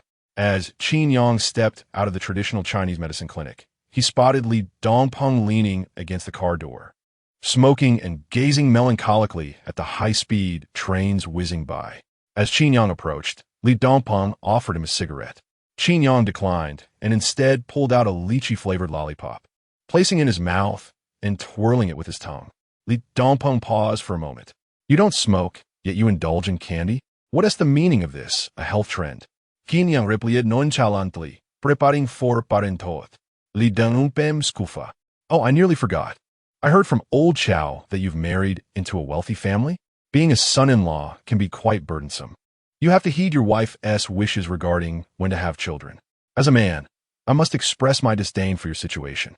Qin Yang patted his own kidneys and quipped, "Given my inherent advantages, wouldn't it be a pity not to be a son-in-law? And what about you, still single?" Li Dongpeng spoke with an air of confidence, stating, "With my attributes and physique, how could I remain single? I found a gentle and considerate girlfriend who possesses an appealing figure. Her only flaw is her clinginess. However, she is quite obedient. At home, my word is law. She does as I say, unlike you. Honestly, Lao Qin, among our 6 dormitory brothers, you alone possess charm, intelligence, and academic prowess. Why must you settle for being a son-in-law? A man must seize the reins of power, you know? What success can come from being bossed around by a woman every day?" Li Dongpeng's remarks garnered numerous likes from netizens. Despite his health issues, his words resonated with reason. A true man aspires to great heights. How can he languish indefinitely beneath others? Li Dongpeng intended to impart more of his alpha male philosophy to Qin Yang, but unexpectedly, a hand appeared, gripping his ear fiercely. A stunning woman glared at him with fury. "I called you over a dozen times, and you didn't answer. I thought you had drowned in the toilet. Yet here you are, engaged in lively conversation with others. It's one thing to chat with a woman, but you're animatedly conversing with a man too. What's going on? Are you coming out of the closet?" Qin Yang. Chapter 63. Brother, what is your occupation? It is not a sisterly reprimand. Why must it come with collateral damage? Though I am indeed from Rongqing, you cannot condemn everyone with a single stroke. Just moments ago, Li Dongpeng was brimming with bravado, yet now he resembled a quail, silenced and hastily pleading for mercy. "Darling, please remain calm. This is my university classmate, Qin Yang, whom I have mentioned to you before. He is already married. Given my affection for you, how could I possibly come out?" Upon hearing Li Dongpeng's words, the woman loosened her grip and immediately turned to Qin Yang with a radiant smile. "Ah, so it's you, Qin Yang. Our dearly often speaks of you. Are you two planning to go out together today? Fear gripped Li Dongpeng, causing his legs to weaken as he frantically gestured to Qin Yang from behind the woman. Drawing upon his extensive experience as a son-in-law, Qin Yang quickly understood. No, I simply came to see a doctor for my back. I did not expect to run into Dongpeng. Upon hearing about Qin Yang's back issue, the woman's expression grew serious. A bad back is a significant concern. It can affect marital life, so it must be taken seriously. Fortunately, our Li has no such problems. He enjoys exercising, and I am quite satisfied in that regard. As she spoke, she opened the trunk and gestured to two large bags beside her. These are all seafood supplements I just bought from the supermarket. By the way, I am Jin Wei. I used to work with Li at the same company, and I now live nearby. Why not come over for a visit? Qin Yang politely declined. I won't go today. My back isn't better yet. Perhaps next time. I will certainly visit when there is an opportunity. Initially seeking to evade the situation, he was taken aback by Jin Wei's enthusiasm. I see your back seems fine. I have a massage chair at home, worth 200,000. You should come and try it out. It has been a while since you and Li have seen each other. Let us catch up. I will prepare some snacks for you to enjoy. Jin Wei's faire surpasser Qin Yang's expectance. Something felt amiss. Typically, a woman of Jin Wei's assertive nature would likely disapprove of her partner socializing over drinks with friends. Why was she so eager to invite Qin Yang? Noticing Qin Yang's hesitation, Jin Wei gave Li Dongpeng a gentle kick on the calf. You should say something too. Why act mute? Li Dongpeng looked aggrieved. I was merely putting the things down. Old Qin, since your sister-in-law has spoken, let us go to my house for a meal. It won't take much of your time. With a sense of resignation, Qin Yang replied, All right then, sister-in-law, just keep it simple for lunch. A couple of stir-fried dishes will suffice. Jin Wei smiled. Do not worry about that. Just enjoy yourselves. Come on, brother, get in the car. As her words fell, Zhong Chang drove up in a Bentley right in front of Qin Yang. Young Master Qin, do you require a vehicle? Qin Yang shook his head. I will ride with my brother. You can head back for now.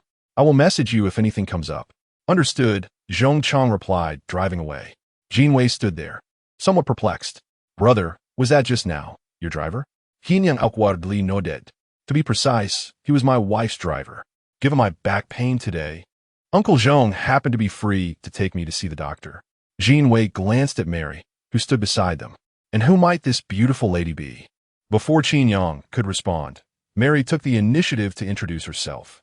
I am Mr. Qin's personal steward, dedicated caretaker, outdoor bodyguard, and exclusive chef, Mary. It is a pleasure to meet you. Jin Wei's smile faltered. She had indeed heard from Li Dongpeng that Qin Yang was a son-in-law who had married into wealth. But she never imagined it was to such an extent. Noticing the awkward atmosphere, Qin Yang refrained from saying much more and led Mary to the car. They drove to the South District, Yulong Mansion. Upon returning home, Jin Wei took the initiative to bring out a basket of fruits. Old Li, don't just sit there, please peel an apple for our brother. Li Dongpeng pulled out a fruit knife and casually picked an apple from the basket. Here you go. Lao Qin, let me peel this for you. Qin Yang was taken aback. No, I can do it myself. Observing the camaraderie between the two men, Jin Wei nodded in satisfaction and said, You two watch some television. I will go to the kitchen to prepare dinner. Qin Yang exchanged a glance with Mary, who followed her to help. As soon as the two women left, Li Dongpeng turned to Qin Yang. So, you've even hired a personal steward now. Aren't you just a son-in-law? You're living even more lavishly than I am. Qin Yang retorted defiantly. Aren't you the one who calls the shots at home? Who was just scolded like a child? Li Dongpeng replied, I enjoy it. What is it to you? Qin Yang shot back, I enjoy it too. What is it to you? Hearing a commotion outside, Jin Wei peeked her head out, only to find the two men calmly watching television while holding an apple. Li Dongpeng looked at her with innocent eyes. Darling, is there something you need? Jin Wei, perplexed, inquired, Is there not something going on outside? Li Dongpeng chuckled. Nothing at all. You must have misheard. Jin Wei, half convinced, nodded. Perhaps I did mishear. Just as she was about to return to the kitchen, she suddenly remembered something and admonished, You two must not fight, behave, and wait for dinner. The two men nodded vigorously, promising they would not fight. Once Jin Wei returned to the kitchen, they resumed their playful banter. Viewers couldn't help but sigh. Indeed, men are just children who never grow up. They are far too immature. As a brother, it pained me to hear you became a son-in-law, and discovering that you live better than I do. My heart aches even more. Perhaps Lao Chao understood Li Dongping's temperament, hence only mentioned it briefly, daring not to elaborate further. If he knew that Qin Yang received a monthly allowance of several tens of thousands, he would surely be furious. It's laughable. He previously advised Qin Yang to find a proper job, only to discover that his own salary was lower than Qin Yang's allowance. Qin Yang, can working really compare to living off someone else? After a while of banter, both were utterly exhausted. Qin Yang retrieved a cigarette from the box on the table, preparing to light it up leisurely. Li Dongping abruptly snatched the cigarette from his lips, returning it to the box, and handed him an apple instead. Aren't you trying to conceive? Smoking is out of the question. Qin Yang was momentarily taken aback. Is it not permissible for me to indulge now? Li Dongping let out a cold laugh. Smoking at home? Are you trying to court disaster? Haven't you noticed there's no ashtray in my house? If you wish to perish, don't drag me down with you. Qin Yang, is this what you mean by having the final say at home? My brother, your situation is even more dire than mine. At least I can do as I please within my own abode. Just as Qin Yang was about to make another quip, he suddenly noticed dozens of photographs adorning the living room wall, featuring Li Dongping alongside various celebrities and directors. Unable to contain his curiosity, Qin Yang inquired, Dongping, what line of work are you in? Li Dongping took a bite of his apple and replied nonchalantly, I'm a photographer, specializing in film. Qin Yang chucklet, what a coincidence. Isn't it? Chapter 64. I have a dream how wonderful it is to make films. Since my childhood, I have harbored a passion for cinema. Dongping, I have always had a dream. Before Qin Yang could finish his statement, Li Dongping immediately interjected with urgency. Stop right there. I have no desire to hear it. Qin Yang was momentarily taken aback. I haven't even revealed what my dream is yet. Li Dongping snudat. I have heard all about your endeavors from Lao Chao and the others. First, it was live streaming sales, then outdoor adventures, correct? I mean, old Qin, we are but a handful in this dormitory. Can't you find someone else to drag into your schemes? Why must you insist on milking the same few friends? Qin Yang felt a twinge of displeasure. Isn't helping Lao Yu with his sales commendable enough? I assisted him for just a few hours and directly facilitated over 30 million in sales. Li Dongping, munching on a grape, retorted with a smirk, indeed. You did achieve over 30 million in sales, but the very next day, after your live stream ended, over 20 million worth of goods were returned.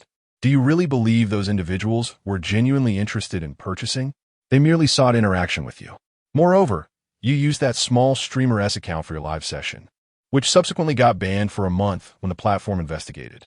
It was a disaster. I heard that night. Lao Yu even got swept up in a crackdown. Who knows how the news leaked? Now, he can't even find someone to go on a blind date with, as people suspect there is something amiss with his lifestyle. Qin Yang felt a wave of realization wash over him. No wonder he had waited so long without receiving any commission from Yu Hao. It turned out Lao Yu had been through such turmoil. Surely, Lao Chao's outdoor adventure has nothing to do with me, right? I merely participated for the experience. I wasn't directing anything blindly. Li Dongping scoffed again. ISNT, the esteemed team leader, Du Jia, from Lao Chao's group, after returning from AI Lao Mountain, she resigned, claiming she wanted to go home and become a kindergarten teacher. Lao Chao faced complaints from customers regarding the unsafe route planning.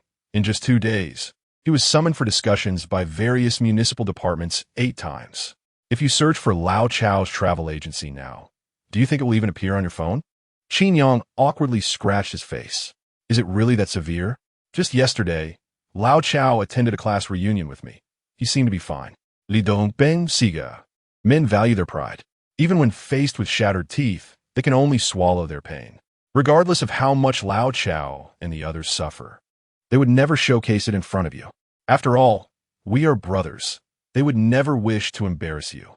Qin Yang felt an overwhelming sense of guilt. He had never anticipated that his simple request for assistance would lead to such hardship for his friends. Li Dongping patted Qin Yang on the shoulder, speaking earnestly, Old Qin, although I am unaware of your dream, I must implore you, please do not involve me in it. All right? Determined, Qin Yang was about to concede to Li Dongping when suddenly, a new message notification chimed in the brothers group chat. Chao Lingyun. Wow. Wasn't Li Dongping always boasting about his prowess during university? How has he fallen to the point of seeking traditional medicine now? Yu Hao. This lad must have indulged excessively during his university days, resulting in his current condition. What is that old saying? The wind may be fierce, but one must not urinate against it, for in later years. The gentle breeze may dampen one's shoes. Observing his two brothers as they nonchalantly critiqued the video he had previously posted, Qin Yang felt a surge of guilt. Just as he was about to send a message of apology, Chao Lingyun sent over a video. There they were, Yu Hao and Chao Lingyun, arm in arm in a nightclub, each holding a beer, surrounded by a bevy of beautiful women, reveling in sheer joy. Chao Lingyun, old Qin, come join us. You and I are at Nanqing S-Bar. You should come along. Yu Hao, this is fantastic, buddy. I've been drinking to oblivion here every day, utterly carefree. Qin Yang, Li Dongpeng. Qin Yang just a blinkster at Li Dongpeng. Is this what you meant by swallowing your broken teeth? Li Dongpeng, sweating profusely, Uriali explained. It's merely a case of drowning sorrows in drink. Truly, just that. I believe you as much as I would a tall tale. Qin Yang told. From the video, it was evident that the two brothers were grinning from ear to ear. How could you claim they were merely drinking away their troubles? Just as Qin Yang was gearing up to school Li Dongpeng in a lesson of love, Jin Wei and Mary emerged from the kitchen, bearing dishes. Chicken soup is served. The two women set the food on the table, and Jin Wei, removing her apron, warmly beckoned Qin Yang. Brother, come eat. We can chat while you dine. Qin Yang shot Li Dongpeng a glance, signaling that their reckoning would have to wait. They filled their bowls, served each other dishes, and enjoyed drinks. The group shared laughter and conversation for half an hour, and as Qin Yang began to feel the effects of the alcohol, Jin Wei casually inquired, Brother, you and Old Li were university classmates, correct? Qin Yang nodded. Indeed. Then you must know how many girlfriends he had during his university days? Upon hearing this, Li Dongpeng immediately sobered up, a cold sweat dampening his back, as he frantically signaled to Qin Yang. Jin Wei turned her gaze toward Li Dongpeng. Old Li, what is wrong with your eyes? Are you unwell? Li Dongpeng's smile was more akin to a grimace. And no, not at all.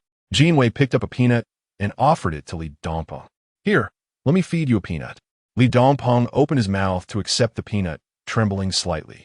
Although Jin Wei's family background could not compare to that of Lu Yan, she was still the cherished jewel of the Jin family, a pure-hearted princess. Aside from her fiery temper, her most pronounced flaw was her jealousy. If she were to discover that he had numerous girlfriends during his university years, he feared he might not see the light of another day. After feeding Li Dongpeng the peanut, Jin Wei turned her attention back to Qin Yang. Brother, speak honestly with me. How many girlfriends did he have in university? Qin Yang cast a half-smiling glance at Li Dongpeng. University matters are a bit hazy for me. I vaguely recall it might have been.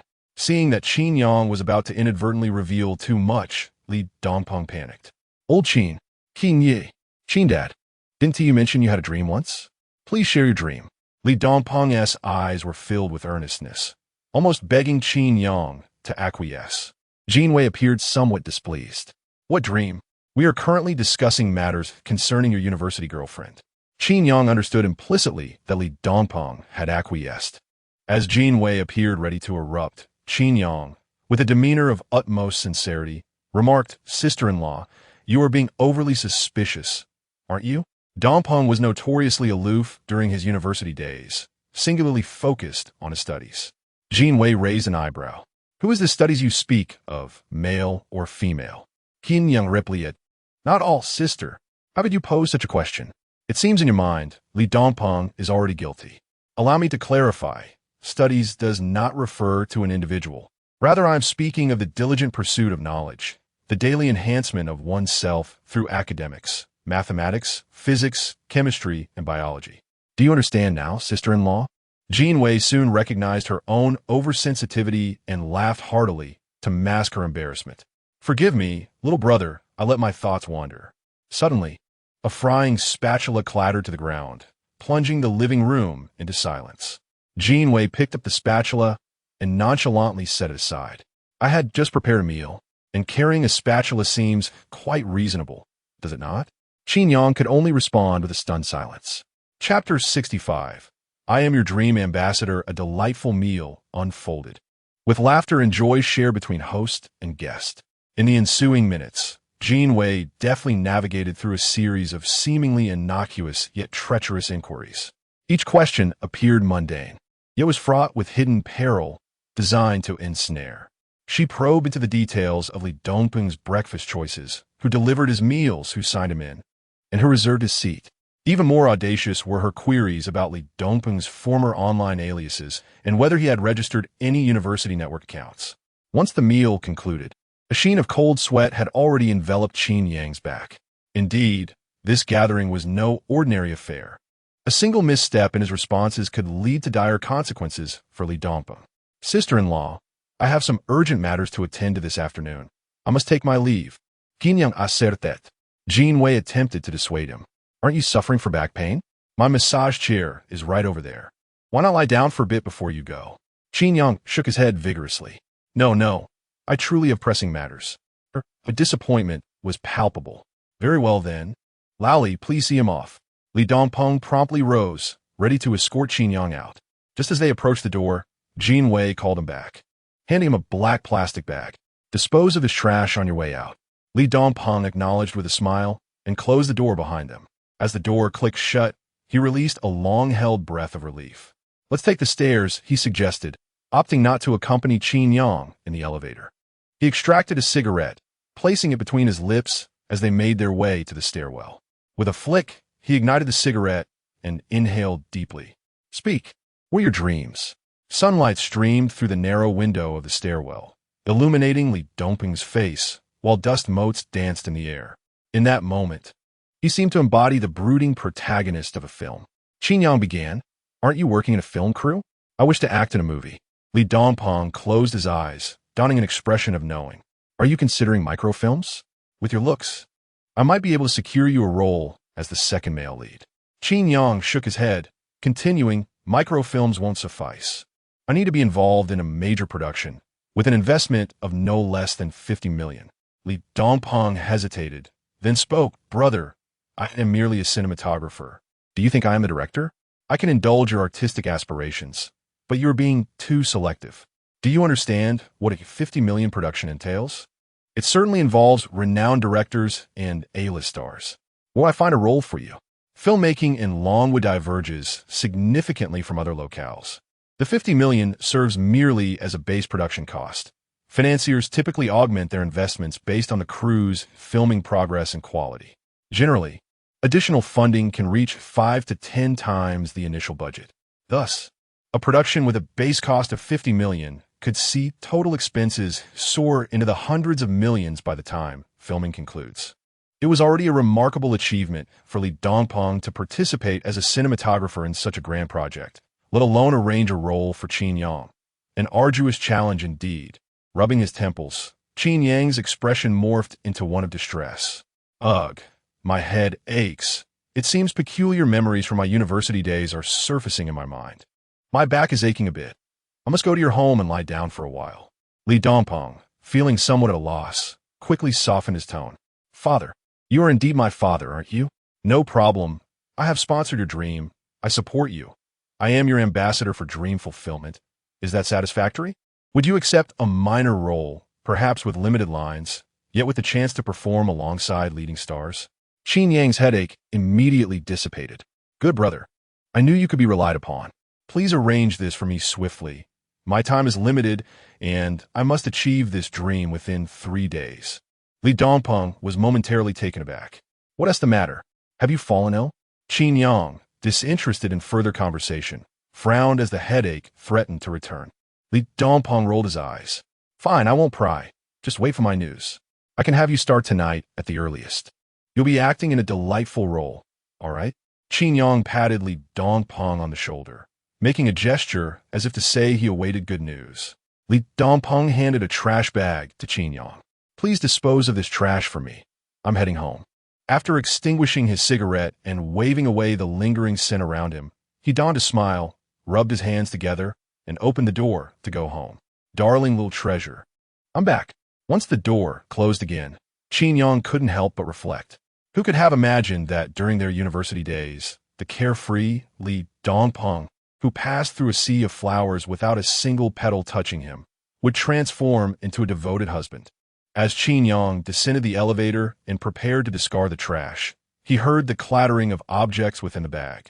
Upon opening it, he discovered a multitude of broken spatulas. Qin Yang, netizens, with such a collection of broken spatulas, would it not leave someone bruised if struck? My goodness, what a stark contrast. Previously, when this guy looked down on Qin Yang, I thought he was a genuine man. Yet here we are. Although he may be his son-in-law, at least Goddess Lu only toyed with him in bed. This fellow, however, must have endured some hits. Is this not domestic violence? Shouldn't we report this immediately? This is mere trivial domestic squabbling. My wife and I often engage in such disputes. Last time, we nearly dismantled the living room during an argument, but afterwards, we reconciled, and now we have 3 children. Mr. and Mrs. Smith, is that you? Hitting is affection. Scolding is love. Without quarrels, there is no excitement. You outsiders wooed and tea understand. These are merely the playful dynamics of a marriage, which you will comprehend when you grow older. Zhong Chong drove his Bentley from a distance. Just as Qin Yang settled into the car, he received a text from Li Dongpeng. At 5 p.m., their essay role for a supporting character at Shooting Base 1 in Shudian. I've already spoken to the assistant director. Just go there and mention my name. Don't mess it up, brother. A slight smile crept across Qin Yang's lips. As a temporary actor, I am on my way. Shudian, Shooting Base 1. As the largest filming location in Jianghai City, it welcomes various leading stars and directors daily. However, as one draws closer to the core area of the shoot, the scrutiny regarding identity verification becomes increasingly stringent. Fans and paparazzi are generally confined to the periphery of the base, where with a stroke of luck, they might capture a glimpse of a star arriving in a private vehicle, though more often than not, they are left merely to enjoy the breeze while signing in to attest to their presence. Armed with the electronic pass issued by Li Dongpeng, Qin Yang, guided by the staff, made his way directly to the backstage. The stage manager handed a script to the makeup artist and instructed, "Hey, come over and do his makeup. He is set to perform alongside Tang Cinny shortly, so make him look presentable." Upon hearing this, the makeup artist was momentarily taken aback. Tang Cinny is a rising star, and he had the opportunity to share the stage with her. Qin Yang was even more astonished. Why did that name sound so familiar? A sense of foreboding crept into his mind. Could it be that Tang Cinny from the performance department of the media college next door during university? Damn it, Li Dongpeng. You have deceived me. Chapter 66. Aren't you going to thank your brother-in-law? Outside the filming set, on the street, 3 black vans stood silently, motionless, resembling 3 dark monoliths. Inside the vans, a contingent of special police awaited their moment. Sun Jia, armed with binoculars, peered through the one-way glass of the van, her expression grave. A newly recruited young officer, Wang Sheng, could not help but inquire, "Sister Jia, we haven't received any reports of an incident. Why are we stationed here?" Sun Jia replied with calm assurance, "Because my brother-in-law is inside." Brother-in-law? Wang Sheng was further perplexed. You mean Xiaoyan's husband? Does he have any cases against him? Sun Jia, maintaining her seriousness, stated, "Based on past experiences, my brother-in-law is not involved in any cases, but he's often surrounded by numerous incidents." As she spoke, she gently patted Wang Sheng's shoulder. "Do you know why I'm leading the team today?" Wang Sheng shook his head. "Because everyone else has gone to the provincial office to receive awards. The provincial office even plans to establish a Special Operations Criminal Investigation Bureau in our Jianghai City, dedicated to solving major cases, serious offenses, and homicides. Why do you think the provincial office has decided to do this?" Wang Sheng continued to shake his head. Sun Jia sighed, sensing that this newcomer was rather dim-witted. "Of course, it's because of my brother-in-law. Have you heard of the Dawn Sentinel? The Bane of Evil? Surely you've heard of that?" Wang Sheng finally grasped her meaning. "Sister Jia, are you suggesting that this Sentinel, this Bane, is your brother-in-law? Isn't that a bit superstitious? Is this how we should think in our line of work? Superstitious?" Sun Jia retorted coldly, "That is not superstition. It is metaphysics. Have you ever heard of victims communicating with police in dreams to help catch their killers? Before meeting my brother-in-law, I too found such notions to be utterly elusive and nonsensical. However, my perspective changed entirely after encountering him.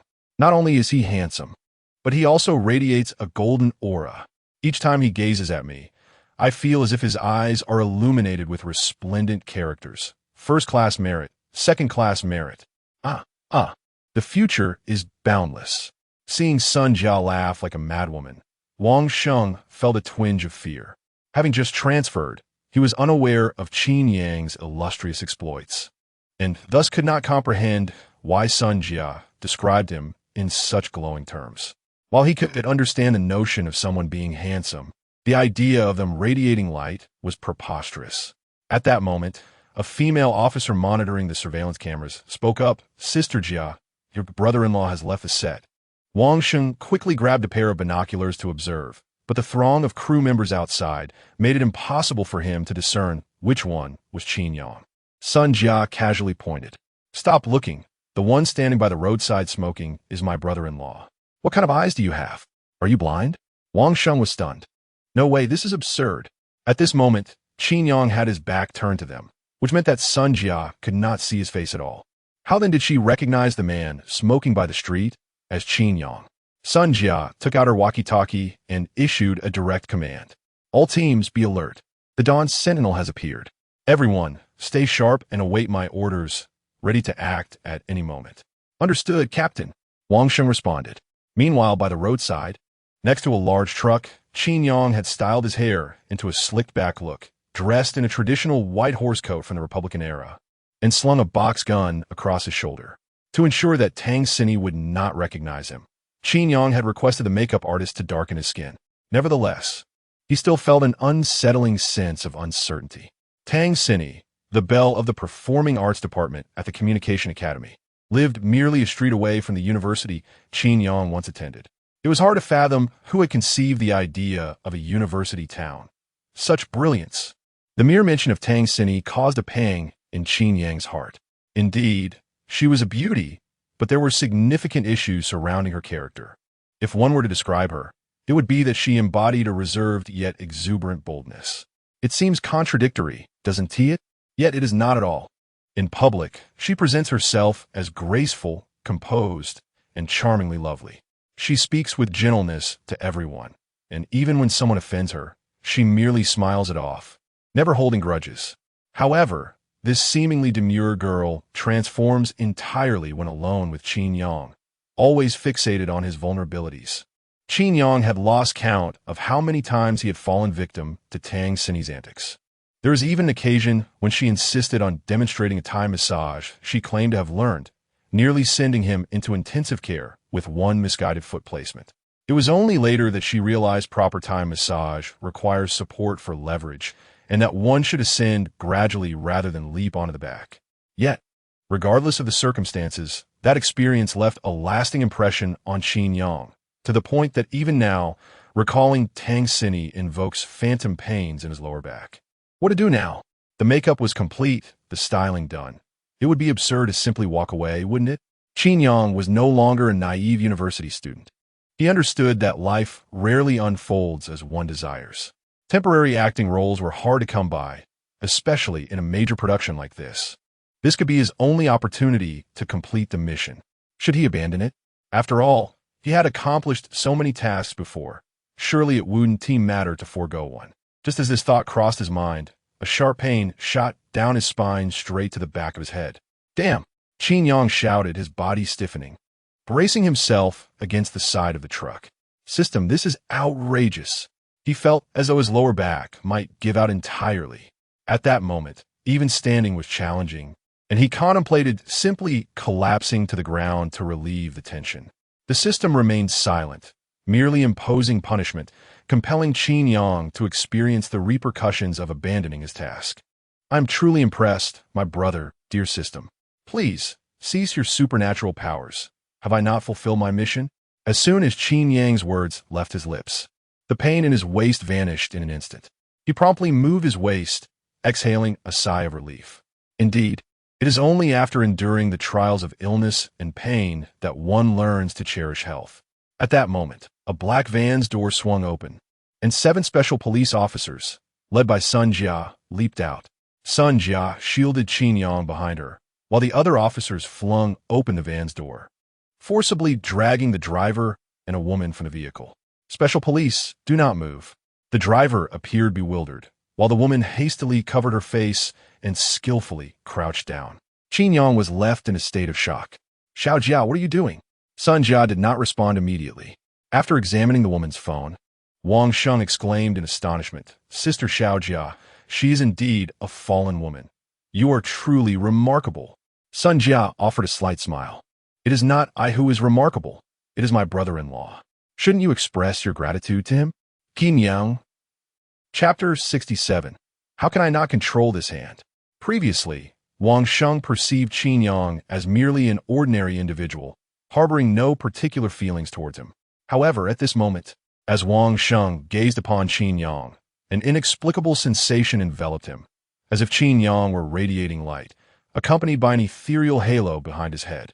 Wang Sheng instinctively felt the urge to join his hands in prayer, only to be hastily halted by Sun Jia. Are you foolish? Your brother-in-law is live-streaming. Do you wish to jeopardize your job? Wang Sheng responded with a soft acknowledgement, finally realizing the gravity of the situation. Believing in such metaphysics in your private life is one thing, but engaging in it during assignments is akin to self-sabotage, she admonished. All right, Wang Sheng, please escort them back to the station. Wang Sheng hesitated momentarily. What about you, Sister Jia? Sun Jia feigned indifference, stating, You need not concern yourself with me. The weather is splendid today. I shall bask in the sun a little longer. Wang Sheng replied, Oh, so you're just going to sit outside with 3 police cars under the sun. Is that it? Sun Jia was not naive. She understood that minor cases involving truck drivers bore little merit. Yet, she firmly believed that remaining close to Qin Yang would inevitably lead her to significant cases. With a wave of his hand, 2 officers approached to take over, escorting the driver and the woman to the police vehicle. As they walked, the driver lamented, Officer, this is my first offense. Truly, it is my first. Was it necessary to deploy the SWAT team for my apprehension? Is this a serious crime? Will I face the death penalty? If I report others, will my punishment be lessened? I implore you, officer, it is indeed my first time. I do not wish to die. It was not until the 2 were escorted into the police car that Sun Jia signaled for the other SWAT officers to return to their black van and remain on standby. Just as Sun Jia was about to leave, she was called back by Qin Yang. Upon witnessing the grim expression on his face, she felt a wave of embarrassment wash over her. Brother-in-law, is there something you need? Qin Yang inquired coldly. Shouldn't I be the one asking that? Why are you following me without cause? Sun Jia, finding her voice, retorted boldly. Who has following you? I happened to be leading a patrol in the vicinity and stumbled upon this truck driver's suspicious behavior. Is that not perfectly reasonable? Qin Yang produced his phone and accessed his live streaming account, a sardonic smile gracing his lips. Oh, really? Then could you enlighten me as to who this level 15 fan, Detective Jia, is? Sun Jia fell silent. Qin Yang continued. How long have I been streaming? And how long have you lingered in my live chat? It would be one thing to watch my stream, but you even sent gifts? And now you've become my 3rd biggest supporter? Beyond that, why is it that you're also the leader of my fan group? No wonder you and your peers arrived at the last class reunion so promptly. It turns out you were undercover in my live stream. With a chilling smile, Qin Yang activated the streamer privileges. With a mere tap of his finger, Sun Jia would find herself banished to the black list of his live stream, and all her titles and privileges would vanish into thin air. Sun Jia was on the verge of tears. Brother-in-law, I was mistaken. I swear, I have only betrayed you once. Please grant me another chance. Qin Yang replied, Mistaken? You are simply frightened. Speak up. What brings you here now? Be honest. The onlookers found amusement in the scenario. Turning the tables, are you interrogating the police? Sun Jia replied, feeling wronged. I truly came here to patrol and to ensure your safety, brother-in-law, in hopes of a fortunate encounter. A fortunate encounter? Do you truly consider me a police dog? Qin Yang felt a throbbing irritation in his head. How did you discern that the truck driver was problematic? Sun Jia mumbled. Initially, we had no idea the driver was suspicious, but when you nudged the door, I sensed something amiss. Then I noticed an electric bike parked next to the truck, which prompted me to bring someone along for a closer look. Qin Yang was momentarily taken aback by Sun Jia's explanation. What, the electric bike beside the truck? What's the issue? Sun Jia smiled, but remained silent. Brother-in-law, it's perhaps best that you remain unaware of these matters. There's no need to delve deeper. Those who understand, understand. Just as Qin Yang prepared to press further, the stage manager, holding a script, called out from the entrance, "Hey, it's almost your turn. Why are you wandering about? Get in here, unless you wish to quit." Qin Yang quickly responded with a smile. Coming. Just a moment." Before departing, he shot Sun Jia a warning glance, urging her not to stir trouble. Sun Jia immediately raised her hand to pledge her loyalty. "Rest assured, brother-in-law, I will not betray you again." Inside the studio, as Qin Yang followed the stage manager, he realized the set was fully constructed. It depicted a noodle shop from the Republican era, where Qin Yang would portray a debauched warlord's son, ready to unleash chaos. Just as everyone was familiarizing themselves with their positions and lines, a sudden commotion erupted on set. All the staff rose to greet the newcomer. "Sister Xi, good afternoon." "Go for it." Qin Yang turned to glance, startled. By heavens, it truly is her. Tang Xin. He had donned a blue and white speckled coat typical of a commoner from the Republican era. Yet, even in such modest attire, her curvaceous figure was unmistakably alluring. The director spoke briefly with Tang Xin about the scene's requirements before directing her to take her place, indicating they were ready to shoot. As Qin Yang sidled past her, lowering his head, Tang Xin suddenly called out, "Qin Yang, is that you?" Qin Yang waved his hand dismissively, stammering, Not me. You must have mistaken me." "Tang Xin Duka Sopti Ohat Vili. How is your waist now? Does it still hurt?" Qin Yang attempted to continue walking, feigning ignorance. But in the next moment, Tang Xin grasped his wrist. With her bright eyes and charming smile, she gazed at him shyly. "You've tanned, lost weight, yet you're even more handsome than before." Qin Yang's heart skipped a beat. Alas, my instinctual perception has utterly failed me in the presence of Tang Xin. This woman truly is my nemesis. Most crucially, at the moment when Tang Xin grasped my wrist, I felt an overwhelming aura of murderous intent that seemed to transcend the boundaries of time and space. It was chilling, far too chilling. This malevolence was strikingly familiar. Meanwhile, inside the black van, Sun Jia stared wide-eyed at the live stream, her expression one of sheer disbelief. Her brother-in-law is so courageous. Instinctively, Sun Jia reached for her phone, driven by impulse, to send a message to Lu Yin. "Sister Yin, quickly check the live stream. My brother-in-law has caught the attention of a celebrity." Only after sending the message did Sun Jia realize her error. "Oh no, didn't I promise not to betray my brother-in-law? This is a disaster. I've lost my fan card." Sun Jia wore a face of regret. How could I not control this hand of mine? Chapter 68. Who taught you to alter the script? Inside the studio, the crowd was momentarily taken aback as they witnessed Tang Xin engaging in casual banter with an extra. It is widely known that Tang Xin is celebrated in the entertainment industry as the epitome of innocence. She refrains from performing intimate scenes, and her interactions with male actors are strictly confined to scripted dialogue and subtle expressions, devoid of any hand-holding, embraces, or suggestive gestures. Rumors have circulated that she was brought into the industry by a wealthy magnate merely to experience life. Otherwise, she would have long been unable to navigate her career as an actress. The entertainment realm is often likened to a vast dye vat, where many actresses achieve fame through shedding their clothing. However, if it were truly as simple as disrobing to attain notoriety, I assure you, countless women would still opt for the acting profession. After all, we reside in an era that celebrates the affluent while scoffing at those engaged in the oldest profession. Yet, this Tang Xin, who has never been embroiled in scandal, nor has she ever shown any inclination to draw close to male actors, was now audaciously grasping the hand of a male extra. The director, Fang Hai, approached with inquiries. "Xin, what is the matter? Did he steal something from you?" Qin Yang thought to himself, "For heaven's sake, open your eyes and see clearly. I am the victim here." It was only after Fang Hai interrupted that Tang Xin regained her composure. With a gentle smile, she shook her head and replied, "No, it's just that he bears an uncanny resemblance to an acquaintance of mine. I mistook him. My apologies, director. Please continue filming." Was it truly Tang Xin who just apologized to herself? Fang Hai was taken aback, swiftly waving his hands. "Xin, you needn't be so formal. Since there is no issue, Let us proceed as normal. Everyone, take your positions. We're commencing the first take of scene 15. Once the director called for the shoot to begin, Tang Xinyi instantly transformed her demeanor.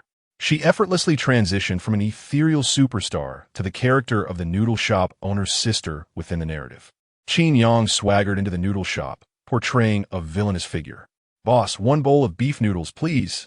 Upon hearing his voice, the owner, Tai Nyo, emerged from the kitchen, beaming with a smile. "Ah, you must be a first-time visitor, judging by your unfamiliarity." Qin Yang merely smiled in response. Tai Nyo continued, "You wouldn't happen to be from Stone City, would you?" "Ah, you are indeed fortunate. Stone City is currently under the control of that scoundrel Chao Xiong, and many have been unable to escape." It was evident that Tai Nyo was an experienced extra, as both his lines and the gestures of pouring tea for Qin Yang were executed with remarkable ease. Surprisingly, Qin Yang's acting was commendable, adhering to the script without evoking any sense of disconnection. However, when Tai Nyo summoned his cousin, Tang Xinyi, the atmosphere abruptly shifted.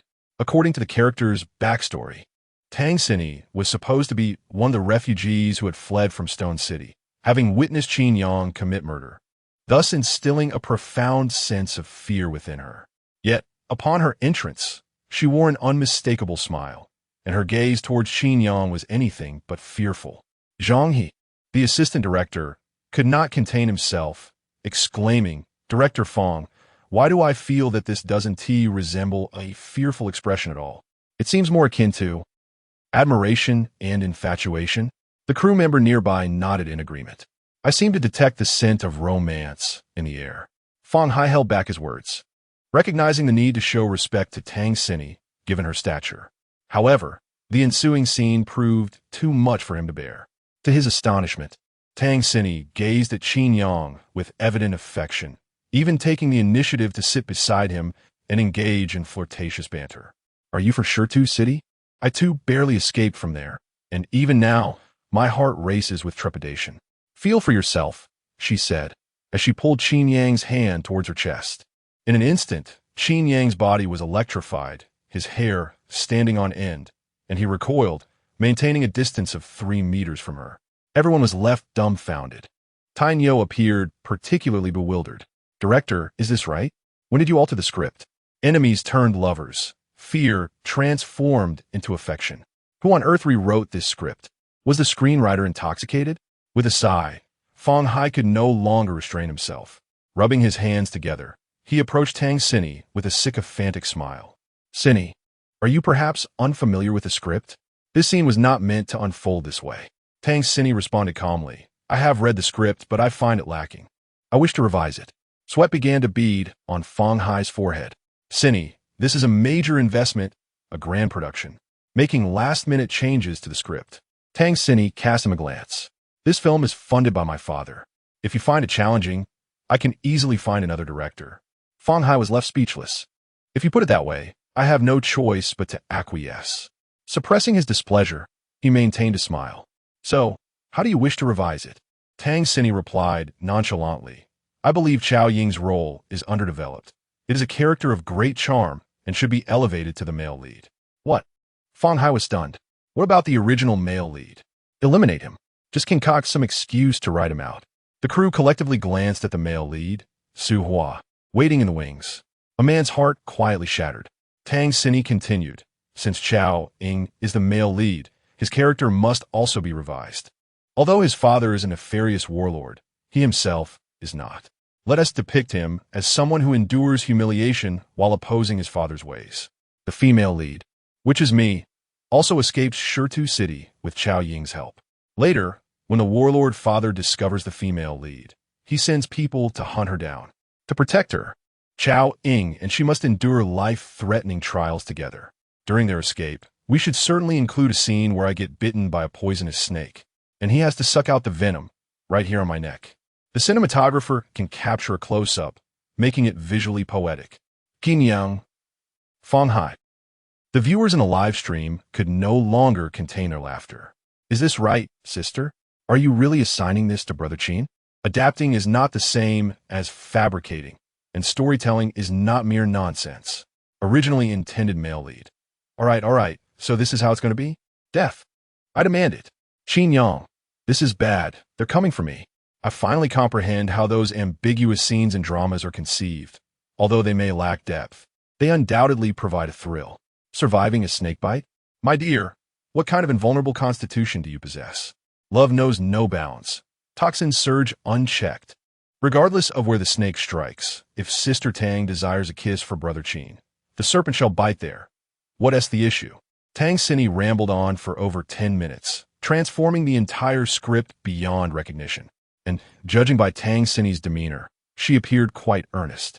Qin Yang realized that he was likely doomed today. Just as he contemplated making a discreet escape, Lu Yin entered the studio with her friend Su Mei. Adorning their chests were a plethora of medals, gleaming brilliantly and shining radiantly. Qin Yang was left dumbfounded. Maravillos, Barbier. Chapter 69.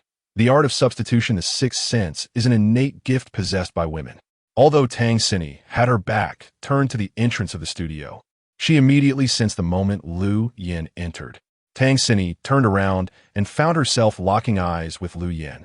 Two invisible waves of energy collided in the air, creating ripples that were both formidable and awe-inspiring.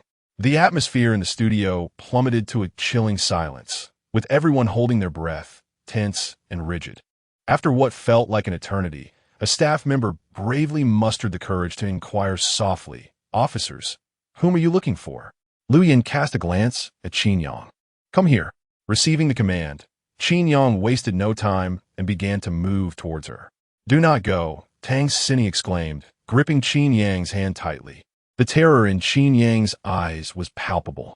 "Sister, are you serious? This could be dangerous." Indeed, Lu Yan's gaze sharpened instantaneously.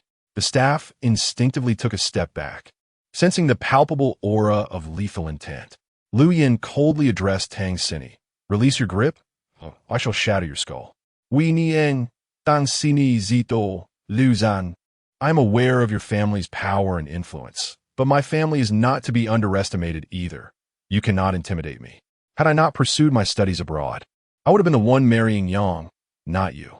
We're currently filming a movie, and even as a police officer, you have no authority to disrupt our work. Please leave." Netizens were astonished. Is this woman truly so bold as to confront Lu Yan directly? They recalled her words, noting that while Lu Yan's family held great sway, Tang Xinyi's background seemed equally affluent. It was likely she, too, was a woman of means.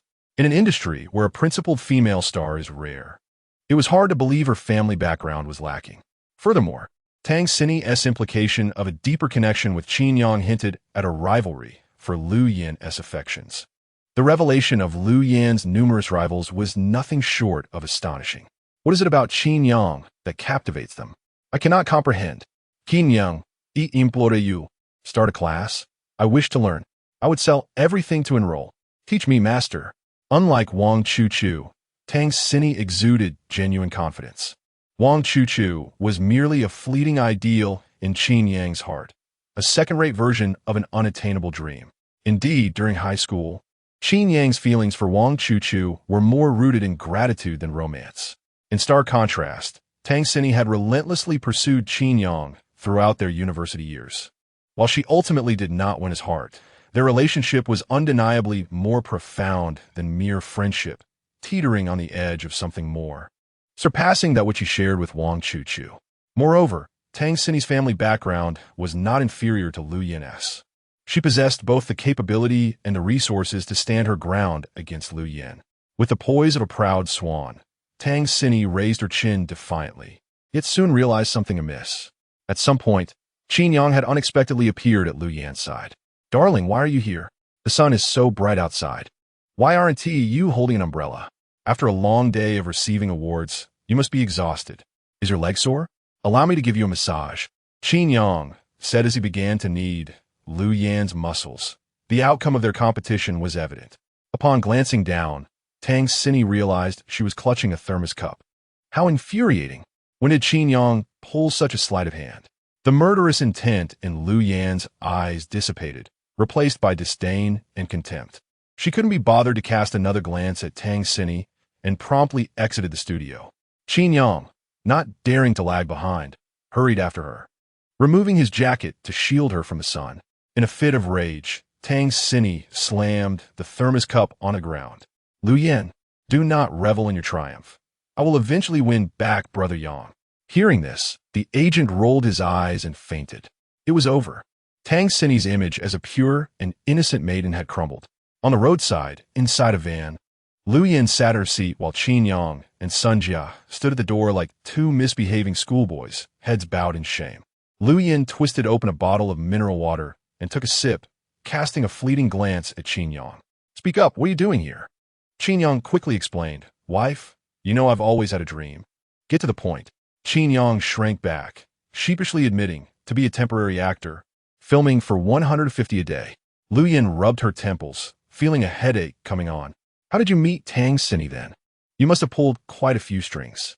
Qin Yang immediately swore, by heaven and earth, dear wife, I just asked that rascal Li Dongpeng to find me a role. And he led me into this mess. I had no idea I would be acting alongside Tang Xinyi. You know me, ever since we married, I've regarded other women as a threat. I can hardly avoid them, let alone pursue them. Sume nodded in agreement. I can vouch for that. He even blocked me. Lu Yan shot Sume a glance, too weary to engage further. What a troublesome lot you all are. Qin Yang, do you genuinely enjoy doing part-time work? My parents and I each give you 50,000 a month for pocket money. By all rights, you shouldn't be short on cash. Why do you insist on working part-time? We Haven Tea complain about you live streaming for money. Why not just stay home and play games? Qin Yang's expression suddenly deepened. Wife, what do you believe is the meaning of life? Lu Yan fell silent. This question had made her uneasy. Oh no, what if my words were too harsh? Just as she prepared to clarify her intent, Qin Yang continued. Well, let me turn the question back to you. If your family is so wealthy, why do you still choose to be a police officer? Lu Yan fell silent once more. Indeed, what is the meaning of life? Throughout one's existence, one must find something to occupy their time.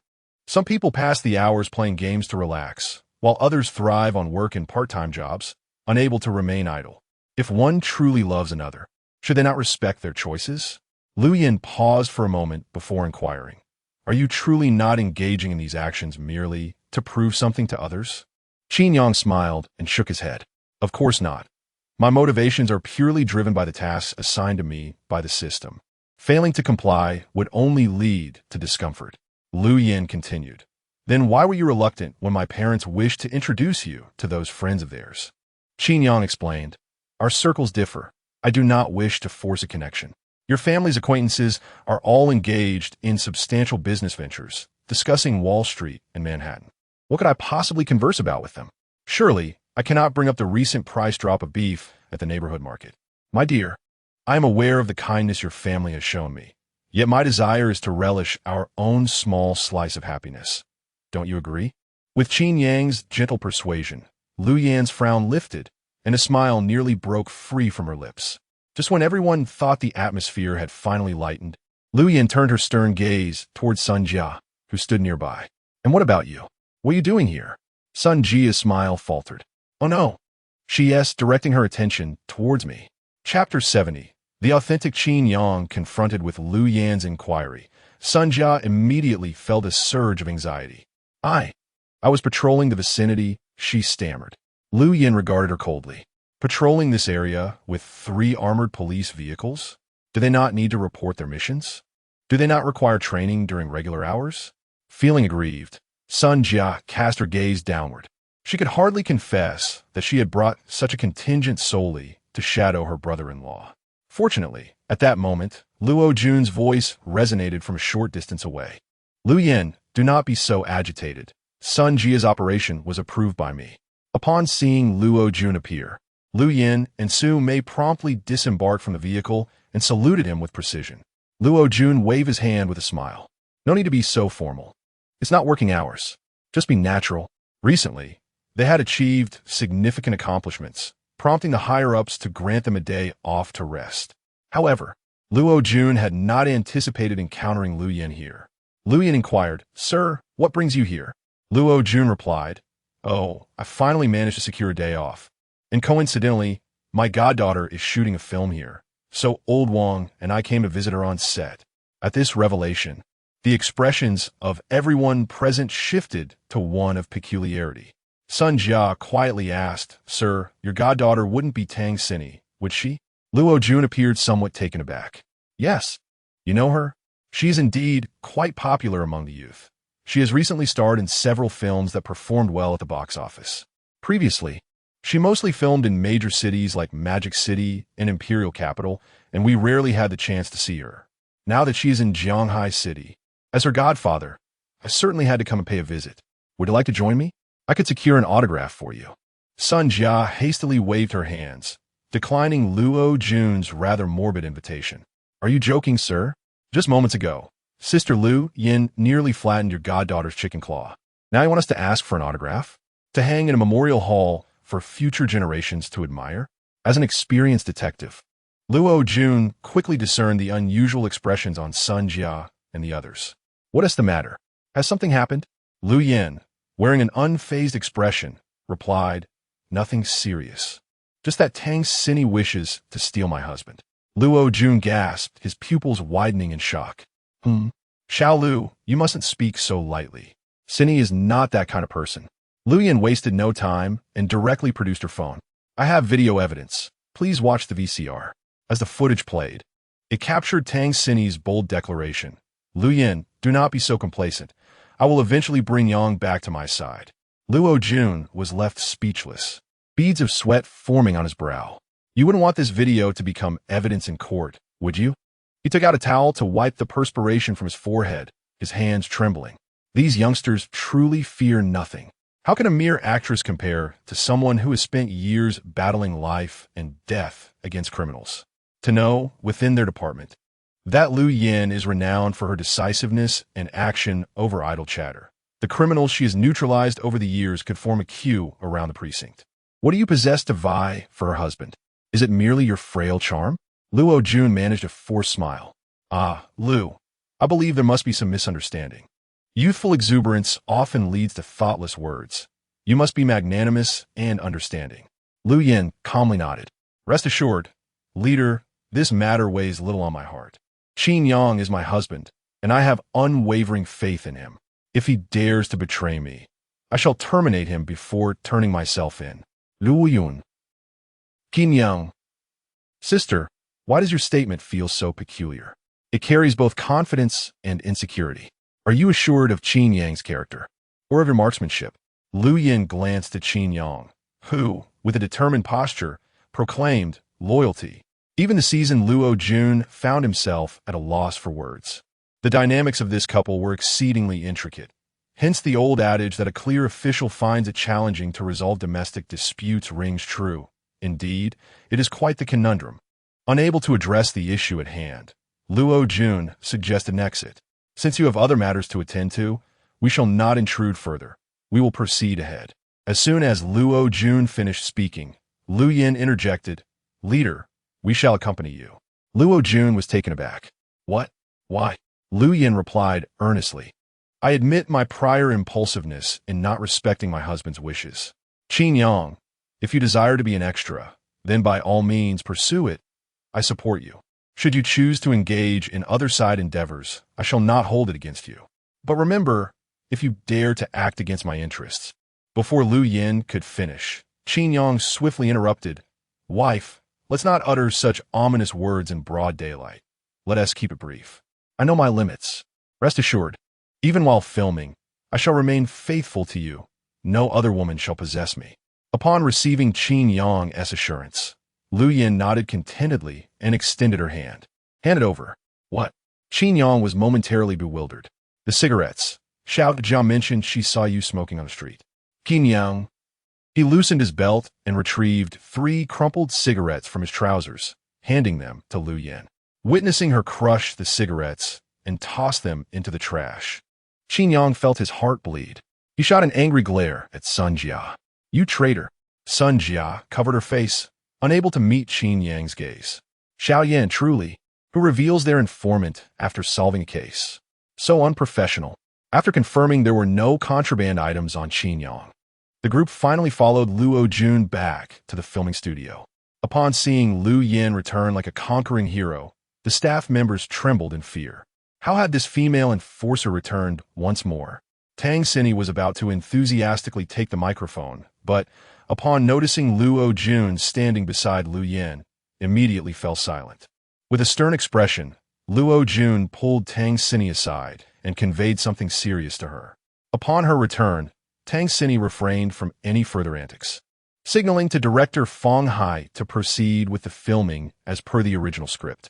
Fong Hai cautiously inquired, "So, should we still have Chowing played by him?" Tang Xinyi, feeling flustered, cast a glance at Qin Yang. "Let him do it.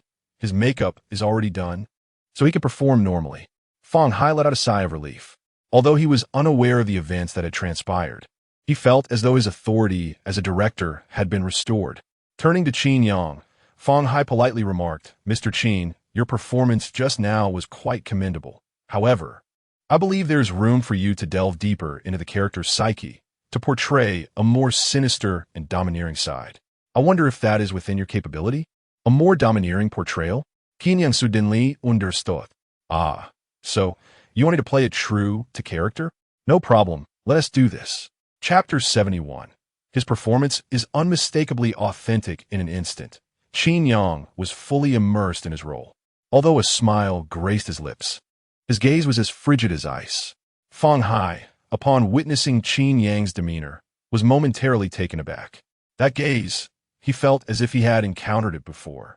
Instinctively, Fong Hai glanced over at Lu Yan, falling into silence. "Goodness, is this a portrayal of one's true self? I thought you were playing yourself, but it seems you are, in fact, channeling your wife." The online community found amusement in the spectacle.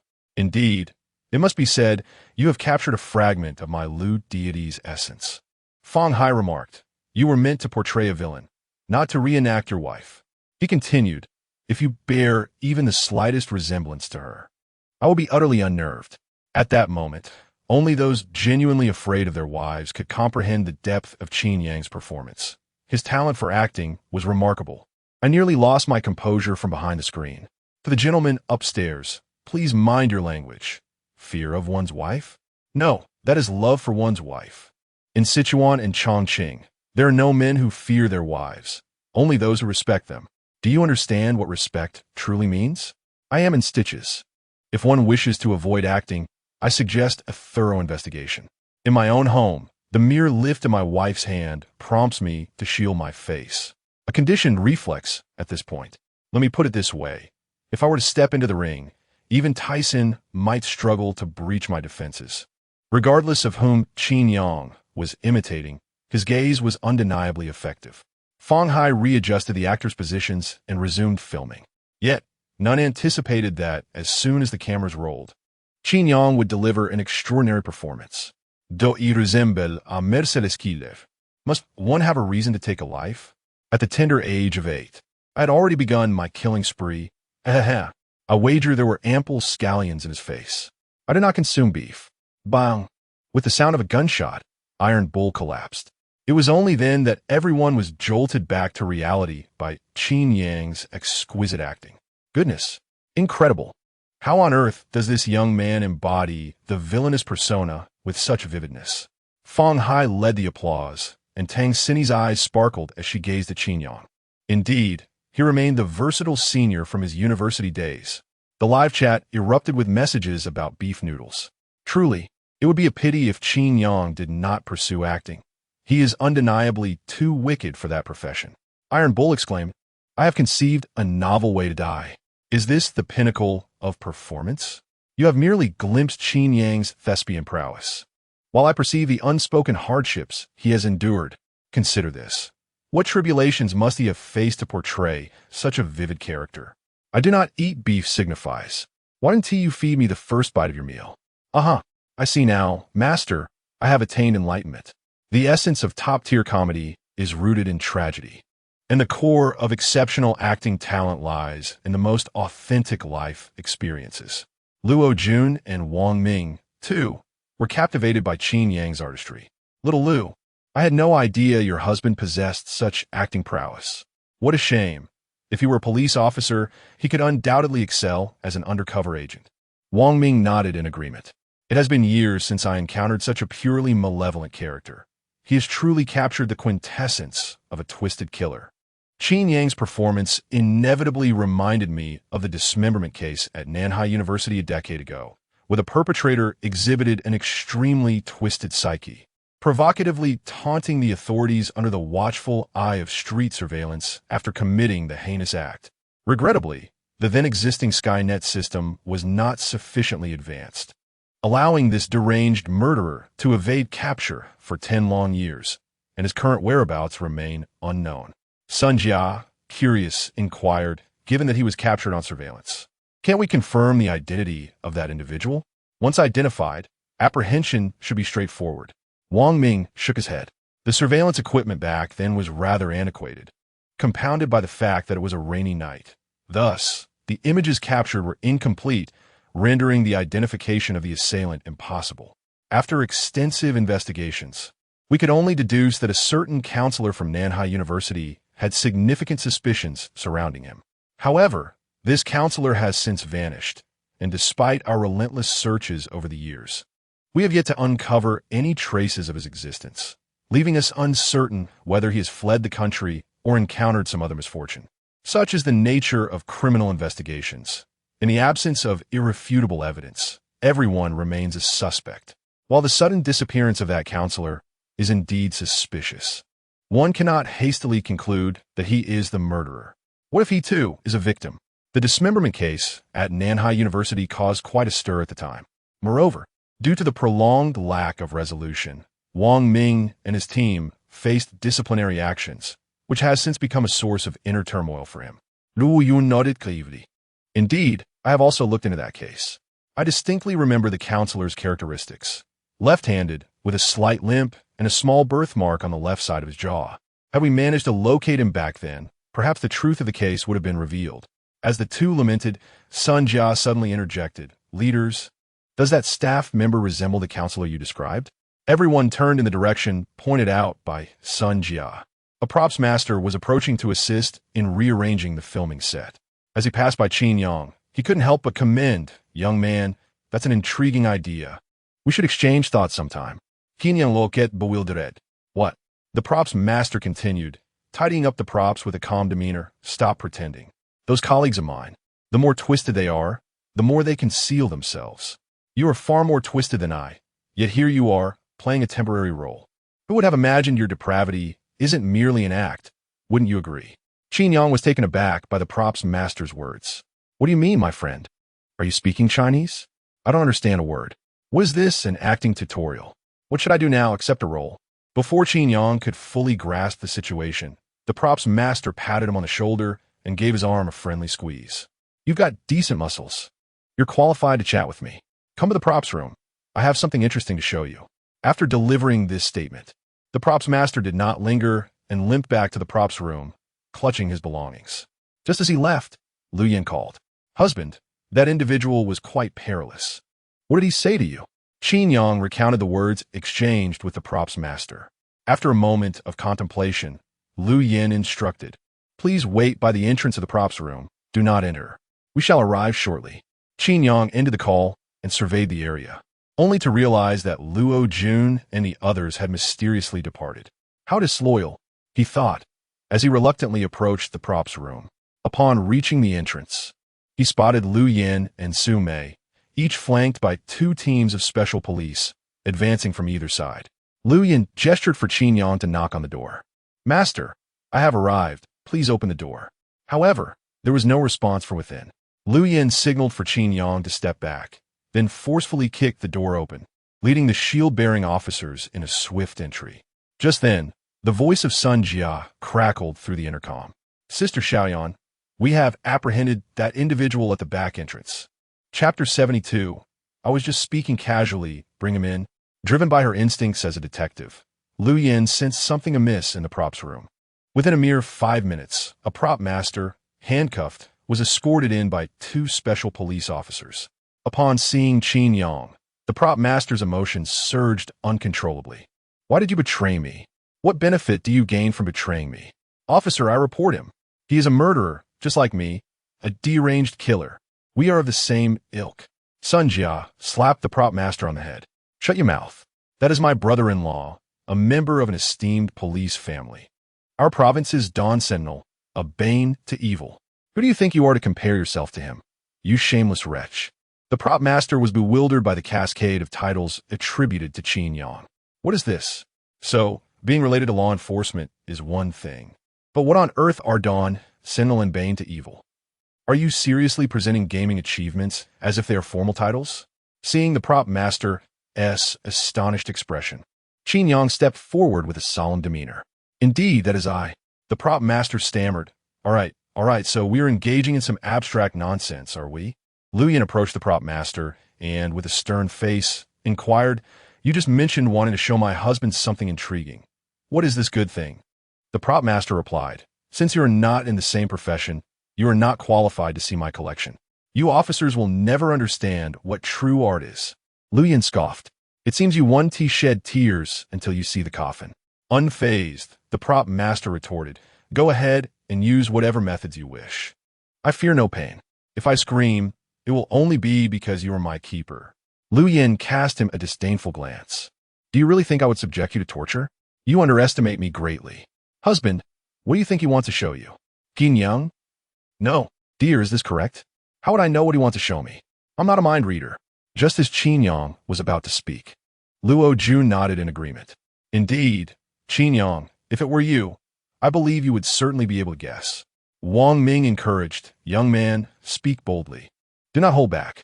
Sun Jia cheered, Brother-in-law, you are the best. Qin Yang, this is not about being the best. Do you understand what a deranged killer is? If I could guess what he is thinking, what would that make me? Noticing Qin Yang's hesitance to speak, Lu Yan's expression grew impatient. Speak up. Have you lost your tongue? With no other option, Qin Yang pointed casually at a pile of canned pork on a shelf. Perhaps it's those cans? After all, we are on a film set, and there's a meal provided every day. What sane person would buy so many cans of pork without a refrigerator? Upon hearing this, Sun Jia, who had somehow already donned white gloves, eagerly volunteered to open one of the cans. A finger adorned with red nail polish emerged from the minced meat, causing Sun Jia's face to turn pale. The live stream was flooded with a plethora of vomiting emojis. This is quite the conundrum, isn't it? How could a sealed can possibly contain a human finger? The individual apprehended is a prop master, tasked with creating props for films. So sealing a few cans should pose no challenge. Alas, I was in the midst of enjoying spicy chicken feet, and now it seems I must forego my meal. My canned luncheon meat has just arrived as well. I suppose I should return it. As someone involved in meat processing, I can only advise that one should limit their consumption of items such as sausages and canned goods, as well as those fatty beef and lamb rolls found in supermarkets. You would never fathom what these products are made from. Qin Go is indeed a benevolent soul, providing us with such an appetizing spectacle at mealtimes, inadvertently assisting us in our weight loss endeavors. Upon discovering that his meticulously prepared finger meat can have been exposed, the prop master was momentarily taken aback. Is this fellow truly one of our kind? Although Lu Yan felt a sense of discomfort, she furrowed her brow and pressed on with her inquiry. Is there more? Qin Yang, feeling somewhat awkward, gestured toward the refrigerator. There might be something inside, perhaps. Sun Jia opened the refrigerator only to swiftly close it again. The sight within was far too gruesome, far beyond what could be aired. Imagine, if you will, how a pig might be stored after slaughter. Luo Jun's expression darkened as he too realized that if there were a corpse in the refrigerator, it would indicate that the prop master had committed another crime. Go! Call for the forensic team. Seal off this set and bring all personnel back to the station for statements. After issuing these directives, Luo Jun turned to Qin Yang. Is there anything else? Qin Yang felt a well of frustration. How on earth would I know if there is more? The most troubling aspect is that your inquiries are making me exceedingly anxious. It feels as if a prophecy is unfolding before us. Observing Qin Yang's reluctance to speak, Wang Ming offered reassurance from the side. Qin Yang, we understand your apprehensions, but we have faith in you. You are certainly not like this remorseless criminal. We merely seek your perspective as a point of reference. Please, express yourself with confidence. With a sense of resignation, Qin Yang glanced at the chandelier above the prop room. Sun Jia, catching his drift, promptly ascended the ladder to remove the decorative lanterns. As her hand brushed the surface of one lantern, a wave of revulsion coursed through her, leaving her with goosebumps. Unable to suppress her fear and disgust any longer, she rushed outside to expel the contents of her stomach. All eyes turned to Qin Yang, their gazes laden with complexity. The prop master, in a fit of frenzy, exclaimed, "You all witnessed it. He is a deviant as well. He belongs to my ilk. Arrest him, apprehend him." Luo Jun made a gesture, and the special police force quickly stuffed a cloth into the prop master's mouth, dragging him away from the prop room. Once the prop master was removed, Luo Jun patted Qin Yang on the shoulder and remarked with a smile, "Well done, my friend. Your powers of observation are commendable. It is a pity you did not attend the police academy, for your accomplishments would rival my own." Wang Ming solemnly added, "This case has weighed heavily on my heart for a decade. Today, thanks to you, we can finally unravel it. Qin Yang, from now on, I shall be your dear uncle. Should you encounter any difficulties, do not hesitate to seek my assistance," Wang Ming proclaimed with exuberance. However, his gaze was suddenly drawn to Lu Yin, who stood nearby, prompting him to add, "Of course, if it pertains to matters between the two of you, refrain from coming to me. Internal conflicts should be resolved among yourselves." Qin Yang, truly an elder of great wisdom, demonstrating a keen instinct for self-preservation. Originally, today was meant to be a day of respite for them.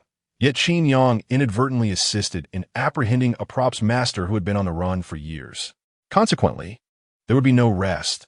They would be working overtime instead. As they exited the props room, Director Fong Hai hurried over, a sycophantic smile adorning his face. "Gentlemen, what on earth is happening? Why have you taken our props master? The barricades are up. How can we possibly continue filming?" Just as Lu Yin was about to respond, Qin Yang swiftly interjected, "My dear, allow me to speak first."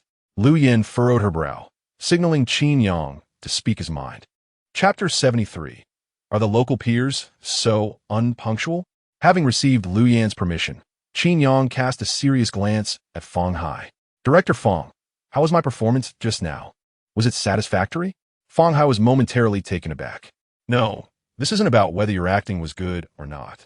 I'm asking why the prop master was taken away. What crime has he committed?" He stood on his toes, attempting to peer into the prop room, but Qin Yang firmly pressed down on his shoulders. "Director Fong, your feedback is of utmost importance to me. Was my performance truly commendable?" Irritated by Qin Yang's persistent questioning, Fong Hai relented. All right. You were exceptional. Your portrayal of a beast was simply unparalleled. Satisfied now? Ding.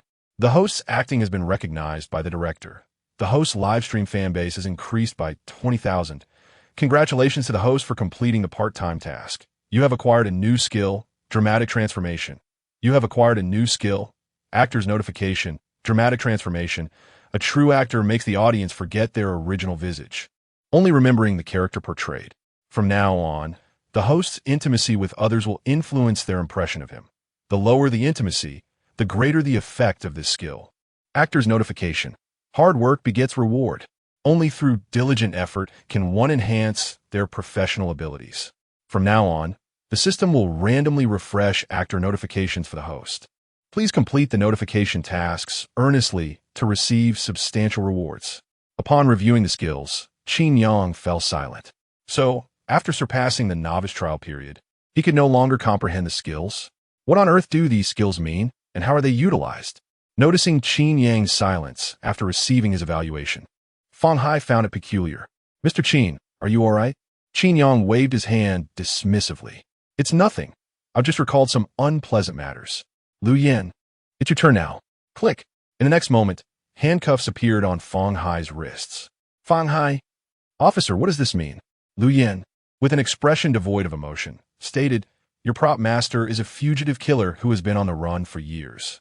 We just discovered the victim's body in the prop room. As the head of this film set and the chief director of this production, you will need to accompany us to clarify the situation at the station." Fong Hai was left dumbfounded. "Wait, are you seriously taking me away like this? This is unjust. Your Honor." Half an hour later, Qin Yang emerged from the filming base, a lollipop dangling from his mouth. Li Dongpeng immediately called him, launching into a tirade as soon as the call connected. "Qin Yang, are you out of your mind? I asked you to make a cameo, and you got Director Fong arrested?" With a hint of exasperation, Qin Yang replied, "Dongpeng, calm down. It wasn't Timi who arrested Director Fong. There's a murderer in their crew. He merely being taken in for questioning. Li Dongpeng retorted, I don't care. This mess is undoubtedly linked to you. After some time apart, you've turned into a complete disaster, ruining everything you touch. Don't reach out to me again. I can't handle this. Qin Yang simply responded with an "Oh."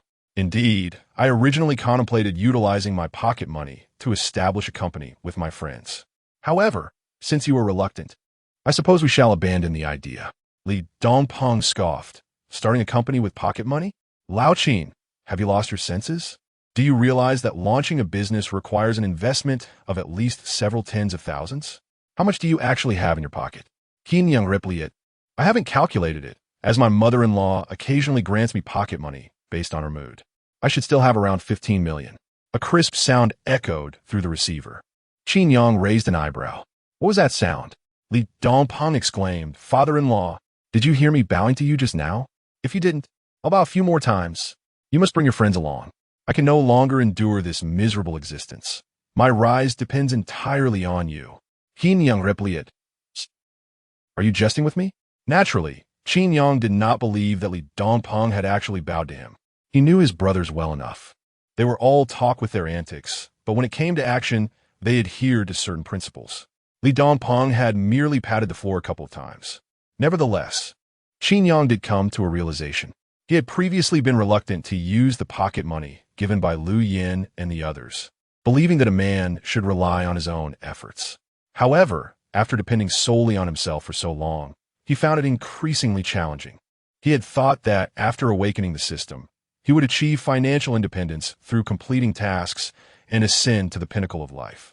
Yet during this time, the funds provided by the system had barely totaled 10,000. He had encountered numerous cases and corpses, but the pressure was mounting. It is often said that accumulating initial capital is the most arduous task, and Qin Yang was truly experiencing this firsthand. Having come to terms with this, he decided to utilize his pocket money for the venture, considering it as borrowing from his mother-in-law. He would repay her once he started making money. After all, they were family. Qin Yang told Li Dongpeng, all right, let us meet at Nansheng S Bar at 7 tonight. We will discuss the specifics then. Li Dongpeng responded, I will heed your words, father-in-law. As soon as Qin Yang hung up the phone, he received a text message. Actor notification. Your exquisite acting skills have garnered audience recognition, and you are cordially invited to portray the role of the notorious bandit Zhang San. Requirements for this notification. Collaborate with other actors to complete the performance. Adapt as necessary, and avoid any blunders. Success reward. The latest version of the entrepreneurial guide for son-in-laws. Failure penalty. The other actors will enlighten you. Wishing you a successful performance. Qin Yang thought to himself. Gazing at the message on his phone, an ominous premonition arose within him. System brother, what are you playing at? You even sent me an actor notification, and it seems rather legitimate. Do you truly consider me an actor? Since there are no specific penalties mentioned, it should be fine not to participate, right? Just as this thought crossed his mind, a van suddenly halted in front of him. The door swung open, and two burly men seized him from either side, forcefully pulling him into the vehicle. Qin Yang had yet to grasp what was happening when he found himself sandwiched between the two muscular figures. Is it him? One of them inquired. Another individual scrutinized Qin Yang from head to toe and nodded. He was clad in a lollipop-patterned black short-sleeve shirt, denim jeans, with the words ruffian emblazoned across his chest. The attire was correct, the timing was accurate, and the location was indeed right. It was him. After confirming Qin Yang's identity, the tall man thrust a black stocking into his hand. Take it, put on. Qin Yang held the stocking, his emotions a tumultuous blend. This was dire. He had been captured by Nantong.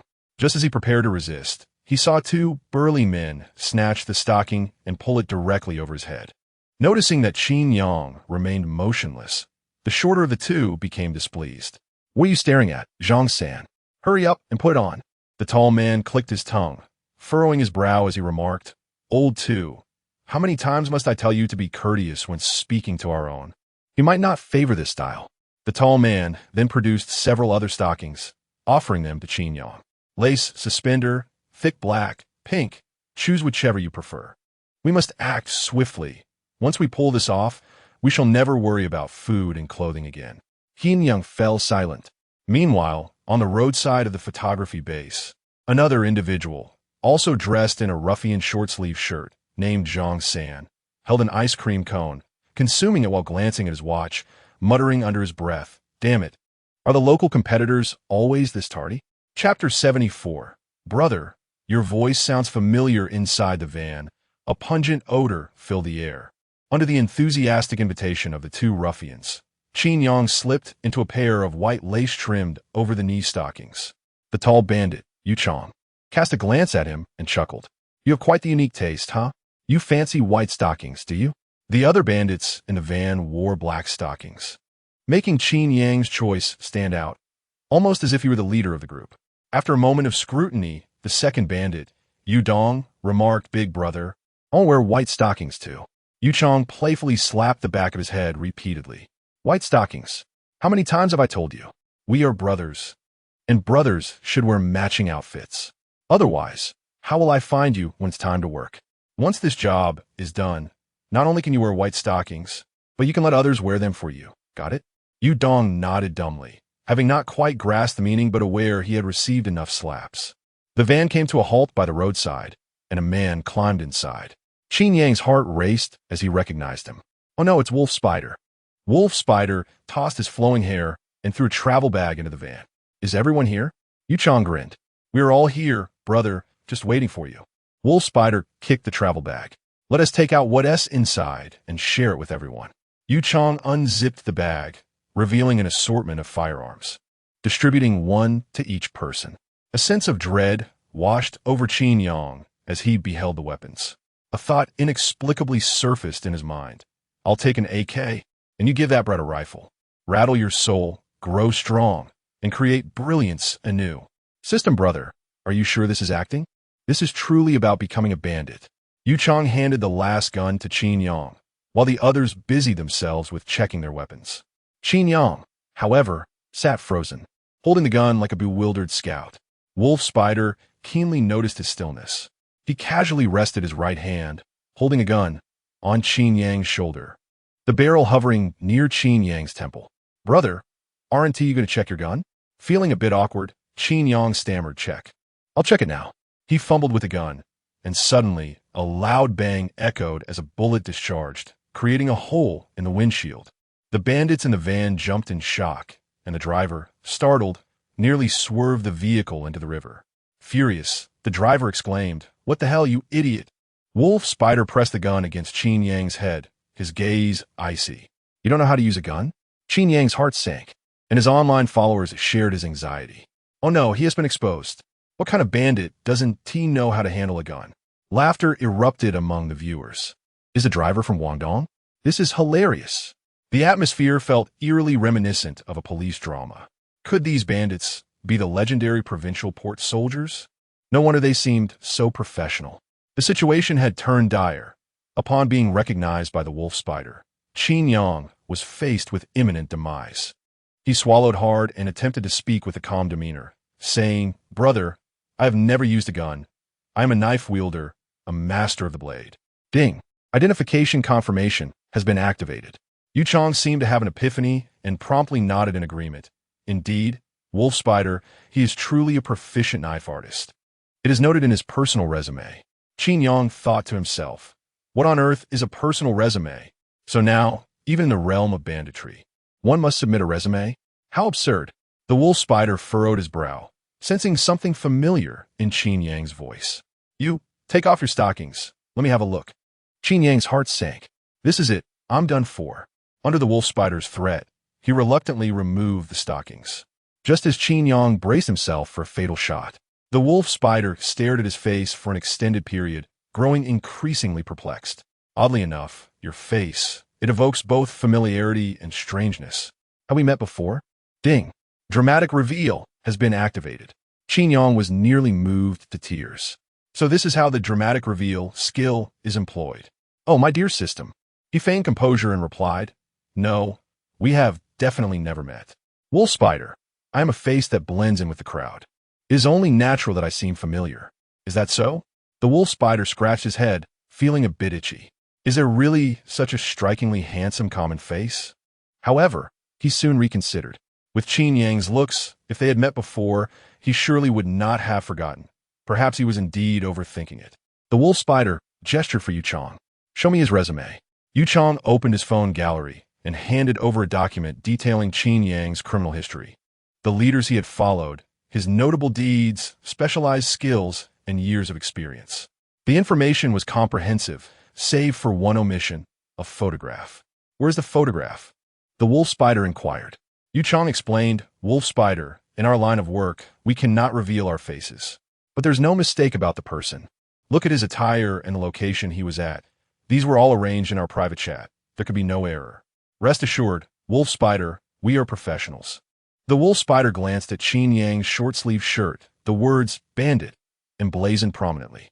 He returned the phone to Yu Chang, expressing his dissatisfaction. "In the future, do not wear such conspicuous shirts for meetings. Do you think the police would not recognize you as bandits?"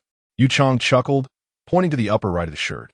"Wolf spider, we contemplated this long ago. Look, it even says social here. If the police interrogate us, we can simply claim we are social bandits. And they cannot do anything about it." The wolf spider remarked, "Yu Chang possesses a peculiar blend of half-developed intelligence. He is both clever and oddly lacking." However, after such a thorough explanation, the wolf spider temporarily lifted his suspicions regarding Qin Yang. He retrieved a set of flying knives from his travel bag and handed them to Qin Yang. "Aren't you proficient with knives? This set of flying knives is just right for you. Be alert during the task ahead. When a moment calls for action, do not hesitate." After a moment's thought, the wolf spider passed his handgun to Qin Yang and reclaimed his AK. He kindly instructed Qin Yang on how to disengage the safety, change the magazine, aim, and resolve any jams. Qin Yang had never anticipated that he would learn how to handle a handgun from the wolf spider. It felt like some melodramatic and tragic romance. Just as the wolf spider was passionately teaching, Yu Chang's phone suddenly rang. As he prepared to answer, the wolf spider shot him a cold glare. "How many times must I remind you not to take calls while working? Are you seeking death?" Yu Chang chuckled awkwardly and hastily switched off his phone. "It's an unknown number, probably a scam. Don't be angry, wolf spider." Meanwhile, on the street, Zhang Sam listened impassively to the voicemail on his phone. "We're sorry, the number you have dialed is switched off." Damn it. Chapter 75. The landscape unfolds. On Renmin South Road, at the headquarters of the bank, Qiantong parked the car and, with a sense of pride, led Wang Chu into the establishment. A bank customer service manager approached them and inquired, "Good day, sir. What services may I assist you with today?" "To open an account and deposit funds," Qiantong replied, wrapping his arm around Wang Chu's waist. "We have just tied the knot, and I intend to establish a new bank account where I shall deposit 100,000 each month, treating it as our newlywed family fund."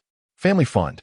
The service manager's eyes sparkled with excitement, recognizing a business opportunity. "You have arrived at the perfect moment. Our bank currently offers a fund that is exceptionally suited for you both. You clearly possess a business acumen.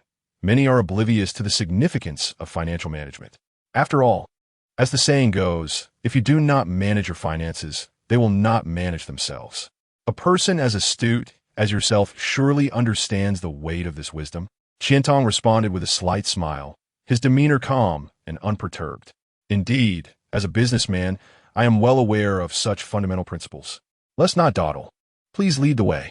With a smile, the customer service manager gestured for them to follow her to the adjacent fund reception window. However, after just a few steps, Wang Chu broke free from Qiantong's embrace, her expression reflecting her discontent. Qiantong's smile faded, replaced by a menacing glare. "What is the matter? You're my wife now. Am I not permitted to hold you?" Wang Chu shook her head. "No, I simply feel a bit unwell." "Unwell? I suspect it is more a matter of your heart than your body," Qiantong retorted harshly. "You wretched woman, do not think I am oblivious to your thoughts. Are you still pining for that pretty boy, Qin Yang? Have you not noticed he has latched onto a wealthy woman? You are cut from the same cloth, both relying on others to survive. I provide for you, and you will do as I command. You are but a dog I keep. Do you understand?" The customer service manager, unperturbed by the exchange, maintained her composure and continued walking, accustomed to such scenes. Provoking a client over gossip would be counterproductive. Wang Chu glared at Qiantong, her fists clenched tightly in anger. Qiantong chuckled. What is the matter? Are you displeased by my words? Go on, strike me. Do not mistake my disdain. Those like you, who live off others, are only pleasing to the eye and lack courage. In high school, I bullied Qin Yang, and he never dared to retaliate. If he had the guts, he would have stood up for himself. To be blunt, even if he resorted to thievery, I would regard him with more respect. At least he would be a man. But does he dare? Just then, a van crashed through the bank's glass doors, shattering them and storming into the lobby. Led by a figure known as the Spider, a group of armed robbers emerged from the van. As the bank security guard attempted to intervene, he was shot dead by the Spider. Everyone, do not move. Get down on the ground. This is a robbery. Qiantong, trembling with fear, quickly dropped to the floor, stealthily concealing his handbag beneath his abdomen. In a corner, Wang Chuchu crouched, her face pale with fear. Among the bandits, one particularly caught her attention, a rogue clad in white lace-trimmed stockings. The other criminals appeared to have their roles clearly defined, each displaying a level of expertise. Some managed the crowd, others took lives, while a few coerced the bank manager to unlock the doors. Yet, this one was striding toward the entrance. Crow, what are you doing? Yu Chang also noticed Qin Yang's odd behavior. Realizing his attempt to slip away had failed, Qin Yang hastily concocted an excuse. I was just checking if the car was scratched. Yu Chang barked angrily. Get over here, you fool. Help manage the situation. With no choice, Qin Yang brandished his gun, attempting to maintain control over the others. Lang Zhu aimed his weapon at the bank manager behind the counter, signaling him to open the security door. The bank manager, feeling secure behind bulletproof glass, shook his head defiantly. In a swift motion, Lang Zhu seized a staff member, pressing the gun to her head. Open the door, or I'll kill her. The bank manager continued to refuse. Bang! A bullet pierced through the staff member's head. Lang Zhu grabbed another person. Open the door. The bank manager remained obstinate. Lang Zhu, now amused by the defiance, remarked, You're quite the beast, aren't you? Still refusing to open the door? All right, Lao Wu, it's your turn. The locksmith, Lao Wu, produced his toolkit and immediately began working on the door. Banks typically employed 5-level security doors, renowned for their high safety standards, making them quite challenging to breach. Nevertheless, the locksmith was not without merit. He was a professional with the skills to match. In under 2 minutes, the security door was unlocked. Lang Zhu, accompanied by 3 other bandits, entered the bank. The bank manager, now on the ground, gestured for mercy. Lang Zhu shoved the gun into his mouth, pulling the trigger and stepping into the vault. In the lobby, only Yu Chang, his brother, and Qin Yang remained to manage the scene. Outside, the sound of police sirens began to echo. Yu Chang pressed a button, and the bank's gate descended slowly, sealing the establishment. An eerie silence enveloped the bank hall, occasionally punctuated by the sound of sobbing. Unable to endure the tense atmosphere, Qin Yang spoke up. Brother Chang, there are police outside, and we've locked the doors. How do we plan to escape? Yu Chang replied calmly, Don't worry. Brother Lang Zhu has already devised a plan. Just follow our lead. Qin Yang continued, But Brother Chang, our main objective is to rob the bank, correct? Yu Chang nodded. Yes, what's on your mind? Qin Yang thumped his thigh. If it's about the money, we have a problem. The bags they brought aren't large enough, and there aren't enough of us.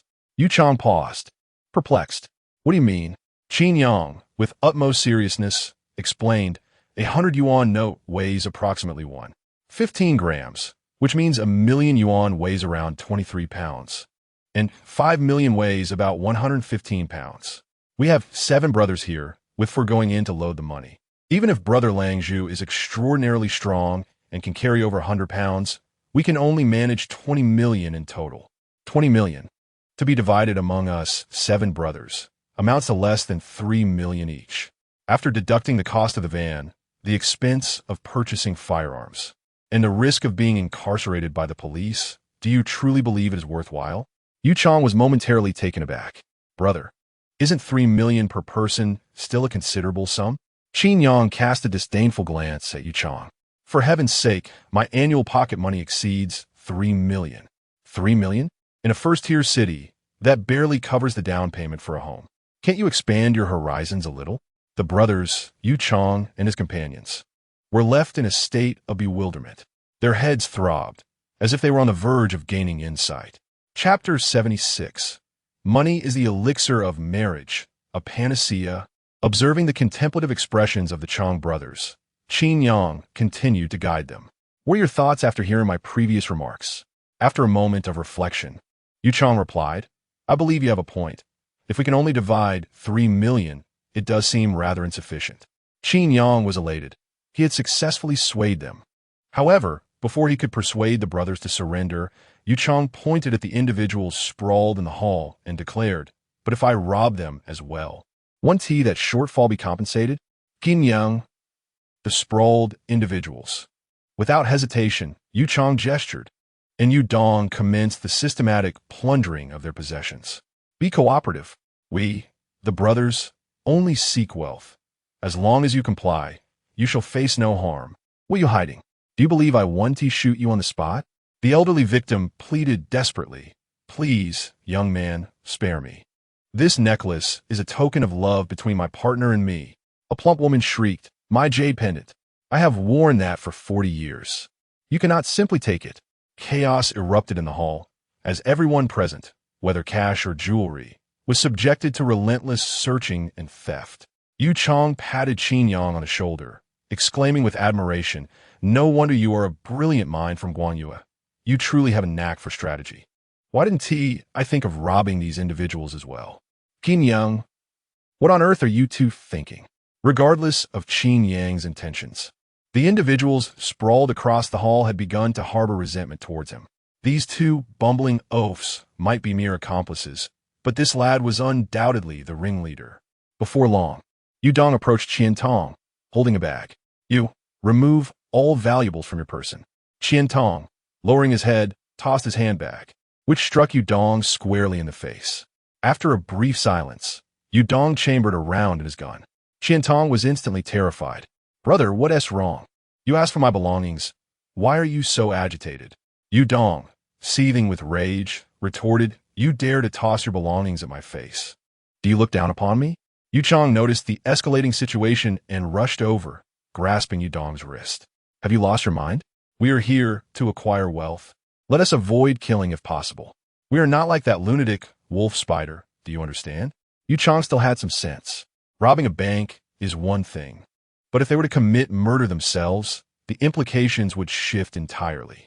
Qin Yang also recognized that Qian Tong was the one being threatened. Without hesitation, he approached and kicked Qian Tong several times. Damn it, didn't your parents teach you to hand things over with both hands? You lack manners. Qian Tong, battered and bruised, felt an odd familiarity with the voice of his assailant. This irritating tone, how reminiscent was of that certain someone. Was he experiencing a delusion from being kicked?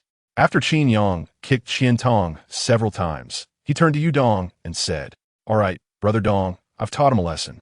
Brother Chong is right. We are here to seek wealth, so let us avoid any loss of life. Yu Chong cast a grateful glance at Qin Yang, appreciating his brother's discernment. Under their reassurance, Yu Dong gradually calmed down. As he bent down to pick up the handbag on the ground, he sensed something amiss. Yu Dong pressed the gun's muzzle against Qian Tong's forehead and spoke in a low voice. What are you hiding beneath your belly? Stand up. Qian Tong was at a loss for words. Brother, I swear there's nothing. Yu Dong chambered around, his fury barely contained. At that moment, Qin Yang seized Qian Tong by the collar, hoisting him up. What? Is my brother Dong's word not enough for you? You seem to be asking for a beating. Qin Yang lifted Qian Tong and unleashed a flurry of punches, causing him to beg for mercy, blood spilling from his mouth. Yu Chong and his brother watched in shock. This was too brutal. They feared Qin Yang might beat him to death. Reluctantly, Yu Chong stepped forward to intervene, saying, Enough, Wu Ye, we are magnanimous. We forgive him. So stop. Upon hearing this, Qin Yang finally released Qian Tong. Forgive him? Very well. Then I shall cease my assault. But I must say, Brother Chong, you are too kind. A scoundrel like him is clearly asking for a beating. 3 days without a beating, and he'll be back to his old tricks. I despise such tricksters. As they opened the bag that Qian Tong had been pressing against his body, the three were taken aback. Brother, gold bars. This bag is filled with them. We are rich. Qin Yang couldn't help but take another look at Qian Tong. Goodness, this lad is quite wealthy. 5 solid gold bars, and this small package must be worth over $1 million. No wonder Wang Chuchu would marry someone like Qian Tong. Indeed, wealth is the best supplement for marital life, and a substantial one at that. Just as Yu Chong and his brother were reveling in their fortune, a woman's piercing scream suddenly echoed from the other side. The trio turned to see that the driver had returned, dragging a woman from behind the counter and unceremoniously tossing her into the middle of the hall. The woman was adorned in a black bodycon dress, with a white sleeveless top tightly embracing her figure. Her features were exquisite, as beautiful as a celestial being. Upon recognizing the woman, Qin Yang couldn't help but press his hand to his forehead. Isn't that Tang Xinyi? Damn it. Why are all my acquaintances here during a bank heist? Yu Chong and his brother approached Tang Xinyi. Old Zhou, what is wrong with this woman? The driver, Zhou Kai, leered and replied, this woman isn't ordinary. We found her hiding in the manager's office when we went to the vault. She seems to be a celebrity. The boss said that such celebrities usually come from wealthy families, and bringing her along for the ransom could yield another profit. Besides, she is quite attractive. We can let the brothers unwind a bit with her. Ha.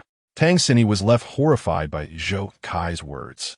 She had originally accompanied her agent to the bank for business, but unexpectedly found herself amidst a robbery. The thought of the tragic fates suffered by past starlets who had been abducted filled Tang Xinyi with sorrow, and despairing thoughts of suicide began to surface. Better to be shattered like jade than to remain whole like mere pottery. Just as she saw Zhou Kai reaching out with his lecherous intent, a familiar voice rang out. Brother Kai, everyone is currently attending to serious matters. It would not bode well for the boss to know you are indulging in such frivolities, would it? As Tang Xinyi turned to look, a man adorned with white lace-trimmed stockings and wielding a handgun appeared before her, exuding an air of righteousness. But wait, why did this man in white stockings still seem so noble in her eyes?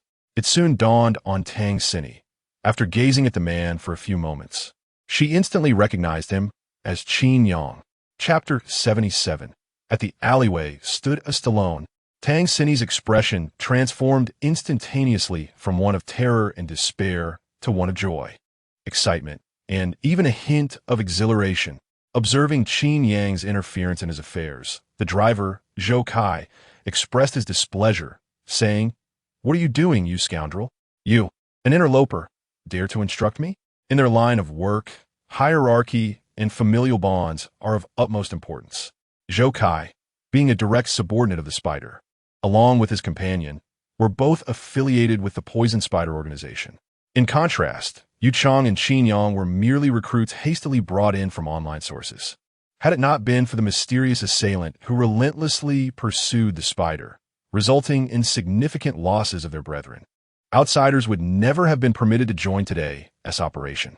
Thus, when Qin Yang brandished the Spider's name to assert dominance, Zhou Kai felt a surge of indignation. What gives you the right to speak to me in such a manner? Initially, Zhou Kai intended to teach Qin Yang a lesson, but in the next moment, he noticed the barrel of Qin Yang's gun seemingly aimed at him. To be precise, as Qin Yang spoke, he waved his right hand, causing the gun's muzzle to sway in tandem with his movements.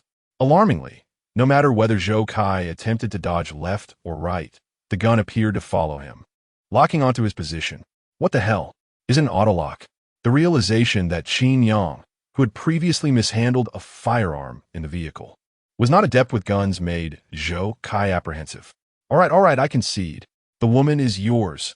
You can take her with you later, right? Qin Yang was taken aback. He had initially planned to showcase his talent as a master orator, yet before he could even begin, Zhou Kai had already capitulated. Was this driver truly so easy to persuade? Yu Dong pointed at the corner, where Wang Chuchu was cowering, and remarked, Crow brother, that woman isn't half bad. Take her along too. Qin Yang replied that might not be appropriate. Suddenly, Wang Chuchu interjected, I am willing. Qin Yang exclaimed, What do you mean by that? Miss, we are in the midst of a heist. I'm a robber, not a groom. Although Tang Xinyi remained silent, she crawled her way over to Qin Yang, clinging to one of his legs, her face flushed and her eyes gleaming with excitement. Qin Yang sighed. All right, you all seem to be playing with fire. Just as he pondered how to extricate himself from the two women, the Spider's crew had successfully completed their task. The goods are secured. Let's retreat. Rather than boarding the van, the group followed the spider in the opposite direction towards the bank. Qin Yang had initially intended to make a discreet exit, but Yudong turned back and called out, "Crow brother, let's go. Remember to take those two women with you." Damn it, why does this fool keep fixating on me? Qin Yang, feeling helpless and wary of an accidental discharge, could only resort to his throwing knives, one in each hand, as he herded them along with the group. With two alluring scents wafting through the air, Tang Sini playfully remarked, "Yang Ge, it's you. Isn't it?" Qin Yang replied, his expression unchanging, "No, it's not." Tang Sini playfully pinched Qin Yang's waist and chuckled, "Come on, Yang Ge, stop pretending. The moment I touched your waist, I knew it was you."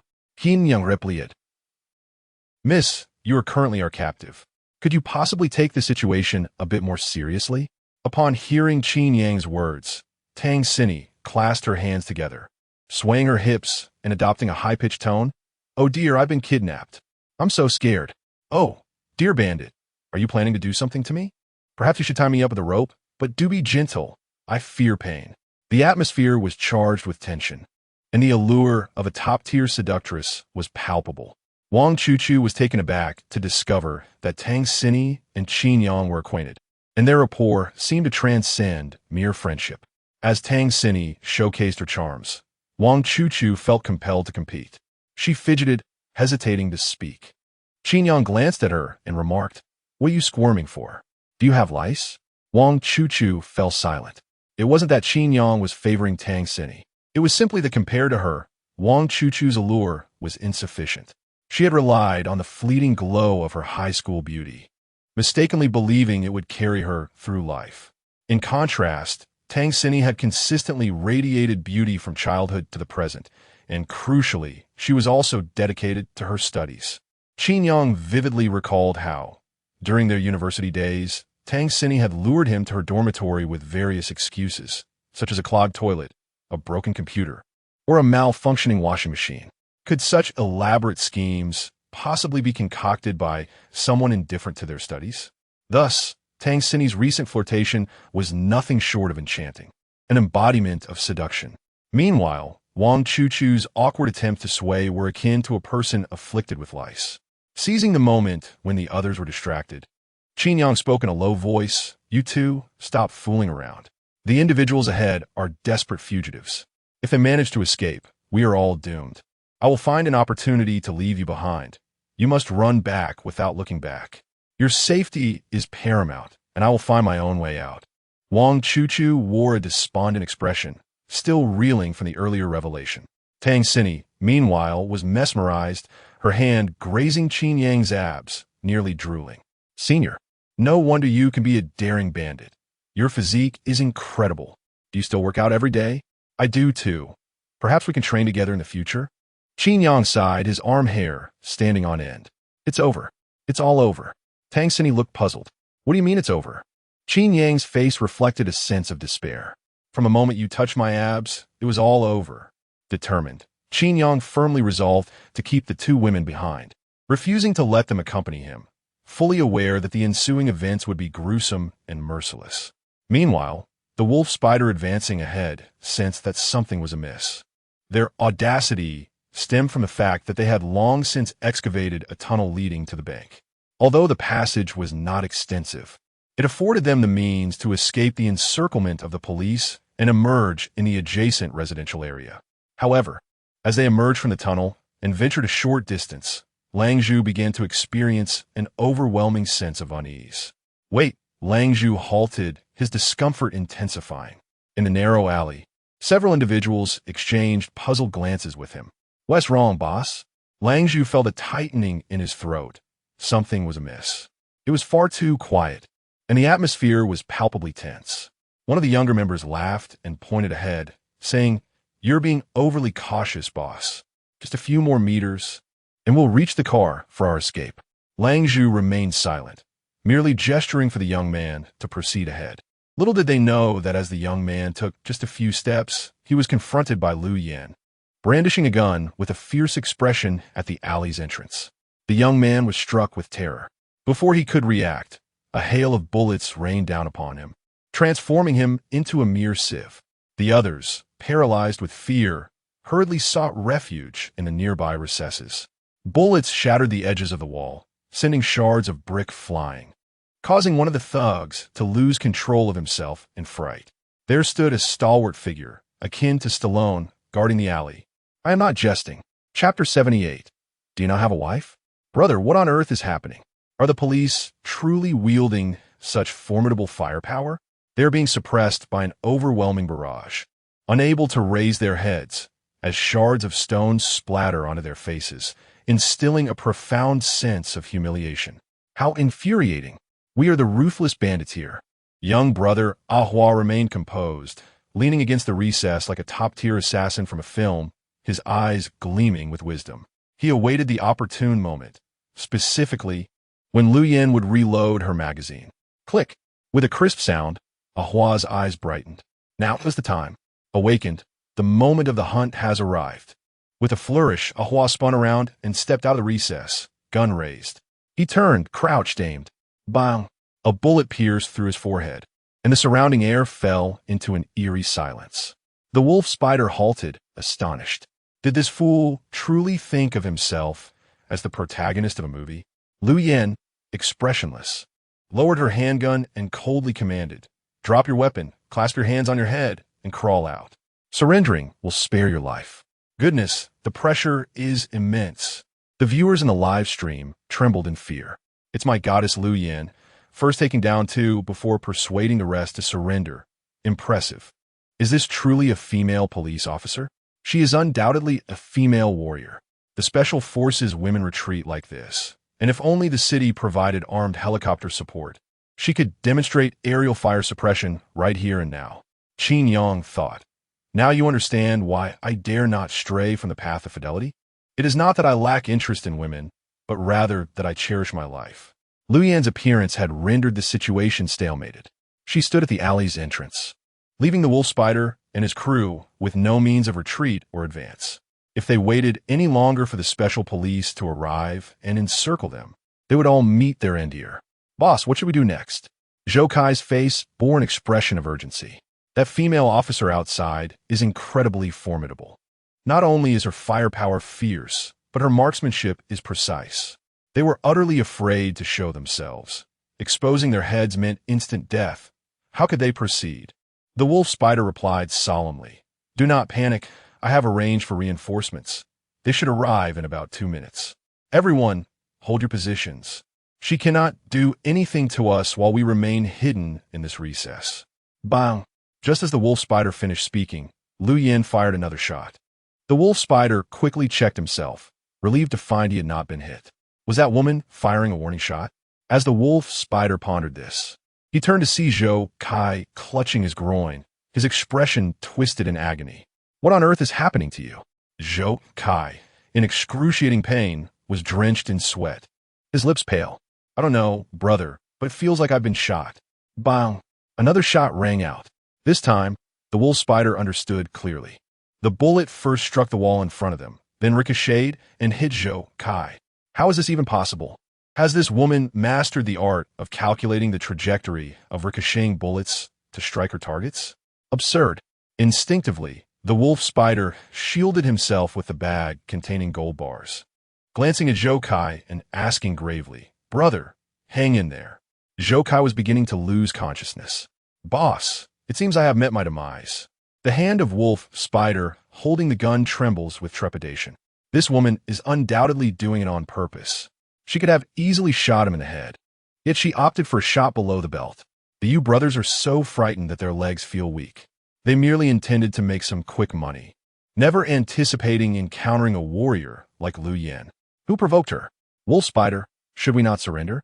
We cannot escape. Wolf spider retorted furiously, "Silence. Surrender means death, and fighting this woman also leads to death. A true man charges forward with me. 3, 2, 1, charge." The three stood frozen, not a single one daring to move. This is quite awkward. Who would have thought they were all cowards? Yu Chang sighed and said, "Wolf spider, stop playing. We cannot compete with the police. You saw what happened to Ahua. There's a sharpshooter guarding us. How can we retreat? Even if we are caught by the police and sentenced to death, it is better than being taken out on the spot, right? I give up." Yu Chang signaled, and the brothers tossed their guns away, simultaneously raising their hands and shouting, "Officer, do not shoot, we surrender." Just as the Yu brothers emerged from their cover, Wolf Spider shot them without hesitation. Their eyes widened in disbelief. They never expected Wolf Spider would turn against them. "Have you crossed the line, brother? We merely came together online to rob. At most, we are acquaintances. I surrender, and you shoot me? Is that polite?" After eliminating the Yu brothers, Wolf Spider turned to Qin Yang. "What about you, Crow? Will you surrender?" Qin Yang, with unwavering determination, replied, "Wolf Spider, you underestimate me, Crow. My resume states that I have been in this life since childhood. When I was tasked with seizing territory for my brother, I wielded a machete, cutting my way from Southgate to Penglai West Road without batting an eye. Someone like me, a born outlaw, would I ever compromise with the police? Ridiculous. If I yield to the police, I will be a sheep for life." Hiss. Such fierce vows. Originally, Wolf Spider had some doubts about Qin Yang, but now those concerns had vanished. A man who dares to swear an oath using his own brother's name is certainly trustworthy. His blood was boiling with fervor.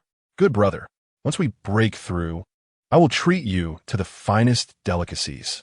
Just as Wolf Spider prepared to charge out and confront Lu Yin, the next moment, Qin Yang pressed his handgun against Wolf Spider's head. "Apologies, my stomach cannot handle anything hard. I can only consume the soft." Wolf Spider. A light chuckle escaped Wolf Spider's lips. It is amusing how one laughs when a loss for words. "No, my friend, are you speaking nonsense? Just a moment ago, you pointed to your and declared you would never compromise with the police. What do you mean now? Are you renouncing that?" Qin Yang shrugged helplessly. "I did say I would not yield to the police, but the one standing outside is my wife. Is it wrong to compromise with my wife? Don't you have one?" "Wolf Spider, how dare you?" Wolf Spider still wished to make a final stand. He maintained his composure as he gazed at Qin Yang. "Crow, can you handle a gun? Is the safety off?" Qin Yang replied nonchalantly, "Brother Crow, do not attempt to deceive me. I truly did not know how to use a gun before you taught me." Wolf Spider fell silent once more. This little brat's words struck deep. Through gritted teeth, Wolf Spider stated, "Yes, I taught you how to shoot. However, this gun is mine, and your strength is devoid of ammunition." Bang! Qin Yang fired a shot into Wolf Spider's thigh, blood gushing forth instantly. Wolf Spider chuckled once more. This is not how it unfolds in the dramas. Wolf Spider conceded, fearing that this reckless man might truly end his life. Wolf Spider hastily discarded the gun and raised his hands, exclaiming, "I surrender. I surrender. Do not shoot, and please call a doctor immediately. Thank you." Chapter 79. Grateful to the omniscient brother-in-law upon confirming the surrender of the Wolf Spider, Sun Jia rushed over with 2 special police officers to place handcuffs on him. Wearing gloves, she took the handgun from Qin Yang, removed the magazine, and placed it in a transparent bag. The thought that they had successfully solved a robbery and murder case filled Sun Jia with uncontainable joy. "Brother-in-law, you are truly remarkable." Qin Yang scoffed. "Flattering me won't help. Your fan club's light board is gone." Sun Jia. She wished to plead with Qin Yang, but suddenly felt a chill run down her spine, sending goosebumps across her skin. "Oh no, there's a murderous intent." Turning around, she caught sight of Lu Yin, who was holstering her pistol as she approached Qin Yang. "Sister Yin, I'll check over there." Lu Yin offered no response. Her gaze was solely fixed on Qin Yang. He managed a strained smile and opened his arms. "Dear, come here for a hug." Bam! Lu Yan's fist landed squarely in Qin Yang's abdomen. His eyes widened as saliva dribbled from the corner of his mouth. "So you think you're tough, huh? With abs, too?" "Qin Yang, you've really outdone yourself, even resorting to robbery." A flurry of strikes ensued. A combination punch, a shoulder throw, a cross lock, and a probing hand. Qin Yang became a human punching bag, being thoroughly pummeled by Lu Yin in the dark alley. Outside the alley, Director Luo Jun was being interviewed by a reporter by Bingbing. "Director Luo, I've heard that our police rushed to the scene immediately after receiving the report and captured all the criminals with swift measures. Is that true?" Luo Yun nodded gravely. "Indeed, the information is accurate. Under our police's stringent control, the criminals had no escape route and were left with no choice but to surrender. As of now, 5 criminals have been shot dead. 1 has been captured, with no one slipping through the cracks." Bei Bingbing glanced behind Luo Yun, puzzled. "But Director Luo, ISNT, there's still fighting going on in that alley? As the cameraman prepared to shift the focus, Luo Jun gently redirected the lens back. That's merely our colleagues conducting a crime scene reconstruction. There's no need for alarm. By Bing Bing. At a distant intersection outside the police cordon.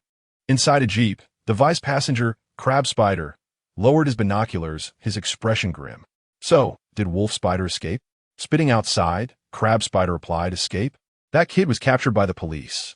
I told you he was unreliable. He has probably been a police undercover all along. Otherwise, how could he botch every task the boss assigned him?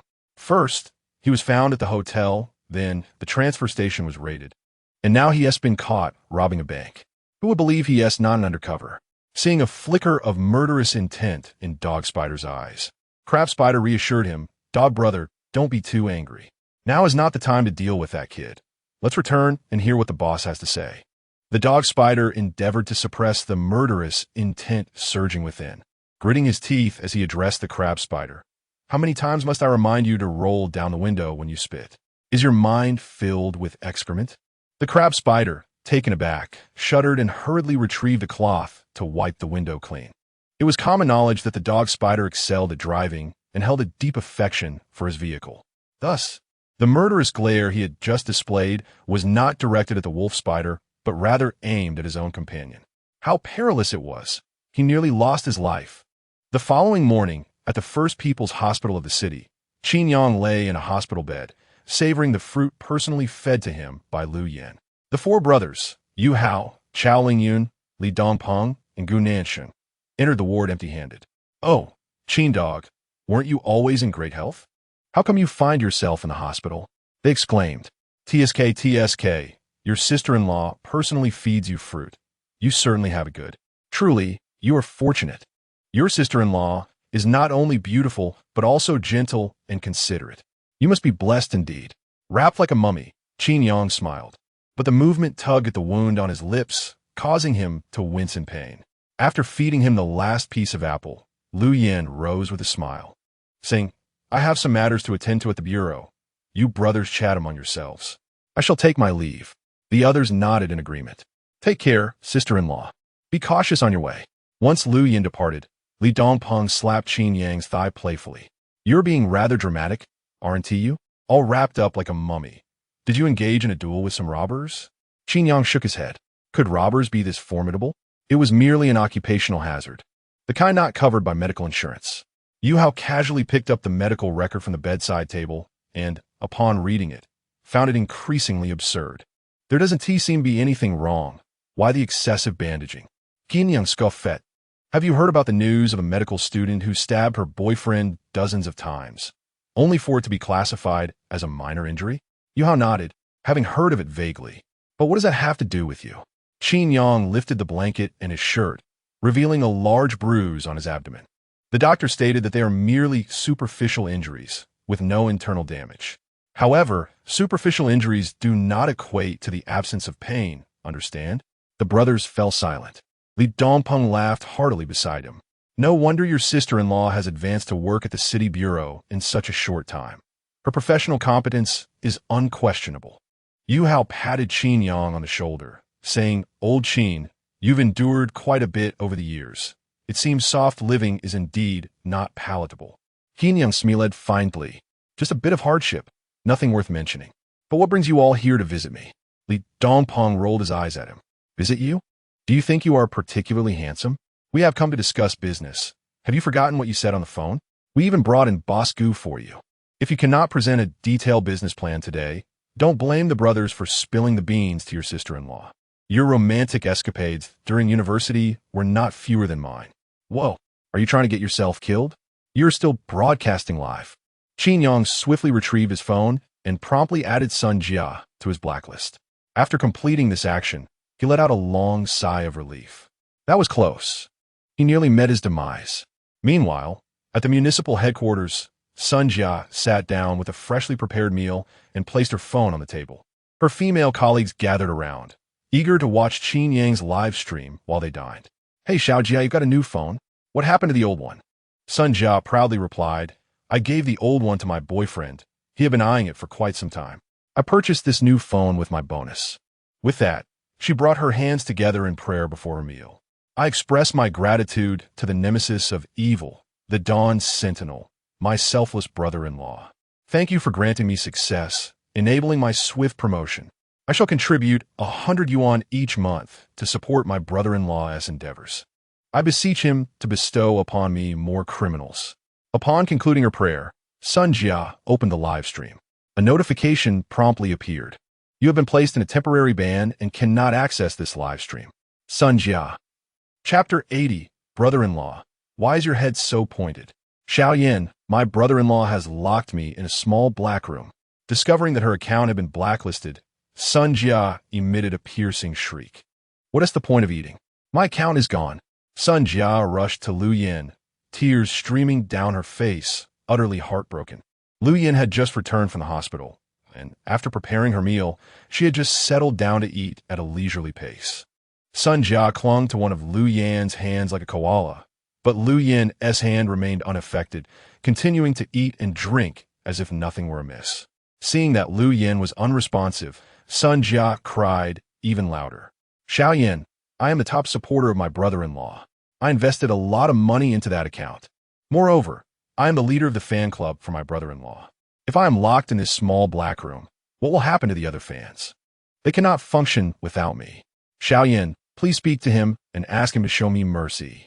I promise I will never betray him again. Lu Yin took a sip of soup and cast a faint glance at Sun Jia. Oh, are you implying that your previous report about his actions to me was erroneous? Sun Jia's cries abruptly ceased, and she broke into a sweat. Well, I can't say it was wrong, since you, Xiaoyan, have nurtured me, and I'm certainly on your side. But my account, I cannot just lose it like this. Lu Yin smiled slightly. If you want your account back, it's quite simple. Just go find Qin Yang and tell him that you are willing to work for him from now on. Wouldn't he just return your account to you? Since he merely blacklisted you, it indicates that he still wishes to give you a chance. However, how to extricate your account from the small black room will depend on your sincerity. Sun Jia was momentarily taken aback by Lu Yan's suggestion. But Xiaoyan, if I do that, wouldn't it be considered a betrayal? I do not wish to betray you. I am on your side, though not particularly astute. Sun Jia's instinct for survival made her realize that this course of action seemed questionable. Lu Yin laughed gently. Silly girl, how could that be considered a betrayal? Only by gaining Qin Yang's trust can you provide me with more valuable information. Wouldn't you agree? Sun Jia's eyes widened in realization, and she inhaled sharply. Goodness, Xiaoyan wants me to be an undercover agent. Moreover, judging by Xiaoyan's expression, it seems she had no right to refuse. After a moment of contemplation, Sun Jia resolved herself. All right, for you, Xiaoyan, I am willing to endure humiliation and bear the burden. Lu Yin nodded in satisfaction, picked up a napkin to wipe her mouth, and said, very well. From now on, I will provide you with valuable information regarding Qin Yang. You should appropriately disclose it to him to gain his trust. However, if there are any irregularities on his part, you must report them to me truthfully. Should I discover that you are playing both sides, this spoon will be your fate. Lu Yin clenched a ceramic soup spoon in her hand, slowly kneading it. Moments later. The spoon had vanished, replaced by a pile of ceramic powder. Sun Jia jumped in fright and immediately stood at attention, saluting. Loyalty. At the hospital, outside the main entrance. After completing the discharge procedures, Qin Yang extracted a cigarette from his hair, placed it between his lips, and savor puff. Do not inquire how he concealed it.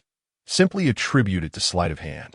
Brother-in-law, he exclaimed, swiftly replacing the cigarette in his hair and waving his hand to dissipate the smoke. This entire sequence of actions transpired in a mere second. A veritable display of magical prowess. Oh, Xiao Jia, what brings you here? Sun Jia pouted as she approached Qin Yang, nudging him playfully and lamenting, brother-in-law. Aren't you just feigning ignorance? My fan account is nearly at level 15, yet you confined me to the little black room. Qin Yang replied with a sardonic smile. Do you not have any insight into your own situation, Xiao Jia? You know I detest traitors. Sun Jia continued her gentle assault. Oh, dear brother-in-law, you're unjustly accusing me. You're aware of how fearsome Sister Yin is, right? She is too busy to watch your live streams, so she enlisted me to monitor you. I had no choice. However, brother-in-law, I've come to a realization. We cannot remain oppressed by Sister Yin. We must resist. Qin Yang chuckled, patting Sun Jia on the shoulder. So, you wish to engage in a game of undercover, do you? Xiao Jia, you are still too young. I have encountered countless plots. My mind is replete with the most absurd narratives. The tactics of undercover play are outdated. You cannot outmaneuver me. Please convey to my wife that I, Qin Yang, shall only ever have her as my one and only. Not even a celestial being descending from the heavens could sway me. Even if I were to dash into the street and be struck by a heavy truck or choked to death while eating, I would never betray her. Loyalty, fidelity. Qin Yang stood tall and resolute, his gaze unwavering. The viewers in the live stream found amusement in the spectacle. How did Lucian manage to transform Qin Ge into such a character? Qin Yang retorted, "You underestimate my capabilities. Do you think you can test my mettle with Sun Jia? What leader could withstand such scrutiny? Is anyone else concerned about the outlandish plots circulating in brother-in-law's mind? No wonder I always felt Tang Xinyi was misguided in her studies. It seems Qin's influence led her astray. Quite impressive." Sun Jia, taken aback by Qin Yang's unwavering loyalty to Lu Yin, realized that her attempts to maneuver the narrative might be futile. Just as she pondered a breakthrough, she suddenly asked, "Brother-in-law, why is your head so pointed?" Qin Yang replied with calm composure, "Is it? It's a hairstyle issue. I just got out of the hospital and haven't had time to wash or dry my hair. Do you have anything else? Or should you return to your own matters?" Sun Jia keenly sensed something amiss. Wait a moment. A pointed head is one thing, but why is it emitting smoke? Qin Yang felt a wave of warmth rising. Oh, perhaps it's the excitement from shouting slogans that has caused my head to heat up. It's basic physics. You really ought to read more. Sun Jia gazed at him in admiration. Impressive. Brother-in-law, you truly are my idol.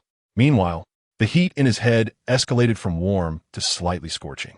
Qin Yang could not help but exclaim, "Xiao Jia, do you have any other matters at hand? If not, could you please leave promptly? I'm quite busy myself. And please refrain from bumping into me with your hips. Where did you learn such ridiculous antics? You cannot even feign a flirtatious demeanor properly." Sun Jia, blushing, softly replied, "I noticed that this trend is popular in Guizhou online. It seems to be called the bumping drum ceremony. The men who are bumped into appear quite pleased." Qin Yang's forehead began to perspire. "That is a drum, which is flesh. You, on the other hand, are all bones. Do you understand? Do not learn such things from the internet. You simply cannot master them. Well, if you're not leaving, then I shall take my leave." Sun Jia grasped Qin Yang's wrist with a pitiful expression and said, "Brother-in-law, please don't go just yet. I can still dance. How about I perform Pure Land of Ultimate Bliss for you? I'm quite good at it." Qin Yang replied, "Goodness, it seems you wish to send me to the Pure Land of Ultimate Bliss." Chapter 81. Is someone cutting hair to avoid payment? As Sun Jia began to fidget, Qin Yang quickly interjected, "Stop, don't move." With a sigh of resignation, he took out his phone. "Isn't it just that you want me to release you from that little dark room? Fine, I will unseal you. Now, hurry and leave." Seeing her scheme succeed, Sun Jia joyfully sprang up. "Thank you, brother-in-law. Enough with the thanks. Just leave, will you? I beg you, go as far away as you can. Like a little sprite." Sun Jia hopped away.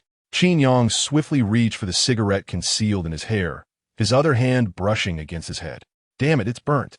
Smoking really is perilous." He took a deep drag, finishing the cigarette before extinguishing it and tossing it into the trash bin. He needed to find a barber to fix his hair. Otherwise, he would be in serious trouble when he returned home and his wife discovered it. Following the street, Qin Yang entered a barber shop. While at the corner, a man in a white tank top observed him with a grim expression. "Brother Ji, perhaps we should let this go. That kid's wife seems to be a police officer. There's no need to provoke him," said Tianji's younger brother, Ma Chong, wide-eyed. "So what if she's a police officer? My girlfriend is a police officer too." Tianji retorted angrily. "I was wondering why Jia has been so indifferent towards me, even refusing to hold hands. Turns out she has been captivated by this pretty boy. Anyone who dares to entice my woman will know what regret truly means." Ignoring his younger brother's warnings, Tianji strode towards the barber shop. "Ma Chong, sensing an ominous premonition, quickly decided to slip away. With a fierce demeanor, Tianji pushed open the door and entered the barber shop, immediately spotting Qin Yang getting his hair washed. He snorted coldly and laid down on the adjacent chair, leaving the receptionist, Zhang Hua, utterly dumbfounded. What's going on? Is this customer so self-aware? Zhang Hua inquired with a smile. Excuse me, are you here for a wash or a haircut?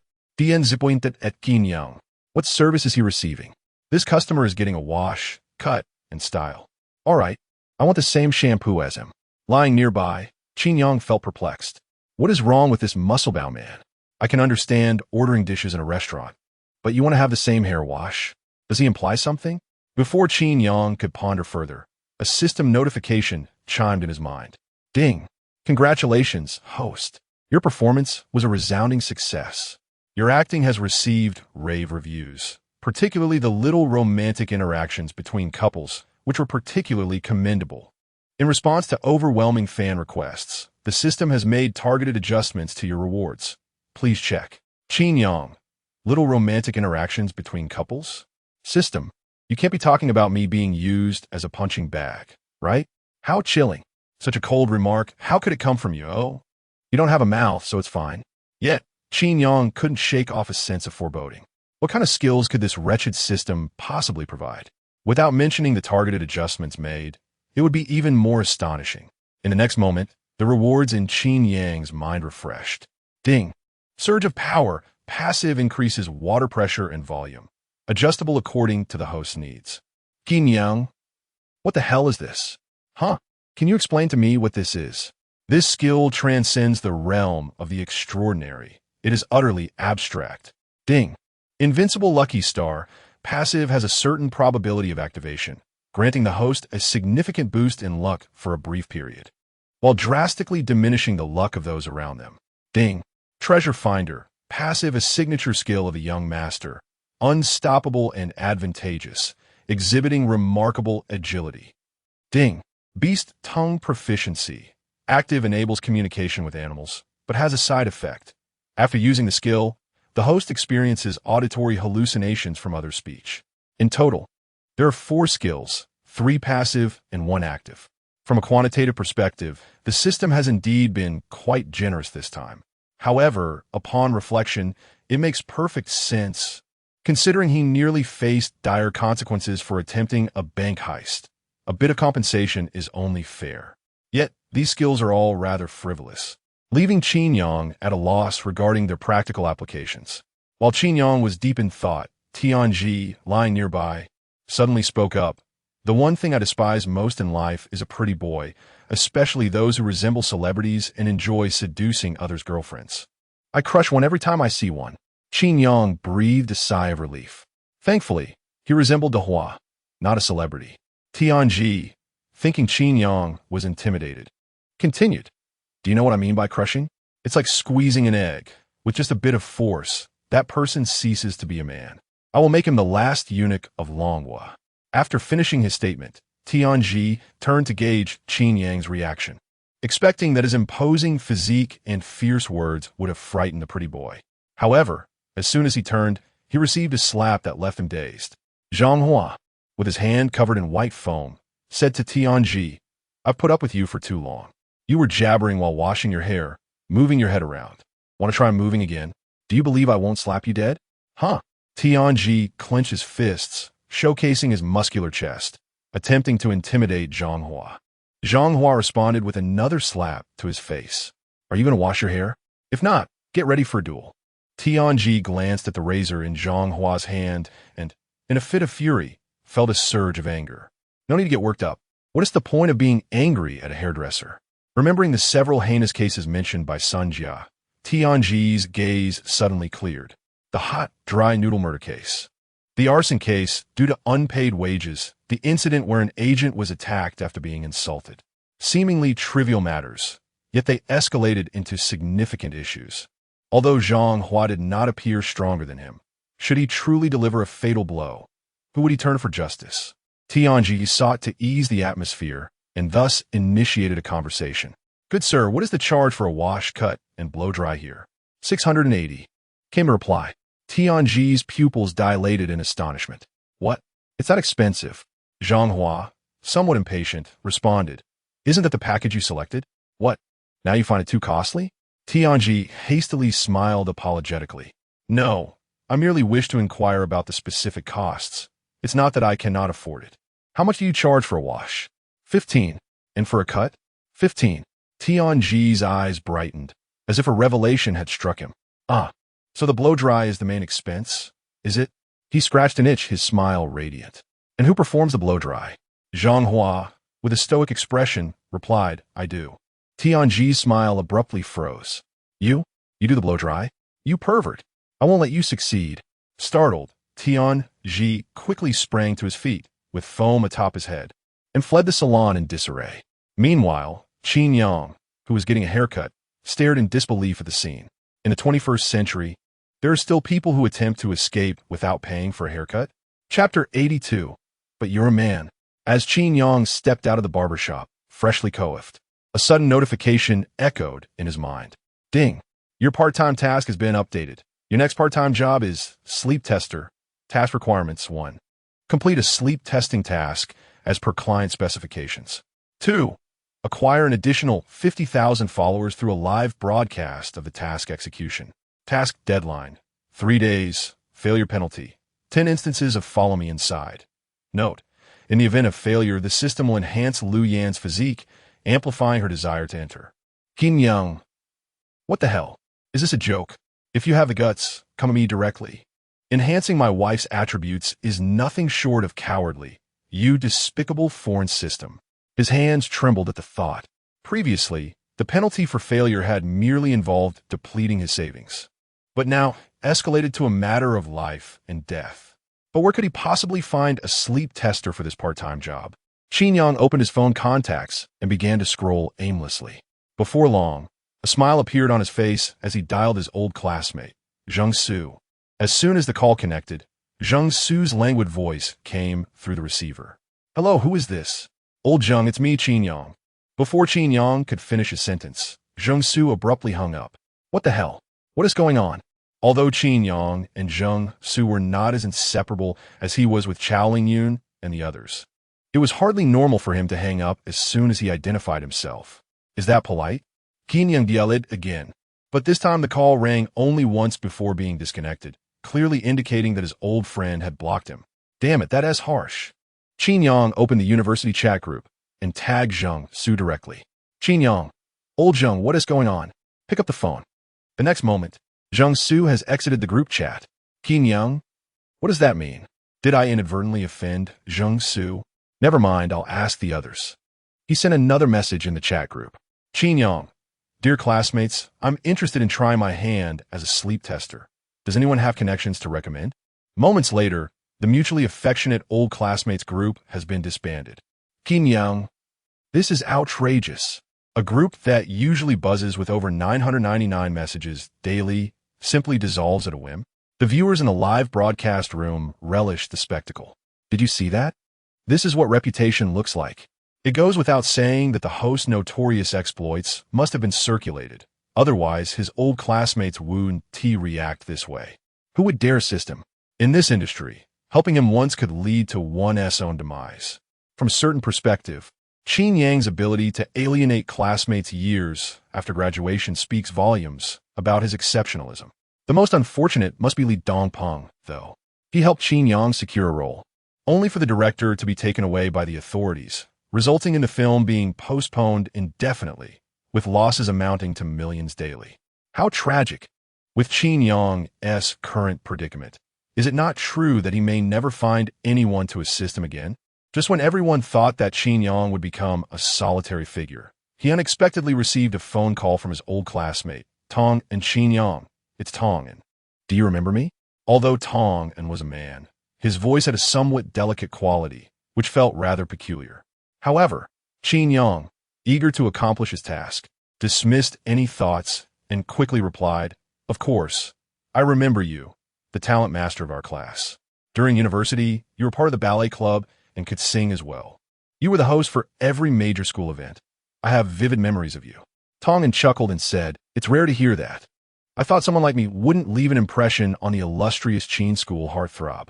I'm pleasantly surprised you actually remember me.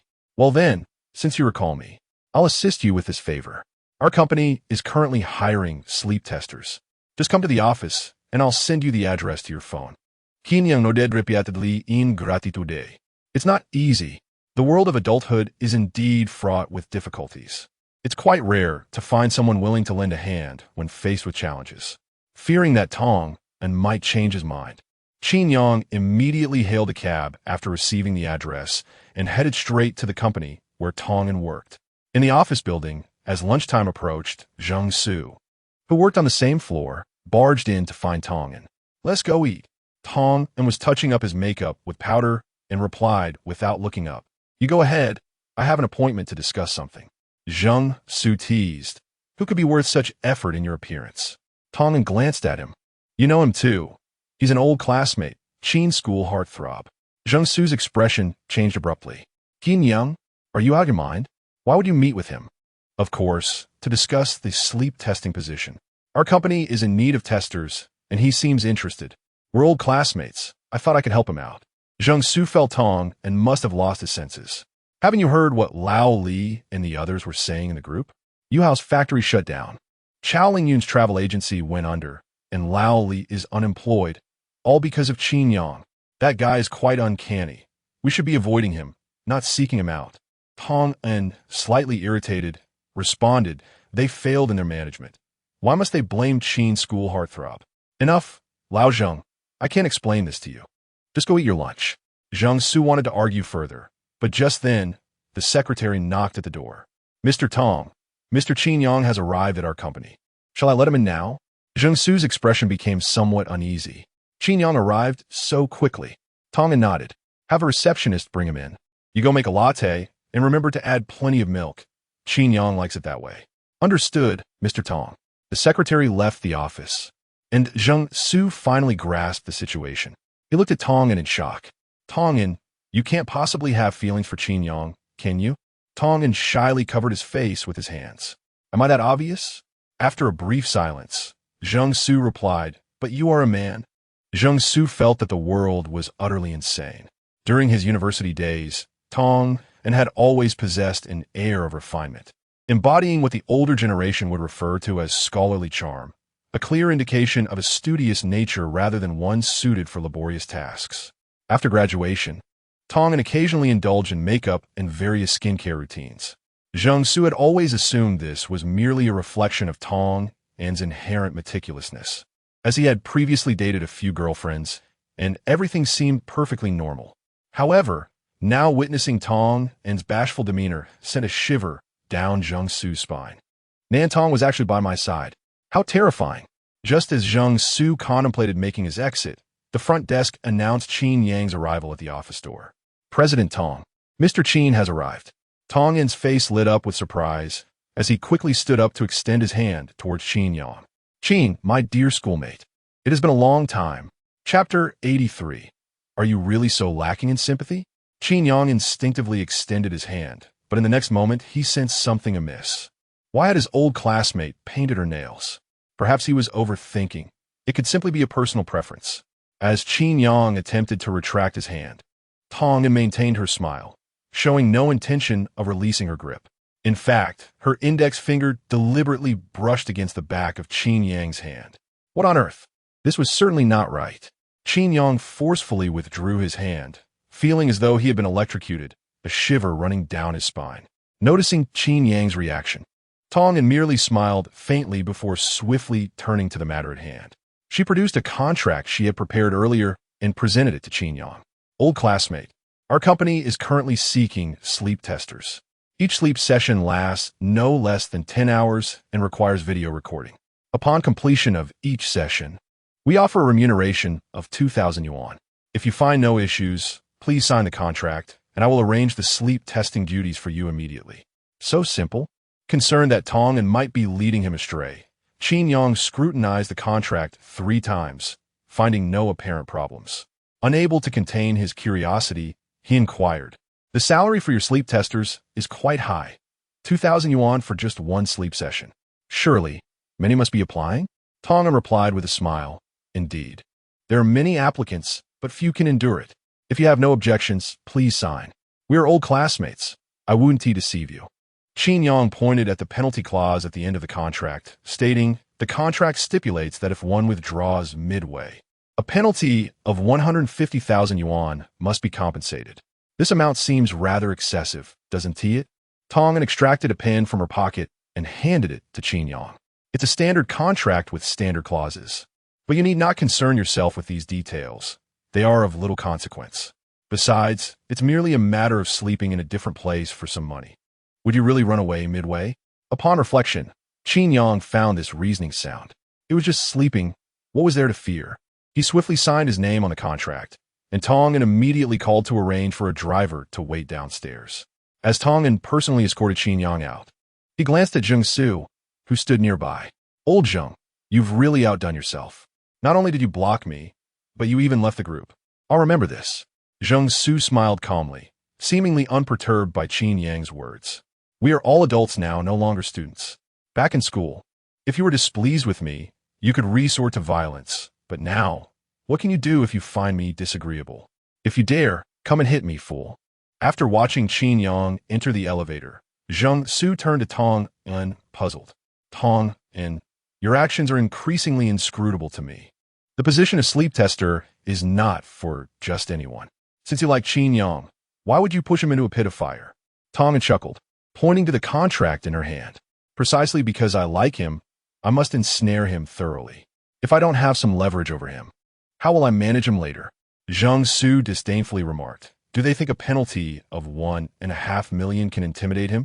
I've heard that Qin Yang has wed a wealthy young lady. Surely he can afford such an amount. Tong Un chuckled and replied, rest assured, even if that young lady is willing to cover the penalty, I have other means to deal with him. Qin Yang, you cannot escape my grasp. Outside the office building, as Qin Yang stepped out, he spotted a van parked in a lot. The driver, Wei Hai, with a scruffy beard and clad in a grease-stained jacket, leaned against the vehicle, smoking. Are you Qin Yang? Wei Hai asked, pulling out his phone to compare with a photo. Confirming the identity, he swung open the van door and beckoned to Qin Yang. All right, get in. Upon entering the van, Qin Yang noticed 3 men and 2 women inside. Are they also trial testers? He wondered. Wei Hai settled into the driver's seat, speaking with a calm demeanor. Yes. The contract clearly outlined the requirements. You'll be testing the accommodations for 3 days, with each of you responsible for a separate room. Lu Sheng, in the passenger seat, distributed 6 eye masks, instructing, put these on, you'll arrive at your destination after a good sleep. After Lu Sheng pressed a button, the windows turned opaque black, preventing any view outside. Simultaneously, a partition rose from behind the driver's seat, completely isolating the cabin from the front, transforming it into a small, enclosed space. A girl, visibly apprehensive, inquired, what is going on? Why is the van like this? Where are you taking us? Wei Hai's voice echoed through the speaker. I'm quite astonished at your naivety. Did you not read the contract carefully? You are headed to experience a trial stay at our company's newly developed luxury villa hotel, which is not yet open to the public. Therefore, I cannot disclose its location or the route. Simply wear the eye masks and sleep well. You'll arrive shortly. We haven't confiscated your phones, so what is there to fear?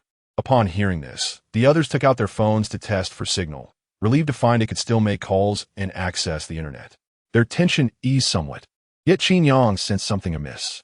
While the communication was intact, he realized the GPS was disabled. It seemed the van was equipped with a device to interfere with location tracking, raising concerns about the purpose of such equipment. Panic began to set in. Could the system be playing tricks again? He merely wished to fulfill his role as a trial tester. Surely nothing untoward would occur. As Qin Yang furrowed his brow in contemplation, a fair-skinned, beautiful woman beside him nudged him with her elbow. Hey there, handsome, I'm Yilin. What is your name? Qin Yang, maintaining a stoic expression, replied, Wu Yinzu, but you may also call me by my nickname, Crow Brother. Yilin chuckled softly. Well, Wu Yinzu, why have you chosen to become a sleep tester instead of pursuing a film career? Are you in dire need of money? Qin Yang retorted. And you, why have you come to be a sleep tester? Are you lacking funds as well? Yilin's gaze dimmed, and she nodded despondently. My family has been struggling since my childhood. My father is a compulsive gambler, my mother is bedridden, and my younger brother is disabled. I dropped out of school before finishing middle school and have worked odd jobs for several years. If it weren't for my grandfather's severe illness requiring urgent funds, I wouldn't. Qin Yang quickly gestured to interrupt her. All right, enough. Continuing down this path would be quite impolite. Miss Yilin, we are merely here to be sleep testers, not companions. We are in a van, not in a foot massage parlor. I sincerely sympathize with your tragic background, but I too am working and am financially constrained. Understand? Yilin felt somewhat bewildered. Are men nowadays truly devoid of compassion? Chapter 84. Are you serious about this inspection? After concluding his conversation with Yilin, Qin Yang gazed anxiously at his phone. When he initially accepted the task of being a test sleeper, he anticipated spending a night away from home. However, he did not foresee being away for 3 consecutive days. How was he to explain this to his wife? Although Lu Yin had not explicitly stated her feelings, it was likely that no woman relished the thought of her husband being absent at night. The memory of enduring a fierce combination of punches from Lu Yin still lingered, causing a lingering ache in his abdomen. Given that his injuries had yet to heal, enduring another barrage could potentially lead to dire consequences. In a moment of despair, Qin Yang retrieved a cigarette from his hair, placing it between his lips without lighting it, merely to occupy himself. It was then that he received a call from Sun Jia. As soon as Qin Yang answered, a conspiratorial voice emerged from the receiver. Hello, brother-in-law. Agent Sun Jia reporting in. Qin Yang responded curtly, spit it out quickly. No need for pleasantries. Sun Jia chuckled. Brother-in-law, Xiao Yin and I are currently at the provincial office for a meeting. The provincial department has invited us to present a report on public security and criminal cases across the province, primarily to share some investigative experiences with other municipal units. According to the notification we received, we are required to stay here for at least 3 days. Qin Yang was taken aback. What? Is it really that coincidental? Something feels off. Just as Qin Yang pondered this, a photo from Sun Jia pinged into his phone. In the image, the poised Lu Yin was seated at her desk, diligently working, while Sun Jia held up the notification document from the provincial office, capturing both the document's contents and Lu Yin in a candid shot. Could it truly be real? Fortune was on his side. Qin Yang whispered to Sun Jia, All right, I understand. After hanging up, he immediately messaged Lu Yin. Qin Yang, my dear wife, what do you finish work today? I bought some ribs at the market and plan to make you a delicious rib soup for dinner. Lu Yin, I'm heading to the provincial office for a meeting and will be staying for 3 days, not coming back. Qin Yang, what? How can this be? What about the ribs I bought after scouring several markets? Lu Yin, don't worry. Once I finish the meeting, I'll make it up to you. Enjoy the ribs yourself for now, be good. Qin Yang, all right then. I'll wait for your return, feeling aggrieved. Observing Qin Yang's exchange, the viewers in the live stream fell silent. Ah, so this is how Agent Sun Jia operates. Valuable insight gained. Is this the legendary tactic of enticing by feigning retreat? Poor Qin Yang. It seems he has taken advantage of Lu Yin's disinterest in live streams. Otherwise, a replay would surely have caused an uproar. Lu Yin, with her busy schedule, hardly had the time to watch replays. Moreover, she had always believed that Sun Jia was monitoring Qin Yang on her behalf. Who could have anticipated that Sun Jia had been swayed by Qin Yang? With the realization of having 3 days of freedom ahead, Qin Yang let out a long sigh of relief. At that moment, a van came to a halt, and shortly thereafter, the door was pulled open from the outside. Wei Hai impatiently tapped on the car door and announced, We have arrived. Everyone, please disembark. The 6 individuals exited the vehicle, and upon witnessing their surroundings, they were instantly taken aback. Goodness, is this truly a villa? A voice exclaimed. Fool, this is a manor. Not merely a villa. A swimming pool, maids, a luxurious residence, champagne. The opulence of this estate surpasses all our expectations. Welcome, esteemed guests, please come inside. The maids, each averaging 25 years of age, greeted them with hands gracefully clasped at their waists, wearing professional smiles. Noticing the astonished expressions of his companions, Wei Hai chuckled lightly. This is where you will experience your 3-day trial stay. Remember the purpose of your visit: food, environment, sleep, service. And everything you encounter here must be documented in a detailed professional report after 3 days. Should the quality of your report fall short, you shall receive not a single penny. Do you understand? The group, filled with excitement, replied in unison, understood. Wei Hai nodded in approval. Since you comprehend, let us proceed with the experience. Under the guidance of the maids, they traversed the poolside walkway towards the grand hall of the villa. Qin Yang felt a tinge of curiosity. In such an exquisite manner, with so many maids providing one-on-one service, why were Wei Hai and Lu Sheng devoid of envy? Rather, their gazes seemed to carry a hint of pity. As Qin Yang pondered this, the two men accompanying him expressed their awe, reminiscent of country bumpkins entering the city. Wow, I have only seen such mansions in games. I never thought I would one day reside here to experience it. One exclaimed. Indeed, living in such luxury must be delightful. The other added. Qin Yang, however, replied nonchalantly, there's nothing delightful about it. A house with such a large swimming pool would lead to rheumatism after a year. Who swims every day? Moreover, maintaining the pool's water requires constant circulation and purification, which is quite costly. Upon hearing this, the two men were momentarily speechless. Brother, you seem rather knowledgeable. Have you lived in such a place before? They inquired. Qin Yang scratched his face. Well, one could say that. I spent some time there during the summer to escape the heat. The two exchanged glances, momentarily taken aback. If you can afford to live in such a mansion, why are you here as a trial guest? Experiencing life? Qin Yang smiled faintly, choosing not to respond. After all, I'm a noble system player. Can I casually share such matters with you? As they stepped into the grand hall of the villa, they discovered 6 dedicated butlers awaiting them, 3 men and 3 women, all striking in appearance and physique.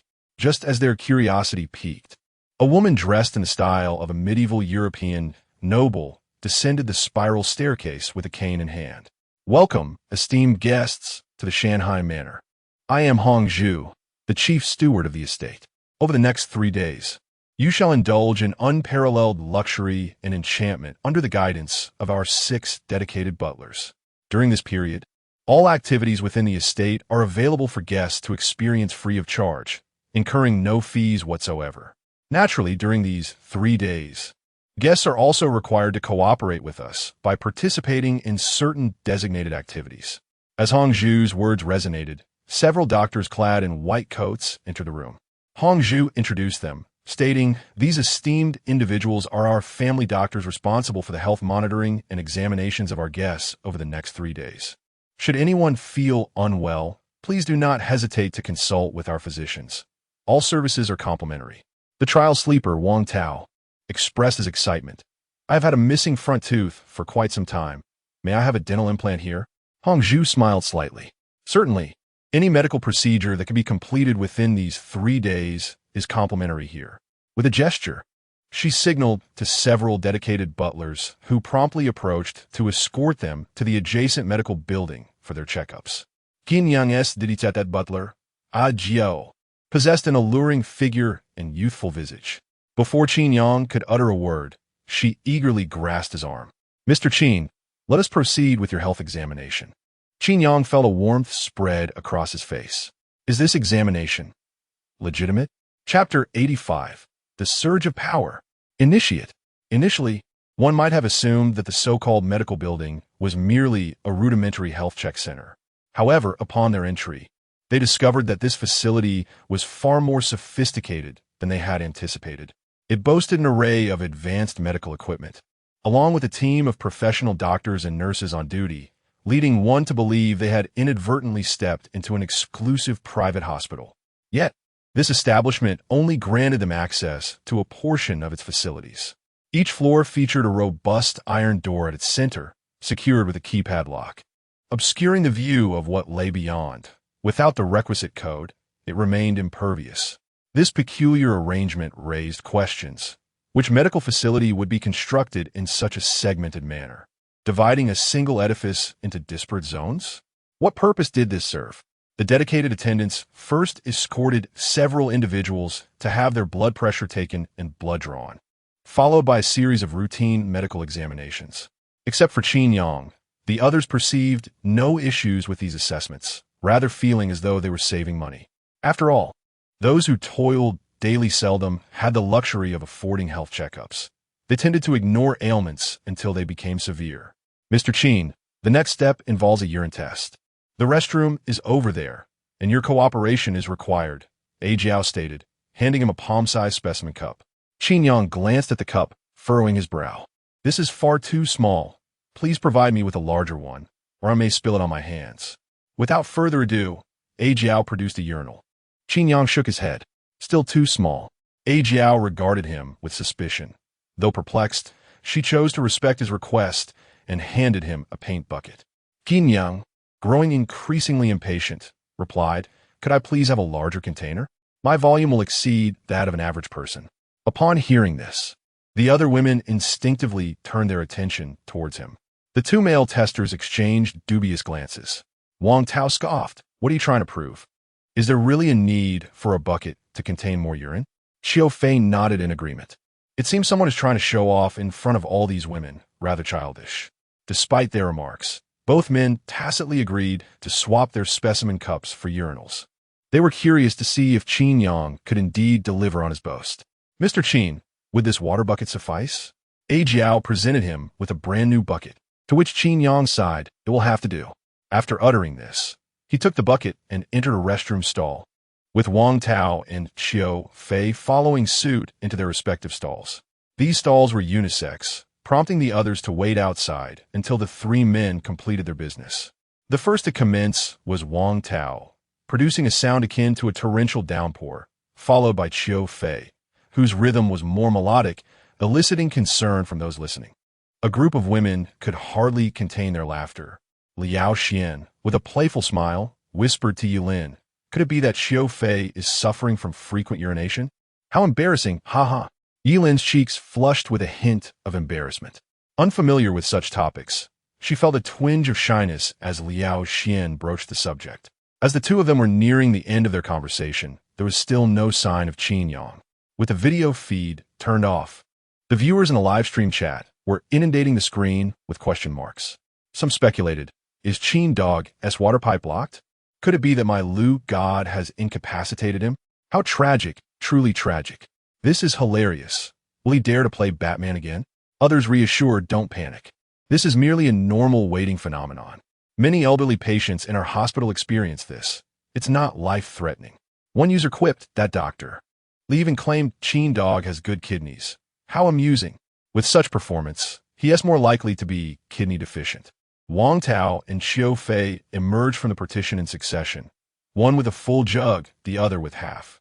Wang Tao strutted about like a proud rooster, nearly parading the urinal around the floor in triumph.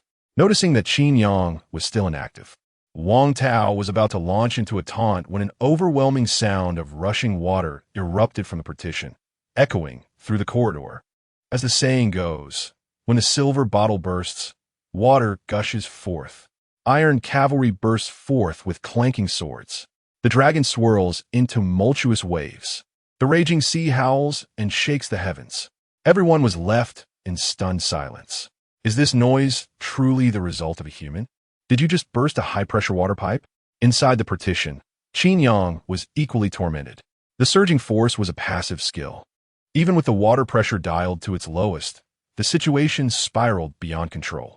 It felt akin to consuming 2 large bottles of water before hitting the highway and holding it in for 2 hours, finally able to release.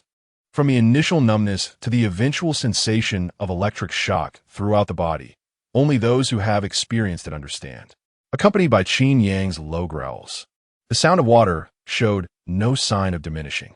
The viewers finally understood why Qin Yang had asked Jiao to bring a large bucket. This lad, reborn as a water truck, simply could not contain it in a smaller vessel. 1 minute, 2 minutes, 3 minutes. It took Qin Yang a full 3 minutes to finish. He opened the partition door, leaning against the wall as he slowly emerged. My apologies. I drank a bit too much water on the way here. That entire bucket inside is full. Could you find 2 people to help carry it out? Jiao, blushing deeply, stepped forward to assist Qin Yang, her gaze inadvertently drifting. Liao Xian licked her lips and fanned herself. Why isn't the air conditioning on? It's so hot. Yilin looked at Qin Yang in sheer astonishment, her expression akin to witnessing a ghost. Wang Tao and Xiu Fei instinctively took a couple of steps back. They simply could not compete, completely outmatched. In the main control room of the villa, Tong watched the screen as Qin Yang emerged, leaning against the wall, his expression sickly, eyes filled with greed. Qin School Hunk, you have not disappointed me. After all these years, you remain as formidable as ever. A middle-aged physician furrowed his brow and remarked, Mr. Tong, the performance of Qin Yang is quite peculiar. A normal person should not possess such a capacity for water retention. After urinating for such an extended duration, wouldn't he be at risk of severe dehydration? As soon as the physician's words fell, Tong retaliated with a resounding slap across his face. Meng Jiang, what are you even worth? Do you think you are entitled to question the esteemed Qin? Remember, you are merely a dog I have taken in. You will do as I say, understood? Meng Jiang lowered his head and replied, Yes, Mr. Tong, I spoke out of turn. Tong adjusted his tie and gently traced his fingers over the image of Qin Yang on the screen. As soon as the health report of Qin arrives, bring it to me without delay. Also, instruct Jiao to test his limits tonight. I wish to see where he stands. Understood, Mr. Tong. Chapter 86. This is Reputation. After completing their health checkups, the group awaited an experience of unparalleled luxury. Hongzhu organized a pool party for the 6 of them, where each individual became the center of attention.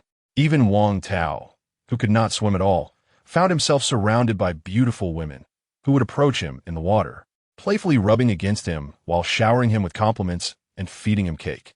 Liao Xian and her companions were also attended to by a male model clad only in a tie, who wrapped the tie around Liao Xian's neck, dancing around them in various alluring poses. Yangge, why are you sitting here all alone? Come join us in the water. They will feed you cake too. A Jiao, dressed in a pink bikini and holding a piece of tiramisu, slithered over like a siren, casting sultry glances.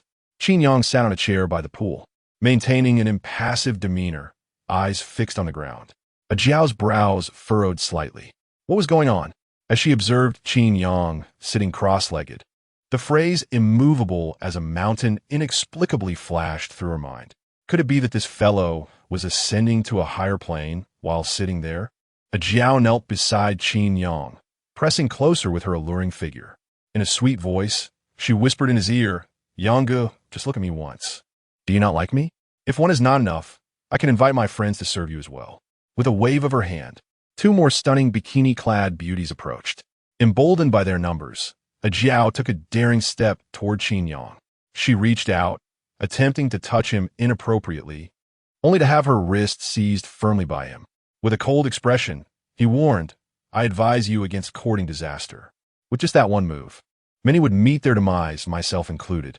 A Jiao was momentarily taken aback before bursting into laughter. Oh, so you enjoy playing such role-playing games, Yangge?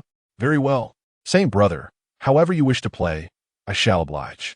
She urged Qin Yang to release her hand, then dipped her finger into the cake, stealthily smearing it on his face when he was distracted. Noticing the glimmer of water in Qin Yang's eyes, she gently remarked, Saint brother, how careless you are. Allow me to clean it up for you. Just as a Jiao extended her tongue, Qin Yang retaliated by smashing a whole piece of cake into her face. The 2 friends nearby were startled. What on earth was happening? While she was indulging in playful flirtation, he was taking it to the extreme. Viewers in the live stream erupted in laughter. Qin Yang proclaimed, Did you expect this? I am Fa Hai, not Saint brother. He continued, Demonic creature, I require your assistance in my cultivation. Great Thunder Dragon, Supreme Law Spell, how many lives do you possess to dare reach out with such a claw? Do you not know that only Lu Shun can grasp the pulse of Qin Dog's life? Tang Sini once touched Qin Dog's abs, resulting in 5 outlaws dead and 1 injured. If you truly capture Xiao Qinyang, everyone in this villa will meet their demise. Fond of cake, are we? Bring forth the cake for the young lady. A Jiao wiped the cake off her face with her hand, forcing a smile. Noangir, Noangir. One mustn't fall ill without anyone to replace them. After having served even a perverse man, what a face full of cake. Just a trivial matter. A Jiao managed to squeeze out a smile. Just as she was about to speak, a cake splattered against her face once more. Qin Yang spoke with an air of indifference. Though I do not comprehend the reason behind your amusement, I am more than willing to indulge you, especially since there is an abundance of cake. A Jiao could no longer contain herself. She screamed, clutched her hair, and turned to flee. Qin Yang picked up a piece of cake, glancing at the other two maidens who, pale with fright, hurriedly followed suit in their escape. Qin Yang set down the cake, a cold smirk forming within him. What sort of individuals think to entice me? They pale in comparison to even half of Mary S. Beauty, let alone Lu Yan. A gaggle of superficial, insipid women, hardly worthy of his attention. Just as Qin Yang prepared to retire to his room for the night, Yi Lin approached him, wrapped in an oversized bath towel. Unlike Liao Xian and the others, who were utterly captivated by the male models, Yi Lin seemed to possess a cleanliness obsession, refusing to let any male model near her, let alone engage in interaction. Hong Zhu, astutely aware of this, had replaced the female steward to attend to her. Furthermore, even though Hong Zhu insisted that everyone wear swimsuits for the pool party, Yi Lin opted for the most conservative swimsuit, still draped in a bath towel and clad in nude short stockings. Upon seeing Yi Lin's furtive demeanor, Qin Yang could not help but chuckle. Have you donned my grandmother's stockings? You hardly appear ready for a pool party. You look more like a thief. Yi Lin first glanced around cautiously, ensuring no one was watching before she whispered to Qin Yang. Officer number 1025, I am Yi Lin, a criminal investigator from the Xishan Division, currently executing an undercover investigation.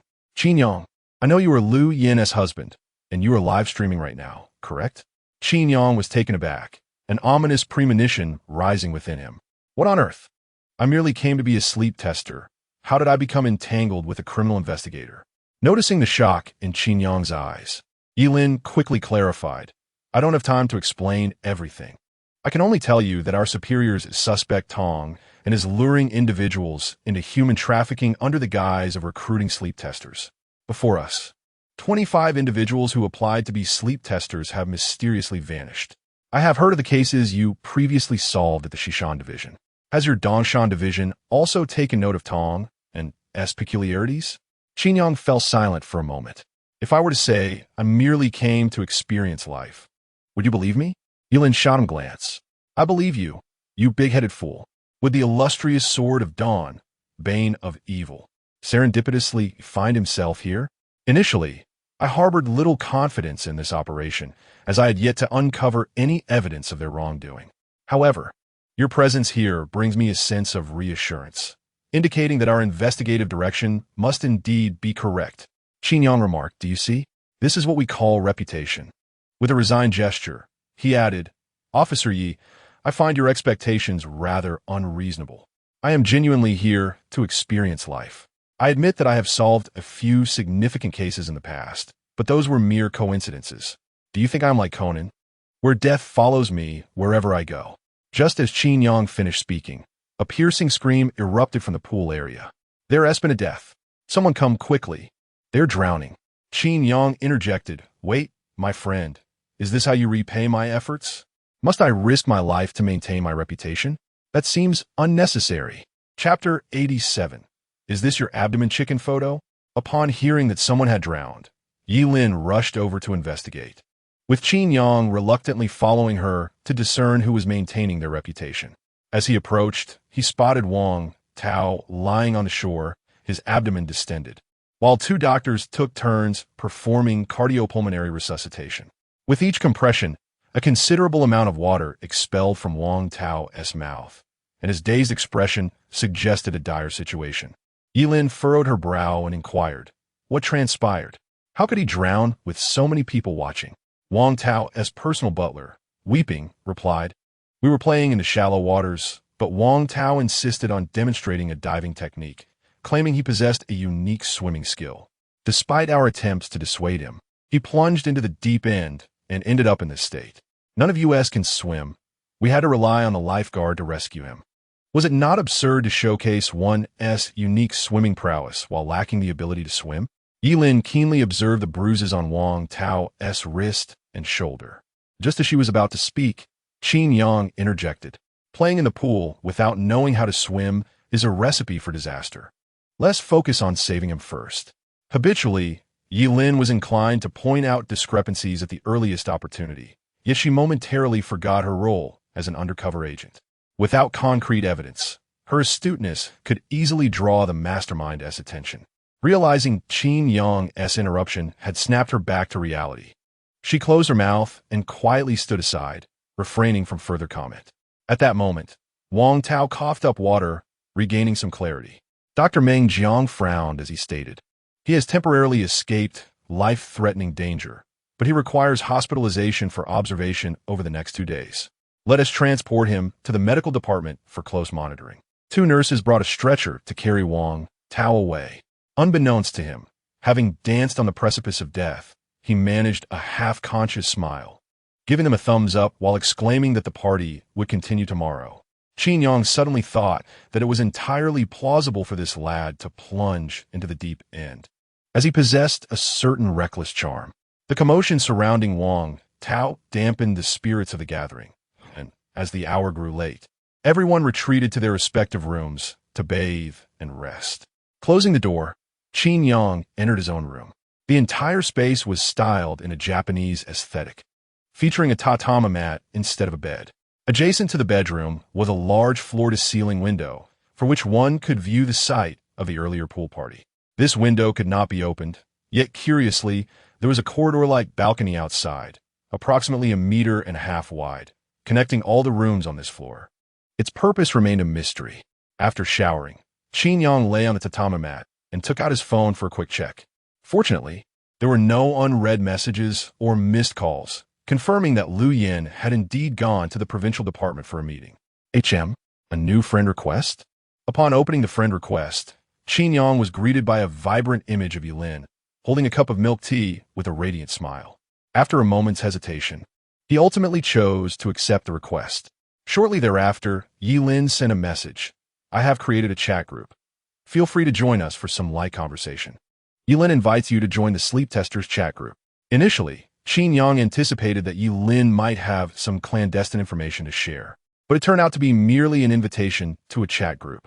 Nevertheless, upon reflection, he understood the necessity for caution. After all, who could tell if Tong and was covertly monitoring their interactions? One must not overly rely on electronic devices. Remember how the agents from Han Country were apprehended en masse, primarily due to their reliance on chat groups for communication? It seems that the Han people, much like their counterparts from the neighboring nation, consistently exhibit their characteristic stability. As soon as Qin Yang joined the chat group, the lights in the room automatically dimmed. Healy, a fellow tester, sent a charming emoji. Why did the lights suddenly go out? I'm still in the shower, she exclaimed. You're showering while on your phone? Xiao Fei retorted. What is wrong with that? I have a waterproof phone case in the bathroom. Responding to a message is no big deal, she replied. Let's see those legs. Get lost. Healy shot back. Qin Yang, have you gone to bed yet? Show us your abs. Since it's a long night and no one can sleep, let us chat a bit. Liao Xian chimed in. Here's the deal. We girls will share pictures of our legs, and you boys can showcase your abs. How about that? Once one's basic needs are met, the human heart naturally begins to wander.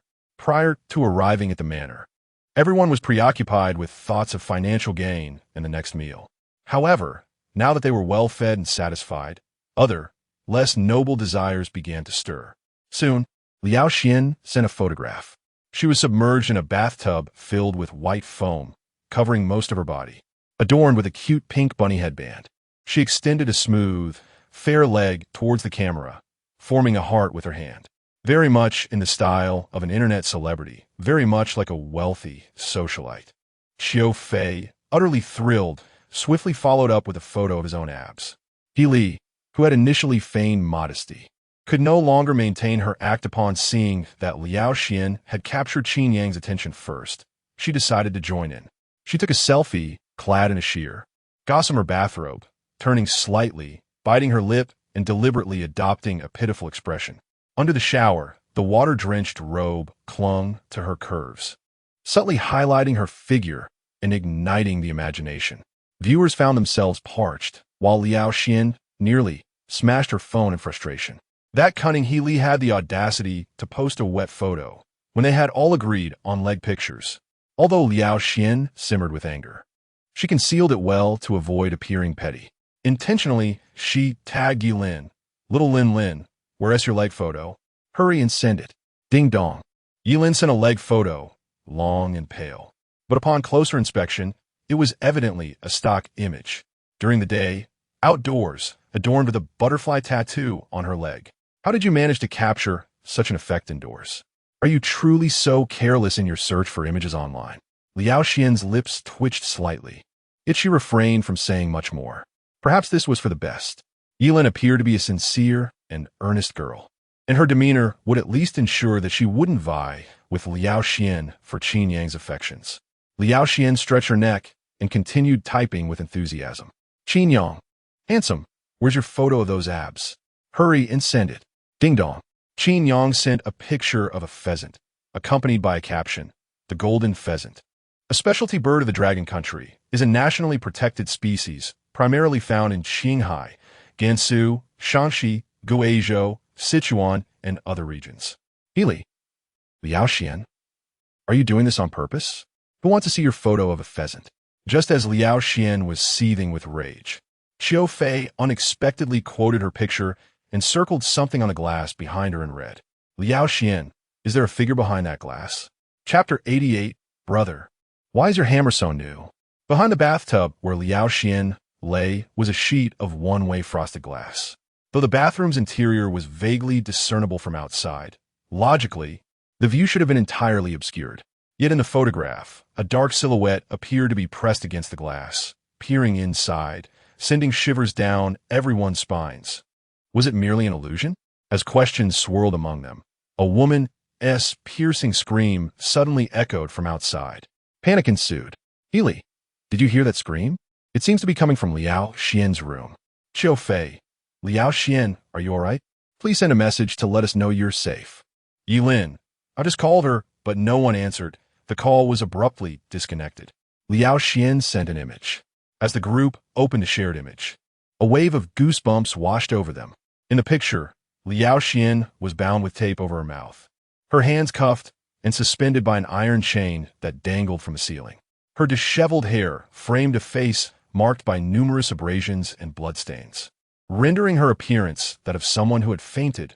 Her head hung motionless. Qiu Fei, what in the world is this? A prank? Yilin, use your brain, will you? Who would play such a prank in the dead of night? Something must have happened to Liao Xian. Yilin, everyone come my room. Once we gather, we'll head to Liao Xian's place together. Qiu Fei, why not come in my room? I'm scared too. Healy, no. The door to my room is locked. We can't get it open. What should we do? I'm so frightened. Can someone come to rescue me? Healy, I'm calling the police. I need to report this. As soon as Healy sent this message, Qin Yang's phone displayed a no-signal notification. Had the internet gone down? He glanced at the live stream, and indeed, it had been cut off. It seemed the assailant was discarding pretense and preparing to reveal themselves. Qin Yang searched his room for any means of defense, but found nothing suitable. Reluctantly, he grasped a pillow in his left hand as a makeshift shield and a glass ashtray in his right, a somewhat effective weapon. Clang, clang, clang. The sound of metal striking echoed, reminiscent of someone dragging a steel rod across the floor, each movement causing it to strike the railing. The noise emanated from a balcony.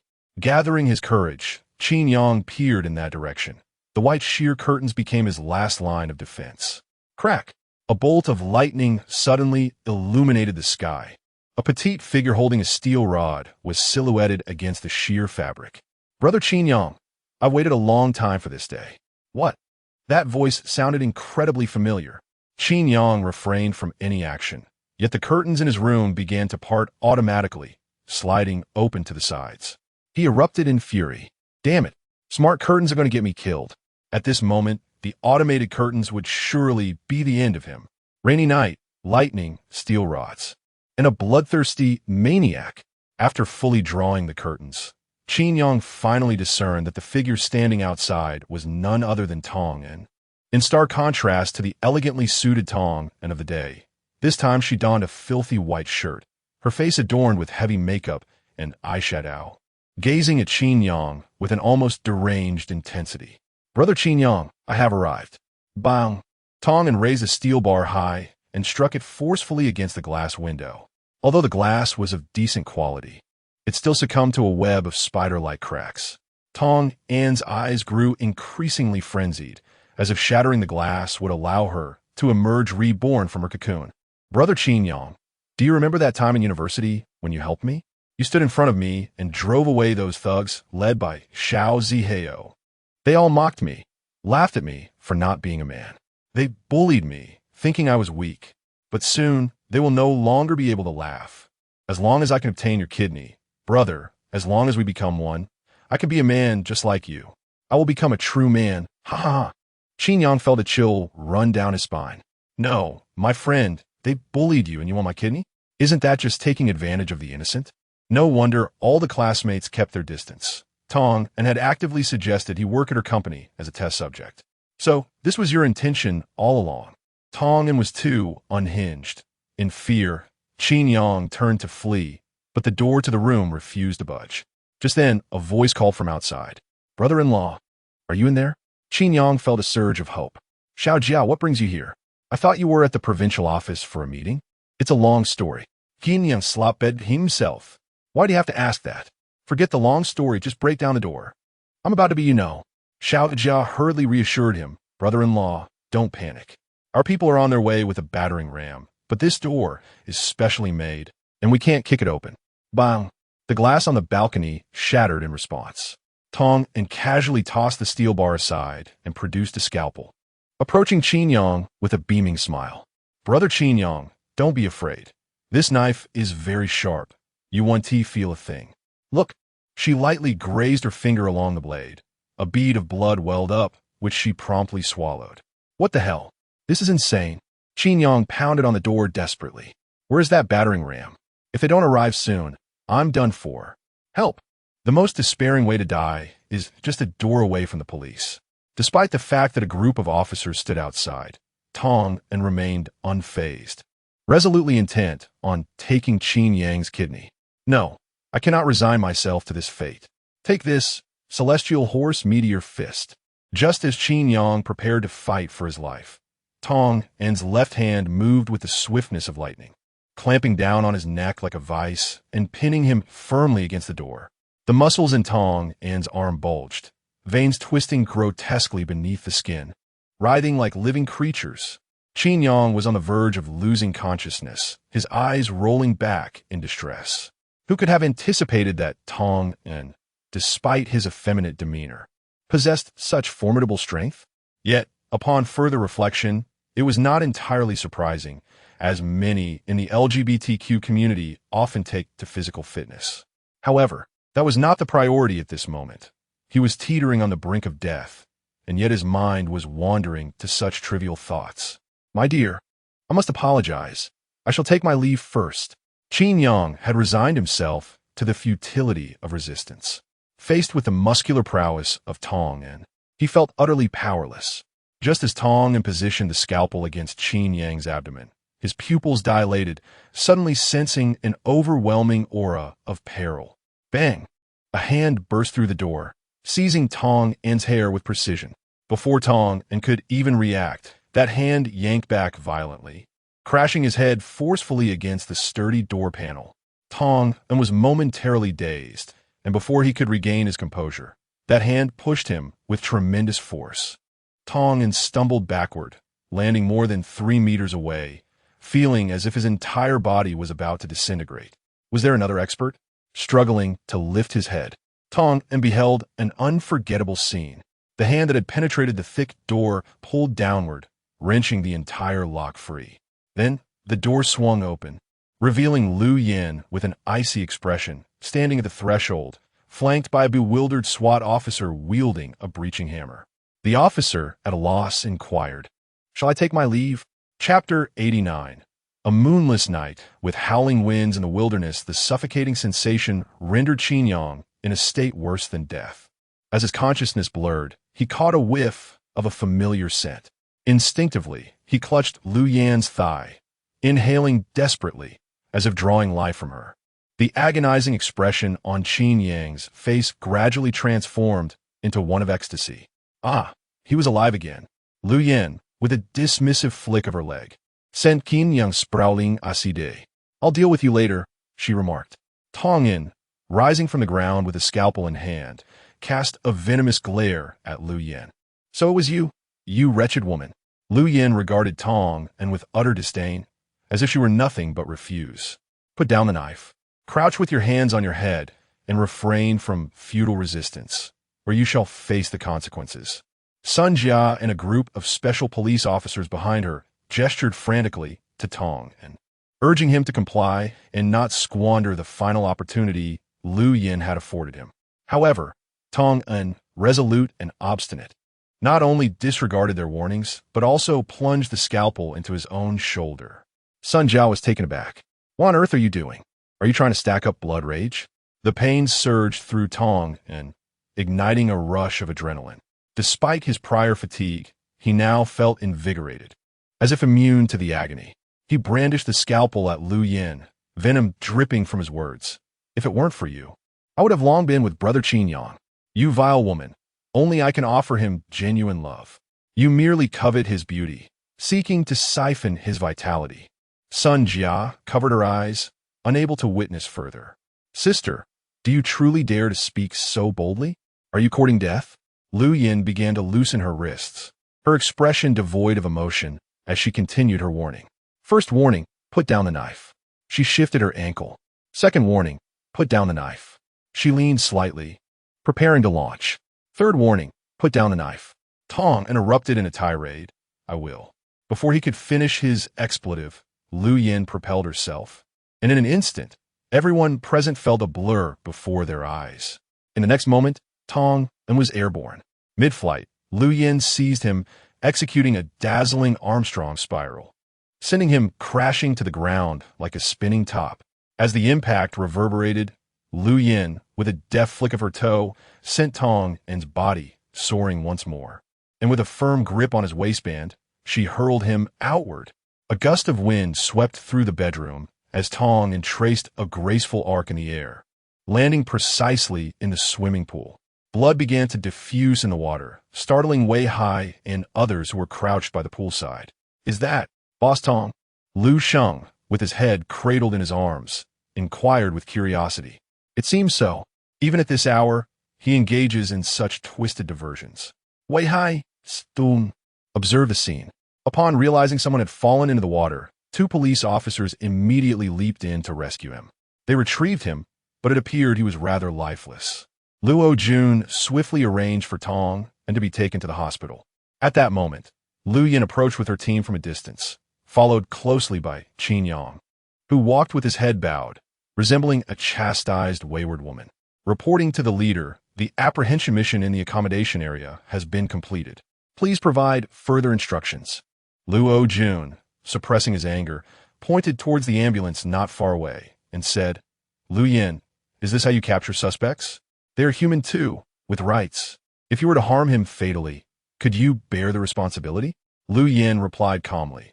While executing the apprehension, the suspect was about to commit a violent crime against my husband. The situation was urgent, and I had no choice but to act decisively. I admit I may have been a bit heavy-handed. I will be more careful next time. Luo Jun felt an immense headache. You expect there to be a next time? For now, you are suspended for reflection. Take a few days to rest at home while we await the investigation's outcome. Yes, leader. Lu Yin had no objection to Luo Jun's punishment. She recognized her mistake, but knew she might repeat it. Before long, Yin Peng and his team returned. But unlike the unscathed Lu Yin, Yin Peng bore a gash on his arm. Zhou Quan had been shot in the thigh, and 2 other special police officers had also sustained gunshot wounds. Luo Jun hurried over to inquire what happened. How did you get injured?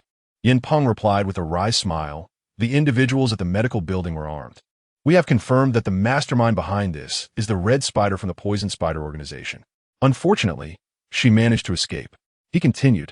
The Red Spider had prepared an escape route in the medical building, complete with explosives to cover her retreat. We were unable to pursue her and lost a few comrades in the process.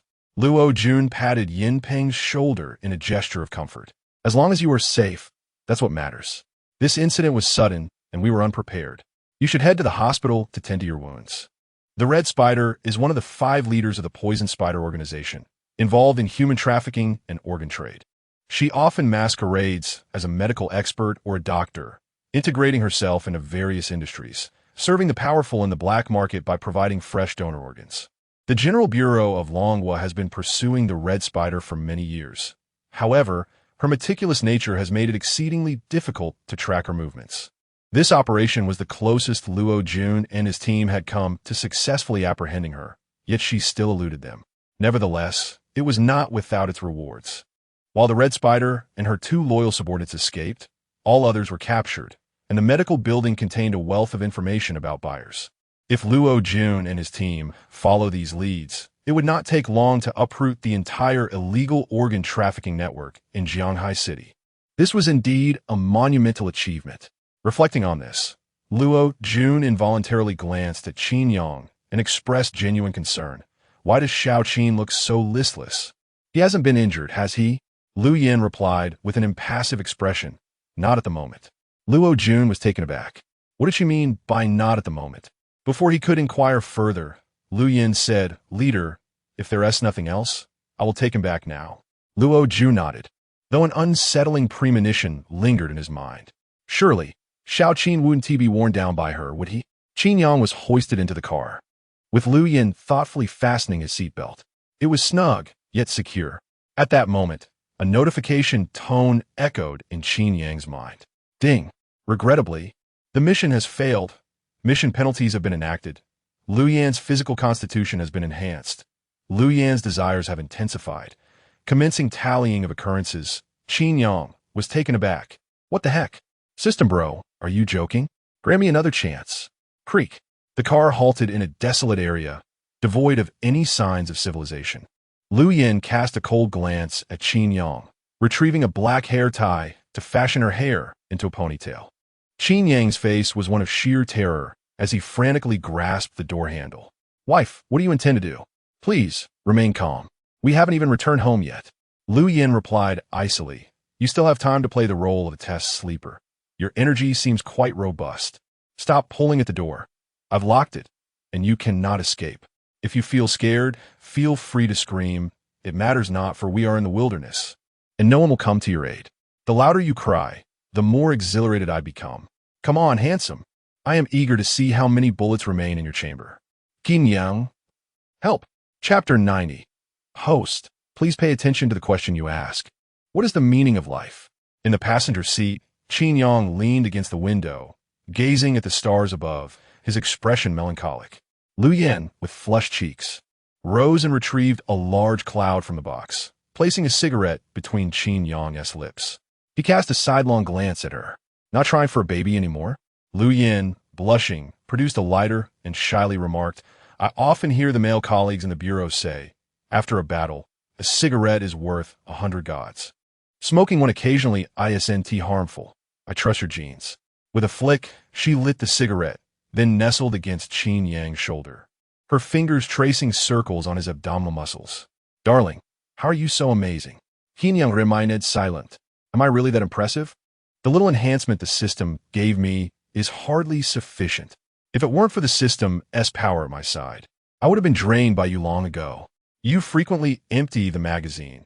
Have you never considered that what you emptied could very well be my lifeblood? Qin Yang had a myriad of words to express, yet upon meeting Lu Yin's adoring gaze, he merely moved his lips, ultimately choosing silence. Well, it's just a necessary sacrifice. Your clinginess is a manifestation of your love, as long as it's not too frequent. Given the fierce battle earlier, I suppose that counts as one? Qin Yang pondered while closing his eyes to check the system statistics. 0, 0, 0. System, are you even human?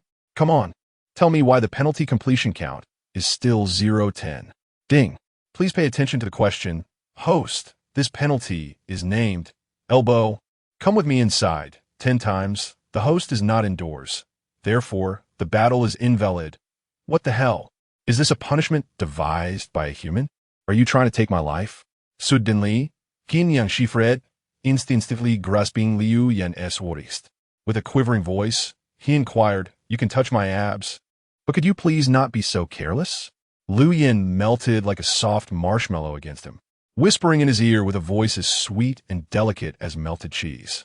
Not enough. I'll punish you again. Just as Qin Yang attempted to call for help. His mouth was sealed. This is murder. Is there anyone who can intervene? This is a crime against humanity. Joyful moments are always fleeting, while days of suffering seem interminable. 2 days later, Chao Lingyun arrived with several close friends to report on their business partnership with Qin Yang. Mary ushered them into the living room, serving tea and pastries before heading to the kitchen to prepare lunch. Observing the lavish residence, Chao Lingyun couldn't help but exclaim, "The first time I laid eyes on this kid, I knew he was clever. Damn it, I have worked tirelessly for years. Yet I still don't live as well as he does." Yu Hao took a sip of coffee, lazily commenting, "This is what they mean when they say it's better to marry well than to work hard. None of U.S. brothers can even scrape together 15 million. Can we?" Qin Yang, on the other hand, considers 15 million merely as pocket money. Truly, one's fortune can be a source of envy. Li Dongpeng remained silent, reluctant to engage in this conversation. Essentially, he and Qin Yang are cut from the same cloth, with the sole distinction being that Jin Wei does not possess the wealth or familial background that Lu Yin enjoys. As for pocket money, Li Dongpeng could only chuckle bitterly. Having become a son-in-law, the notion of pocket money seemed absurd. Since being with Jin Wei, he was almost reduced to scavenging for discarded cigarette butts to smoke. As Li Dongpeng wallowed in his discontent, Lu Yin gracefully descended from the upper floor, clad in casual attire, her skin fair as snow, her face blooming like a peach blossom. "Old Chao, why are you all gathered here today?" The men quickly rose to their feet. "Indeed, sister-in-law. Previously, Qin Yang mentioned he would invest his pocket money into a business venture with us. We have prepared the venue and came to report our progress," they replied. Lu Yin responded with a casual "oh" and elegantly settled onto the sofa in the main seat. She casually grabbed a handful of sunflower seeds from the table. Munching as she inquired, "Qin Yang has not mentioned this to me. What kind of business do you intend to pursue?" Upon hearing Lu Yin's words, the brothers felt a tightening in their chests. This was troubling. How could such a significant matter not be communicated to Lu Yin beforehand? 15 million was at stake, not merely 1,500. Would she consider reclaiming the funds? Just then, footsteps echoed from the second floor. Lu Yin, her face alight with joy, rose and placed her sunflower seeds down, eagerly moving to greet him, her tones softening considerably. "Darling, weren't you supposed to rest upstairs? Why'd you come down? Mary, quickly, bring the wheelchair for the young master." Before Mary could act, Qin Yang, as if spurred by some internal force, exclaimed, "What wheelchair? Do I look incapable of walking?" Lu Yin, far from being upset, quickly sought to soothe him, much like one would comfort a child. "Oh, late? No wheelchair. I'll assist you downstairs, just take it slow." "Dear." The brothers fell into a heavy silence. Was this truly a son-in-law? Qin Yang seemed to be treating Lu Yin with such disdain that he could scarcely be perceived as one. Li Dongpeng's expression grew particularly grim. "Hold on, my friend. As fellow sons-in-law, why does your script seem so different from mine?" With Lu Yin's support, Qin Yang settled into the main sofa. Lu Yin dutifully stood behind him, offering a shoulder massage to help him relax. "Darling, is there anything special you wish to eat later? I'll have Mary prepare it right away." The haggard Qin Yang shook his head. In just 2 days, he appeared utterly depleted, as if he had burned out completely. "I don't feel like eating. It's nauseating. I feel like throwing up." Upon hearing this, Lu Yin promptly suggested, "Then I'll have Dr. Li come over to examine you. His skills are quite good. He should be able to help." Li Dongpeng remained sullen and silent. Previously, he had to leverage connections just to obtain an appointment with Dr. Li, while Qin Yang simply lay at home awaiting the doctor's arrival. "What's going on? Is Dr. Li now your family doctor?" Qin Yang cast an impatient glance at Lu Yin. "Why are you so talkative today? When men are discussing matters, why do you keep interrupting? Go to the kitchen and prepare whatever you wish to eat." The few brothers instinctively straightened their posture, feeling uneasy. It was akin to the sensation one experiences while watching a horror film, aware that a ghost is about to appear, yet compelled to squint through the tension. Anxiety gnawed at their insides, but they dared not show it. After all, in their eyes, it seemed entirely normal for Qin Yang to speak to Lu Yin in such a manner, and they would not be surprised if he were to be struck by an ashtray the very next moment. However, The anticipated domestic violence did not occur. Lu Yin bit her lip, standing in place, her toes tracing circles on the floor, her fingers twisting nervously, exuding an overwhelming shyness as if waiting for something. With a resounding slap, Qin Yang struck her firmly on her pert backside. What are you still standing there for? Hurry up and leave. Lu Yin felt a sense of satisfaction. She produced a bank card and placed it on the table. Darling, I heard from you how that you were starting a business. I don't quite understand what entrepreneurship entails. This card holds 30 million. Take it and use it. If it's not enough, let me know. Qin Yang shot Lu Yin a sharp look. Are you trying to teach me how to do my job? The brothers remained silent. Chapter 91. What tricks are there? If he had not witnessed it with his own eyes, Li Dongpeng would never have believed that such events were occurring in reality. Living off someone else's success? What a foolish daydream. Li Dongpeng toiled outside like a dog, only to return home and still be expected to meet demands with exuberance. Otherwise, Jin Wei would unleash her wrath immediately. Confronted by Qin Yang's fierce demeanor, Lu Yin quickly declared her fear. She covered her pert backside as she made her way to the kitchen, glancing back 3 times, her eyes sparkling with an irresistible allure that seemed capable of ensnaring souls. Once Lu Yin fully entered the kitchen, a brief silence enveloped the living room. Yu Hao cleared his throat, feeling somewhat awkward, and remarked, "Old Qin, you're quite something. We had been telling the brothers that you were struggling at home, thinking you lacked any standing in your family. It appears we were overly concerned." Chao Lingyun joined in the jest. "Your sister-in-law is both beautiful and wealthy. It baffles me how she came to choose you. As brothers, do share your secrets with us." Li Dongpeng nodded in agreement. "I wish to learn as well." Qin Yang chuckled, a carefree laugh that suggested he had transcended worldly concerns, akin to a sage who sees through the illusions of life. He spoke with an air of nonchalance. "There are no tricks involved, and do not be swayed by the flashy techniques you might find online. The essence is simple. Work, learn through practice, and mastery will come with experience. Of course, for someone as diligent as I, a small price must be paid." As Qin Yang reached for the coffee on the table, the cup trembled violently, clattering against the saucer, producing a cacophony of sound despite the mere meter of distance. The brothers suddenly comprehended, their eyes brimming with tears. Is it truly this tragic? Li Dongpeng realized the truth. There was no such thing as living off someone else. It was merely a struggle and a cry for survival. During his university days, Qin Yang's physical prowess had far surpassed that of the athletes. Yet now he possessed an appealing exterior, while his essence had been drained. The so-called pocket money Qin Yang had previously offered was, in truth, the fruit of his hard labor. Chao Lingyun felt a pang of empathy and inquired, "Old Qin, we secured the venue as per your specifications. A prime location with 6 floors, each over 2,000 square meters, right by the river. We estimate that with sufficient funding, the renovations could be completed within a month.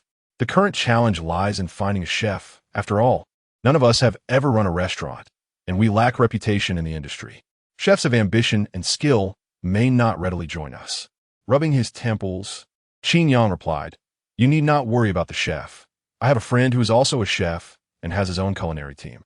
I plan to have him lead our kitchen and assist in recruiting and evaluating staff, aiming to establish our restaurant as culinary team within a week." Hearing Qin Yang's assurance, the others felt a wave of relief wash over them. Qin Yang's network is indeed quite reliable. His phone contacts encompass individuals from various professions. And even if he claims to possess the phone number of a president, no one would be astonished. After an extensive discussion, the group finalized the general direction for the restaurant's development and addressed several details. At that moment, the dishes were ready. Lu Yin guided them to a long table in the dining hall, where they were attended to by Mary and a few temporary female servants, who provided one-on-one service for everyone. Although the long table made it somewhat awkward to serve oneself, it posed no real issue. Yu Hao and the others merely needed to gesture with their chopsticks, and a servant would promptly assist them in serving, cutting, or mixing sauces. There was no possibility of having to stand up to reach for food. The atmosphere was perfect, the service impeccable, yet the dishes they consumed felt somewhat peculiar. The flavors were delightful, but after eating, they experienced an overwhelming warmth. Chao Lingyun loosened a button and took a sip of his chilled beverage, inquiring sister-in-law. What kind of dishes are these? I've never seen them before. Could you please introduce them to us? Lu Yen, who was spoon-feeding Qin Yang's soup at that moment, signaled to Mary with her eyes. Mary, standing nearby, began her introduction.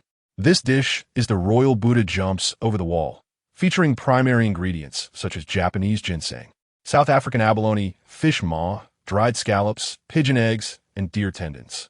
This one is glacial sea cucumber with wild rice, utilizing wild sea cucumbers from the Arctic, paired with wild rice from the Jelagong Mountains in Yunnan, garnished with saffron sauce. The others include Himalayan rock honey steamed king crab, black truffle baked Australian Wagyu ribs, snowy cordyceps, stewed golden thread turtle, and saffron braised wild yellow croaker. The brothers were left speechless. So nourishing. It's incredibly nourishing. Although Chao Lingyun was unaware of the precise cooking methods, just hearing the names made him feel overwhelmed by the richness of the meal.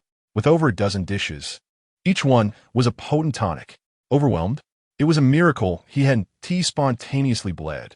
After Mary's introduction, the brothers were hesitant to indulge further. Eating less might prolong their lives, while consuming more could elevate them to another realm. They were well aware of their limits. If one were to perish from overindulgence, it would be quite the spectacle. Yet, Qin Yang seemed entirely unconcerned. He accepted whatever Lu Yen offered him, embodying a spirit of non-discrimination towards food. The brothers admired him sincerely. He was indeed deserving of such indulgence.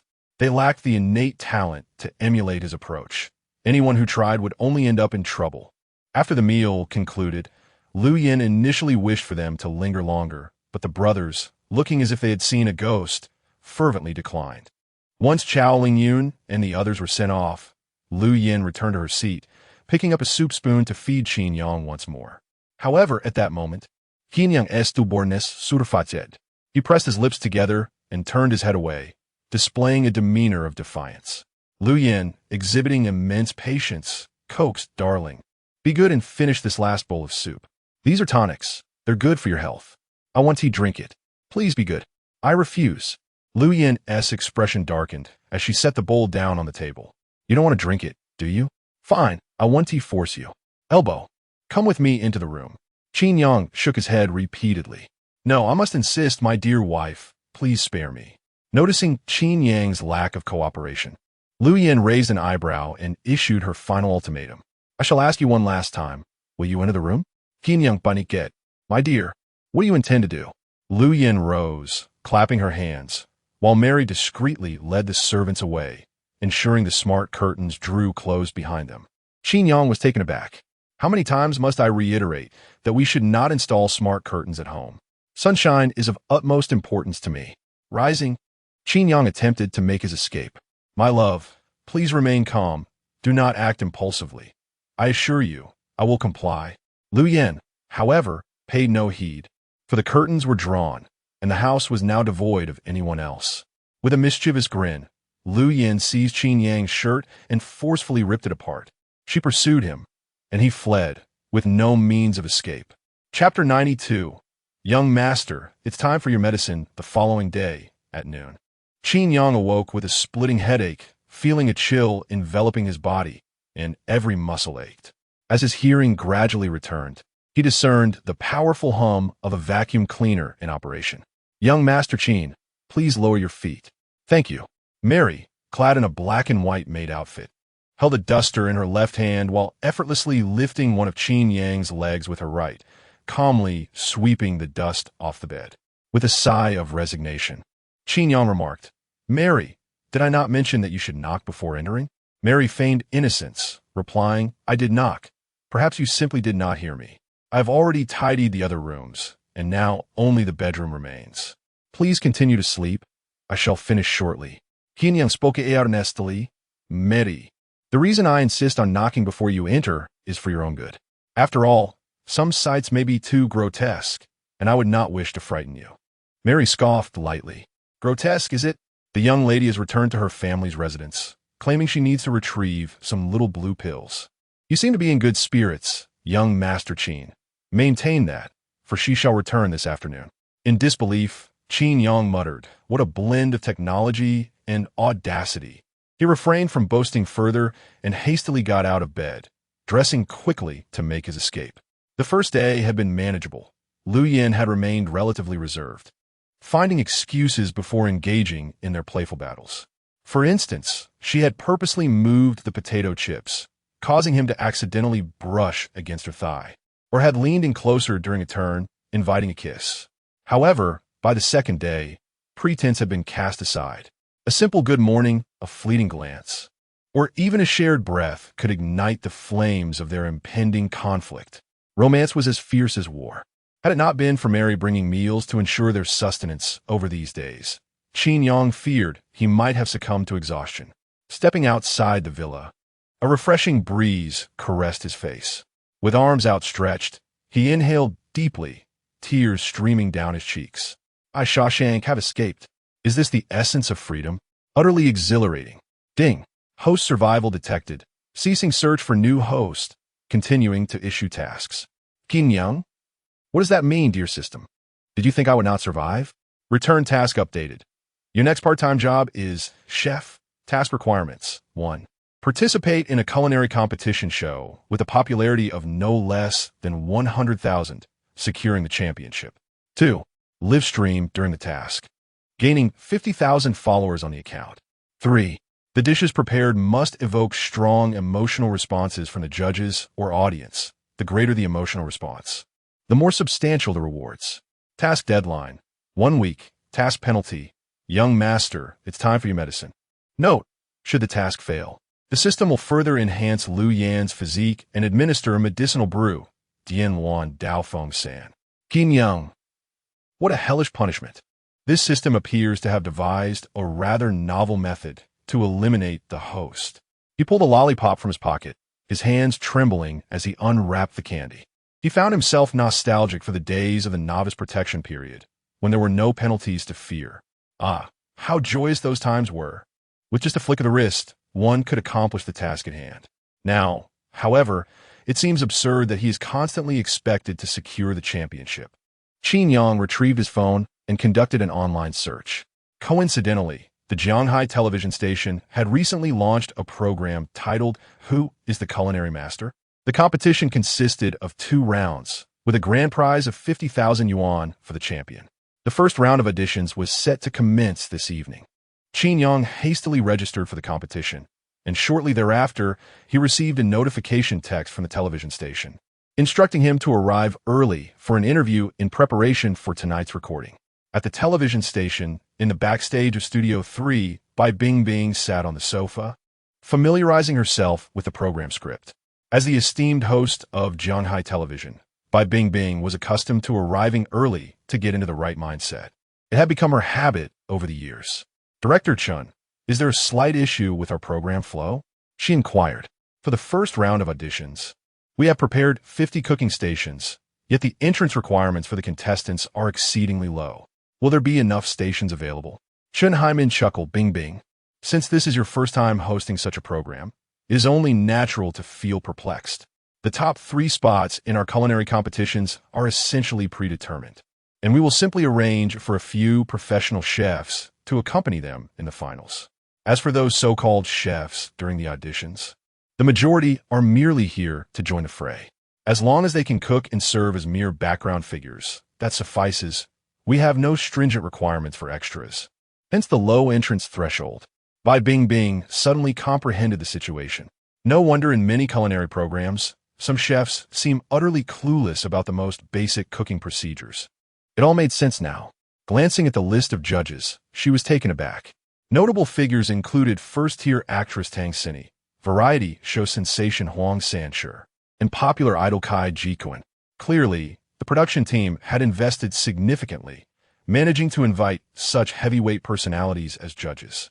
As Bai Bingbing pondered this, a crew member entered, placing a list on the table. Director Chun, we have finalized the list of participants for the auditions, he announced. Chun Haimin acknowledged with a grunt, continuing to engross himself in his phone. Bai Bingbing picked up her water cup and glanced at the list, and in the next instant, a name caught her attention. Qin Yang. Why did that name seem so familiar? At 7:40 in the evening, the recording officially commenced. As the countdown concluded, by Bing Bing stood at the center of the stage, microphone in hand, beaming with a radiant smile. With sizzling, frying, and a myriad of culinary delights, who shall emerge as the culinary master, standing tall above all? Good evening, dear audience. Welcome to the first round of auditions for Who is the Culinary Master. I'm your old friend by Bing Bing.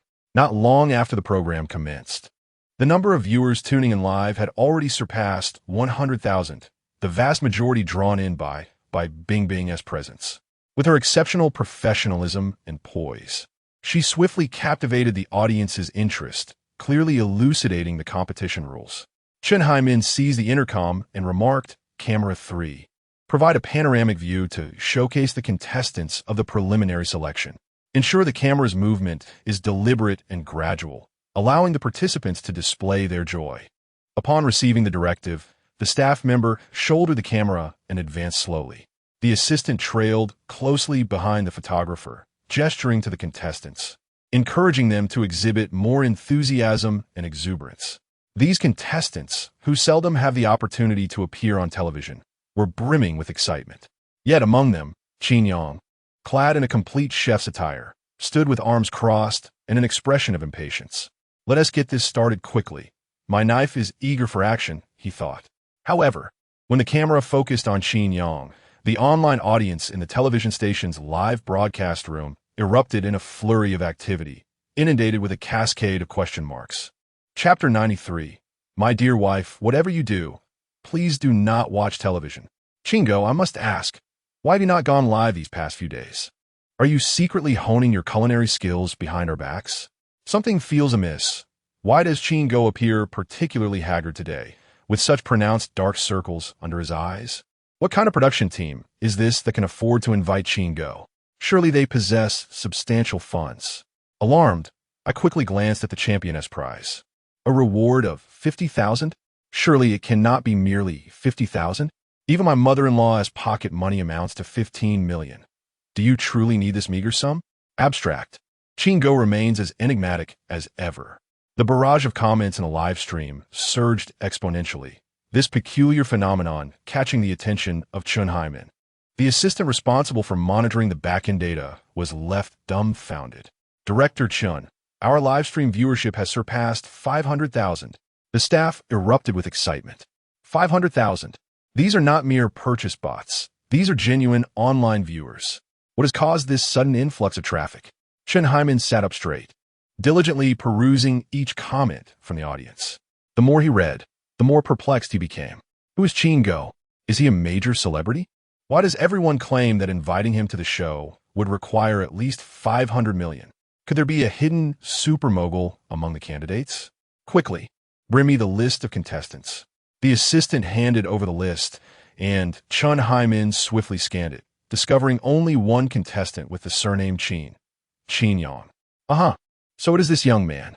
Chen Haimin scrutinized Qin Yang's profile. Domestic chef, years of experience in home cooking, a champion son-in-law. Chen Haimin was bewildered. Is this even in Chinese? He understood domestic chef and home cooking, but what on earth is a champion son-in-law? Has a new hero emerged in the realm of champions? Soon, Qin Yang vanished from the camera, for in the eyes of the production team, he was merely a background figure. This led to an uproar in the live stream, with viewers demanding the camera be returned to him. Observing the flood of comments, Chen Haimin pondered momentarily before making a decision that contradicted his superior's directives. He picked up the intercom and spoke firmly. Cameras 5 and 6, reposition immediately to focus on contestant number 8. The plan has changed. Prepare to elevate contestant number 8 to victory. During the filming, ensure he receives ample screen time. Bing Bing, you need not interact with Chow Yifan any longer. Engage more with Qin Yang and present him with those explosive questions we prepared earlier.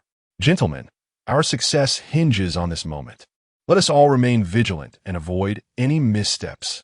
On stage, clad in a golden chef's outfit, Chow Yifan exuded confidence and charisma. This bespoke culinary ensemble was crafted specifically for the occasion, aimed at leaving a favorable impression on the audience and establishing his persona as a culinary master, thereby reaping the rewards. From a distance, one could see that in his golden chef's attire, he stood out in the crowd like a crane among chickens. Those unfamiliar might mistake the others for mere chefs, while he appeared as the emperor. As he observed the staff approaching with a photographer, Chow Yifan adjusted his collar and prepared his expression. He donned a gentle yet commanding smile, exuding confidence intertwined with grace, ready to greet the viewers through the lens. However, just as the camera was about to zoom in on him, the photographer abruptly halted, seemingly responding to an instruction from his earpiece, and slowly retreated. Chow Yifan was left perplexed, wondering about the situation. Was this a tactic of feigned retreat? He had prepared his pose, only to have them walk away? Upon closer inspection, he noticed that 3 photographers had unexpectedly gathered around Qin Yang. One captured full-body shots, another focused on close-ups of his face, and the last one recorded details of his hands, all set to document Qin Yang's culinary process. Chow Yifan felt a sense of injustice. Wasn't that treatment meant for him? Were they perhaps mistaking the subject? Qin Yang, equally bewildered, faced the 3 cameras pointed at him in various odd angles, feeling as though 3 individuals resembling camera-equipped creatures were squatting before him. Yet he quickly grasped the reality. These 3 were here to compete for attention. Qin Yang was live-streaming as well, albeit from a first-person perspective. No wonder his follower count was rising so slowly. These 3 were siphoning off his traffic. Just as he was about to voice his frustration, Bai Bingbing, having finished explaining the competition rules, shouted, "You have 30 minutes. The contest officially begins now." With her announcement, the contestants hurriedly ignited their stoves and began preparing ingredients. With no other choice, Qin Yang resigned himself to cooking, intending to address the matter of traffic theft with the production team later. On the judges' panel, the 3 judges took their seats, and Bai Bingbing engaged with them. Wow, we can already sense the fervent atmosphere as the competition kicks off. I would like to ask the 3 judges, whom do you believe has the most potential? Huang Sanshur spoke up first, saying, "I am not a professional chef, but I have trained under a national banquet chef for a while, so I have some authority on this matter." I believe Chow Yifan stands out. His entire demeanor is distinctly different from the others, and he is the chief chef at Juewei Building. An impressive feat, as you all know. Juewei Building is among the top 10 dining establishments in our Dragon Country, and I need not elaborate on Chow Yifan's prowess. Kai Jikuan then chimed in, "I think Chef Su Fan is quite remarkable. I have tasted his dishes before, and they were indeed delicious." Bai Bingbing turned to Tang Sini. "Miss Tang, who do you favor?" Instead of responding directly, Tang Sini typed a number on the keyboard before her, and suddenly, the lights blazed. The dazzling effects of the lights left everyone in shock. Chen Haimin's expression shifted dramatically. Isn't the spotlight moment reserved for tasting the dishes? Why is Tang Sini already pressing it now? Tang Sini seized the microphone and exclaimed, "Brother Qin Yang, go for it. You are the best. I will forever be your most devoted little fan. Yang Yang, soar high, and I will always follow. Love you, love you." The crowd was left speechless. In the midst of chopping vegetables, Qin Yang's hand trembled, nearly severing his finger. It was only then that he realized Tang Sini was one of the judges for this competition. How absurd. Isn't this woman a popular actress? Instead of filming all day, why is she here judging? However, it soon dawned on Qin Yang that due to the incident with the psychopathic killer, the crew had been quarantined for several days. And now it seemed that Tang Sini truly had little to occupy her time. What a calamity. Karma indeed. Qin Yang silently prayed in his heart, "Darling, please do not watch the television."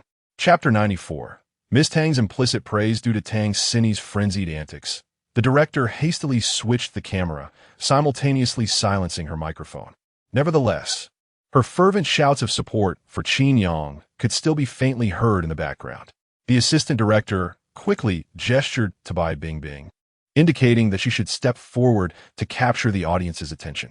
True to her reputation as a premier host, Bai Bingbing immediately grasped the assistant director's intent. She sauntered over to Qin Yang's side, her eyes wide with astonishment as she exclaimed, "Wow, we can observe that Mr. Qin's knife skills are remarkably exquisite, and his handling of the ingredients is impressively meticulous. Camera operator, could you please provide a close-up?" Through the lens, we can clearly see that these chopped scallions are not only finely diced, but also uniformly sized. Almost identical. "Mr. Qin, May I inquire if you deliberately ensured that all the scallions were cut to within a millimeter? Qin Yang's expression was one of utter confusion. What on earth are you talking about? Chopping scallions is a fundamental skill.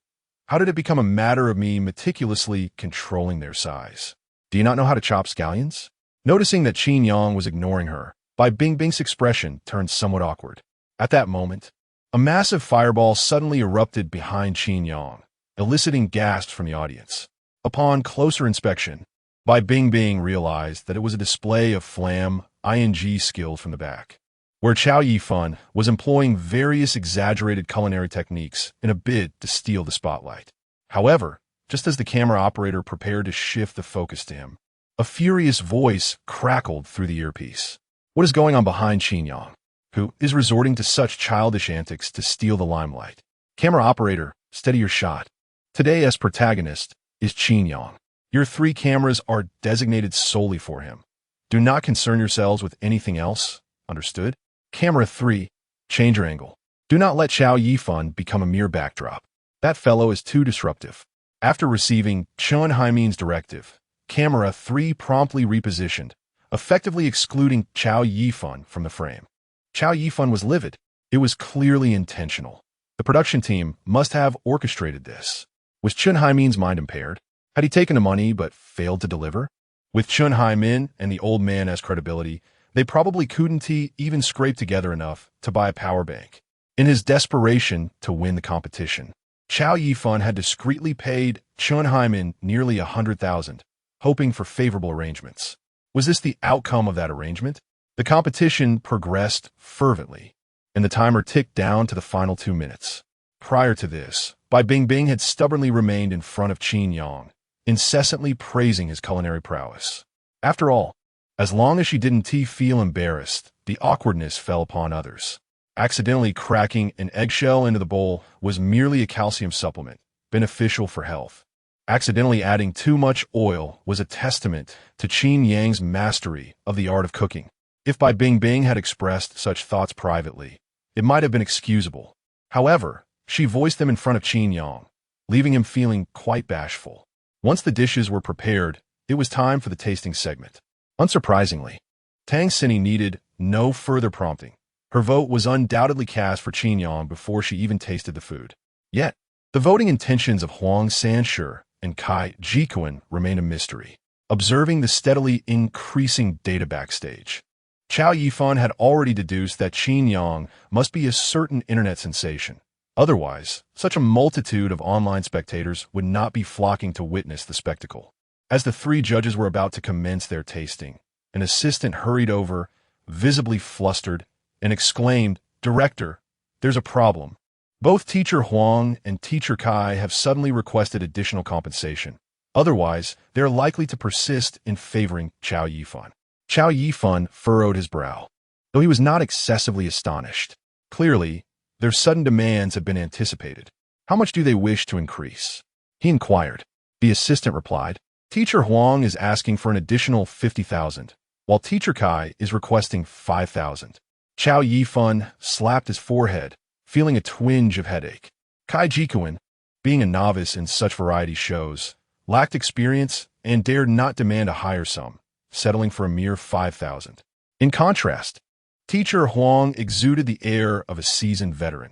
Merely requesting a change in voting preference, he boldly asked for 50,000. Convey to Kai Jikuan that his request is accepted. However, please negotiate with Teacher Huang again. The assistant grimaced, stating, "It's futile to negotiate with him, Director. You know well the nature of Teacher Huang. Once he has made up his mind, no amount of persuasion will alter it. Consider his previous antics involving roasting a pig or cooking beans. He has never once compromised." Upon reflection, Chow Yifan realized the truth of this observation.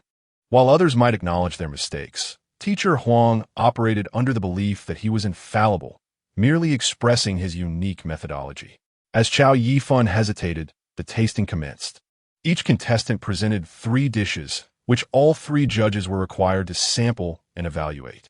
The preceding competitors had been scrutinized, with the judges consistently identifying numerous flaws. However, when only Qin Yang and Chow Yifan remained, The demeanor of the judges transformed into one of profound seriousness. Bai Bingbing noted the shift in the judges' attitudes and promptly announced, "Esteemed judges, we now present our final duo of contestants. Master Chow Yifan from Juewei Lu and Mr. Qin Yang, the son-in-law of the esteemed Wang family. One is a protege of a renowned chef and the head chef of a prestigious restaurant, while the other boasts years of experience in home cooking, holding the honorary title of head chef in the Longwan community. Which of these culinary talents shall prevail? We invite the judges to taste." Bai Bingbing's fervent proclamation stirred excitement. Yet the more Chow Yifan listened, the more he felt something amiss. It resembled a scenario where a champion of countless table tennis tournaments competed against a local community champion. How could there be any suspense? He could effortlessly outshine him. Something felt profoundly wrong. The more he pondered, the more he felt akin to an immensely powerful antagonist in an anime, destined to be usurped by the protagonist. Just as Chow Yifan was engulfed in these thoughts, the lid of the first dish was lifted. Chow Yifan had prepared sweet and sour pork tenderloin, its lustrous oil and rich sauce promising an enticing culinary experience. Qin Yang prepared braised pork with green beans, a truly homely dish. The three of them each took a bite of the sweet and sour pork. Tang Xini remained silent, tasting a piece before refraining from further indulgence, wiping her mouth with a napkin and falling into a pensive silence. Huang Sanshi, after savoring a bite, was struck by its flavor and exchanged a glance with Kai Jikuan before initiating conversation. "Xiao Gai, does this sweet and sour pork taste the same as the one you had previously? It's truly delightful, and the cooking is impeccable." Kai Jikuan nodded vigorously. Indeed, this is the flavor. His culinary skills are quite remarkable. Hearing such high praise from the two, Chow Yifan proudly lifted his chin. It seems that he is still the champion this time. His earlier concerns were entirely unwarranted. When it came time for the trio to sample the braised pork with green beans, Qin Yang shook his head at Tang Xini, signaling her not to partake. Understanding his cue, she delicately picked up a piece of meat, merely inhaling its aroma before promptly giving it an enthusiastic endorsement. Chapter 95, Director. The one on stage is Qin Yang. Good. This sudden exclamation from Tang Xini left everyone around her momentarily speechless. Bai Bingbing, taken aback, instinctively inquired, "Miss Tang, what do you find commendable about this braised pork?" With utmost seriousness, Tang Xini replied, "The essence of cooking lies in achieving a harmonious balance of color, aroma, and flavor. The visual appeal speaks for itself. Just look at this dish of braised pork. Vibrant reds and greens complement each other, stimulating the appetite." She continued, "When I lifted a piece of braised pork to my nose, the enticing aroma was irresistible, naturally indicating its quality." Bai Bingbing pressed further. "So why haven't you tasted it?" "Tang Xini Smaigen Li. I have already assessed its color and aroma. The taste will be left to our more seasoned experts to evaluate." The audience nodded in understanding, surprised to find that this celebrity displayed such humility.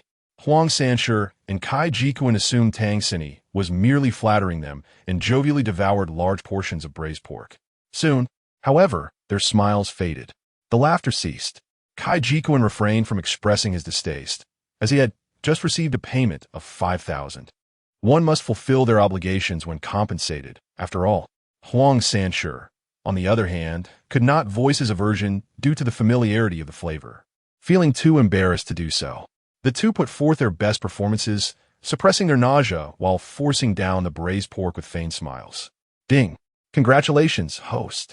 You have received 100 disgust points from Huang Sanshi. Congratulations, host. You have received 50 disgust points from Kai Jikuan. Congratulations, host.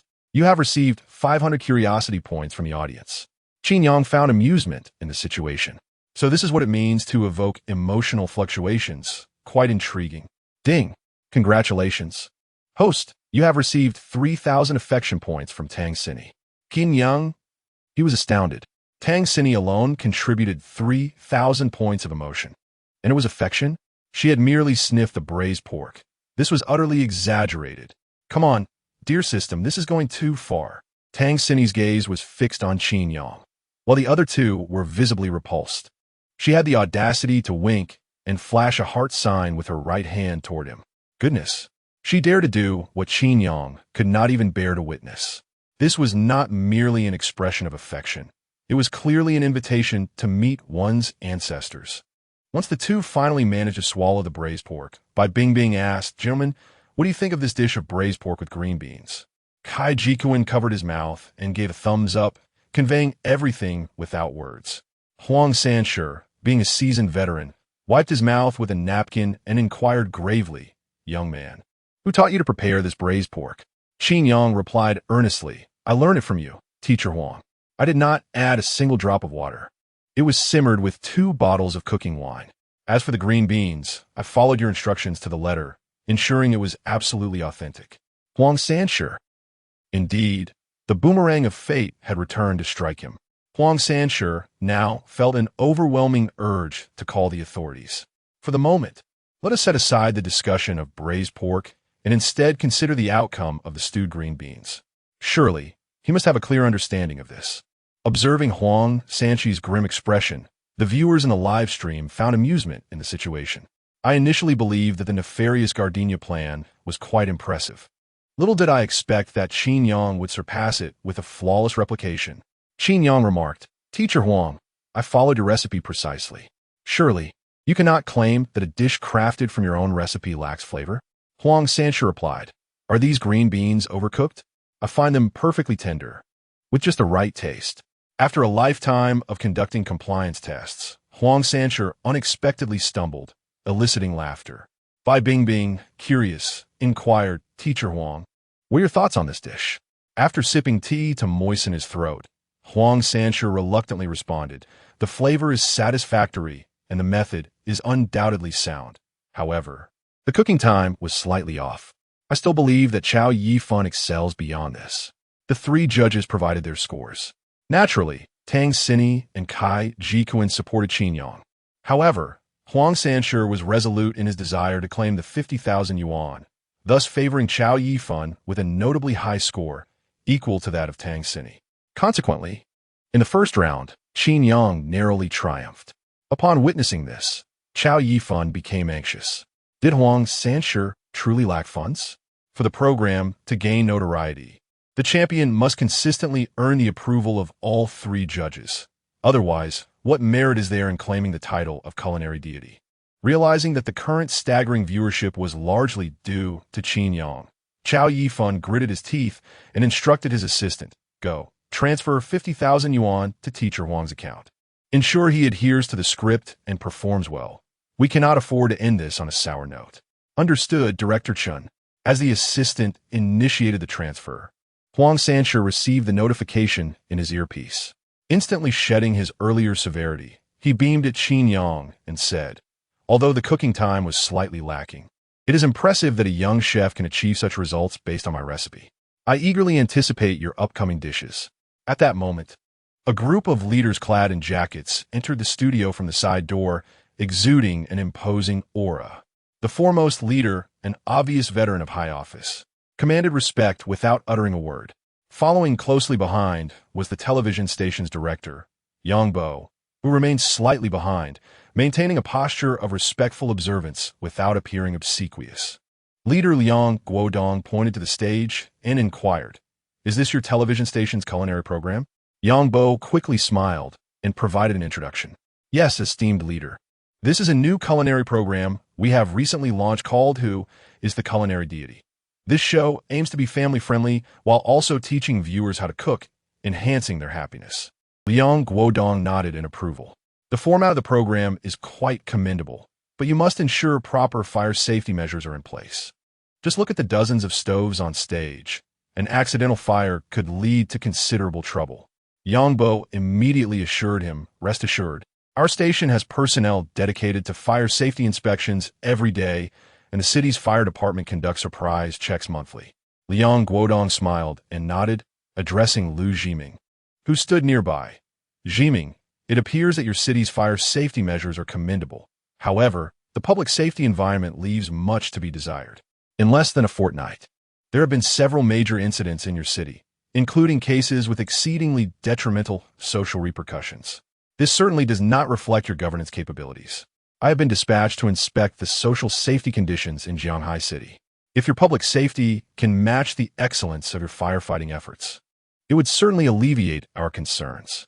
Liu Zhiming replied, the responsibility for the social safety environment has always rested with Director Zhang Yi from the General Administration. Director Zhang, would you care to say a few words? Just as Zhang Yi, brimming with confidence, was about to speak, Luo Jun from the Sub-Bureau suddenly changed color and discreetly tugged at him. Zhang Yi furrowed his brow, asking, why are you pulling me? Luo Jun, with a wry smile, responded, Director, the individual on stage is Qin Yang. Chapter 96. In these times, money is hard to earn. Every city has its requirements for case clearance rates. They must not be excessively low or excessively high. A low rate indicates the potential presence of a protective umbrella, while a high rate suggests inadequate public safety capabilities. However, Jianghai City is an anomaly with its rates off the charts. Homicides, discarded bodies, hidden corpses in film sets, drug trafficking concealed in tires. Recently, Jianghai City has been rife with major cases, and every officer at the Dongshan police station has managed to gain recognition for their efforts. What is going on?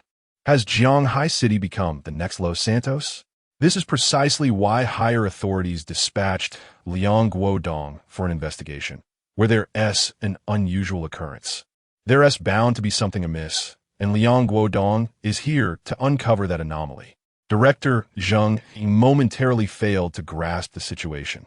What has happened to Qin Yang? What does his presence on stage have to do with my report to the leaders? Zhang Yi gestured for Luo Jun to cease his antics. Not everyone has the chance to report to the special commissioner from the capital. However, just as Zhang Yi was about to speak, he belatedly realized the implications, his expression shifting dramatically. He quickly shot Luo Jun a glare. Qin Yang? Did you not grant Liu Yin a leave of absence? How did she allow Qin Yang to slip away unmonitored? Luo Jun chuckled awkwardly. They share a spousal relationship, not that of a prison guard and an inmate. No one can restrict his freedom of movement. Zhang Yi intended to say more, but Liang Guodong interjected. What are you two whispering about? Is there anything I should not hear? Under the scrutiny of their superior, Zhang Yi had no choice but to stammer, Leader, it's nothing. Luo Jun just mentioned that the individual on stage seems somewhat familiar. Upon closer inspection, it appears to be Officer Liu Yin's husband, Qin Yang. Liang Guodong's interest was piqued. Oh, Zhiming, your son-in-law? At this moment, Liu Zhiming noticed that Qin Yang was clad in a chef's uniform, exuding charm and elegance. Indeed, that is my son-in-law, Qin Yang. Liang Guodong, intrigued, remarked. I've long heard that your family had found a remarkable son-in-law, yet you kept him hidden from view. I did not expect him to be a chef. Liu Zhiming candidly replied, I only recently discovered that he is indeed a chef. Both Liu Zhiming and his wife were preoccupied with their respective duties, rarely at home. Since Liu Yin and Qin Yang's marriage, she had seldom returned to her parental home. Thus, the couple had yet to experience Qin Yang's culinary skills. Originally, the group intended to merely stroll through the studio and depart. However, Liang Guodong's interest in Qin Yang prompted them to linger a bit longer. At that moment, the second dish was unveiled. Chow Yifan confidently introduced, esteemed judges, my second dish is the renowned national banquet delicacy, squirrel fish. This was the first dish I mastered after becoming an apprentice, and I have studied it for nearly a decade. Please enjoy. Chow Yifan's words radiated confidence, signaling to all that he possessed absolute assurance in this dish, believing it would secure his victory. Huang Sanshi took a taste, his reaction rather subdued. The flavor is rather average, lacking a certain finesse. Chow Yifan remarked, damn it, once again it's lacking that finesse. Is this a generic criticism? After tasting, Kai Jikuan dared not meet Chow Yifan's gaze, lowering his head as he said, it's not as delicious as the last time. Perhaps Master Chow isn't at his best today. At this moment, Chow Yifan realized that these two had accepted payment. Tang Xinyi, having barely tasted her food, casually flicked her chopsticks over the squirrel fish. Is this fish even cooked? The flesh is still springy. It's utterly revolting. And this sauce, does a normal sauce have this color? It has completely killed my appetite. What a failure. Chow Yifan was furious. A conspiracy. There must be a conspiracy. Sensing Chow Yifan's discontent, Bai Bingbing quickly gestured for the sound control to mute his microphone, while instructing the cameraman to shift the focus to her. We appreciate the insightful critiques from our 3 judges. Now, let us savor Qin Yang's second dish, 9 turns of fat intestines. A steaming plate of intestines was presented on the table. One must admit that Qin Yang possesses a culinary talent. At least this dish is visually appealing. The 3 judges commenced their performance. Cai Jikuan was the first to speak. These intestines looked delectable and quite appetizing. Tang Xinyi was taken aback. You're using my words. Huang Sanshi offered his professional insight. Do not underestimate fat intestines as a mere home-cooked dish. Preparing them well is quite challenging. The difficulty lies not in seasoning, but in properly cleaning the intestines to eliminate their inherent odor. By the way, Qin Yang, why is this dish called 9 turns of fat intestines? Qin Yang smiled sleekly. You'll know once you taste it. Huang Sanshi chuckled. Ah, you're keeping us in suspense. How mischievous. All right, let us begin our tasting. Huang Sanshi and Cai Jikuan picked up their chopsticks and placed a piece of intestine into their mouths. Tang Xinyi, adhering to Qin Yang's instructions, merely stirred the intestines with her chopsticks, feigning interest in the presentation. Upon tasting the intestines, the flavor was intense. Cai Jikuan struggled to suppress the urge to vomit, his professional composure prompting him to cover his mouth and force the intestines down. Money is hard to earn, and this is difficult to swallow. Had I known I would be eating this for 5,000, I would have refused the payment. Huang Sanshi, being more seasoned, did not react as dramatically as Cai Jikuan. Yet the look in his eyes towards Qin Yang shifted ominously, as if the seeds of malice were beginning to sprout. He dare not chew. He could hardly bring himself to chew more than once. With each bite of others' intestines, a rich broth would burst forth, filling the mouth. However, although Qin Yang's intestines also released a robust essence, what exactly was being expelled was a matter of shared understanding among them. Huang Sanshi, suppressing his disgust, grimaced and inquired, "Is this truly your 9 turns of fat intestines? Why does it seem inadequately processed?" Qin Yang earnestly elucidated Theater Huang. It is not that I have failed to clean it properly. Rather, I have selectively preserved a portion of the original essence of the pig intestines. Only in this way can one achieve the intricate and convoluted texture of the dish. If you, Teacher Huang, were to savor it attentively, you would discern the myriad layers of flavor present in this delicacy, much akin to cat feces coffee, where an astute drinker might even deduce what the feline consumed the day prior, as well as the overall health of its digestive system. Huang Sanshi, Cai Jikuan. The assembly was left astounded. The original essence of pig intestines, could it be? Remarkable. Only my brother Qin could dare to serve such a dish to the judges in front of so many witnesses. I would call this a masterstroke of unparalleled audacity. A thorough investigation is warranted. I suspect he and Teacher he are part of the same organization. Huang Sanshi, I once tasted the 9-turn pig intestines, and it is a flavor I shall never forget. Its purity is unparalleled.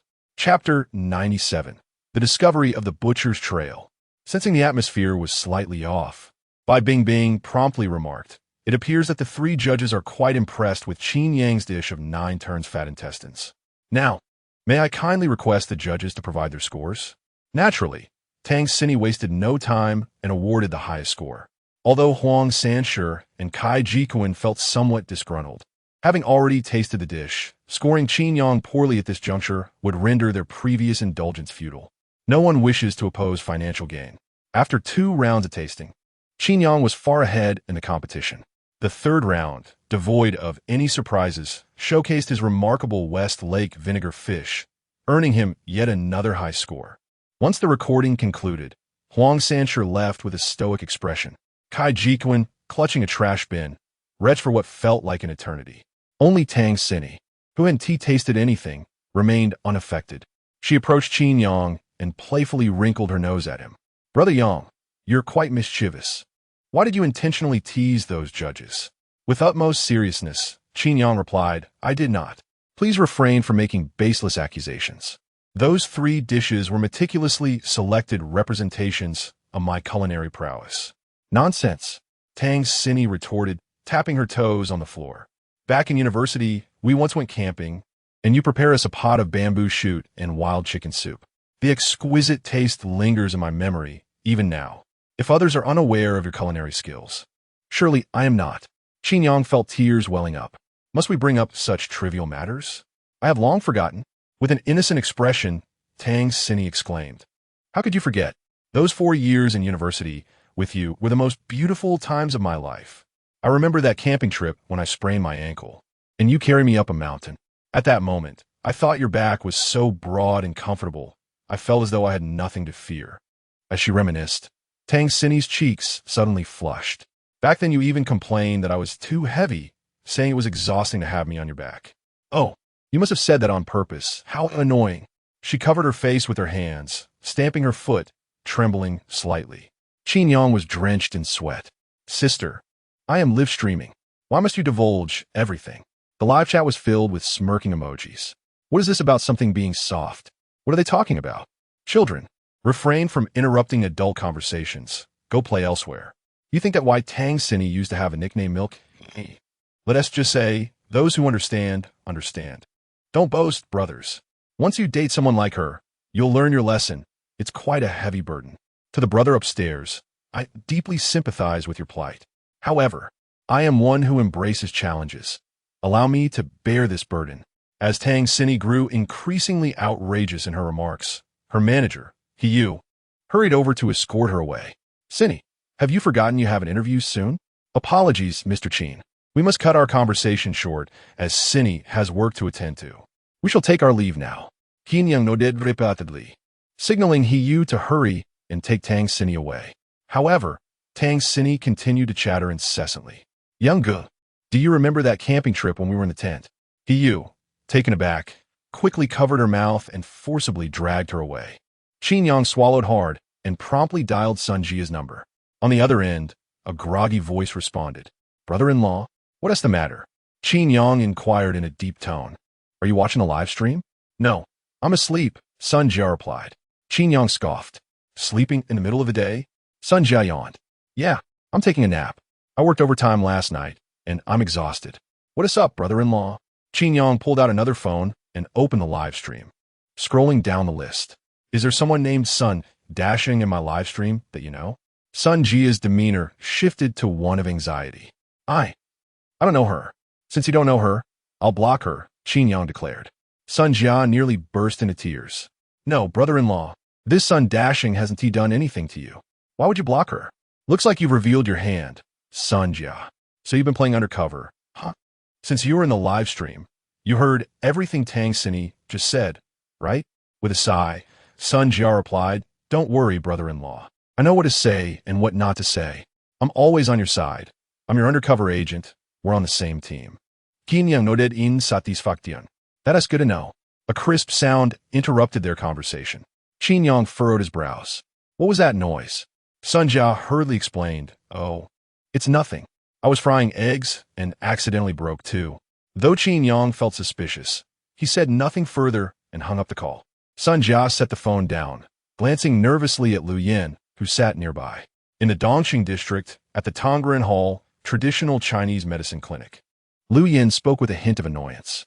"Xiao Yin, don't be upset.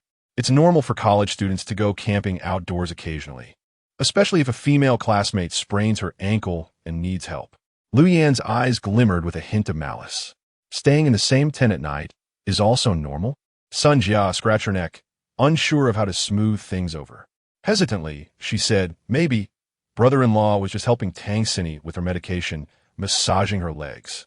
And then while massaging, it just went too far." "Oh no, what am I saying?" Sun Jia quickly covered her mouth, wishing she could slap herself. The inappropriate novels she had read had truly led her astray. The plot lines from those novels slipped into her thoughts so seamlessly, without any sense of awkwardness. Indeed, Lu Yan's anger surged. Initially, she had felt some sympathy for Qin Yang, thinking he had been overworked these past few days, and had even bought him some supplements after purchasing the little blue pills. Yet, discovering that he had been so frivolous during college infuriated her. "All right, the medicine is ready." Dr. Li emerged from the apothecary with his assistant, carefully placing 6 bags of brewed, traditional Chinese medicine into a single pouch before handing it to Miss Liu. Miss Liu, this is the tonic you requested for enhancing kidney function and vitality. 6 bags constitute a complete course, which will yield excellent results for Mr. Qin. Miss Liu replied coolly. Dr. Li, do you happen to have any potent aphrodisiacs? Dr. Li's smile faltered momentarily. Aphrodisiac? What do you mean? Miss Liu elaborated. You know, the kind that once ingested allows one to expend all their energy at home, making them no threat to other women when they venture out. Beside them, Sun Jia trembled in disbelief. What a chemical castration. That's too ruthless. Dr. Li awkwardly responded, Miss Liu, please don't jest. Even if such a remedy existed, I could never prescribe it. That would simply be harmful. As Miss Liu contemplated her next words, her phone suddenly rang with a call from Yin Peng. Team Leader Liu, we have located the butcher. Stay on him. Send me the location. I will come immediately, she replied. After ending the call, Miss Liu slammed the item she held onto the table, grasped the pouch of medicine, and turned to leave. Dr. Li's gaze sharpened as he noticed something on the table, and his blood pressure spiked. Xiao Zhang, why does this pile of powder look so familiar to me?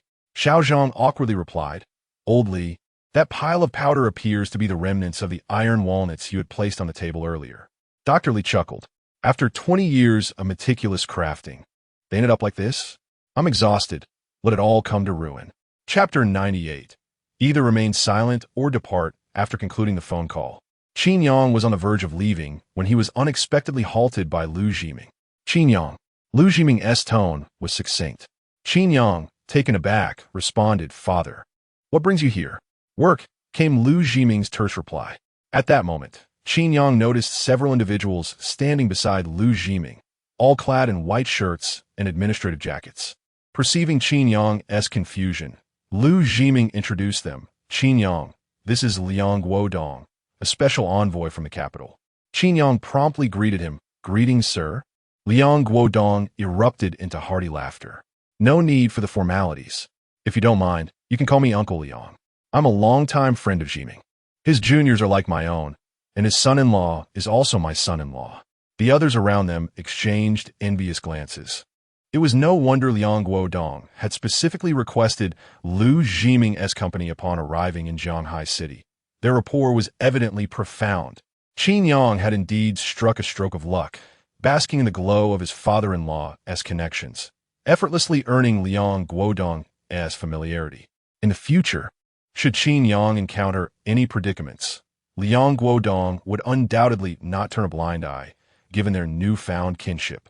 While others viewed this as a mere opportunistic gain, Qin Yang reminded Ajutali Aware. What did it mean that Lu Zhiming's son-in-law was also his? This notion struck an odd chord with him. Before Qin Yang could voice his thoughts, Luo Jun's phone rang. What? Are you certain it's him? If it truly is, we must dispatch additional teams. This time, we cannot let him escape. After ending the call and noticing the curious expressions on everyone's faces, Luo Jun hastily clarified, esteemed leaders.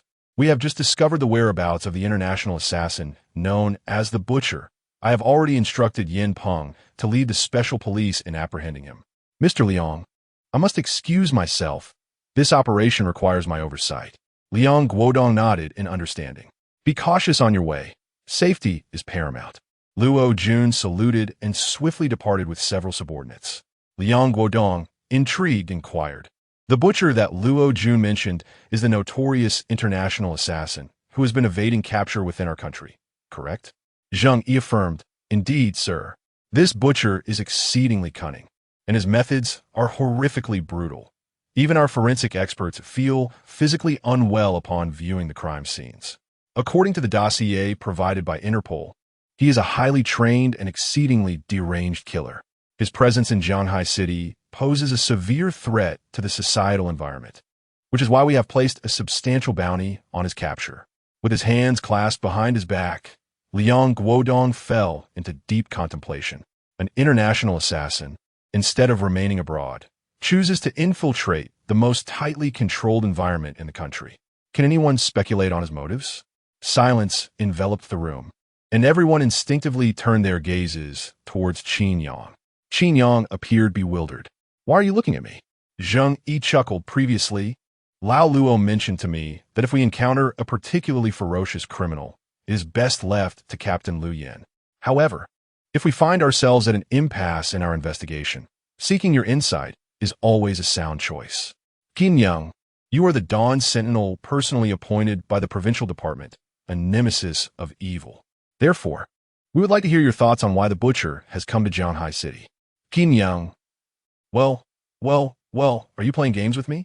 Such an embarrassing title that I can barely utter, yet Zheng Yi speaks of it with such seriousness, unfazed by its absurdity. Qin Yang awkwardly replied, Director Zheng.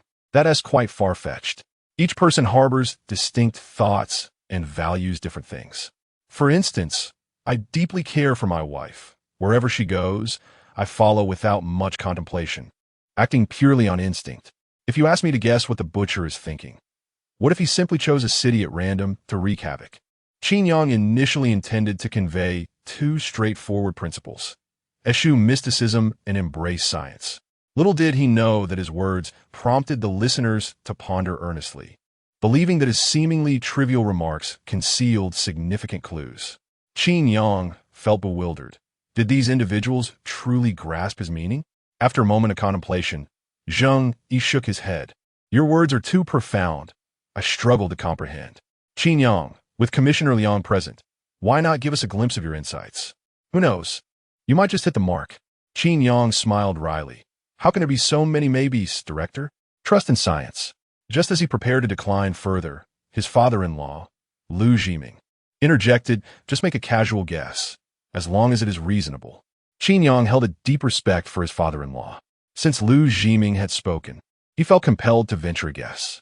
Everyone observed as Qin Yang closed his eyes, rhythmically tapping his fingers against his thigh. The viewers in the live stream found it amusing. No way.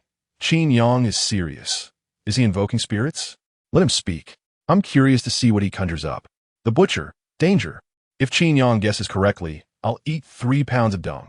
Fellow viewers, bear witness. As the audience engaged in lively discussion, Qin Yang opened his eyes. Director Zheng, have you ever pondered why you were unable to detect the Butcher's whereabouts before? Yet suddenly can now? Zheng Yi paused, and a man standing in the corner chuckled.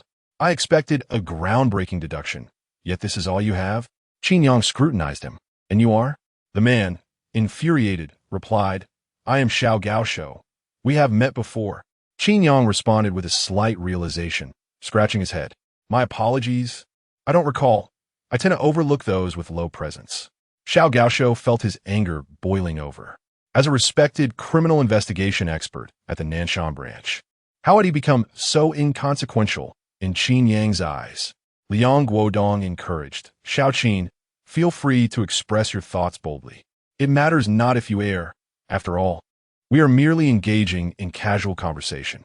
Qin Yang nodded, disregarding the self-deprecating remarks of Xiao Gaoshou, and continued with his analysis.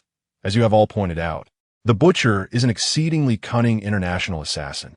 After committing his crime at the foot of the mountain, he evaded capture for many days. And you have found not a single clue. This speaks volumes about his counter-surveillance capabilities. Hence, the question arises, why have there been no leads until now? Yet today, the Butcher's whereabouts have been revealed? Xiao Gaoshou scoffed. What is so perplexing about this? Nowadays, with surveillance everywhere, a criminal can hide for a time, but not indefinitely. The moment he dares to expose himself in a monitored area, it is only a matter of time before he is discovered. Qin Yang could no longer contain himself and retorted, Who on earth brought this fool in? Can someone silence him? Or perhaps just escort him out? The others remained silent. Chapter 99. Everyone values their dignity. Human beings inherently cherish their dignity. What do the androgynous fear the most? They dread the prospect of others denying them respect. The reason they dare only to engage in subtle jabs rather than overtly maligning others is that, while they harbor disdain, they prefer to maintain a fade of civility. Yet, Qin Yang is utterly unconcerned with such trivialities. Throughout his life, aside from Lu Yan, has he ever feared anyone? A ludicrous notion. Being treated like a beast by Lu Yan at home is of no consequence to Qin Yang. After all, she is his wife, and fulfilling one's obligations is only natural. However, who would dare treat him like an animal in public? Do they truly believe that Qin Ge is powerless? Faced with Qin Yang's fierce confrontation, Xiao Gaoshou appeared flustered, repeatedly gesturing in denial, yet at a loss for words. Zheng Yi spoke in a grave tone. Expert Xiao, this is Qin Yang's time to analyze. Would you kindly allow him to finish?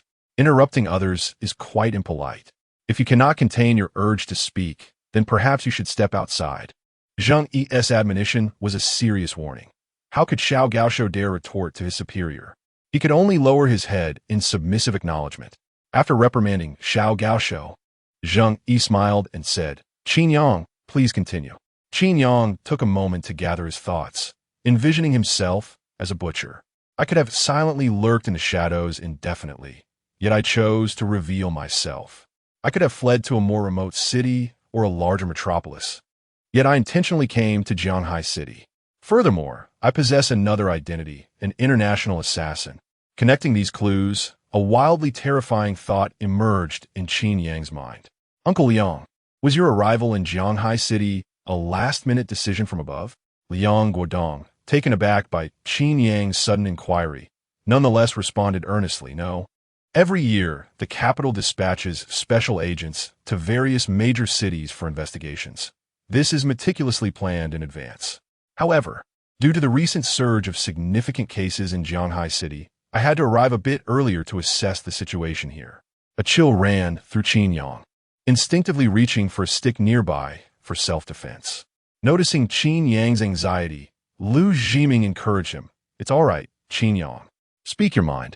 No one will blame you for any missteps. Taking a deep breath, Qin Yang stated, if I were the butcher, my sudden appearance would suggest only one possibility. The one who reveals himself is merely a decoy, not the true individual. He intends to employ a ruse to divert attention while he plunders. As he finished, Qin Yang cast a glance at Liang Guodong. Uncle Liang, it seems the butcher is targeting you. Zheng Yi was the first to react to Qin Yang's words. No wonder he had felt a persistent unease since earlier. The root of the matter lay here. Liang Guodong was sent by the capital, and his safety was paramount. This explained the presence of Luo Jun and several plainclothes officers, tasked with ensuring Liang Guodong's outer security. Now, a mere decoy had managed to confound Luo Jun and several detectives, who would safeguard Liang Guodong's safety. Zheng Yi trembled in fear, instinctively glancing around. After the program concluded, the studio was nearly deserted, with only a handful of staff members tidying up and organizing the props. Zheng Yi managed to force a smile and remarked, Xiao Qin, don't speak so ominously. Mr. Liang is a special envoy from the capital. Even if the butcher has lost his mind, he wouldn't dare to attack Mr. Liang. What would he gain from it? Zheng Yi's reasoning held some merit. To combat organized crime, evidence is essential. To counter terrorism, a list is required. Yet to quell rebellion, a mere coordinate suffices, regardless of whom the butcher serves. If Liang Guodong were to be attacked and killed, every administrative jacket present would face dire consequences. What could possibly motivate such an act? Was it merely for the grim amusement of engaging in a game of extermination? Zheng Yi, feeling increasingly anxious, drew his baton and signaled for Qin Yang to elaborate. If you were the butcher and the tiger had been diverted, what would you do? Qin Yang replied with a smile. Naturally, I would head straight for the target and strike decisively. However, achieving this is quite challenging, as one must be sufficiently close to ensure lethality. As Qin Yang stroked his chin, he suddenly noticed a hunched old man cleaning the stage with his back turned to them. He pointed at the old man and said with a grin, Director Zheng, do you see that? If I were the butcher, I would disguise myself as a crew member of this television program. With the guise of a staff member, my presence here would not seem out of place, allowing me to approach the target more reasonably. The old man paused in his sweeping, falling silent. Damn, something's off. Zheng Yi immediately detected the old man's unusual behavior and drew his gun, aiming it at him. Raise your hands and don't move. A glint of murderous intent flickered in the old man's eyes as the mop he held seemed poised for action. Just then, 2 armed police officers approached, signaling him to comply with the inspection. The old man sighed, casting a reluctant glance at Qin Yang. How'd you see through me? Qin Yang chuckled. You asked me. But who should I ask? I merely spoke casually. Do you believe it? The old man removed his wig, revealing a pale visage that appeared almost sickly. The online viewers gasped in astonishment. Good heavens, it truly is the butcher. He looks exactly like the wanted poster. One could only wonder if the upstairs had suffered from brain atrophy. How could a wanted poster not resemble the actual person? A moment ago, someone was eager to make a mockery of him. Perhaps a live stream was in order. If he dared to eat, he would surely receive a rocket donation. But let us not jest. Encountering a true adversary could lead to disaster, right?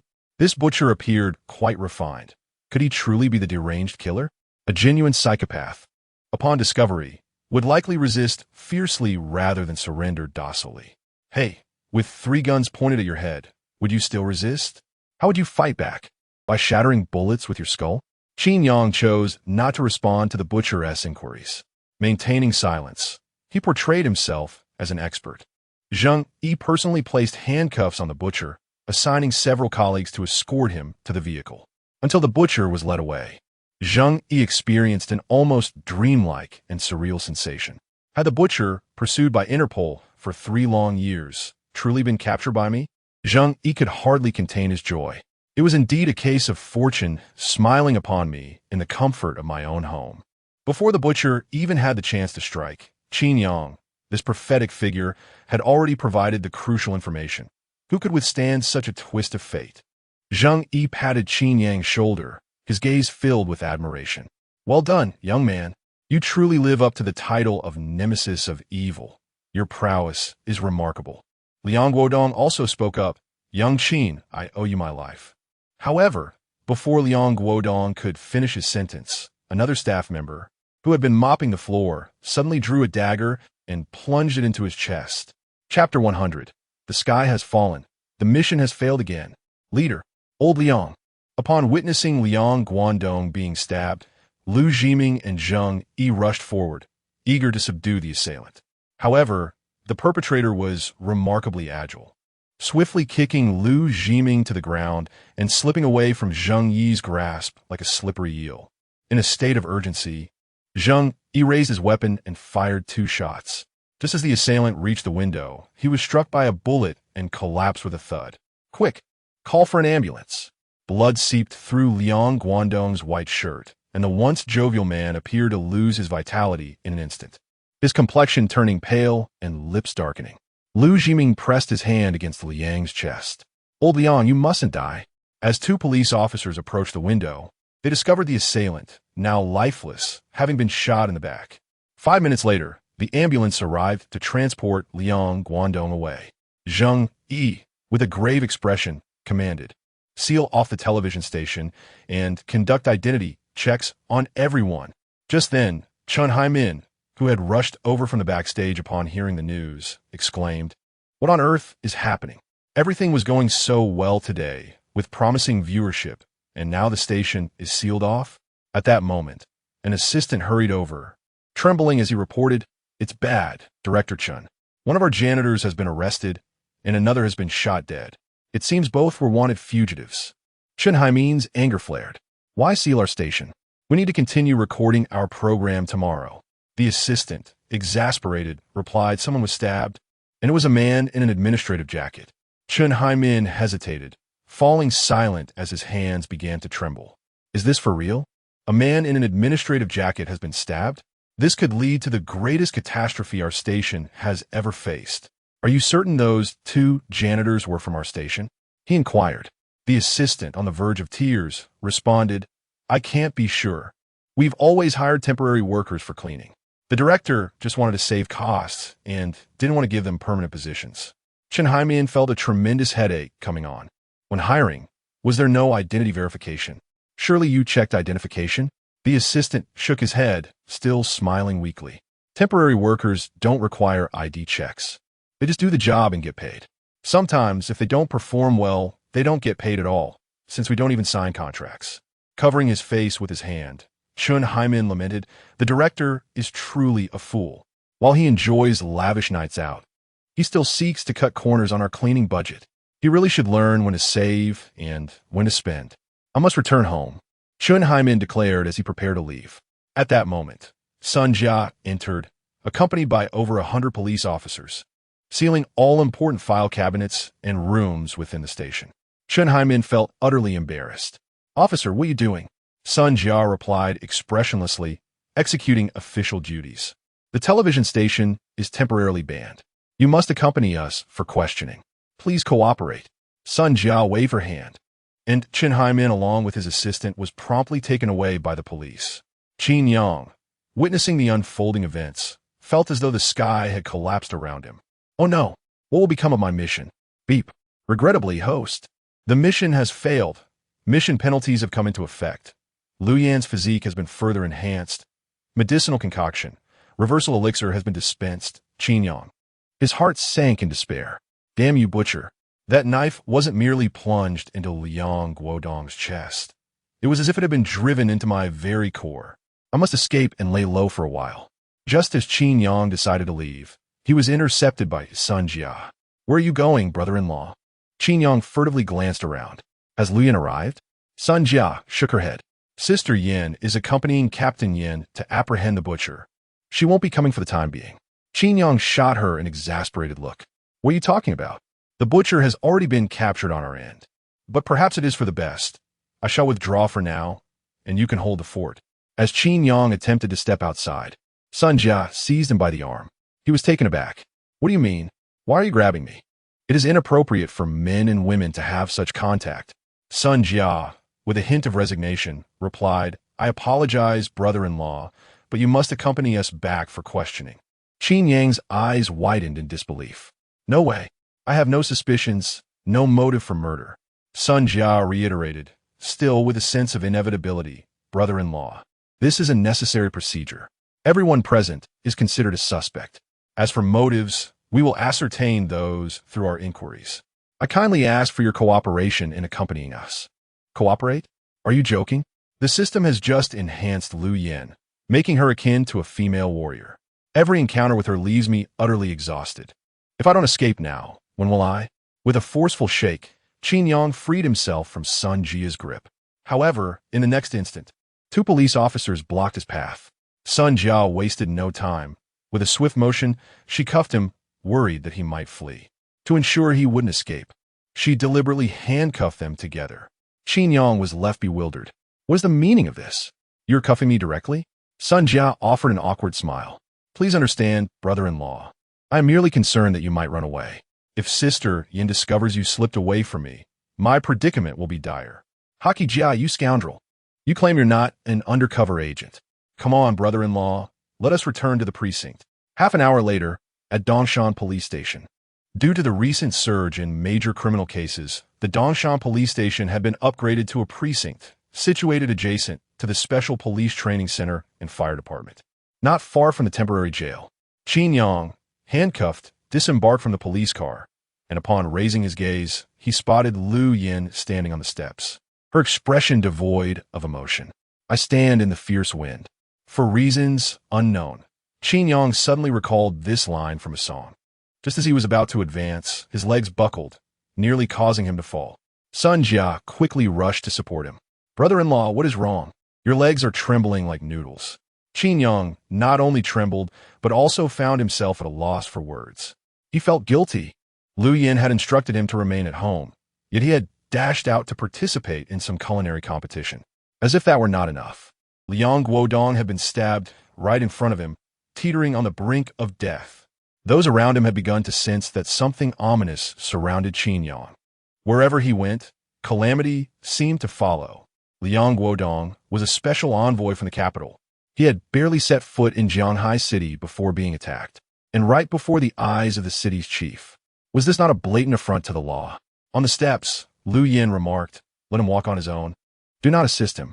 Sun Jia promptly withdrew her hand, causing Qin Yang to stumble precariously. "Goodness, how obedient you are." At last, Qin Yang managed to reach Lu Yan, forcing a smile onto his face. "Darling." Lu Yan raised an eyebrow, prompting Qin Yang to quickly amend his address. "Officer Lu."